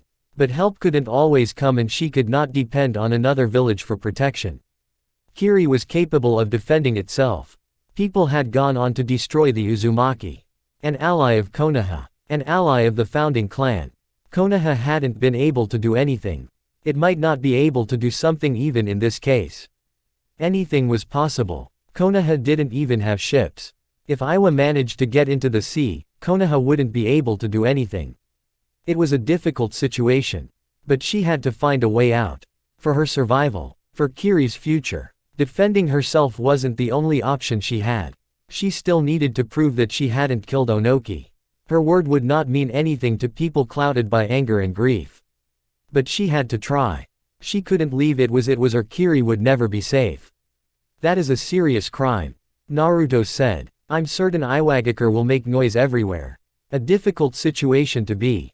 It makes it even tricky when you were found with Onoki's corpse. And the only response you have is, we didn't do it, Mei said with a bitter laugh. She could even imagine raising blood-stained hands, saying it wasn't what it looked like. A truly messy situation I am in. I can defend Kiri, but cannot afford to go into war with Iwagakure. My village cannot afford it. I do not even want to fight a war. I have seen one, I don't want to see another one. Those who have seen war never speak of it in glowing terms.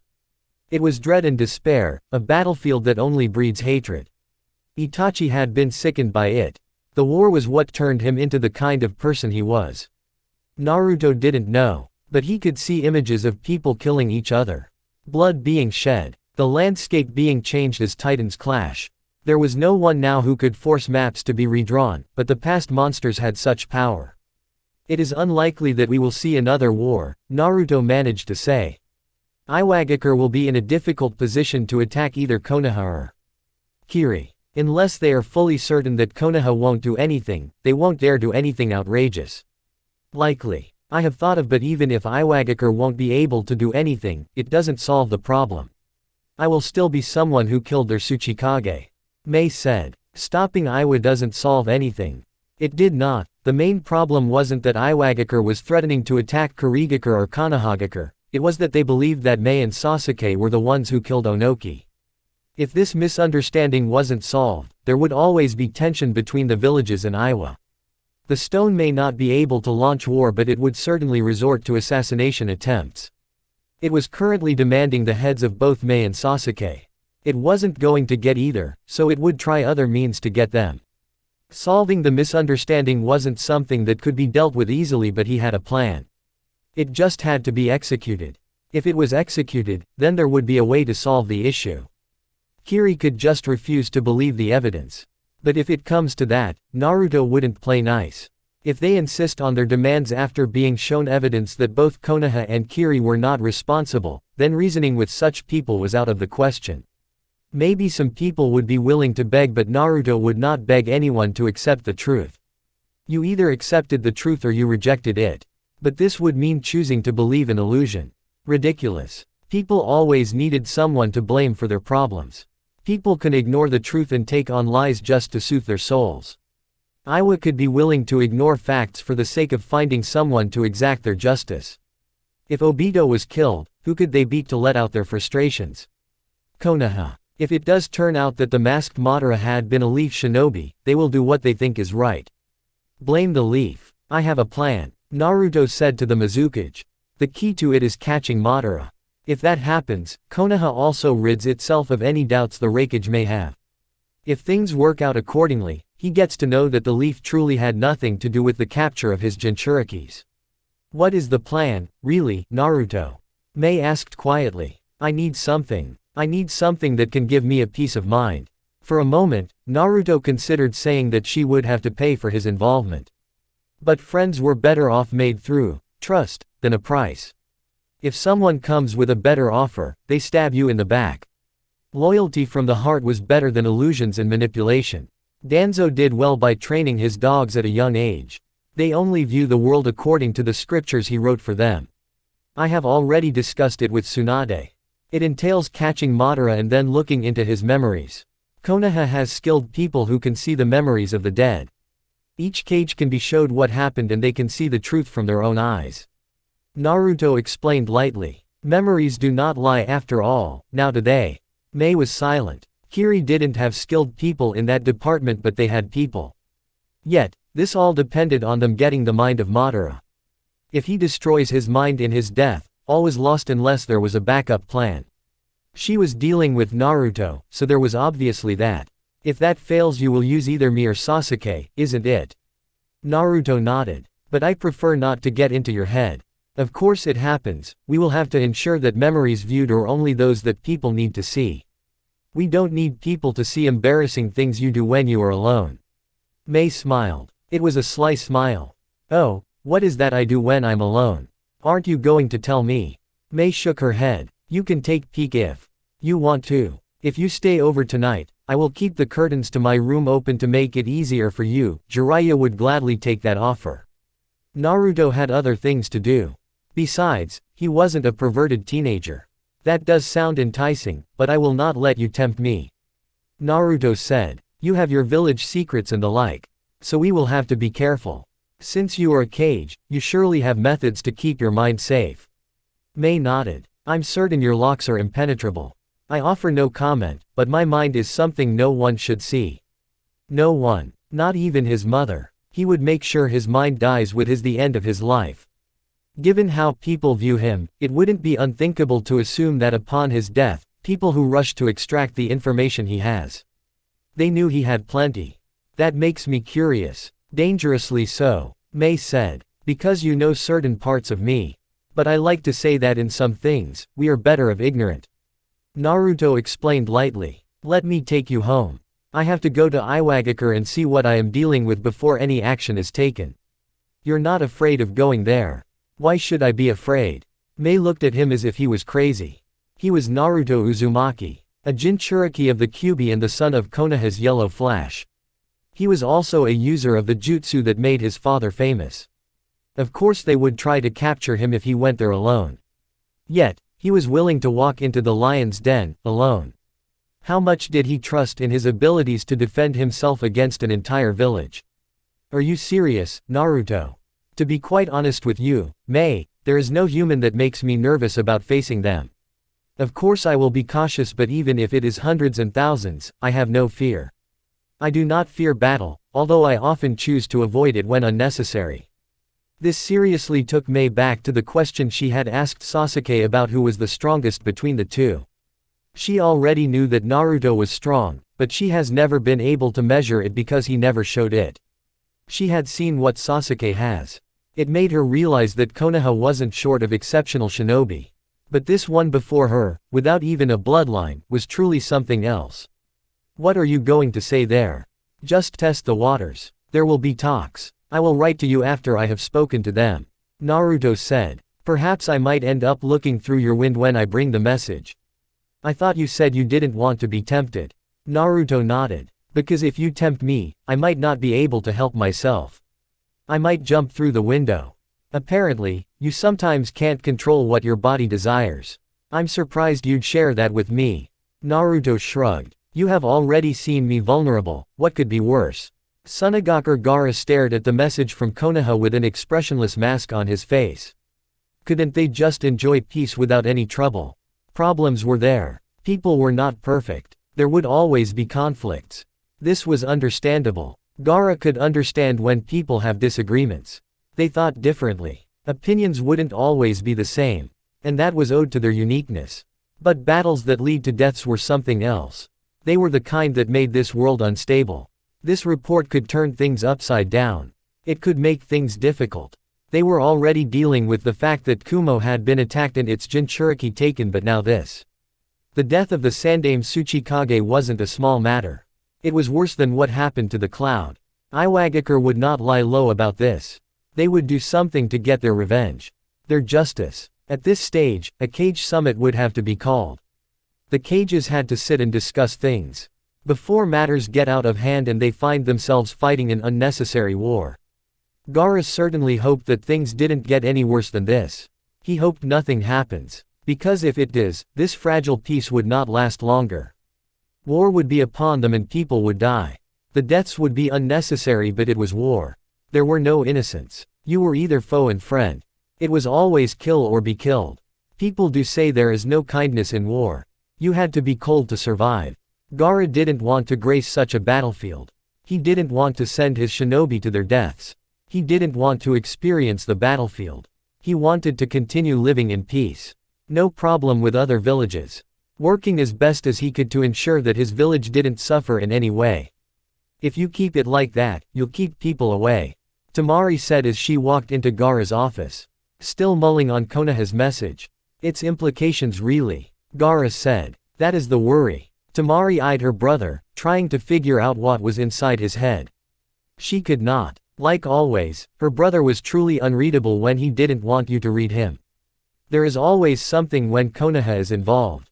Perks of being the strongest hidden village. Gaara more or less grunted. It was so unlike him.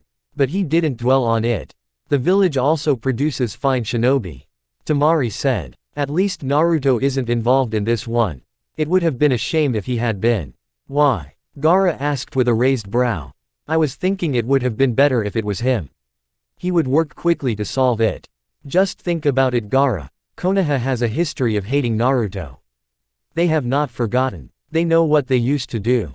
If they found out Naruto was involved in the death of the Tsuchikage, and Iwa was threatening war unless he was handed over, do you think they'd back him?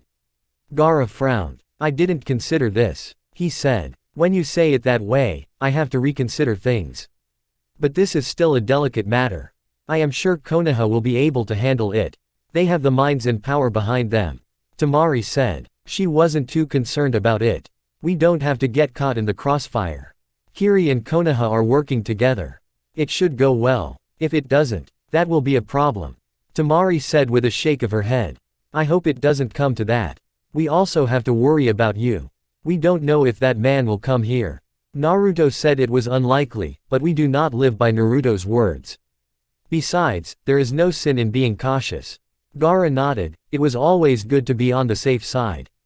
Besides, he could not always depend on Naruto to handle everything. We cannot say that things won't get worse than they are already. If Iwa's Jinchuriki get taken as well, it will be a huge scandal. A disastrous one, Temari said sharply. What are we going to do? Nothing, for now. Gaara said. We will play neutral for now. It is best we don't appear anywhere in the scene unless one of the involved parties invites us. Unnecessary confrontations will be avoided in this way. Konoha was already fine with things in that way. Of course, if their ally was being attacked, they would have to respond in some way. But as things stand, they would not do anything. It was for their safety. But we must prepare for a cage summit. Regardless of what happens, it is going to be called. What has happened to these two villages is unfortunate. Gaara said. It is sad to think that Kiri would be involved in all these. The village has been closed from other villages. I didn't think just when it was getting involved something like this would happen. It will be a shock to their side. Tamari said. I'm sure some of them will say it was best when they had no relations with other great nations. This is just a reminder of how treacherous our world can be. The cage shook his head. But at least the 5 cages will be brought together. A week ago, a meeting with other cages would have looked impossible. That is because everyone was only concerned about their villages. A common goal truly does gather everyone together. But whether they would cooperate was another matter altogether. Unless they benefited somehow, the cages would not agree on something. But Gaara did hope that when they eventually meet, they would be able to strike an agreement. All 5 cages. On something that would take the elemental nations into a peaceful path. Gaara hoped for such an outcome. And he would try by all means to fight for it. He wasn't just going to sit back and allow the experienced shinobi to do all the talking. He would add his sense. He was after all, a cage himself. Iwagakure no Sato, the hidden stone, the village the masked Uchiha had thrown into chaos in a fit of anger and hatred by killing its cage. This was the very village that helped his father rise into an internationally known shinobi across the shinobi nations. It wasn't intentional. They hated him for it. They loathed him for it. He cost them victory. Had it not been for him, they might have won. They might have stepped on Konoha's throat. But because of his murderous jutsu, they had been forced to quickly accept the ceasefire. If it hadn't been for the Sandaime, Iwa would have lost much more than it did. The old man had been quick to use Minato's fame and the fear his name inflicted on shinobi to force the war to come to an end. For all his life, Naruto never thought of developing such a name for himself. He never thought of having a rank that would see shinobi flee on sight. He never wanted to stick out. Though, considering everything, that might have been an error on his part. Perhaps he was thinking along the lines of being infamous. When you were strong, people thought twice about pissing you off, they thought twice about trying anything against you. Even as he was, who in their right mind would think about doing something against him? He was not a forgiving person. He would certainly make anyone who dares him suffer. That was a given. Naruto shook his head. He was here for other matters that were caused by the masked Uchiha. The situation wasn't exactly unfavorable. He did want Onoki dead after all. The means were perhaps not what he would have planned, but it was fine since he was freed from having to do the deed himself. The entrance was securely guarded. Shinobi were around the place like ants. Naruto could sense shinobi watching the walls. They were on guard. They didn't want another incident happening again. They wanted to guard their next cage. Their security. It would certainly be a massive loss if they lost Kuretsuchi. Iwa could not afford that. Not at this time. Halt! 2 shinobi approached Naruto, stopping him from his movements. They were on guard. The others watching appeared ready to lunge towards him. They were ready for anything. The 2 men looked at him with contempt. They truly hated him. Perhaps what he represented. Yes. The hidden leaf. Minato Namikaze. He wasn't in a favorable position, was he? But it could not be helped. He had to work around this situation. If he could not, then he wasn't as great as he liked to believe. Of course there was another issue he wanted to avoid. He didn't talk or think much about it, but Nagato's peace was something that had to be entertained. If he could not work something out, he would have a Rinnegan problem to deal with. Naruto really didn't want to deal with that. Naruto Uzumaki, calm. Naruto was cut off. We know who you are, one of the guards. Snapped. Have you come to offer your head for what the hidden leaf did? Yours would do, we even get to keep the Kyuubi. Surely, they jest. Naruto shook his head. Greedy fools. With the Kyuubi in their possession, Iwa would certainly become stronger. But Naruto wasn't much concerned about this. It was still surprising to see that they would be willing to take his head. Naruto wasn't a sacrificial lamb. He would rather wear the mask of a god of destruction and level this village than sacrifice himself. And he would make sure everyone dies. It reduced the risk of someone hating him for his actions. Hell, To avoid revenge, he'd even be willing to systematically erase all those with strong connections to Aiwa. It would be the same method Nagato used. It was brutal, but efficient. Konoha hasn't done anything wrong. A massive dose of killing intent washed over him for that statement. They didn't believe him. They were angry he was willing to say those words to them. They were fully convinced that Konoha did it. It was apparent that trying to form trust between Konoha and Aiwa would not be easy, even if the village does come to accept that Konoha wasn't responsible. Such strong emotions didn't go away easily. It would take time. A sword was pointed at him, right between his eyes. "We will take your head, right here and now." We all saw that Uchiha bastard. Naruto's eyes were on the sword. A simple blade. He raised his right hand and touched the blade with his index finger. A few seconds later, the blade was sharply cut into 3 pieces. The guards took steps back. It is amazing what wind can do. It can almost cut through anything. Of course you need to have the perfect control. Naruto didn't finish his thoughts. He got to serious matters. "Please take me to your leader. There is already bad blood, I'd rather not force my way in."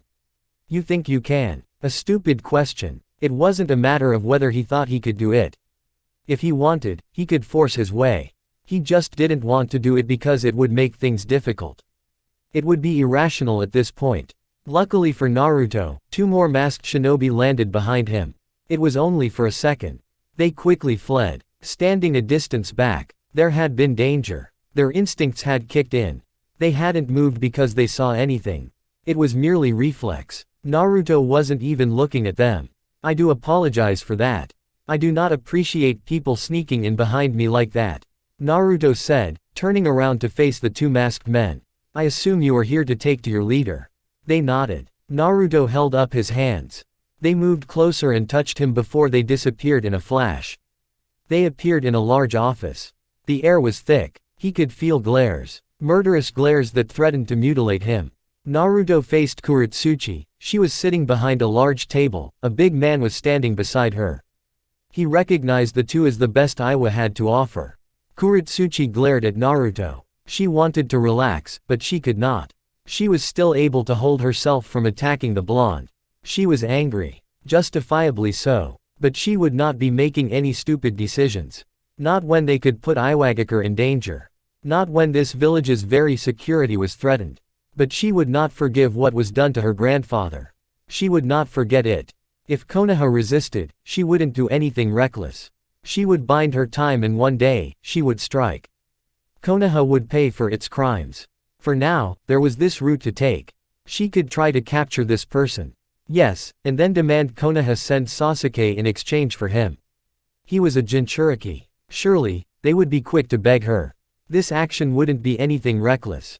But she first had to hear what he had to say. Naruto did not try to sit down. He figured it would not be safe. "I guess you already know who I am. So I will skip the introductions. But I will say I am here because I was sent by the Godime Hokage, Tsunade Senju." For a moment, Kuretsuchi thought of feigning ignorance. But she shook it off. It would not get her anyway. "I'm certain I made it clear in my letter that I will not be talking to Konoha until I have the Uchiha's head." "I didn't read the letter." Naruto responded with indifference. "I am sure it wouldn't have made a difference if I had done so. In any case, I will also stand for Kurigakure. I hope you are willing to listen. If what is going to come out of your mind is how Konoha plans to make amends for this, then I will listen. If not, there is no point in listening." Naruto sighed. He had known this would be difficult. But he wasn't exactly here to broker any deal. He just wanted to see what he was dealing with. Diplomatic communications require one to be subtle, but I will be frank with you. Konoha isn't going to make amends because it hasn't done anything wrong. Nor has Kurigakure. Kuretsuchi slammed her fist on her desk. "You killed my grandfather. You call that nothing? We didn't do it. I knew talking would be fruitless." Kuretsuchi snapped her fingers and shinobi flashed into the office. "Your mistake was coming here alone. We are not going to let you go. There were many ways this could end. And Naruto had control of all the endings. You must be reasonable, Kuretsuchi. Don't do anything careless. Konoha didn't do anything. We are being framed by someone. I could believe that if Konoha didn't have a bad history." Naruto shook his head. "I urge you to listen to me, don't act against Kiri or Konoha. We will get you the person who killed your Tsuchikage. And that would be Sasuke, right? There was a bit of sarcasm in Kuretsuchi's tone. Naruto didn't respond to this. He simply took out the three-pronged kunai. I use the same jutsu as my father. If you want to start a war with Konoha, your people will die. I am not afraid of killing 1,000 people. Calm your people. Avoid unnecessary bloodshed by looking at things rationally. He then disappeared in a flash of yellow. Kuretsuchi cursed loudly. Unknown location. For a moment, Naruto indulged the thought of being a lord of the underworld. Danzo would certainly be proud and the Sandaime would be shaking his head, looking at him with eye of disappointment. Hiruzen did always expect him to do things better. The old man wouldn't have problems in a little bit of trouble, but as long as it was nothing that could bring about bad whispers. He was after all a good person. But still someone who let Danzo live just so he could do the dirty work that he was unwilling to do. If the Sandaime had been willing to do the dirty work, he would have gotten rid of Danzo himself. Naruto shook his head. He shouldn't indulge this feeling. Admittedly, it was a good feeling. He felt atop of things. He felt in charge. A sweet feeling that could easily corrupt you. He was sitting on a large throne-like chair in a dimly lit hall. This was a place he hid the remnants of Danzo's forces. He couldn't be seen with them and he didn't want them in Konoha. They could be detected and it would bring some trouble for him. He was fine with Sai acting as the intermediary. His space-time jutsu also made it possible for him to come and go without being detected. You better have something good, Sai. Naruto said to the pale-looking teenager. He preferred not to be here when unnecessary. Sai had 3 masked shinobi with him. They wore dark cloaks, white blank masks. The 3 kneeled while Sai walked over to Naruto. He handed the blonde a scroll. They just returned from Kumogakure and some interesting information I thought you might want to know. My movements have always been a bit fruitful, but I still have to make a couple of stops. Naruto was interested. He stared at the 3. What is it? The Raikage's brother wasn't taken by the Akatsuki, rather, he left on his own. We lost track of him, but we know he fled. One of the 3 responded calmly. The Raikage is a bit protective of his brother. He never lets him leave the village, and when the threat of the Akatsuki was announced, he took things to another level. Sai said. He must have been feeling trapped in that village. Naruto said. This was surprising information. Unexpected. But not bad intel. He could make use of it. This just meant that Madara only had 1 Biju. Then again, he probably wasn't planning on gathering them until he does get the Rinnegan. At this point, Naruto wasn't concerned about the whereabouts of the Raikage's brother. It was irrelevant to him since he had no interest in other Jinchurikis. Should we track him down? Naruto shook his head. His location doesn't matter. Leave him be. Madara is going to end soon and Nagato isn't a problem anymore, so we forget about him, the blonde said. Go to Iwagakure. Surveillance of the village's activities is necessary. Hi. Naruto turned to Sai. What is this, Sai? It seems like a way to bring back Orochimaru back to life. I thought it would be important for you to have the scroll. I have others that contain the secrets to his immortal jutsu. Living for all eternity. It was overrated. When he was younger, Naruto would have desired as such, but he had no thoughts regarding the matter. He wasn't going to live for all eternity in the world of humans. But it was important to safeguard such knowledge. There was no sin in knowing. Besides, he wasn't a scientist or a medical ninjutsu specialist, so there was probably nothing he could do with it. Perhaps Karen could do something. We will store it, Naruto said. Anything else, Orochimaru left behind. Too many things. Despite his ways, Orochimaru knew almost everything, present and in history. He was very knowledgeable. We have collected some of those things. In about 3 weeks' time when I return to the leaf, I will return with it. Naruto had to pause to think. Orochimaru had truly been something else. His various experiments. His many travels. It was safe to say there was no land that Orochimaru did not visit. The snake had hideouts everywhere. He could hide anywhere. It was no doubt he knew a lot of things. Be subtle about it. We don't want Konoha's attention. Naruto said. Try to get a safe house created in Uzushiogakure for me. I'm thinking when my mother is old, convincing her to see the home she left behind will be simple. Sai blinked. I thought you'd choose Suna. I think when I grow old, I will have seen too much that I can no longer pretend to like humans. A place where there isn't a lot of them will be safe. Naruto said. Or maybe things will be different, you never know as you grow. Ino is even rubbing off you. She is quite forceful when she wants to be. She can be, but you do need that human interaction. We will be dealing with them on a regular basis to ensure that things remain in control. Naruto said, standing up. I expect to see you in 3 weeks. By then, Madara would be dead. Iwa should have the truth. We will be working on getting the elemental nations on the palm of my hands. What will be the strategy? We will do it behind closed doors.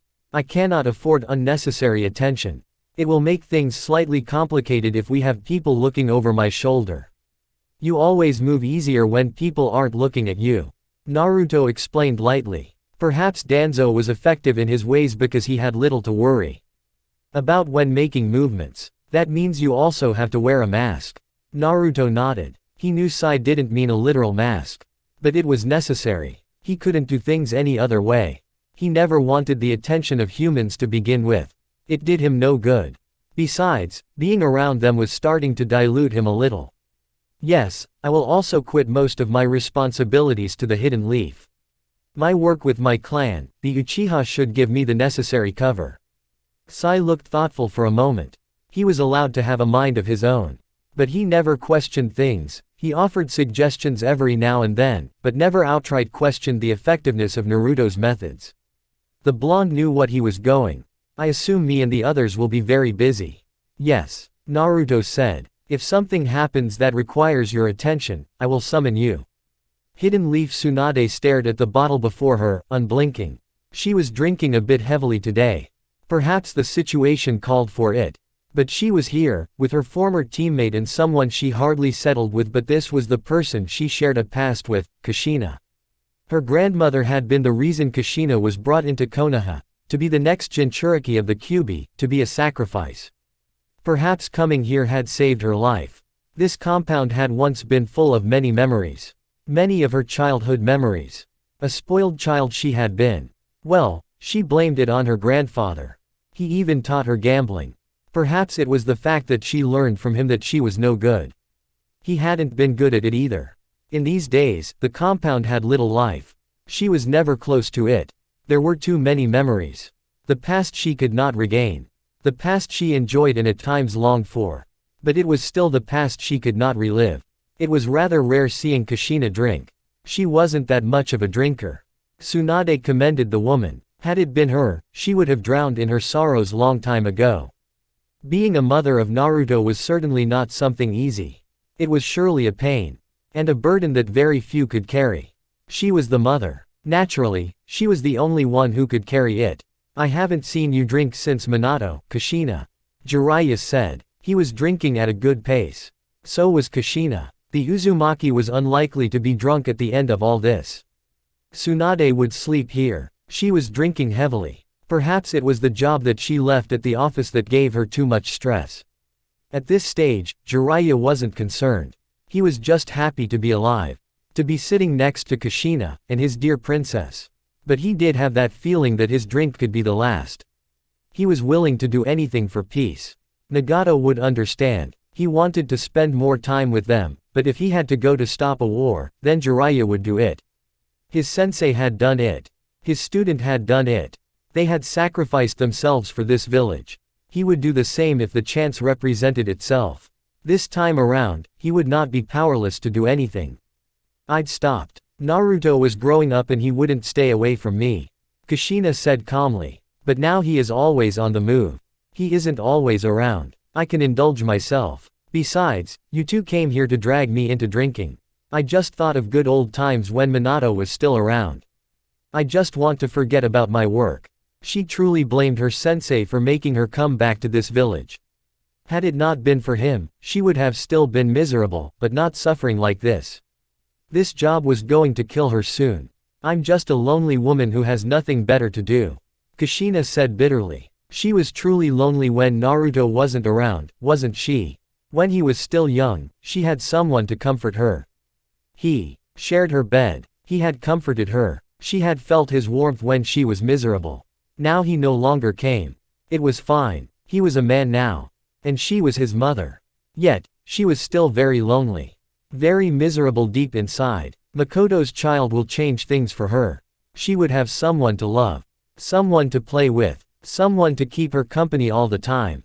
Perhaps she might end up fighting Makoto about that, but it was alright. It would be a healthy fight, one that would make them laugh at the end of the day.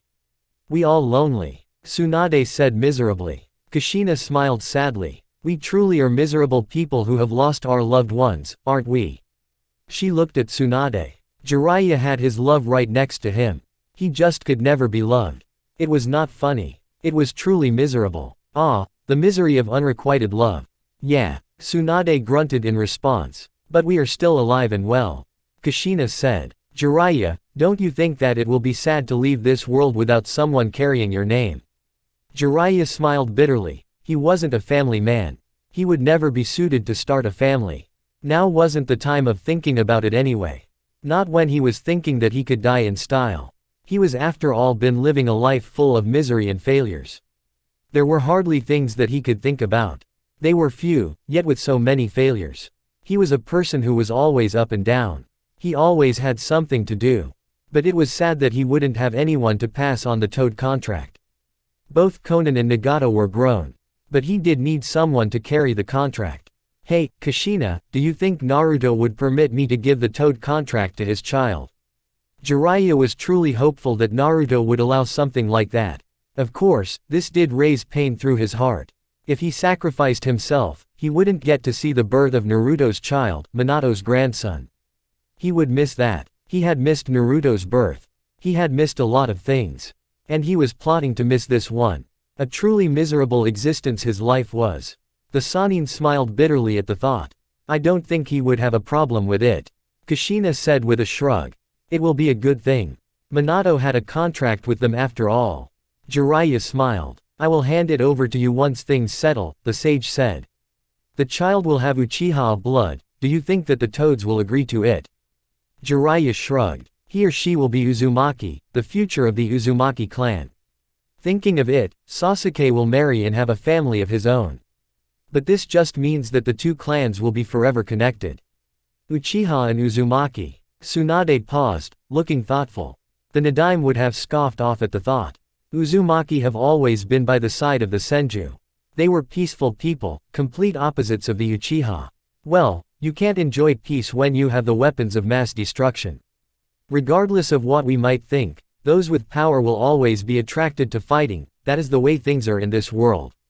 Jiraiya explained lightly. Bijus were living peacefully, but because of their power, they were dragged into conflicts of humans.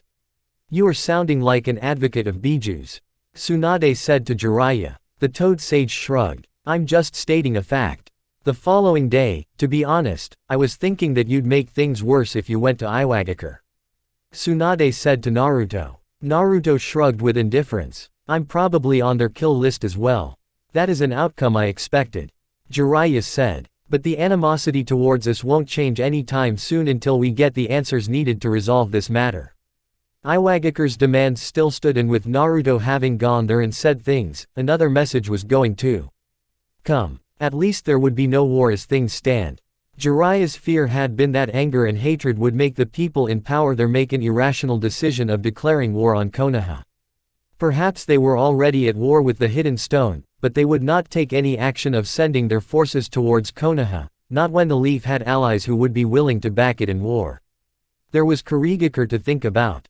If we were going to be talking about war, the Mist would have to be involved. It was also involved in the mess. Iwa was accusing its cage of killing Onoki.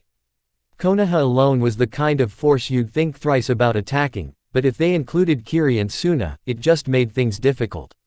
It wasn't to say that they could do bad things and get away with it because they were powerful. Their allies wouldn't stand with them had they truly been behind the attack on Onoki. We will get answers soon. I'm certain Madara will be making a move soon.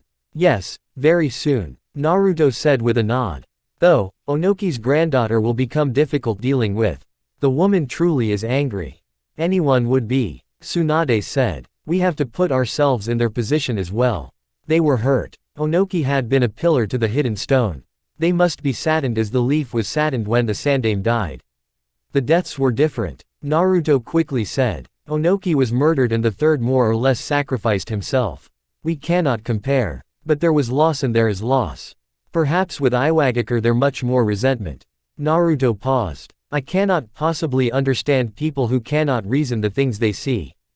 Our world is one that is full of deception, and yet when things are looking bad, we quickly take the first option we see because we want to blame someone. This irrationality is what leads people to do stupid things. If Konoha had been weaker, Iwagakure would have possibly marched toward the leaf already. They were only being stopped because Konoha was a powerful nation and trying to provoke war with it could result in their destruction. Not that Naruto would mind. If he didn't have a family, he would have encouraged them to start war. Less humans in this world, not a bad thing. Not everyone thinks like you, Naruto. You don't have to think like me, you just have to take a pause and try to think. Naruto said. Tsunade sighed, a slight shake of her head. You do have a point, but people have emotions. They are not easily discarded. In a case where you are very troubled, you might also find yourself doing some things without thinking. I don't deny that possibility, but from my past experiences, I have always paused to think. Naruto said those words in a firm tone. We were close with the Sand family. They were perhaps family. I didn't dislike them. They were good people. When Suna betrayed Konoha, I felt that I had been betrayed. I hunted them down. I chased after them. I came very close to killing them. But Tamari begged me to listen. She said they didn't know and her brother confirmed that they didn't know. Was there evidence of this? No, but I knew them, so I believed them. We can say the same thing about Kumogakure. The Yondaime Raikage received information that seemed credible, but he didn't rush to a conclusion. He came here to look into your eyes. He came here to listen to you. Why? Because he knew you. He knows you. He believed your words because of what you said, not the evidence you brought to him. We've never had that relationship with Iwagakure. Jiraiya said with a frown. If we had a relationship, things might have also ended up happening in the same way as it did with Kumogakure. Naruto nodded. But still, those people still had to think about things. They did not. What would Konoha benefit from this? Why would we actually even do it in such a manner and then get caught like that? You have to question that. He said. In any case, a relationship would have made things better. But the history between the two villages doesn't make things any easier. The past is the past. It might be difficult to forget, but Iwagakure can't hold a grudge against what happened in the war. Because anything can happen in a war, isn't it? Naruto said to Tsunade. Not everything. There are still things that you mustn't do even if we are at war. Though there is a saying, there is no mercy in war. Tsunade said those words with bitterness. You are not supposed to let your enemies live. They might take your mercy as weakness and stab you in the back. War is never pleasant. I'm sure even you wouldn't think of it fondly, Naruto. Jiraiya said in a firm tone. You are forced to do things you don't normally do. Things that give you nightmares. You find that your only good memory is that you survived. But sometimes that can also be a burden. Naruto could never understand that. Being surrounded by a pile of dead humans. No, he wouldn't regret it. He wouldn't be fond of the memory either. He just could never care in the same way as other people do. He thought differently. If they had to be killed, they had to die. War was a good opportunity to release even weapons of destruction. Would he think twice about letting the Kyuubi loose? No. You should try to form a relationship with Iwagakure once things settle. Next time, such issues can be avoided. Tsunade looked thoughtful for a moment before nodding. The Cage Summit will give us that opportunity. Tsunade paused. I thought you'd be interested in doing things like that. Not in the open, Naruto said. Besides, I have personal matters that I must deal with. Once we are done with this, I will retreat. I need to focus on the Uzumaki and the future inside Mikoto. Both Jiraiya and Tsunade stared. You're going to retire? The former asked, surprised. You're still just 17, Naruto. I was thinking that I could use you for diplomatic missions. Tsunade stated her intentions. She didn't show her shock because she was really not shocked about this decision from Naruto. He has never been a willing servant of Konoha. His actions up till now have been because it was convenient. Still, it was coming at a wrong time. He was still too young. Too useful to retreat to his clan. But she could understand if it is around the time Mikoto has to give birth. By then, it would be cruel for her to demand his services. He needed to be a father. Besides that, Tsunade was hoping that being a father would give him some life. Perhaps he could return to serve the leaf with emotion afterwards. There was no guarantee. It was just her hope. I'm not suited for that, Naruto said with a shake of his head. But if I am really needed, you can call me. When it comes to Iwa, I'm not the best person you can send. There are promising young men who can do the job.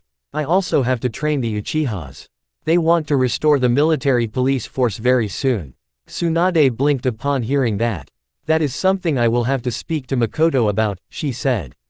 Inoichi says that he can do what you have suggested, but it has to be done here because he would need his equipment to do it. Is there a problem? We would have to get all the cages here. Iwagakure will be the only problem, but you can send the Raikage there. They have something in common and can point fingers at us. Naruto responded calmly. If Kuritsuchi becomes the Yondaime Tsuchikage, she should feel a bit at ease to be with the Raikage. There is always the chance that she will either bring her Jinchurikis as guards or an army, for safety reasons. That would be extreme. Naruto shrugged. But necessary for her comfort. This is your village, you have the advantage. If she starts trouble, Jinchurikis can always be subdued easily without much of a fuss. Well, if you know how, the blonde said. But it has to be explained why we want her to be here, and she has to see that point. I could just march over to Iwa and drag her here, but I would have the whole of Iwa marching over to Konoha. How can you be indifferent when talking about something like that? Naruto shrugged. A Megakure, the rain was truly different when Nagato wasn't around. Konan felt lonely. She has always been lonely since Yahiko died, but her partner has always been there around her. She has always been next to him, helping him. Konan realized just how much his presence affected her. Without him, there was no one else. It was just this village they had fought to free from Hanzo. Jiraiya came here, but things were different. She wasn't exactly the same old child she had been back in the days when he was still their sensei. Admittedly, he seems to have hardly changed all these years. But her experiences, her pain, and perhaps her loyalty to Yahiko's dream changed her greatly. Things appeared to have stalled with that dream, but they just had to deal with Madara and things would clear up for them. They would be able to see which path they could take. Konan sharpened her eyes when she heard footsteps coming towards the balcony. She narrowed her eyes behind. It was him. He was here, just as expected. She could feel that he wasn't particularly happy. He must have first searched for Nagato. With his knowledge of Nagato's state, the first thing would be to teleport straight to Pain's real body. Madara, Konan started calmly, without even turning to face the man. I have been waiting for you. Obito narrowed his visible eye ever so dangerously. Nagato wasn't here. Or maybe he was, just hiding somewhere and only this woman knew where he was. So they were waiting for him. They knew he would come for the Rinnegan. Well, they were not that stupid. But he assumed Naruto had something to do with this. When he does get the Rinnegan, he was truly going to make Naruto experience pain. Konan, you are not going to tell me where Nagato is, or you? Who knows? Traitors. Obito found himself saying. These people were standing in the way of his dream. They were standing in the way of his reunion with his beloved Rin. He wanted to see her again. He wanted to live with her happily again. But these people were standing in the way.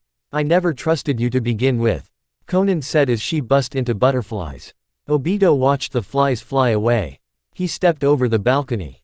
He tapped into his dimension and Yugito appeared. The Sharingan was already working on her. He was also controlling the Biju inside of her. He didn't need her, but just in case Nagato was around, he would be forced to come out and deal with the Biju that was destroying his village. Chapter 41. Obito's eyes wandered around the lake. It was massive, but not something that would worry Konan. She had brought them here in the first place. Then again, she has made her jutsu strong against water. It was her weakness in the beginning, but she learned. She adapted. He'd always thought that between her and Nagato, she was the smarter. She was also very level-headed and not prone to acting merely on emotion. Was she like Rin? No, she was not. There wasn't anyone like Rin. He looked up into the heavens. He was just needed to do this and he would be reunited with her, with Rin, with his beloved. Perhaps live his dreams. Become Hokage, better his failure of a sensei who couldn't protect anything. He was going to create the perfect world, a peaceful world where you would not lose anything. Humans were always fighting, but in his world, there would be no such. Dreams would become reality and he would be together with Rin. Rin just hold on for a little longer. He needed to handle this problem before him. He needed the Rinnegan. Nagato wasn't a problem. He was powerful but Obito knew everything about the Rinnegan. He was the one who told the man about the Dujutsu after all, his Dujutsu, Madara's Dujutsu. Konan, I am curious about the decision you have chosen to take. You have always been level-headed. I was positive that you wouldn't betray me. The dream we had. Why did you do it? I never trusted you to begin with. Konan said. Yahiko never trusted you. He warned us against you. The man had been right. But Obito didn't care about that. It was better that Yahiko died. If he had been around, things wouldn't have changed sooner. Truly, when Naruto experiences pain, he too will change. He had watched Rin die. Naruto will watch his mother die. He will watch those he loves die. Obito would make sure of it.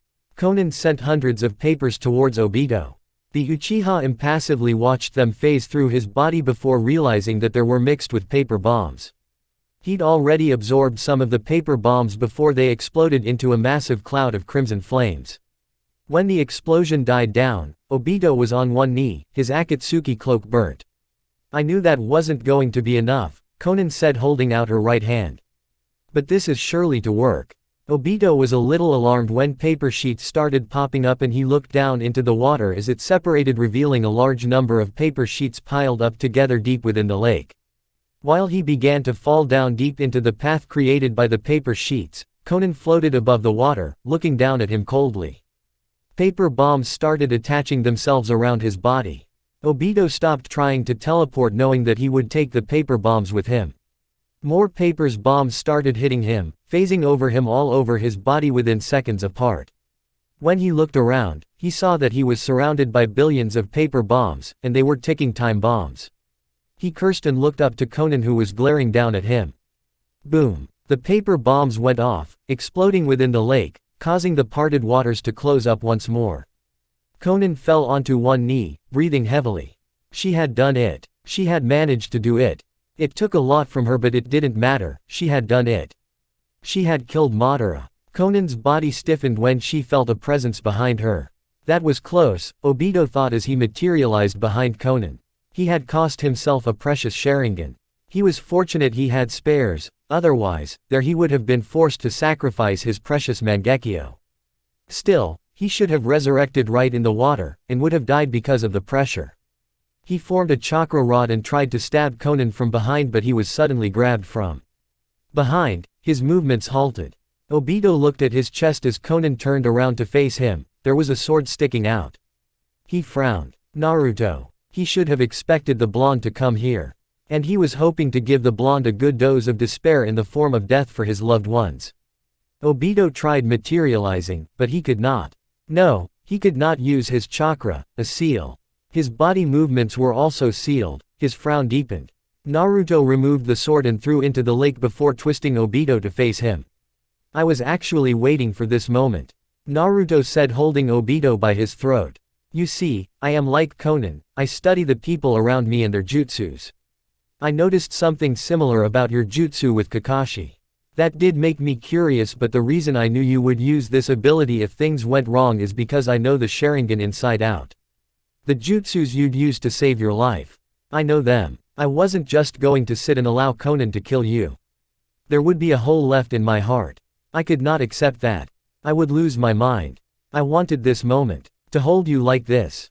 Watch you struggle. Try to escape helplessly. I wanted to enjoy the look on your face as you face death. Konan really didn't display emotions but her mask threatened to slip just hearing the dark tone Naruto was using. She really didn't want to see the look he had on his face. It was just pure contempt. Lust for revenge and anger. The greed for Madara's life was just too much. He felt possessive about it. That was his prey and he looked ready to pounce on anyone who would try to get in the way. Konan wanted to kill the man that she had amassed billions or paper bombs but the desire, the lust in Naruto's tone was just too much. Was it even possible to want to kill someone so much? I should have known that you'd appear. Obito said through gritted teeth. He was mad now. The grip was like an iron lock. I swore I'd kill you and I will get to that. Do you hate me that much? Obito asked. Do you hate me for being responsible for the Kyuubi incident? Of course I hate you. I resent you. I grew up hating you. I nurtured my hatred for you and allowed it to grow. At any time you appeared before me, I could have pounced. Naruto said with a sick smile. The Hiraishin mark never disappears. You have one on your back. I assume my father marked you during your fight. You see, when I realized this, I knew I could get behind you.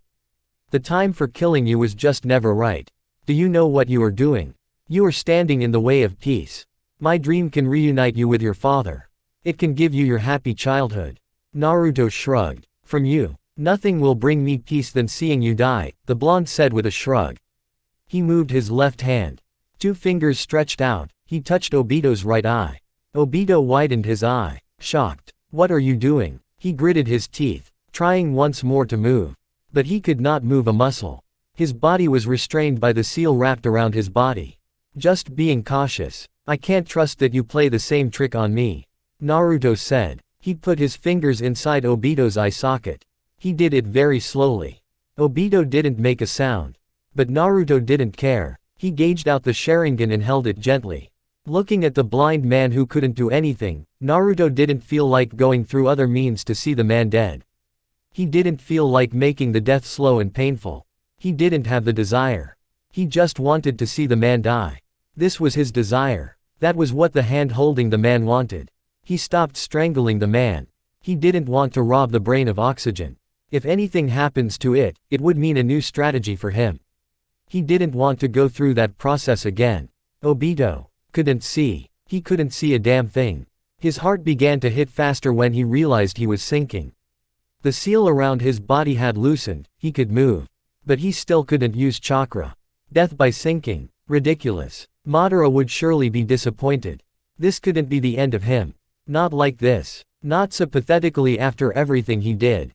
If Nagato hadn't betrayed him, this wouldn't be happening. Was he really going to die? Rin, he thought bitterly. He had failed her once more. He had failed. Just like his sensei who failed everyone. Who couldn't protect his family. Obito was going to die. Rin was going to be disappointed in him. But at least he would see her again. At least his flow of thoughts were stopped when he felt pain. Pain. A familiar feeling. It didn't even make him wince. But this was the end. The end of his life, the end of his dreams.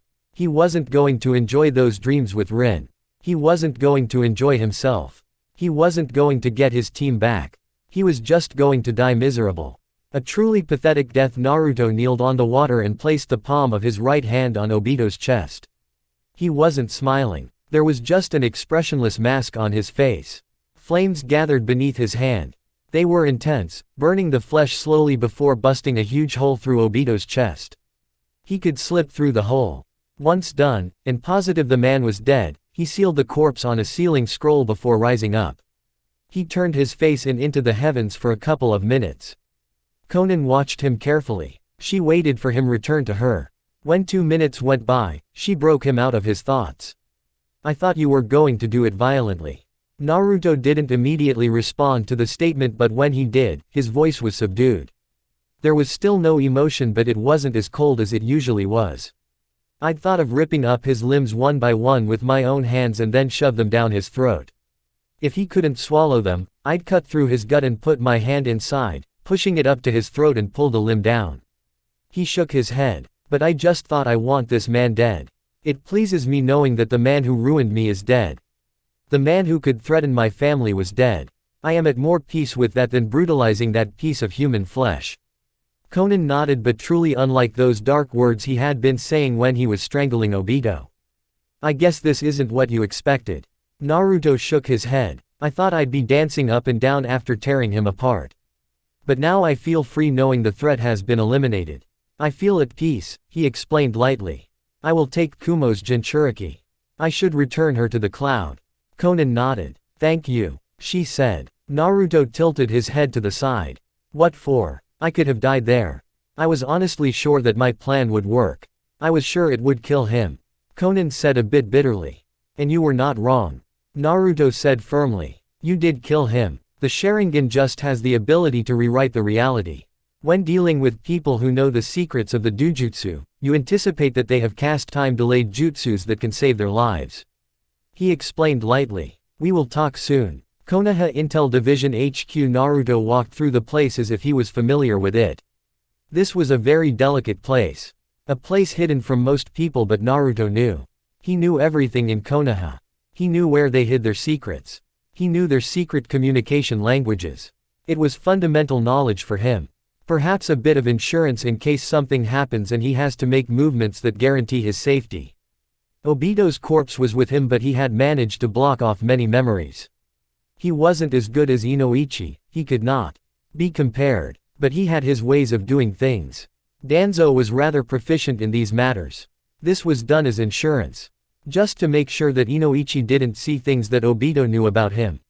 Naruto's movements were halted by agents who immediately took him to Inoichi, who was in his chambers. The Yamanaka brightened up when he saw Naruto. He looked over the blonde's shoulder, a body. It was only Naruto who could walk around with a dead person over his shoulder. He hurried over to the blonde and relieved him of the duty. "You are quick. The situation required that I be quick about doing things," Naruto said with a shrug. "This is Obito Uchiha, a student of my father and someone who died in the Third War. I'd always thought there were similarities between his jutsu and Kakashi's jutsu, but I could never make the connection. I was quite shocked to learn that this was the person who gave Kakashi his Sharingan." Inoichi had to stare at the face of the person before him. He couldn't tell. But this was still a problem. Who could have thought a student of Konoha's Yellow Flash would turn out like this? Who could have thought of such a reality? It was ridiculous, but stranger things have happened. Orochimaru had been the Sandame's student, and look at how he turned out. Then again, there has always been a rumor that Orochimaru was twisted from a young age. Still, another Konoha shinobi running loose around the elemental nations, doing harm. They had Orochimaru, Itachi, and now this. This was the greatest danger to the peace of the elemental nations, perhaps. Well, at least all three were now dead. "Have you told anyone?" Naruto shook his head. "Of course not," he said. "I will leave the digestion and spreading of information to you, that is your duty after all. I have done my part. You are really going to take part in things from now on." Naruto nodded. "Unless it can't be done without me. It will be a shame for Konoha to lose your services. You know, there is no one quite like you in your generation. That occurs, but generally, people who stand out the most in their generation don't often have good stories to tell. Something bad always happens." Naruto stopped. What was he saying? He wasn't concerned about that. He just wanted to focus on his business than Konoha. The village was safe, he didn't have to worry about anyone attacking it, so there was no need of him to get involved. "I would like to take part in this exercise." Inoichi blinked. He hadn't thought Naruto would want to be part of his work. He didn't think of it anything wrong, but this was Naruto. Given the status of the blonde in the village, it wasn't safe. But there was nothing wrong here, was there? Besides, he could trust him. He was the one who brought this person to him. It would be cruel to keep him out. "I thought you didn't want to take part in anything." "I don't, but I can't be ignorant of certain things. This person was my father's student. He was responsible for the Kyuubi attacking the village. I am curious to know why he changed like this." Inoichi nodded. "Can you keep up?" Naruto shook his head. "I just need to follow you.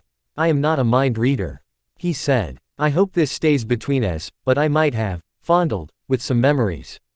"You don't have to worry about anything." Inoichi stared for a long minute before nodding. He ordered his people to get working on hooking up Obito. About 2 hours later, Yugito's eyes flashed open and she immediately tried to get up. She couldn't forget that she had been taken by that masked man, and then he had entered her mind before manipulating the Biju inside of her. An infuriating experience, and then she tried to fight. She had ended up staring into his hypnotic eyes and had turned her head upside down. She looked around. She was lying at the center of a room on a futon. She didn't know where this place.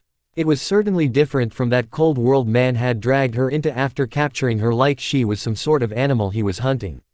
She felt very tired, but she wanted to move and maybe make a run for it. "You're finally awake," Naruto said, walking towards the blonde woman. Yugito nearly snapped her neck as she turned to face the person. She recognized him, Naruto Uzumaki, the Jinchuriki of the Kyuubi. Was she safe? Or had he also taken more Jinchurikis? Her heart pounded, afraid there was no escape. She was confused when Naruto looked amused. "What is funny?" She demanded. What you are thinking? Naruto said. Now that he was caught, the amusement disappeared and replaced by a look of indifference. Yugito blinked. What am I thinking? She asked out of curiosity more than anything. Was she wearing her emotions on her face? More so, there was nothing funny about her thoughts. She was worried, not thinking about an embarrassing memory. How could he think that was funny? We are amused by different things, Naruto said with a shrug. Yugito stared. No, this wasn't happening. He wasn't reading her mind. Was he in he head? That Uchiha had been inside her head. She closed her eyes and tried to shake her head, as if he was inside and she was trying to make him feel dizzy. When she opened her eyes, he was still staring at her, those cold blue orbs, indifferent. I can't read your mind, but I am rather good at reading people. Naruto responded calmly. It is easier now since you are confused. You were through quite a troublesome situation. Troublesome? Yugito asked, puzzled. Do you know what I went through? Her voice was a little high. Naruto shrugged carelessly. It did nothing but annoy Yugito, so much that she wanted to lunge towards him and strangle him, but she held herself from doing anything. You are saved. I killed the bad guy. The casual way in which he said those words startled Yugito. She stared at those cold eyes once more. There was nothing in them. Staring them intensively even made her feel uncomfortable. She looked away for a moment before responding. You're not joking. I don't do much jokes. Naruto said. We are in the hidden leaf. You were in a megacure going through a rampage. But I stopped you and had to pull some strings to undo the little mind trick that was cast on you, the Sharingan. You should be fine now. Yugito could not quite believe it. There was nothing in Naruto's face that gave her comfort. There was nothing that made her doubt his word. Yet, she couldn't believe that she had been saved. If you can move, please stand up. I need to take you home before it decides to march over here once more. Confused, Yugito asked. Why would Asama come here? Konoha was framed for your capture. Naruto said calmly. But we talked things out. Yugito nodded. She looked at her heads. Naruto had said something she was trying to ignore. She went on a rampage in a megacure. Had she killed innocent people? Nothing bad happened. I stopped you before you could do any damage. The people in a megacure also know that you were being manipulated, so they don't hold a grudge. Naruto said. Yugito glared at Naruto. Will you stop it? Naruto tilted his head to the side, thinking. Please follow me. Slowly, and surely, Yugito got up. Once on her feet, she stretched out her muscles. She did a small jump. She could move but not quite ready for battle. She also needed to organize her thoughts. She followed Naruto silently and then realized that she was in a compound. They walked out of the compound and went into the streets of the Hidden Leaf. So, this wasn't a genjutsu. She was really free. Saved from that masked man. Yugito smiled happily. She was free. She was going to go home and see her friends. Most of all, she was alive. She turned to Naruto. She hadn't thanked him because she was still not sure if this was reality. Thank you. Naruto merely nodded. Yugito raised eyebrow. Why does it seem like you don't get thanked much? Naruto faced the woman with an expressionless mask on his face. I don't do a lot of good things, he said. There was a bit of dark undertone in his words. Yugito stopped walking for a moment and stared at her fellow blonde. She and then sped up to catch him. You are joking, right? Who knows? He was joking. No one could say something like that. Yugito didn't question the blonde about this. She merely followed him in silence. There were a couple of looks around them, but nothing strange. What was apparent was that the villagers knew Naruto well. There wasn't a look of contempt or anything. But the blonde appeared like he was walking in another dimension. Even his body seemed to be walking on autopilot. The first thing Yugito noted when she arrived at the Hokage's office was that the blonde Hokage had a really huge bust. But office was just like any other office of a cage. There were other people around, whom she didn't know. She was truly in a foreign land. She stood closer to Naruto. Tsunade smiled at Yugito. Ni Yugito, she started calmly. I have to say that we are happy that we managed to retrieve you. Otherwise, we would have had a problem with Kumogakure. The man who took you was a former shinobi of this village, so we'd assured the Raikage that we'd find you. Yugito could only nod. I'm going to take her back to Kumo. Naruto said. What of the Raikage's brother? Tsunade asked. Yugito was alarmed. B was taken as well. She asked. Naruto ignored her. That is nothing to worry about. I'm sure he is safe where he is. The Raikage will be sending you a thank you message in the next couple of days. Naruto said with a shrug. That wasn't an answer that neither Yugito nor Tsunade were looking for. But the latter merely shrugged. She didn't seem interested in knowing. She took out 2 scrolls and gave them to Shizune. The black-haired woman gave the scrolls to Naruto. There is an invite to a cage summit. I have laid out the terms for the summit. And the other? For the Raikage. Tsunade merely said. You need to be back by the end of the day. We have to talk about Obito. Naruto nodded. There is much to discuss, he said. I will return shortly. He touched Yugito on her right shoulder and they disappeared in a flash of yellow. And just like that, they were in Kumogakure. Yugito felt a little sick. But she held herself. Now she understood why they were saying he should be back by the end of the day. He could teleport. The Yondaime Hokage's jutsu. Yes, Naruto was the man's son after all. This time around, Yugito took the lead. They walked for a bit before she took Naruto and then they shunshined away. She wanted to reach the Raikage's tower quickly and then see her friends. She was back at home. It took a couple of moments for them to reach the large office of the Raikage. Upon seeing them, the large brown man quickly stood up from his chair and walked over to Yugito. He examined her for a couple of moments before hovering over Naruto. One more is missing, he said in a cold tone, glaring dangerously at Naruto. Naruto stared back and then shrugged. That isn't the Leaf's problem. The Raikage's fist moved towards Naruto's chest in blinding speed, but Naruto took a step back, avoiding the punch. He didn't look surprised. He merely maintained his expressionless mask, not looking the least concerned. That isn't the agreement I had with your Hokage. If you don't return my brother, I swear you will regret it. Hardly, Naruto said. The agreement stood if Madara had indeed taken your brother. But he did not. Blinked, his anger dissipated and a look of confusion took over. What is that supposed to mean? Your brother used the opportunity to run away from home. I don't know where he is, but he wasn't taken. He just ran off. It took a minute for it to comprehend those words. That idiot, he shouted furiously. Yugito, follow me, we are going to look for him. And just like that, he pummeled a wall and readied to walk away. Darui, find C immediately, and the jumped off. Naruto blinked. Had this just happened? For the first time in his life, Naruto felt he was seeing an illusion and he wanted to cancel it. But this was a reality. It could not be an illusion. He found himself questioning the Raikage's behavior. Well, it was likely the man knew where his brother disappeared off to. I'm sorry about that, Mabui said to Naruto. Naruto merely shook his head. He handed the scrolls to head to the woman. I will make sure he replies as soon as comes back. Naruto nodded before disappearing in a flash. Mabui blinked before shaking her head. Konoha, in this world of shinobi, anything could happen. Even people you thought dead could just turn out to be alive. They're people who held the power over life and death. Impossible was nothing but a measure of man's capabilities. If you were capable, the word did not apply to you. This world had it all. It was merely lacking a god to intervene when things turn nasty. If there was a god, he would have shown himself long time ago during the warring times. Compared to the old days before shinobi villages, this is peace. Obito Uchiha had met Madara, the infamous Uchiha who was supposed to have died long ago in his battle with the Shodai Hokage. He had been corrupted, perhaps the pain and grief of watching his friend helplessly stab a Chidori through the person he loved had been the concern. But his father truly was a subject of contempt.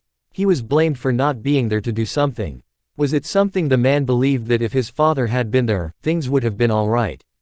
His father had been a mere human, not God. Madara was something else though. Anyone could be corrupted. No one was truly perfect after all. But Obito had truly taken a dive of a cliff. Naruto wasn't all bothered by it. But the story was fascinating. It did give him a glimpse into the past. Into what it was like to have Minato Namikaze around you. Naruto shook his head, and eyed Kakashi. The Jonin had a miserable look about him. He had just learned that the person who gave him his Sharingan was the one who was responsible for the death of their sensei.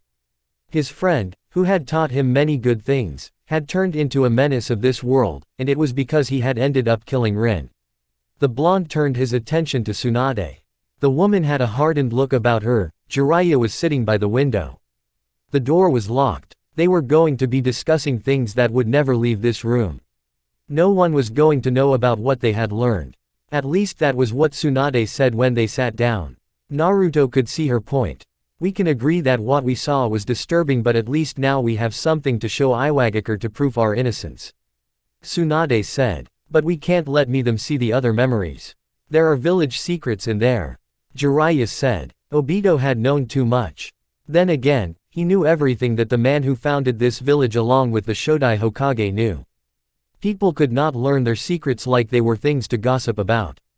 There was still much more that Inoichi was sorting out, but he had given them enough to come to idea. Naturally, Tsunade was quick to say, once he is done extracting everything, we will have either destroy or lock the other memories. When the cages have seen this, we will then have to burn Obito's body. I thought you might be interested in using it to study your grandfather's cells. Konoha once carried those experiments, and if it isn't for reproducing Mokuton, for medical purposes. Perhaps even Karen would have some interest in doing something like that. But the intel in his head has to be destroyed. Tsunade looked thoughtful for a moment. Well, she had been studying her grandfather's cells and she knew the experiments that her sensei once ran before shutting it down. Of course, Orochimaru hadn't and went on to do even more than what the Sandaime could tolerate. I will consider it, she said. What did you do his eye? I kept it, Naruto said. It might prove useful in the near future. We don't have any problems that we are going to deal with now. At least once we have solved the issue with Iwagakure. But you never know what will happen in this world. Tsunade was silent. She didn't want to get into it with Naruto. Things were going smoothly. You'll be with me during the Cage Summit. Naruto stared for a few moments before finally nodding. I can do that, as long as I won't be bothered with too much work once this is over. I seriously have a lot in plate. I have been ignoring more personal work because of this issue that Obito had created. Tsunade smiled. I can't make any promises, she said. Naruto shook his head. You look broken, Jiraiya. Are you sad that you are not going to get your chance to kill yourself? Jiraiya faced Naruto with an expressionless mask. He then looked away without saying. If Iwagakure accepts the truth, I will spend most of time in Imegakure. Konoha doesn't really need me anymore. But I still expect to see you, Tsunade said. The Toad Sage turned to his former teammate with a smile. You know I can't stay away from you for too long, Haim, he said. Besides, he still needed to come here for some research in the hot springs. A month later Kuretsuchi only had a deep scowl as she walked into the hidden leaf. For some reason, the village was celebrating the arrival of the cages. She was sure she was the last one to appear. The summit should have occurred a week ago, but she had been hesitant to come here. You never know what was going to happen. She couldn't be faulted for thinking that this was her death trap. It wasn't beyond reason. They surely couldn't try to kill her like this, could they? It would ruin their reputation, but she had been afraid. And then the feudal lord visited the village's elders. She was forced to come here. She was forced to listen to them try to reason with her. In the end she had come. Konoha had said it was fine to bring Iwa's Jinchuriki. It had been something of an insult, but she had done as they had suggested. Till this day, the village has continued its denials about what happened to her grandfather. She was angry with them and she was going to use the Cage Summit to air her anger and point the finger at the hidden leaf. She already had hired professionals to assassinate Mei and Sasuke. They had already been paid. She wasn't going to use her shinobi for something like that. Not when she knew that Kiri, Konoha and Sunagakure had entered into a tri-alliance that also included military aid. It was surely a movement made to deter Iwagakure from doing anything. The Hokage Tower was bustling with activities. Kuretsuchi didn't focus on it. She was led straight to the Hokage's towers. She came to face the woman who had been refusing to give in to her demands. Tsunade Senju, a legendary shinobi. The woman was with the Raikage. They seemed to be getting along just fine. Tsunade stood up and welcomed Kuretsuchi. Just another girl, but she had known already. Today's leaders were still children. But it wasn't to say that they couldn't do their jobs. Gaara was a prime example to this. He was young, but he did his job as Kazekage in a way she couldn't criticize the actions. I'm glad you made it, Tsunade said. The others have already arrived. This is their second day now. Kuretsuchi felt uncomfortable when the Raikage turned to face her. He was glaring at her, showing her his displeasure. I was told that a young one had taken the reins at Iwagakure, he said. I didn't expect it to be a young girl. I'm not some young girl. Kuretsuchi responded quickly. She was here as I was leader. She would not allow anyone to insult her or her position. I shrugged and then faced her with a stern look. If we are going to agree on something and then keep us waiting like this, you are still a child who is being rebellious. You were informed the reason why you had to come here, and yet you had to keep us waiting like this. I cannot respect anyone with that attitude. Your grandfather wouldn't do something like this, as stubborn as he was. Kuretsuchi clicked her tongue and glared at the Raikage. He was giving her a lecture. She didn't come here for this nonsense. Wanted to remind the man that she wasn't her grandfather, but she held herself and then faced the Godime Hokage. I am here, show me the evidence that you didn't do it. Tsunade didn't smile. She didn't take kindly to the tone Kuretsuchi was using. Are you telling me? Kuretsuchi realized that she was speaking to other cages. The woman had her killing intent directed at her. With one of her monstrous punches, the woman could smash open her chest. She gritted her teeth and spoke in a quiet tone. I'm asking, she said. Tsunade shook her head. I don't want to lecture you, but if you can't keep an open mind, you can't solve anything. Regardless of what we show you, you might choose not believe it because you are angry. I understand you are angry, but don't let that cloud your judgment. You are a leader of Iwagakure and your decision here will decide the fate of your village. I have already told you that we did not do it and we will not meet your demands. But if you want to fight us, we will defend ourselves. Kuretsuchi was silent. She knew she was angry. She knew she had to think for her village. She knew a war with Konoha and she was going to lose it. Not when the village had other villages backing. Iwagakure might end up being destroyed in the process. She came here. She wanted to see the evidence.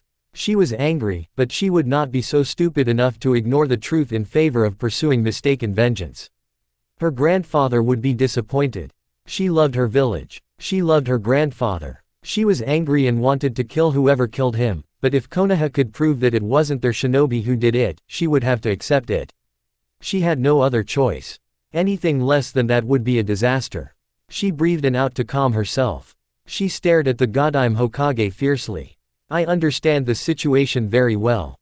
But I cannot accept anything I will not believe. If I believe that you speak the truth, then I will call off my demands. Tsunade smiled. We have already shown the others what you are going to see. And have already discussed it. I'm afraid that you won't get much time to discuss it with the others. There is no time. The others want to leave by tomorrow noon. We will have our summit tomorrow morning. Kuretsuchi nodded to this. She couldn't refuse. It was only her against the other 5 cages and she was the one who came late. I will have to take you blindly because the place I am taking you is a secret facility of ours. Even if you are a cage, we cannot let you know of its location, and just like that, she was taken away. The place felt like an underground facility. It was cold and there were a lot of activities. People were running around. She was sure the moment she leaves this place, they were going to restructure its map. Later that day, mind games. That was what Temari was willing to call the game being played by Gaara and Naruto. A game of shogi. She would never play. Then again, it seemed to be one of those games the men played. When it came to mind games, the person called Naruto excelled. Of course, her brother wasn't a pushover either. They'd arrived here a couple of days ago and since then, they'd been living with the Uzumakis in their compound. Well, Temari always lived here whenever she visited the Leaf. It was like home with how she was familiar with it. Naruto was a little sentimental with his old house. He wouldn't let them stay there during their visit. Gaara had offered this because he didn't want to intrude. Well, everything was going well. There were no complaints. Gaara had even managed to sit with Kurigakure for some trade talks. And they had agreed on a few things. Not a completely wasteful visit. I heard the Tsuchikage was here. How did it go? I'm sure if it hadn't gone well, those jinchurikis she brought would have exploded. Naruto said a bit carelessly. Well, despite her anger, she isn't a completely stupid person. Temari shook her head at how Naruto could be so indifferent when talking about 2 bijus going on a rampage within the village. Then again, she was certain that if something like that happened, they would be handled quickly. This could only explain why he wasn't concerned and why Konoha allowed it. You could pretend to care, you know, Naruto shrugged. Unnecessary, he said. Who would I be pleasing with false impressions? Temari sighed. No one, I guess, she said. Well, if things have progressed smoothly, we can expect a good meeting tomorrow. I saw that you are also going to attend. Hesitantly, Naruto grunted. Gaara smiled. I'm not sure that's true, he said, looking at the blonde. It is a good opportunity for you and it is behind closed doors. Not everyone is going to know what occurred in there. It does make me slightly excited about what we are going to discuss. You mean the agreements that might come in place? Gaara nodded. Yes, he said. The summit will be a failure if we leave without having some sort of an understanding about the way forward. He wanted to have something. Of course, the problem with shinobi villages is that they were able to negotiate good deals, but when push comes, they tear them without blinking. Things written in paper are sometimes just for show. The paper doesn't hold weight. Any village could turn its back on them at any time it is convenient. There wasn't exactly a village that hasn't done something like that. Even Suna in its history has done such actions. There would have to be some people who are proactive into ensuring that they follow up with what they have agreed upon, and constant communication will ensure that they don't forget anything. We already have agreements with Suna. Kumo and Iwa are going to be difficult. Temari said. It will even take some doing for Iwagakure to agree on anything.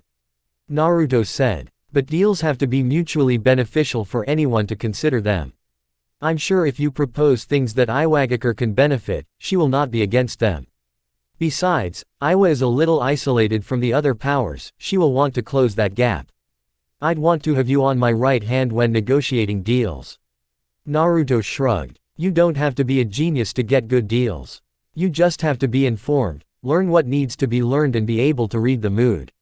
I usually ignore the latter. That was because he knew that if the situation was right, it didn't matter much, he would end up getting what he wanted. Game over, Gaara said and stared at the board for a long minute before shaking his head. I have to finish things with the Godime Mizukage, I won't take much time. Naruto watched the Kazekage leave with a curious gaze. He didn't question anything. Gaara had also met with Mei yesterday. He shook his head and settled nicely. With Gaara gone, Temari then sat next to him. She didn't say anything. This isn't the first time your brother is leaving you alone with me. Naruto said without looking at Temari. The blonde shook her head. No, she smiled, he is very obvious. Well, that was her brother and she loved him the way he was. I have never asked, how are you? You know, I heard you are going to be a father soon, and you finally killed the man who was responsible for your misery. A father, yes, that was something that was starting to scare him, but he would face it. There was no escape. Besides, although he was a little afraid, something in his heart was kicking and screaming, impatiently calling for the day to come. And it would come. He knew it would come. And he would be faced with the child, who would call him father. Obito ruined things for him. But he couldn't think deeply about it. There was no need for what if. The past was the past. I'm looking forward to it. As for Obito, I'm just happy that the person who had the power to threaten not only my existence but that of my family is finally gone from this world. I thought you'd be saying like I'm happy I murdered him, happy for your revenge. I'm happy for that, but it isn't the most important thing, that I realize. The important thing is that I am at peace, Temari. There was silence. A comfortable silence. Temari didn't have a lot of moments like this with Naruto. But they came a long way. Back in Suna, when he was telling her that she wouldn't allow people to dress her in clothes she didn't like just to see him, and if they had a problem, he would deal with them. Those days he comforted her. Things do change in life. But some things never change. Our lives would certainly be different if we hadn't met you. Temari finally said. I can say the same thing. Suna offered us comfort when we needed it the most. There were days we could not get by in this village, but Suna gave us happiness. Temari raised an eyebrow, staring at the blonde. Naruto felt her stare and looked at her. You never smiled, she said as a matter of fact. You always wore a straight face, how can you say you were happy? Naruto stared back before shrugging. She was indeed true. My happiness isn't measured by my facial expressions, he said. Temari laughed. Yeah, she said. There was a bit of sarcasm in her tone. Perhaps happiness isn't the right expression to use. Naruto said. He then became silent. Temari didn't interfere with his thoughts. After a couple of moments he spoke. Content, he said. I can accept that. Temari said. I realize I do tend to think about the past when I am with you. Naruto would not say the past doesn't come up when she is before him, but it wasn't something he would bring up, it was pointless really. That is because when you are with certain people, you want to think about good things. If you cannot picture a future or if you are afraid of the future, you will think of the past. Unfortunately, my good moments with you are in the past. He said it like that. But did she expect anything less? This was Naruto she was dealing. You are really going make me say it, aren't you? Naruto glanced at Temari for a moment before staring at the empty space ahead. That your brother prefers me as a husband for you. Temari glared. If she wasn't used to this person, she would have hit him out of embarrassment more than anything. But she stopped being embarrassed before Naruto long ago. Really, the thought of being in relationship with him was a bit natural. She had thought of it day and night when her father made the announcement long ago. She had thought of it when she spent time with him. You were thinking about this? Temari said with a shake of her head. You were never afraid to voice your thoughts. I'm still not afraid, Temari. But I have grown. I'm not the same child I was back then. Besides, you are not someone I can just say things to. Naruto said calmly. I really have a lot on my hands. I'm sparring with clan heads, trying to work out business for my clan, and when I can't, I have to sit with my mother and work on creating seals. I still have my responsibilities at the Uchiha clan. My mother once fought for me to be happy. Admittedly, I never gave it much of a try. Perhaps I preferred being miserable. In any case, I think I might try it. If you are willing, we can enter into the contract we had before. You know, we are still young. There is time to think about things deeply and decide what is best for the future. My future isn't tied to one place. I am here today, in the next 5 years, I might not. Temari smiled. Another contract. Naruto returned the smile. Well, it started with a contract, it seems fitting. Who will witness it this time around? Your brother and my mother. Well, you can't keep the mother out, can you? Naruto smiled. He raised his index finger, wagging it slightly. He then stood up and leaned over to Temari, his face just inches away. Not on everything. You can't include her on matters of the bedroom, can you? Temari knew what he was talking about and the decency to stumble back a little. Now, she was a bit embarrassed. Naruto laughed. When was the last time she had him laugh? It wasn't something that really occurred often. She couldn't help but smile. Come on. Naruto stood up, holding out his right hand. Let us go to my office and go over the terms of the agreement. Temari stared at the hand for a moment before taking it. Can we add how you shall behave? I think you are the kind of person who'd behave obediently if you had to follow through an agreement you made, witnessed by your mother. That is like holding a knife on my throat. Naruto said. But I can't complain about such an arrangement. It makes things a bit interesting. The following day the chamber was lightly lit, the sitting arrangements were made to even accommodate more than one person from each other. Kuritsuchi was standing alone in a little corner, not literally but she was alone. The Kasekage standing with the Mizukage, chatting quietly while the Raikage spoke with his guard. She was alone. Iwagakure was alone. She didn't have a friend. Would it be like this if her grandfather was in the room? Maybe it would be like this. But Kuritsuchi didn't want it to continue like this. She came to understand the importance allies of within the Great Five. When things got dangerous, you need someone to back you up. If Iwagakure had an ally, they might have ended up forcing Konoha to act, but because she was alone, and the Leaf had allies who were willing to stand with it when things were dangerous, they couldn't do anything. Kuritsuchi-san. Kuritsuchi turned her head. She came face to face with Naruto. She didn't hide her frown. Oh, it's you, she said. Please don't address me so lightly. Naruto merely shrugged. Why do you sound like you were expecting someone else? Naruto calmly. Who could she be expecting? No one, but Kuritsuchi was certainly not expecting this blonde-haired person to be the one to break the ice with her when others were in their little corners. Sucks being the black sheep. I just wasn't expecting you. She glanced at the clock by the entrance. It was 15 minutes before the meeting was supposed to start. I could join the others but they seem occupied. Naruto responded. I am in the host nation, it wouldn't be pleasant if a guest was left alone like this. A matter of my own making. Kuritsuchi said bitterly. I wasn't very nice yesterday, she admittedly. That happens when you are going through the motions. But I am certain that what you saw satisfied you and we are no longer enemies, he stared. Kuritsuchi kept the stare for a couple of moments before nodding. She closed her eyes for a moment. This isn't going in the same way that she had planned. She hadn't expected to see what she saw yesterday. And she could not deny what she was seeing with her own eyes. She would have to go back home and convince the people that Konoha was innocent. That aside, the Leaf wasn't holding a grudge against her. Well, they didn't know what she has done. If something happens with those people she hired, it was going to be a problem. Even if they don't succeed, an attempt would put everything in serious jeopardy, especially after what she was shown. Yes, we are not enemies. Kuritsuchi finally said. Naruto smiled. Excellent, he said. This current situation does truly demonstrate the current situation in the elemental nations, doesn't it? Iwagakure has no one. It is problematic in our world when you don't have someone to watch your back. Even if people can betray you, you to have a sense of comfort when you know someone else is watching your back. Kuritsuchi grunted. She could not deny that. There is something I can't admit to your Hokage or in front of the others. Naruto looked at her curiously. I paid some people to kill both Sasuke and the Mizukage.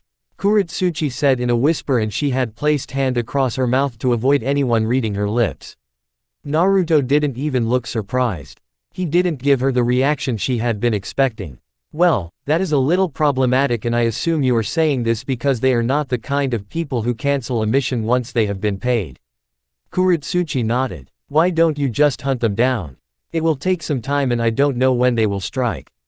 Kuritsuchi said. Sasuke is fine but I will speak to the Mizukage about this, and perhaps if I'm motivated I might help with the hunt. I assume you are telling me this not because you trust me but because you know of my close relationship with the two. Yes, Kuritsuchi said. She narrowed her eyes a bit dangerously. What do you mean if you are motivated? Naruto merely smiled. I'm not the devil, he said. You can rest assured that I don't have any ulterior intentions. But you can't really trust a word I say. I know, that happens. But I know your secret and I am saying I will do something about it. Nothing is for free in this world. That is true, Naruto said. He held out his right hand. Please consider me your friend today. I don't make a lot of friends, but perhaps you and I can be friends. Let us say that is the price you pay. Do you accept that? Reluctantly. Kuritsuchi didn't smile. She didn't have much of a choice in the situation. Excellent, Naruto said. His expression changed. When is your inauguration? In 3 weeks. I expect an invite, perhaps I will bring a friend. You know, either the Mizukage or Kazekage. The former was on her way to see your grandfather about a possible agreement when the unfortunate incident occurred. Kuritsuchi nodded. They talked for a couple of minutes until Tsunade finally arrived and called everyone to order. As the host, she was leading the meeting. The Godime wasn't wearing a smile on her lips. She had a rather stern look on her face. We avoided a situation that could have led us to war and perhaps this was possible because of the gap between the Great Five Nations. We have already discussed the events that have led us to this situation but we need to talk about a way forward in which we can avoid similar incidents and pointless bloodshed. Tsunade stated in stern tone. It wouldn't have happened if you took care to hunt down your rogue shinobi Hokage. The Raikage said with a stare. I know and I understand that. Konoha did have powerful shinobi out there and generally don't bother hunting them because they are too powerful for hunter nins to handle. Tsunade said. But can we focus on the future?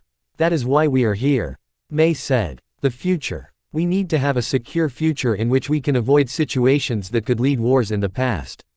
But if we are going to do anything, the 5 cages have to be willing to do act. Do you have any proposal? Gaara asked. Tsunade motioned for Naruto to speak. The blonde took his time before speaking in a powerful voice. We can agree that we not all have a pleasant past. But that isn't much of what interests me. People who hold grudges can discuss their hatred for each other and maybe kill each other but in this room, Konoha is proposing cooperation between the Great Five Nations. We can cooperate of many things but mostly the peace and security of our villages. This is just the beginning. I understand no one expects to do something without any again. Unless you are in an orphanage, you don't eat for free. You pay for your meals. Saying this, Konoha wants better relations with other villages. This can be achieved by the cages hosting summits every now and then. It can be twice a year. It depends on what is convenient to the leaders. In these summits, we can discuss threats posed by our villages, mutual threats, and how we can all help each other when one needs the help. That is more of a friendship-building exercise, but it will teach the cages some valuable. When the cages are together, there is stability, and those who get treacherous whispers will have their demons exorcised when the cages meet. Because then, everyone will be free to air their thoughts without any threat of war. Naruto paused for a moment and stared at Kuretsuchi. Iwa knows perfectly that when you don't have a relationship with someone, it is much easier to pick up your weapons. Kumo knows when that you know someone, it must safer to speak to them for a clear picture of what has happened. 4 hours later, it wasn't often that Naruto felt like consuming alcohol, but he was seriously tired. Meeting with people who thought for themselves were difficult. They always had something to say. They had their thoughts. They could argue. They knew what was best for them and would not allow anyone to speak for them. Never again was he going to take part in such meetings. There had been moments he had to told himself from calling some suggestions stupid. He should have. Tsunade had called it a frank, open discussion. No one would get bitten for their thoughts, as long as it didn't get personal and stayed in line with the subject. In any case, at least something was agreed upon. The summits would occur and each village would take the honors of hosting them. Whoever hosted would chair the meeting. A fitting arrangement, and one that didn't have grumbles from some. There was also the agreement to share information. It was just the beginning. Those were tender steps. With the cages, trust was everything. They needed to trust each other before they got deep. Naruto was certain that things would work out. They would work out. Very soon, the cages would be sitting together and laugh, and he would be watching from a background. He would watch them all, and anyone who attempted something treacherous would be dealt with. He had to work on Kuretsuchi, but this would be simple. Had she not done what she did, the window of opportunity wouldn't have opened. Naruto was truly glad he had bothered speaking to her. He just had to tread carefully. That woman was overly cautious, but he would make it work. He would not be impatient and rush things. Everything went well, I hope. Jiraiya said, standing by the entrance of Naruto's study at the compound. Yes, Naruto said with a nod. The cages are still in a meeting discussing a couple of things alone, the blonde added. Jiraiya smiled. I'm glad, he said. You look very relieved. Naruto said. Oh, you get to keep your life. Do you have a problem with that? Naruto shrugged. I wouldn't have blinked if you died. He said carelessly. But what I know is the dead can't do anything. They can't do things differently. It is only those who are alive that change things. Perhaps Naruto was right. With being alive, he could continue to do many things. He could work for peace. He could keep all the cages updated on what was happening within the elemental nations. He could be with his beloved students and watch this world change. He had already seen the proposal, and if it was agreed upon, then the elemental nations were heading into a new path. Listen, Naruto. Jiraiya started firmly, but his voice lost the edge when Naruto stared. I actually came to say goodbye. You'd already said you would leave if things work out. Yes, but I wanted to say it. I may not feel like family to you, but we have shared many moments together. I still do see you as my godson and will come to see your child. The Sannin smiled. I hope it is a boy. I might get to train him or play with him. Naruto was silent for a few moments before shaking his head. You're overly excited, Jiraiya. He said. Nagato should at least be pleased with this development, no. Jiraiya looked thoughtful before nodding. He should, but we shall await to see what happens. If the first and second summits happen after the agreement was signed, then we can have reasons to celebrate. For now, we are just hopeful. Naruto nodded. My mother is at the Yamanaka flower shop. Jiraiya nodded. He stared at the blonde for a moment. He knew Naruto has been working himself to the bone. And he wasn't using his shadow clones to ease up the burden. The blonde was really going to turn up to be a workaholic. Without saying another, Jiraiya walked away. With the Sannin gone, Naruto leaned back to his chair and closed his eyes. He fell asleep. Naruto's eyes flashed open. He saw Yugao standing in front of him, in an Anbu uniform, her mask on her right hand. The meeting is over, and I was told to inform you that the Mizukage wants to speak with you before she departs. Naruto nodded. A very unfamiliar tone from Yugao, but she was Anbu. She shouldn't expect anything less. Are you done for the day? Yugao nodded. Naruto motioned for the chair in front of his desk.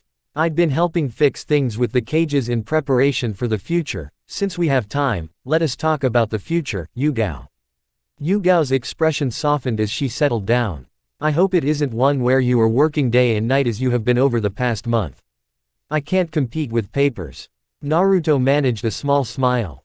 I have been working hard because I want to free up some of my time. He said. Makoto is going to live within the compound with us. We have decided it will be much simpler for things to happen this way for the child. Yugao stared. She should have expected this. Well, at least she was in this future. Naruto was still trying to restore his clan. He was recently put under laws that govern and facilitate the restoration of a clan.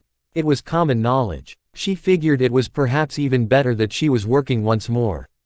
I heard you were chatting with the Tsuchikage, planning to make her part of your harem. Naruto blinked once before shaking his head. That was for other reasons. He didn't explain anything and wasn't going to explain even if Yugao asked or begged. What do you think of this future? Complicated, and it's going to be troublesome. I will certainly have arguments in this house, but I have been thinking, I can't imagine living my life any different. I knew what I was getting into when I loved you. Naruto smiled. Excellent, he said. I'll try not to make it miserable for you. I think you are just going to make it miserable on purpose when you say that. I'm not that of a bad person.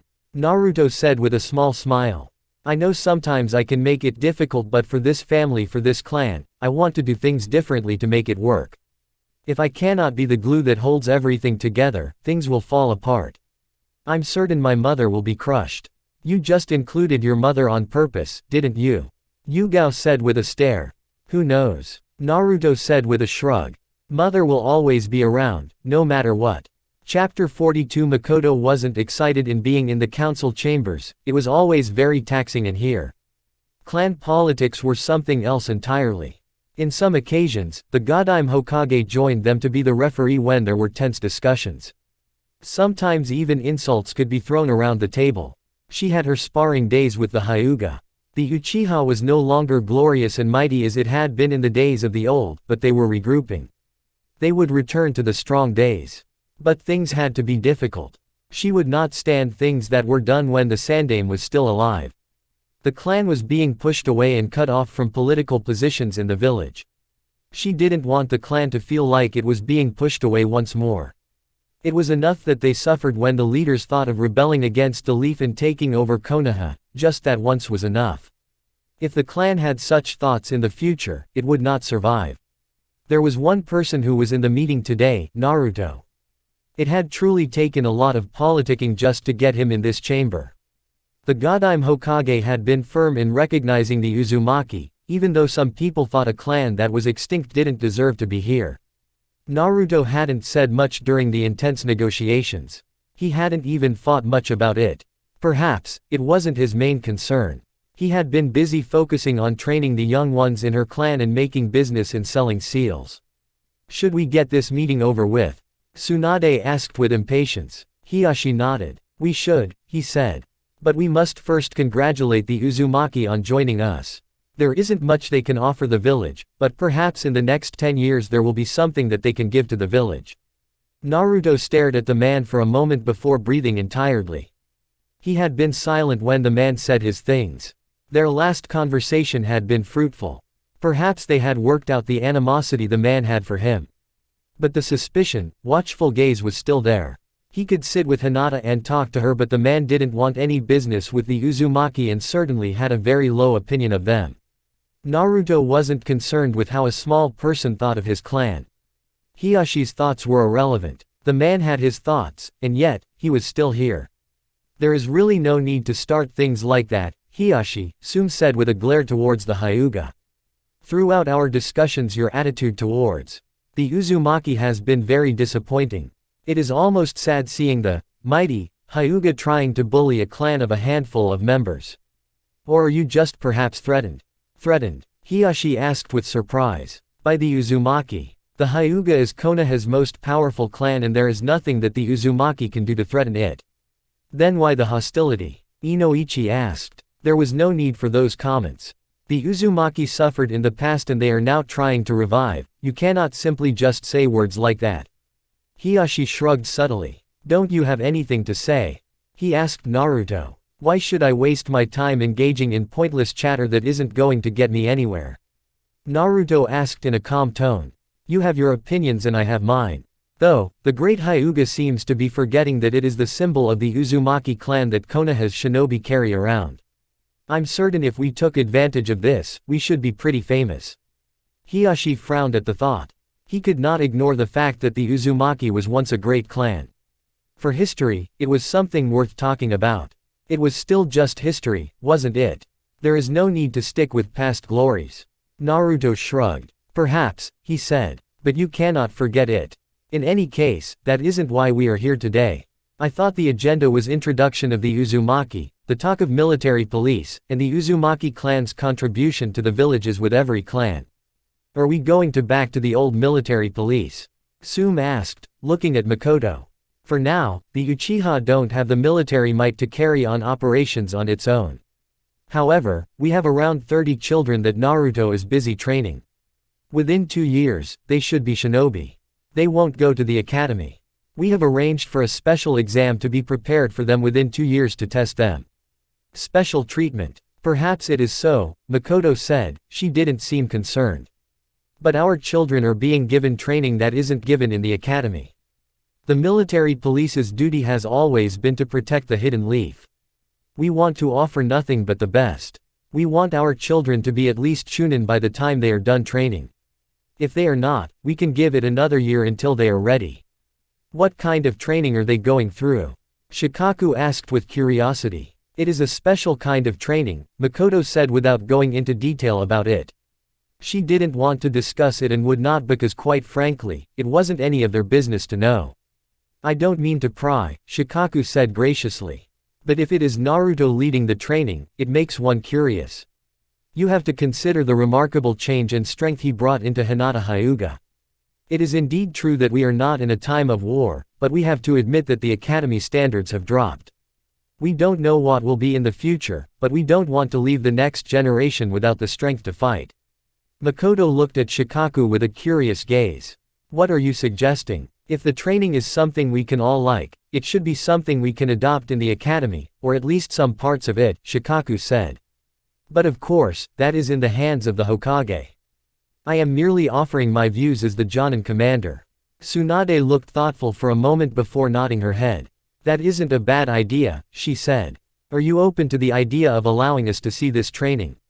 I know it has been carried out in secret, but it will only be clan heads viewing it. Makoto looked thoughtful for a moment. Fine, she said. There are some who are ready for battle, and we would like for them to begin. However, Tsunade-sama has some thoughts regarding the issue. Of course, my son will be the one heading the police force as the future of the clan. Makoto said. Because of the Uchiha's lack of resources, we thought it would be best for us to request resources from your clans. It is only a temporary measure that will at least relieve my Anbus of some of their duties. But it will also get us working in greater cooperation within the clans. Nevertheless, once the Uchiha are ready to carry their duties on their own, your resources will have to return to their clans, Tsunade stated. Regardless of age and rank, the Uchiha still want to take these people through training. There was silence that greeted those words. The Nara doesn't have resources, but we are available for strategic consultations. Tsunade was certain she wasn't going win with Shikaku saying those words. She sighed, the others remained silent. Think about it, she said. The Uzumaki's contribution to the village will be through Fuinjutsu. They will develop a new barrier around the village, will be offering seals that are required. It should be obvious to you all, but I have also given them the lands of the Senju clan. Is there anything else? Are you going to confirm that the Uchiha is carrying your child? Hiashi asked, staring at Naruto.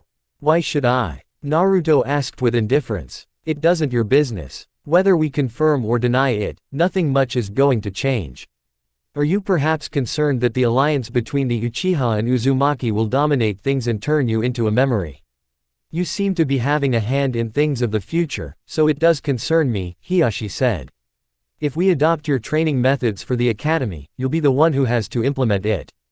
And you might need to spend time in the academy to oversee certain parts of the training, as it might be that only you can successfully implement them. The Uchiha are being trained by you.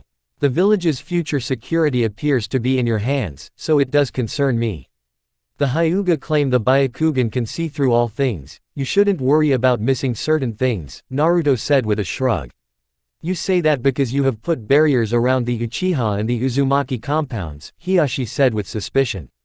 We can do whatever we want in our lands, Naruto said with a shrug. It does appear to me that you are just mad that you won't get to spy on us, the blonde said with a stare. That is enough, Tsunade said before shaking her head. I don't think we need to watch this, she said before standing up.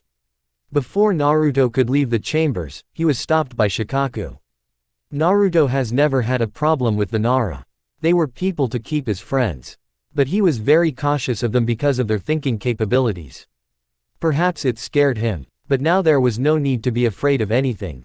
Friends were needed, and this was likely the person who'd back him out of everyone in this village. You should come someday for a game of shogi, Naruto.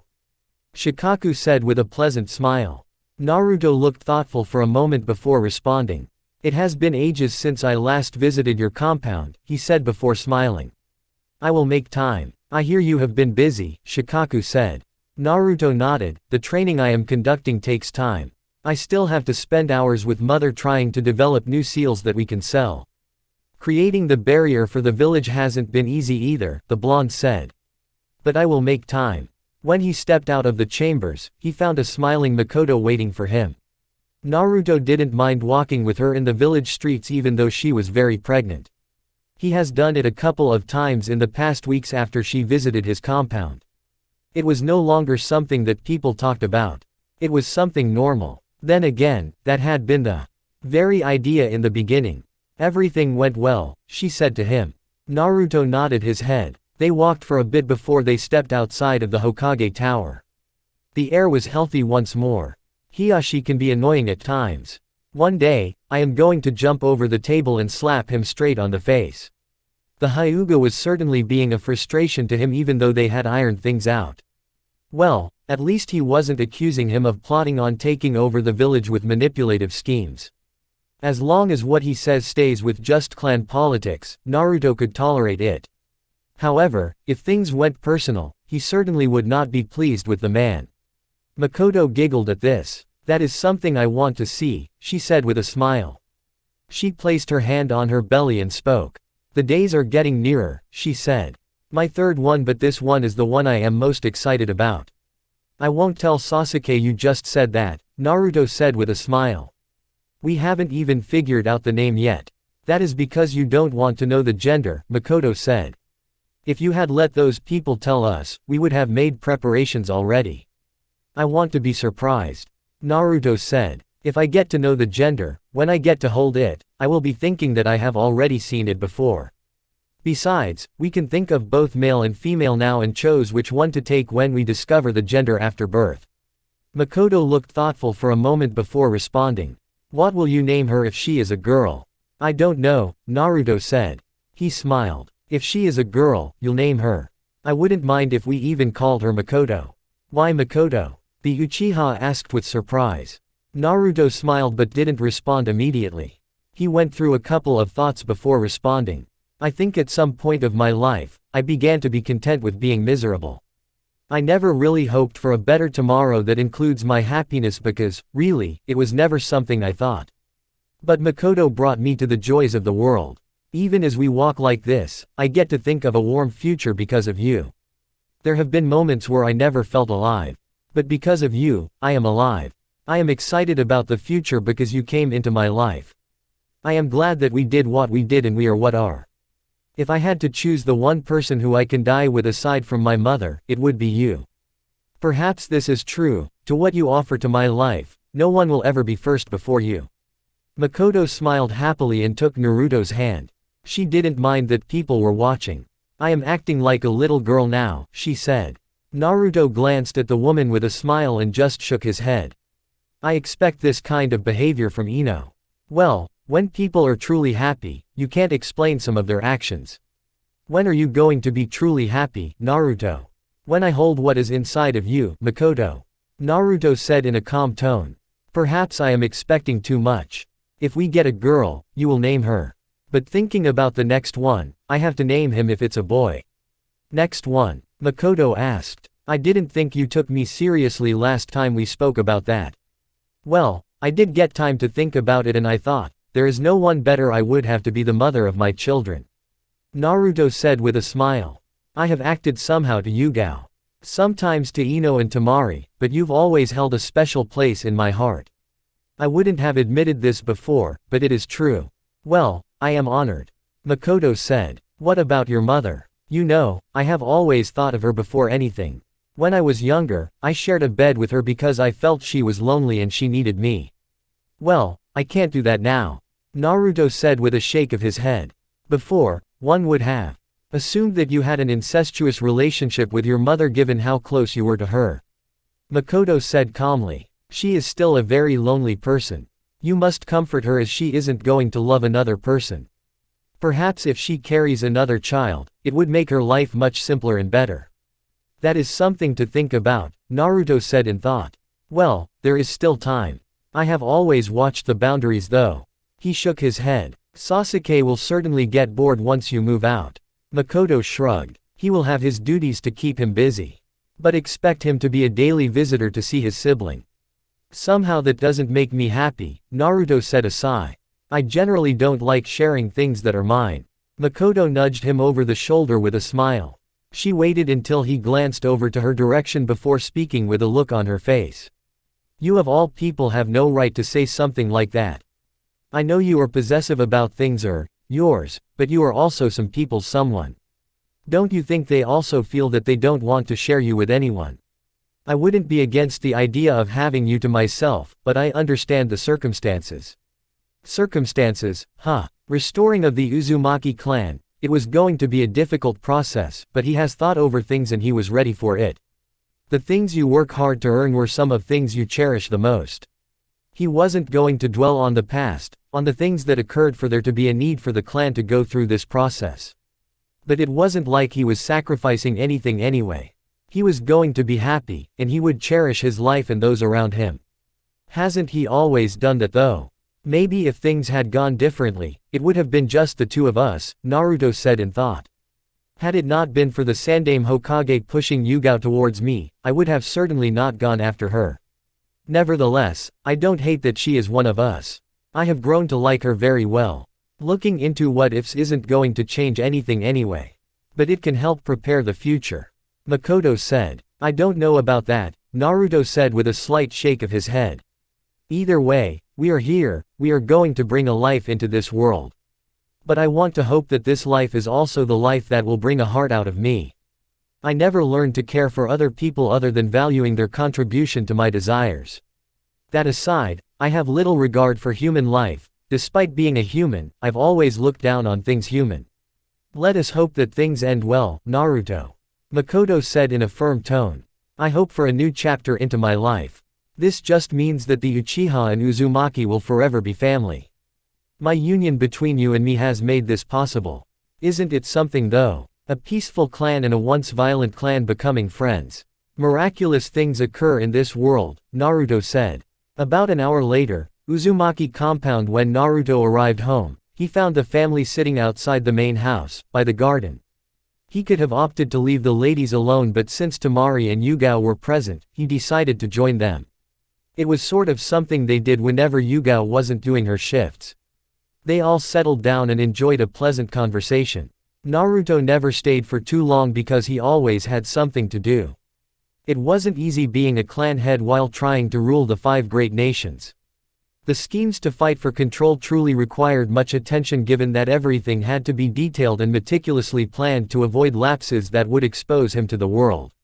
When he sat down with a tired sigh, his mother looked up to him. Was it that tiring? She said of the meeting with the clan heads. You weren't even gone that long. Naruto shook his head. It isn't that I am tired from the meeting. You know, we have been doing meetings, sitting together to study Fuinjutsu, and I have other duties as well. It is taking its toll on my body. I feel like I need to take a breather very soon and just relax before I do something to someone. I hope that someone isn't Hiyashi, Yugao said with a stern look. Naruto shrugged. It might be or not. You never know with these things. In any case, everything went well. There were no problems that arose concerning the clan. Our agreement with Konoha to supply the village's fuinjutsu needs gets a stamp. We should be able to make enough money to sustain the clan and its operations. Perhaps even Karen will be able to produce something that we can use to make more business. You've certainly been talking about money a lot recently, Yugao said with a narrowed look. I mean, you never concerned yourself with money before. There are expenses that must be paid, Naruto said calmly. Besides, this place is big, it must be maintained. Karen's work also consumes much of the budget. We don't want to be a clan in poverty. You know, money also buys influence and survival. You can't talk your way into eating every day. Tamari had never seen Karen since she came into the compound. They spoke about the Uzumaki, but she had never seen the girl before. Her presence, lack of rather, wasn't something that these people seemed concerned about. If you were an outsider, you wouldn't know that the person really existed. There was no trace of her anywhere in the compound, it was just her name that rang through the walls but never her presence. She turned towards Naruto and asked, "Speaking of Karen, when am I going to meet her?" Naruto blinked once and then shook his head. "You haven't seen her since you came here." Tamari shook her head. "I thought she would have made an appearance by now. But then again, she seemed really excited when I gave her everything she wanted.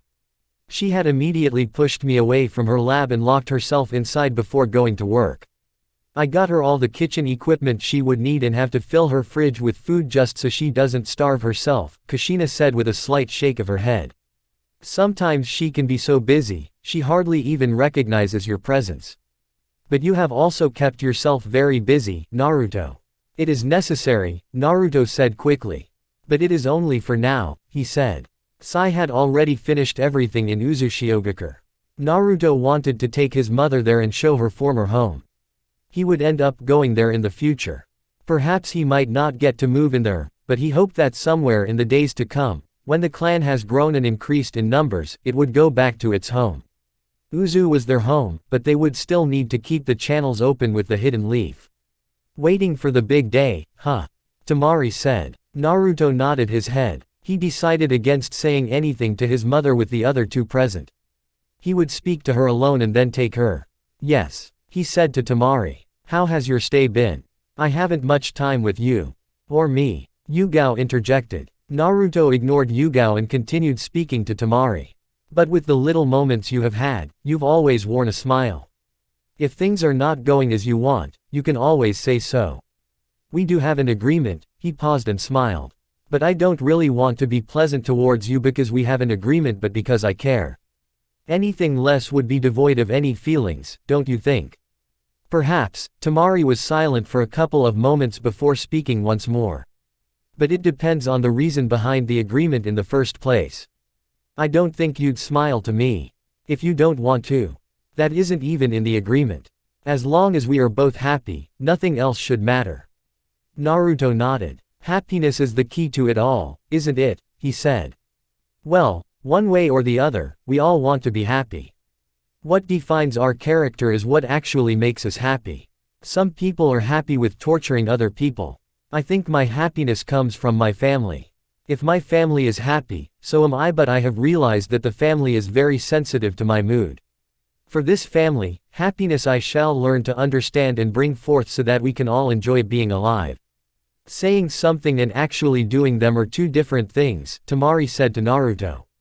There had been many moments in which Naruto said many things that were kind, but actually doing them was another matter.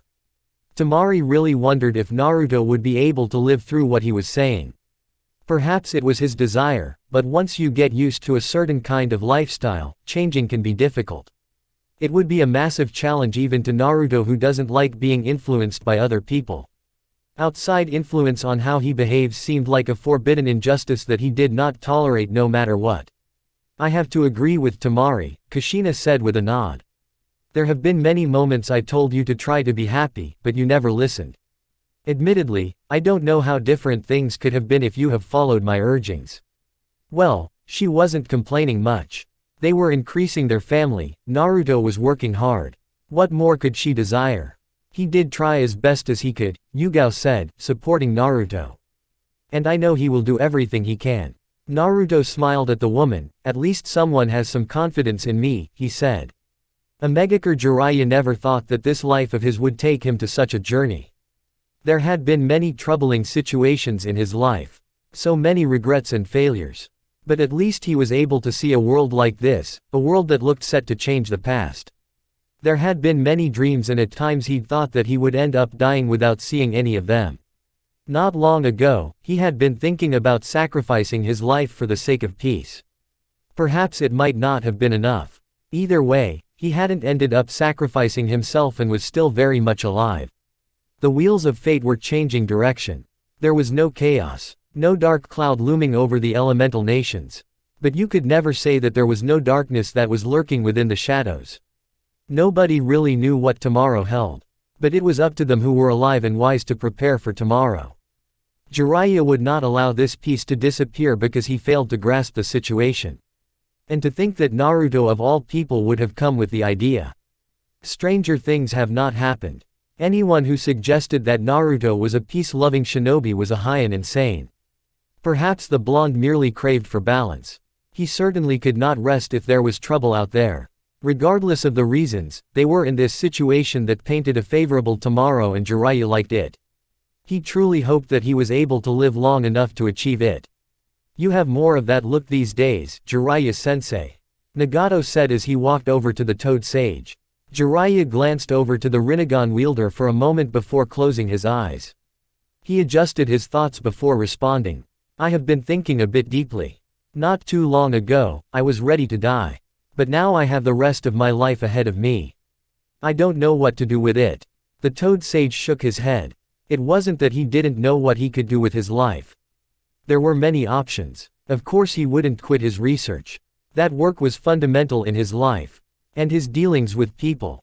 But one thing was for certain, this peace had to be guarded and he would have to lend a hand in ensuring that it was indeed safe from mischievous people.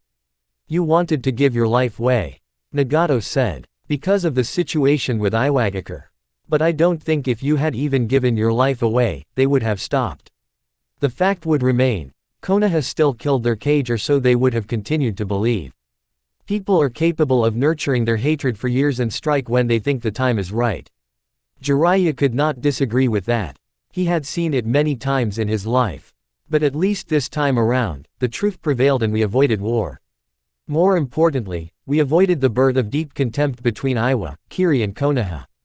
Nagato nodded. I was told the second meeting with the cages was successful. He said, changing the subject.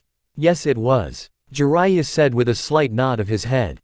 It is still early days but this is a good start. At least we can move forward knowing what to expect. But we certainly cannot fold our hands and think that all is well. That would be naive, Nagato said in a stern tone. But there is a question of what we must actually do now. The cages will always put their village's interests above all things. It would certainly be naive of us to think none of the current cages would think of invading another nation if it suited them, Jiraiya said in a firm tone. Nagato, have you thought of doing things you used to do before Yahiko died? I think now is a suitable time to continue with that work. Nagato didn't offer an immediate response. Those days had been happy. Perhaps a bit naive, but if they did things the same, they would certainly not fall for the same trick as they did the last time around. They would gain more comrades and allies not just from the Hidden Rain but from other villages as well. Shinobi of different villages united under a single cause. Unthinkable, but it was certainly possible. And they could do it. He glanced over to the quiet Conan. What do you think, Conan? Nagato asked. Can we really return to those days? I don't think it will be returning to those days but creating new days and memories, Conan said. But things will be different this time around because we also have to look after a Megakure. This is our home, the village we fought to protect. Nagato nodded. He no longer made it rain every day. Perhaps it was better this way. He no longer needed to protect his secrets because he was not enemy of the elemental nations. Then maybe it is time a Megakure became open to the outside world. Upon hearing those words, Jiraiya grinned. You'll know more people and it gives your people a bit of freedom, he said. And if anything threatens this village I will be sure to even drag Naruto to stand along you. The Sannin paused for a moment before speaking once more. I'm pretty certain if something is going to happen to disturb the current balance, he'll be the first person to know." Nagato merely nodded. "You're not surprised?" Jiraiya said, eyeing Nagato with a curious gaze. "Naruto has a web of connections around all major nations. He said he would keep me updated if something was going to happen." Nagato said in a calm tone. "I guess he assumed that such a talk would arise, and if there was a need for us to go out, we would need the information. At the time he said this, I was thinking perhaps it was because he just didn't want to do anything himself." Jiraiya blinked upon hearing this. "I didn't know about this," he said. "But I can understand why he wouldn't want to do anything himself. Naruto has a kid coming up. He probably wants to focus on being a father. He has even relinquished all duties he would otherwise do as a shinobi of the Hidden Leaf." "Naruto a father?" Nagato shook his head. "Yes, he is planning to restore the Uzumaki clan." Jiraiya said. "I thought you two would be interested." "I have never given that a thought." Nagato said. "I have always been focused on peace. It looks within reach now." Jiraiya grinned and glanced over at Konan.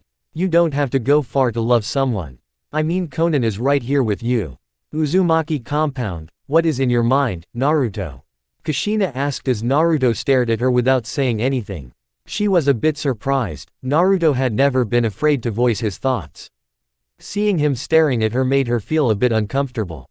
"A couple of things," Naruto said. There was no one within the compound. He could not count Karen because she was busy with her machines in her underground lab. He could disappear with his mother and then come back without anyone noticing. Perhaps what made him slightly unsure about this was that he didn't know how his mother would react to it.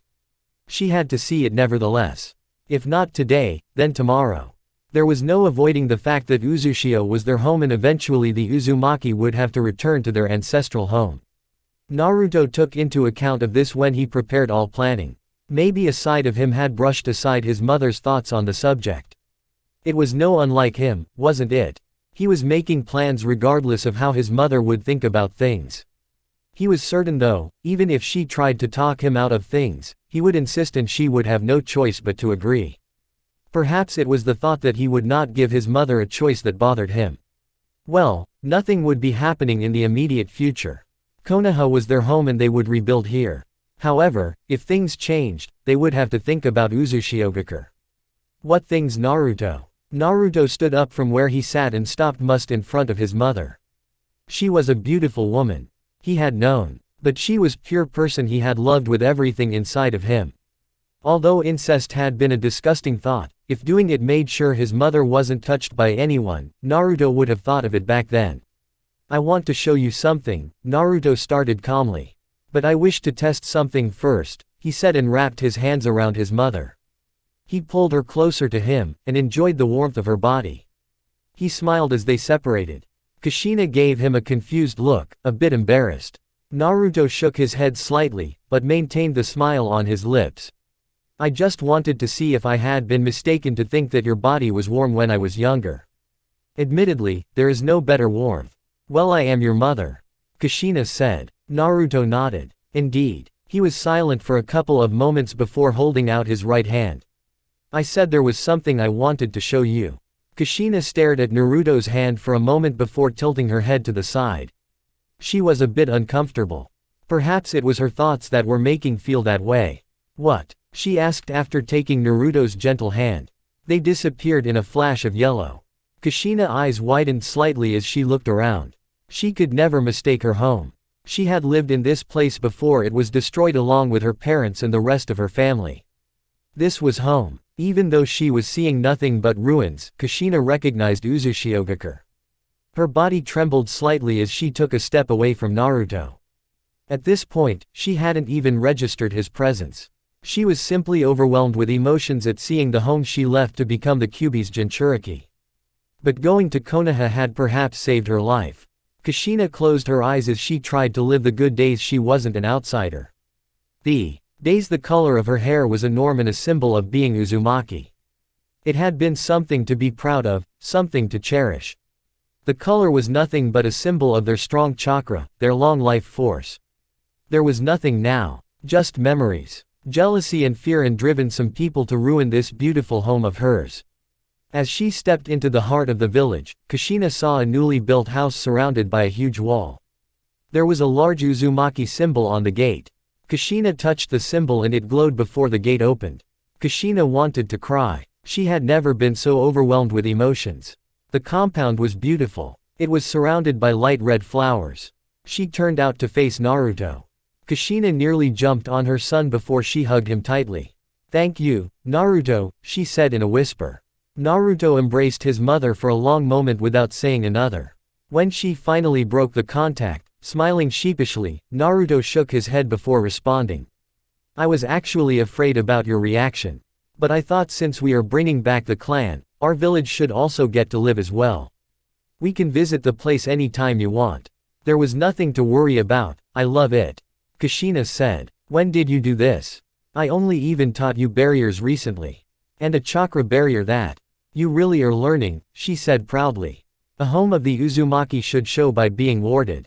Naruto said. "I only applied the barriers about a week ago. I had Sai work on this before the first Cage Summit. I was sending clones to help the rebuilding." Kushina looked around for a moment before glancing back at Naruto. "Well, are you going to show me around the compound?" Naruto held out his right hand. Kushina gently took it with a smile before allowing Naruto to lead her. He had counted the growth of his family when he had the place built. It even had some underground safe house to store all their important scrolls and documents. He had figured it would mean more if they kept all their important things within Uzushiogakure. Future descendants would live in this place. Perhaps they would rebuild the village, but this was just the start he could provide. "I'd always figured that you'd want to return here since Konoha never felt like a home for you," Kushina said after the tour around the compound. Being here was rather nostalgic. She was still happy that he had done this. No matter what, this was their home and they simply could not forget where they came from. Konoha had been a terrible place to live. Things were different now, but no matter what, Naruto didn't think that he would ever grow to love that village. Perhaps a miracle would happen in his deathbed, but as things stood, he would never love the Hidden Leaf. He could not forget what was done to him and his mother. He didn't hold much contempt for the villagers, but he still didn't like them. "I figured you wouldn't want to go to any other village aside from the village you were born," Naruto responded calmly. "Sunagakure could have been our home, and I had taken measures to ensure that we were always welcomed, and if it ever came to the point where we had to move, we could be taken care of, but it seems there was never a need for it." Kushina was tempted to ask what Naruto had exactly done, but she shook her head. "Leaving Konoha for another village wouldn't have been pleasant, especially after your father's sacrifice, and your sacrifice, Naruto. But this is our home. I cannot reject this," she said. "I haven't been the best of a mother, have I?" Naruto was silent for a couple of moments. It wasn't often that his mother questioned her role as a mother to him. Those days, he would have been afraid, thinking something was wrong. But now he wasn't worried. People often questioned themselves. The human heart was something else. You always wondered if you gave it your all, if you did the right thing. "What makes you say that, mother?" "I don't know," Kushina said. She adopted a thoughtful look before responding in a quiet tone. "I felt that I was to blame for your lack of emotions for other people. I wasn't strong enough at times when you're young. You were a child and yet, I depended on you. I cried on your shoulders. You stopped crying for me. Perhaps I even tried controlling your life and the choices you had to make because I felt everything was my fault." "The past is the past, mother," Naruto said calmly. "Regardless of what has happened, I couldn't have wished for things to be different. If you had been strong, and I weak, perhaps I would have turned out to be a good-for-nothing brat. Maybe I would have allowed hatred to take over me. We certainly wouldn't be standing here. We have a good future ahead of us, mother. I couldn't have wished for things to have gone any differently." Kushina stared into the sky with a smile on her lips. "Perhaps you are right," she said. "Would it okay if we moved around the ruins? You know I have always lived to please you, mother," Naruto said with a smile.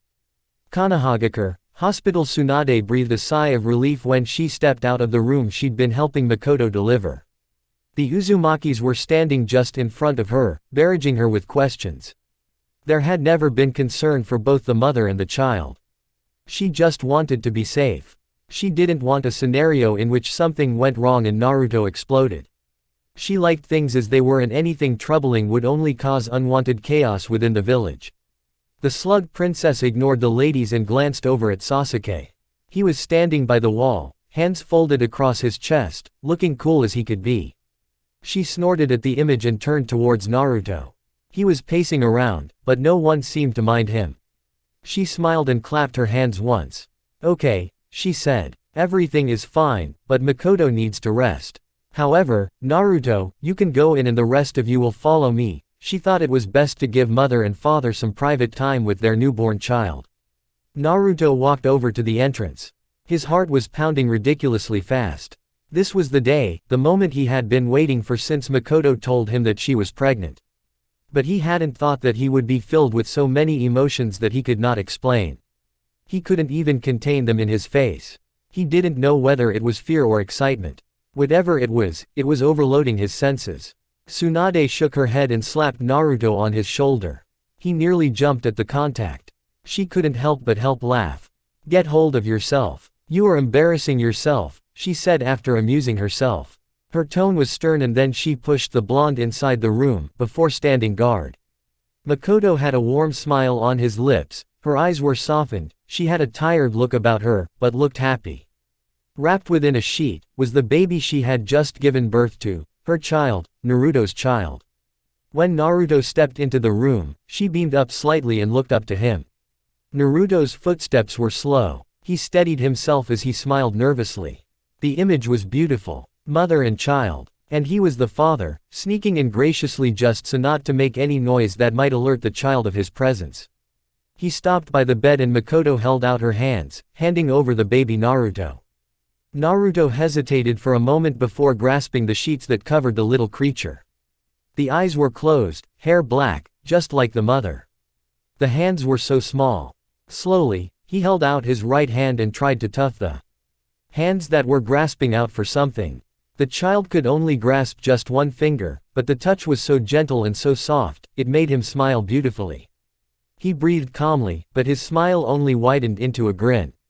The child was so small, so precious, so beautiful, so important, and so his child. His child. He still didn't know if it was a boy or a girl. At this point, it didn't matter. He was holding his child, and that was all that mattered to him. His heart seemed to agree to this. Even when the door burst open and Tsunade was shouting something, Naruto didn't turn around. The only thing that caught his attention was a flash of light. He blinked and stared towards Yugao, who was standing on the side of Makoto's bed with a camera and wide smile on her lips. "I think it is going to rain today." I have never seen such a smile from him. Naruto attempted to force his smile to go away, but it would not. The life in his eyes even refused to leave him. He just shook his head and settled on the chair next to the bed. His legs felt tired, perhaps it was the excitement. "I am going to hold the baby?" Kushina asked, hovering over Naruto. Naruto shook his head. "I can't let go, mother," he said in a quiet tone. Yugao snapped another photo at that moment.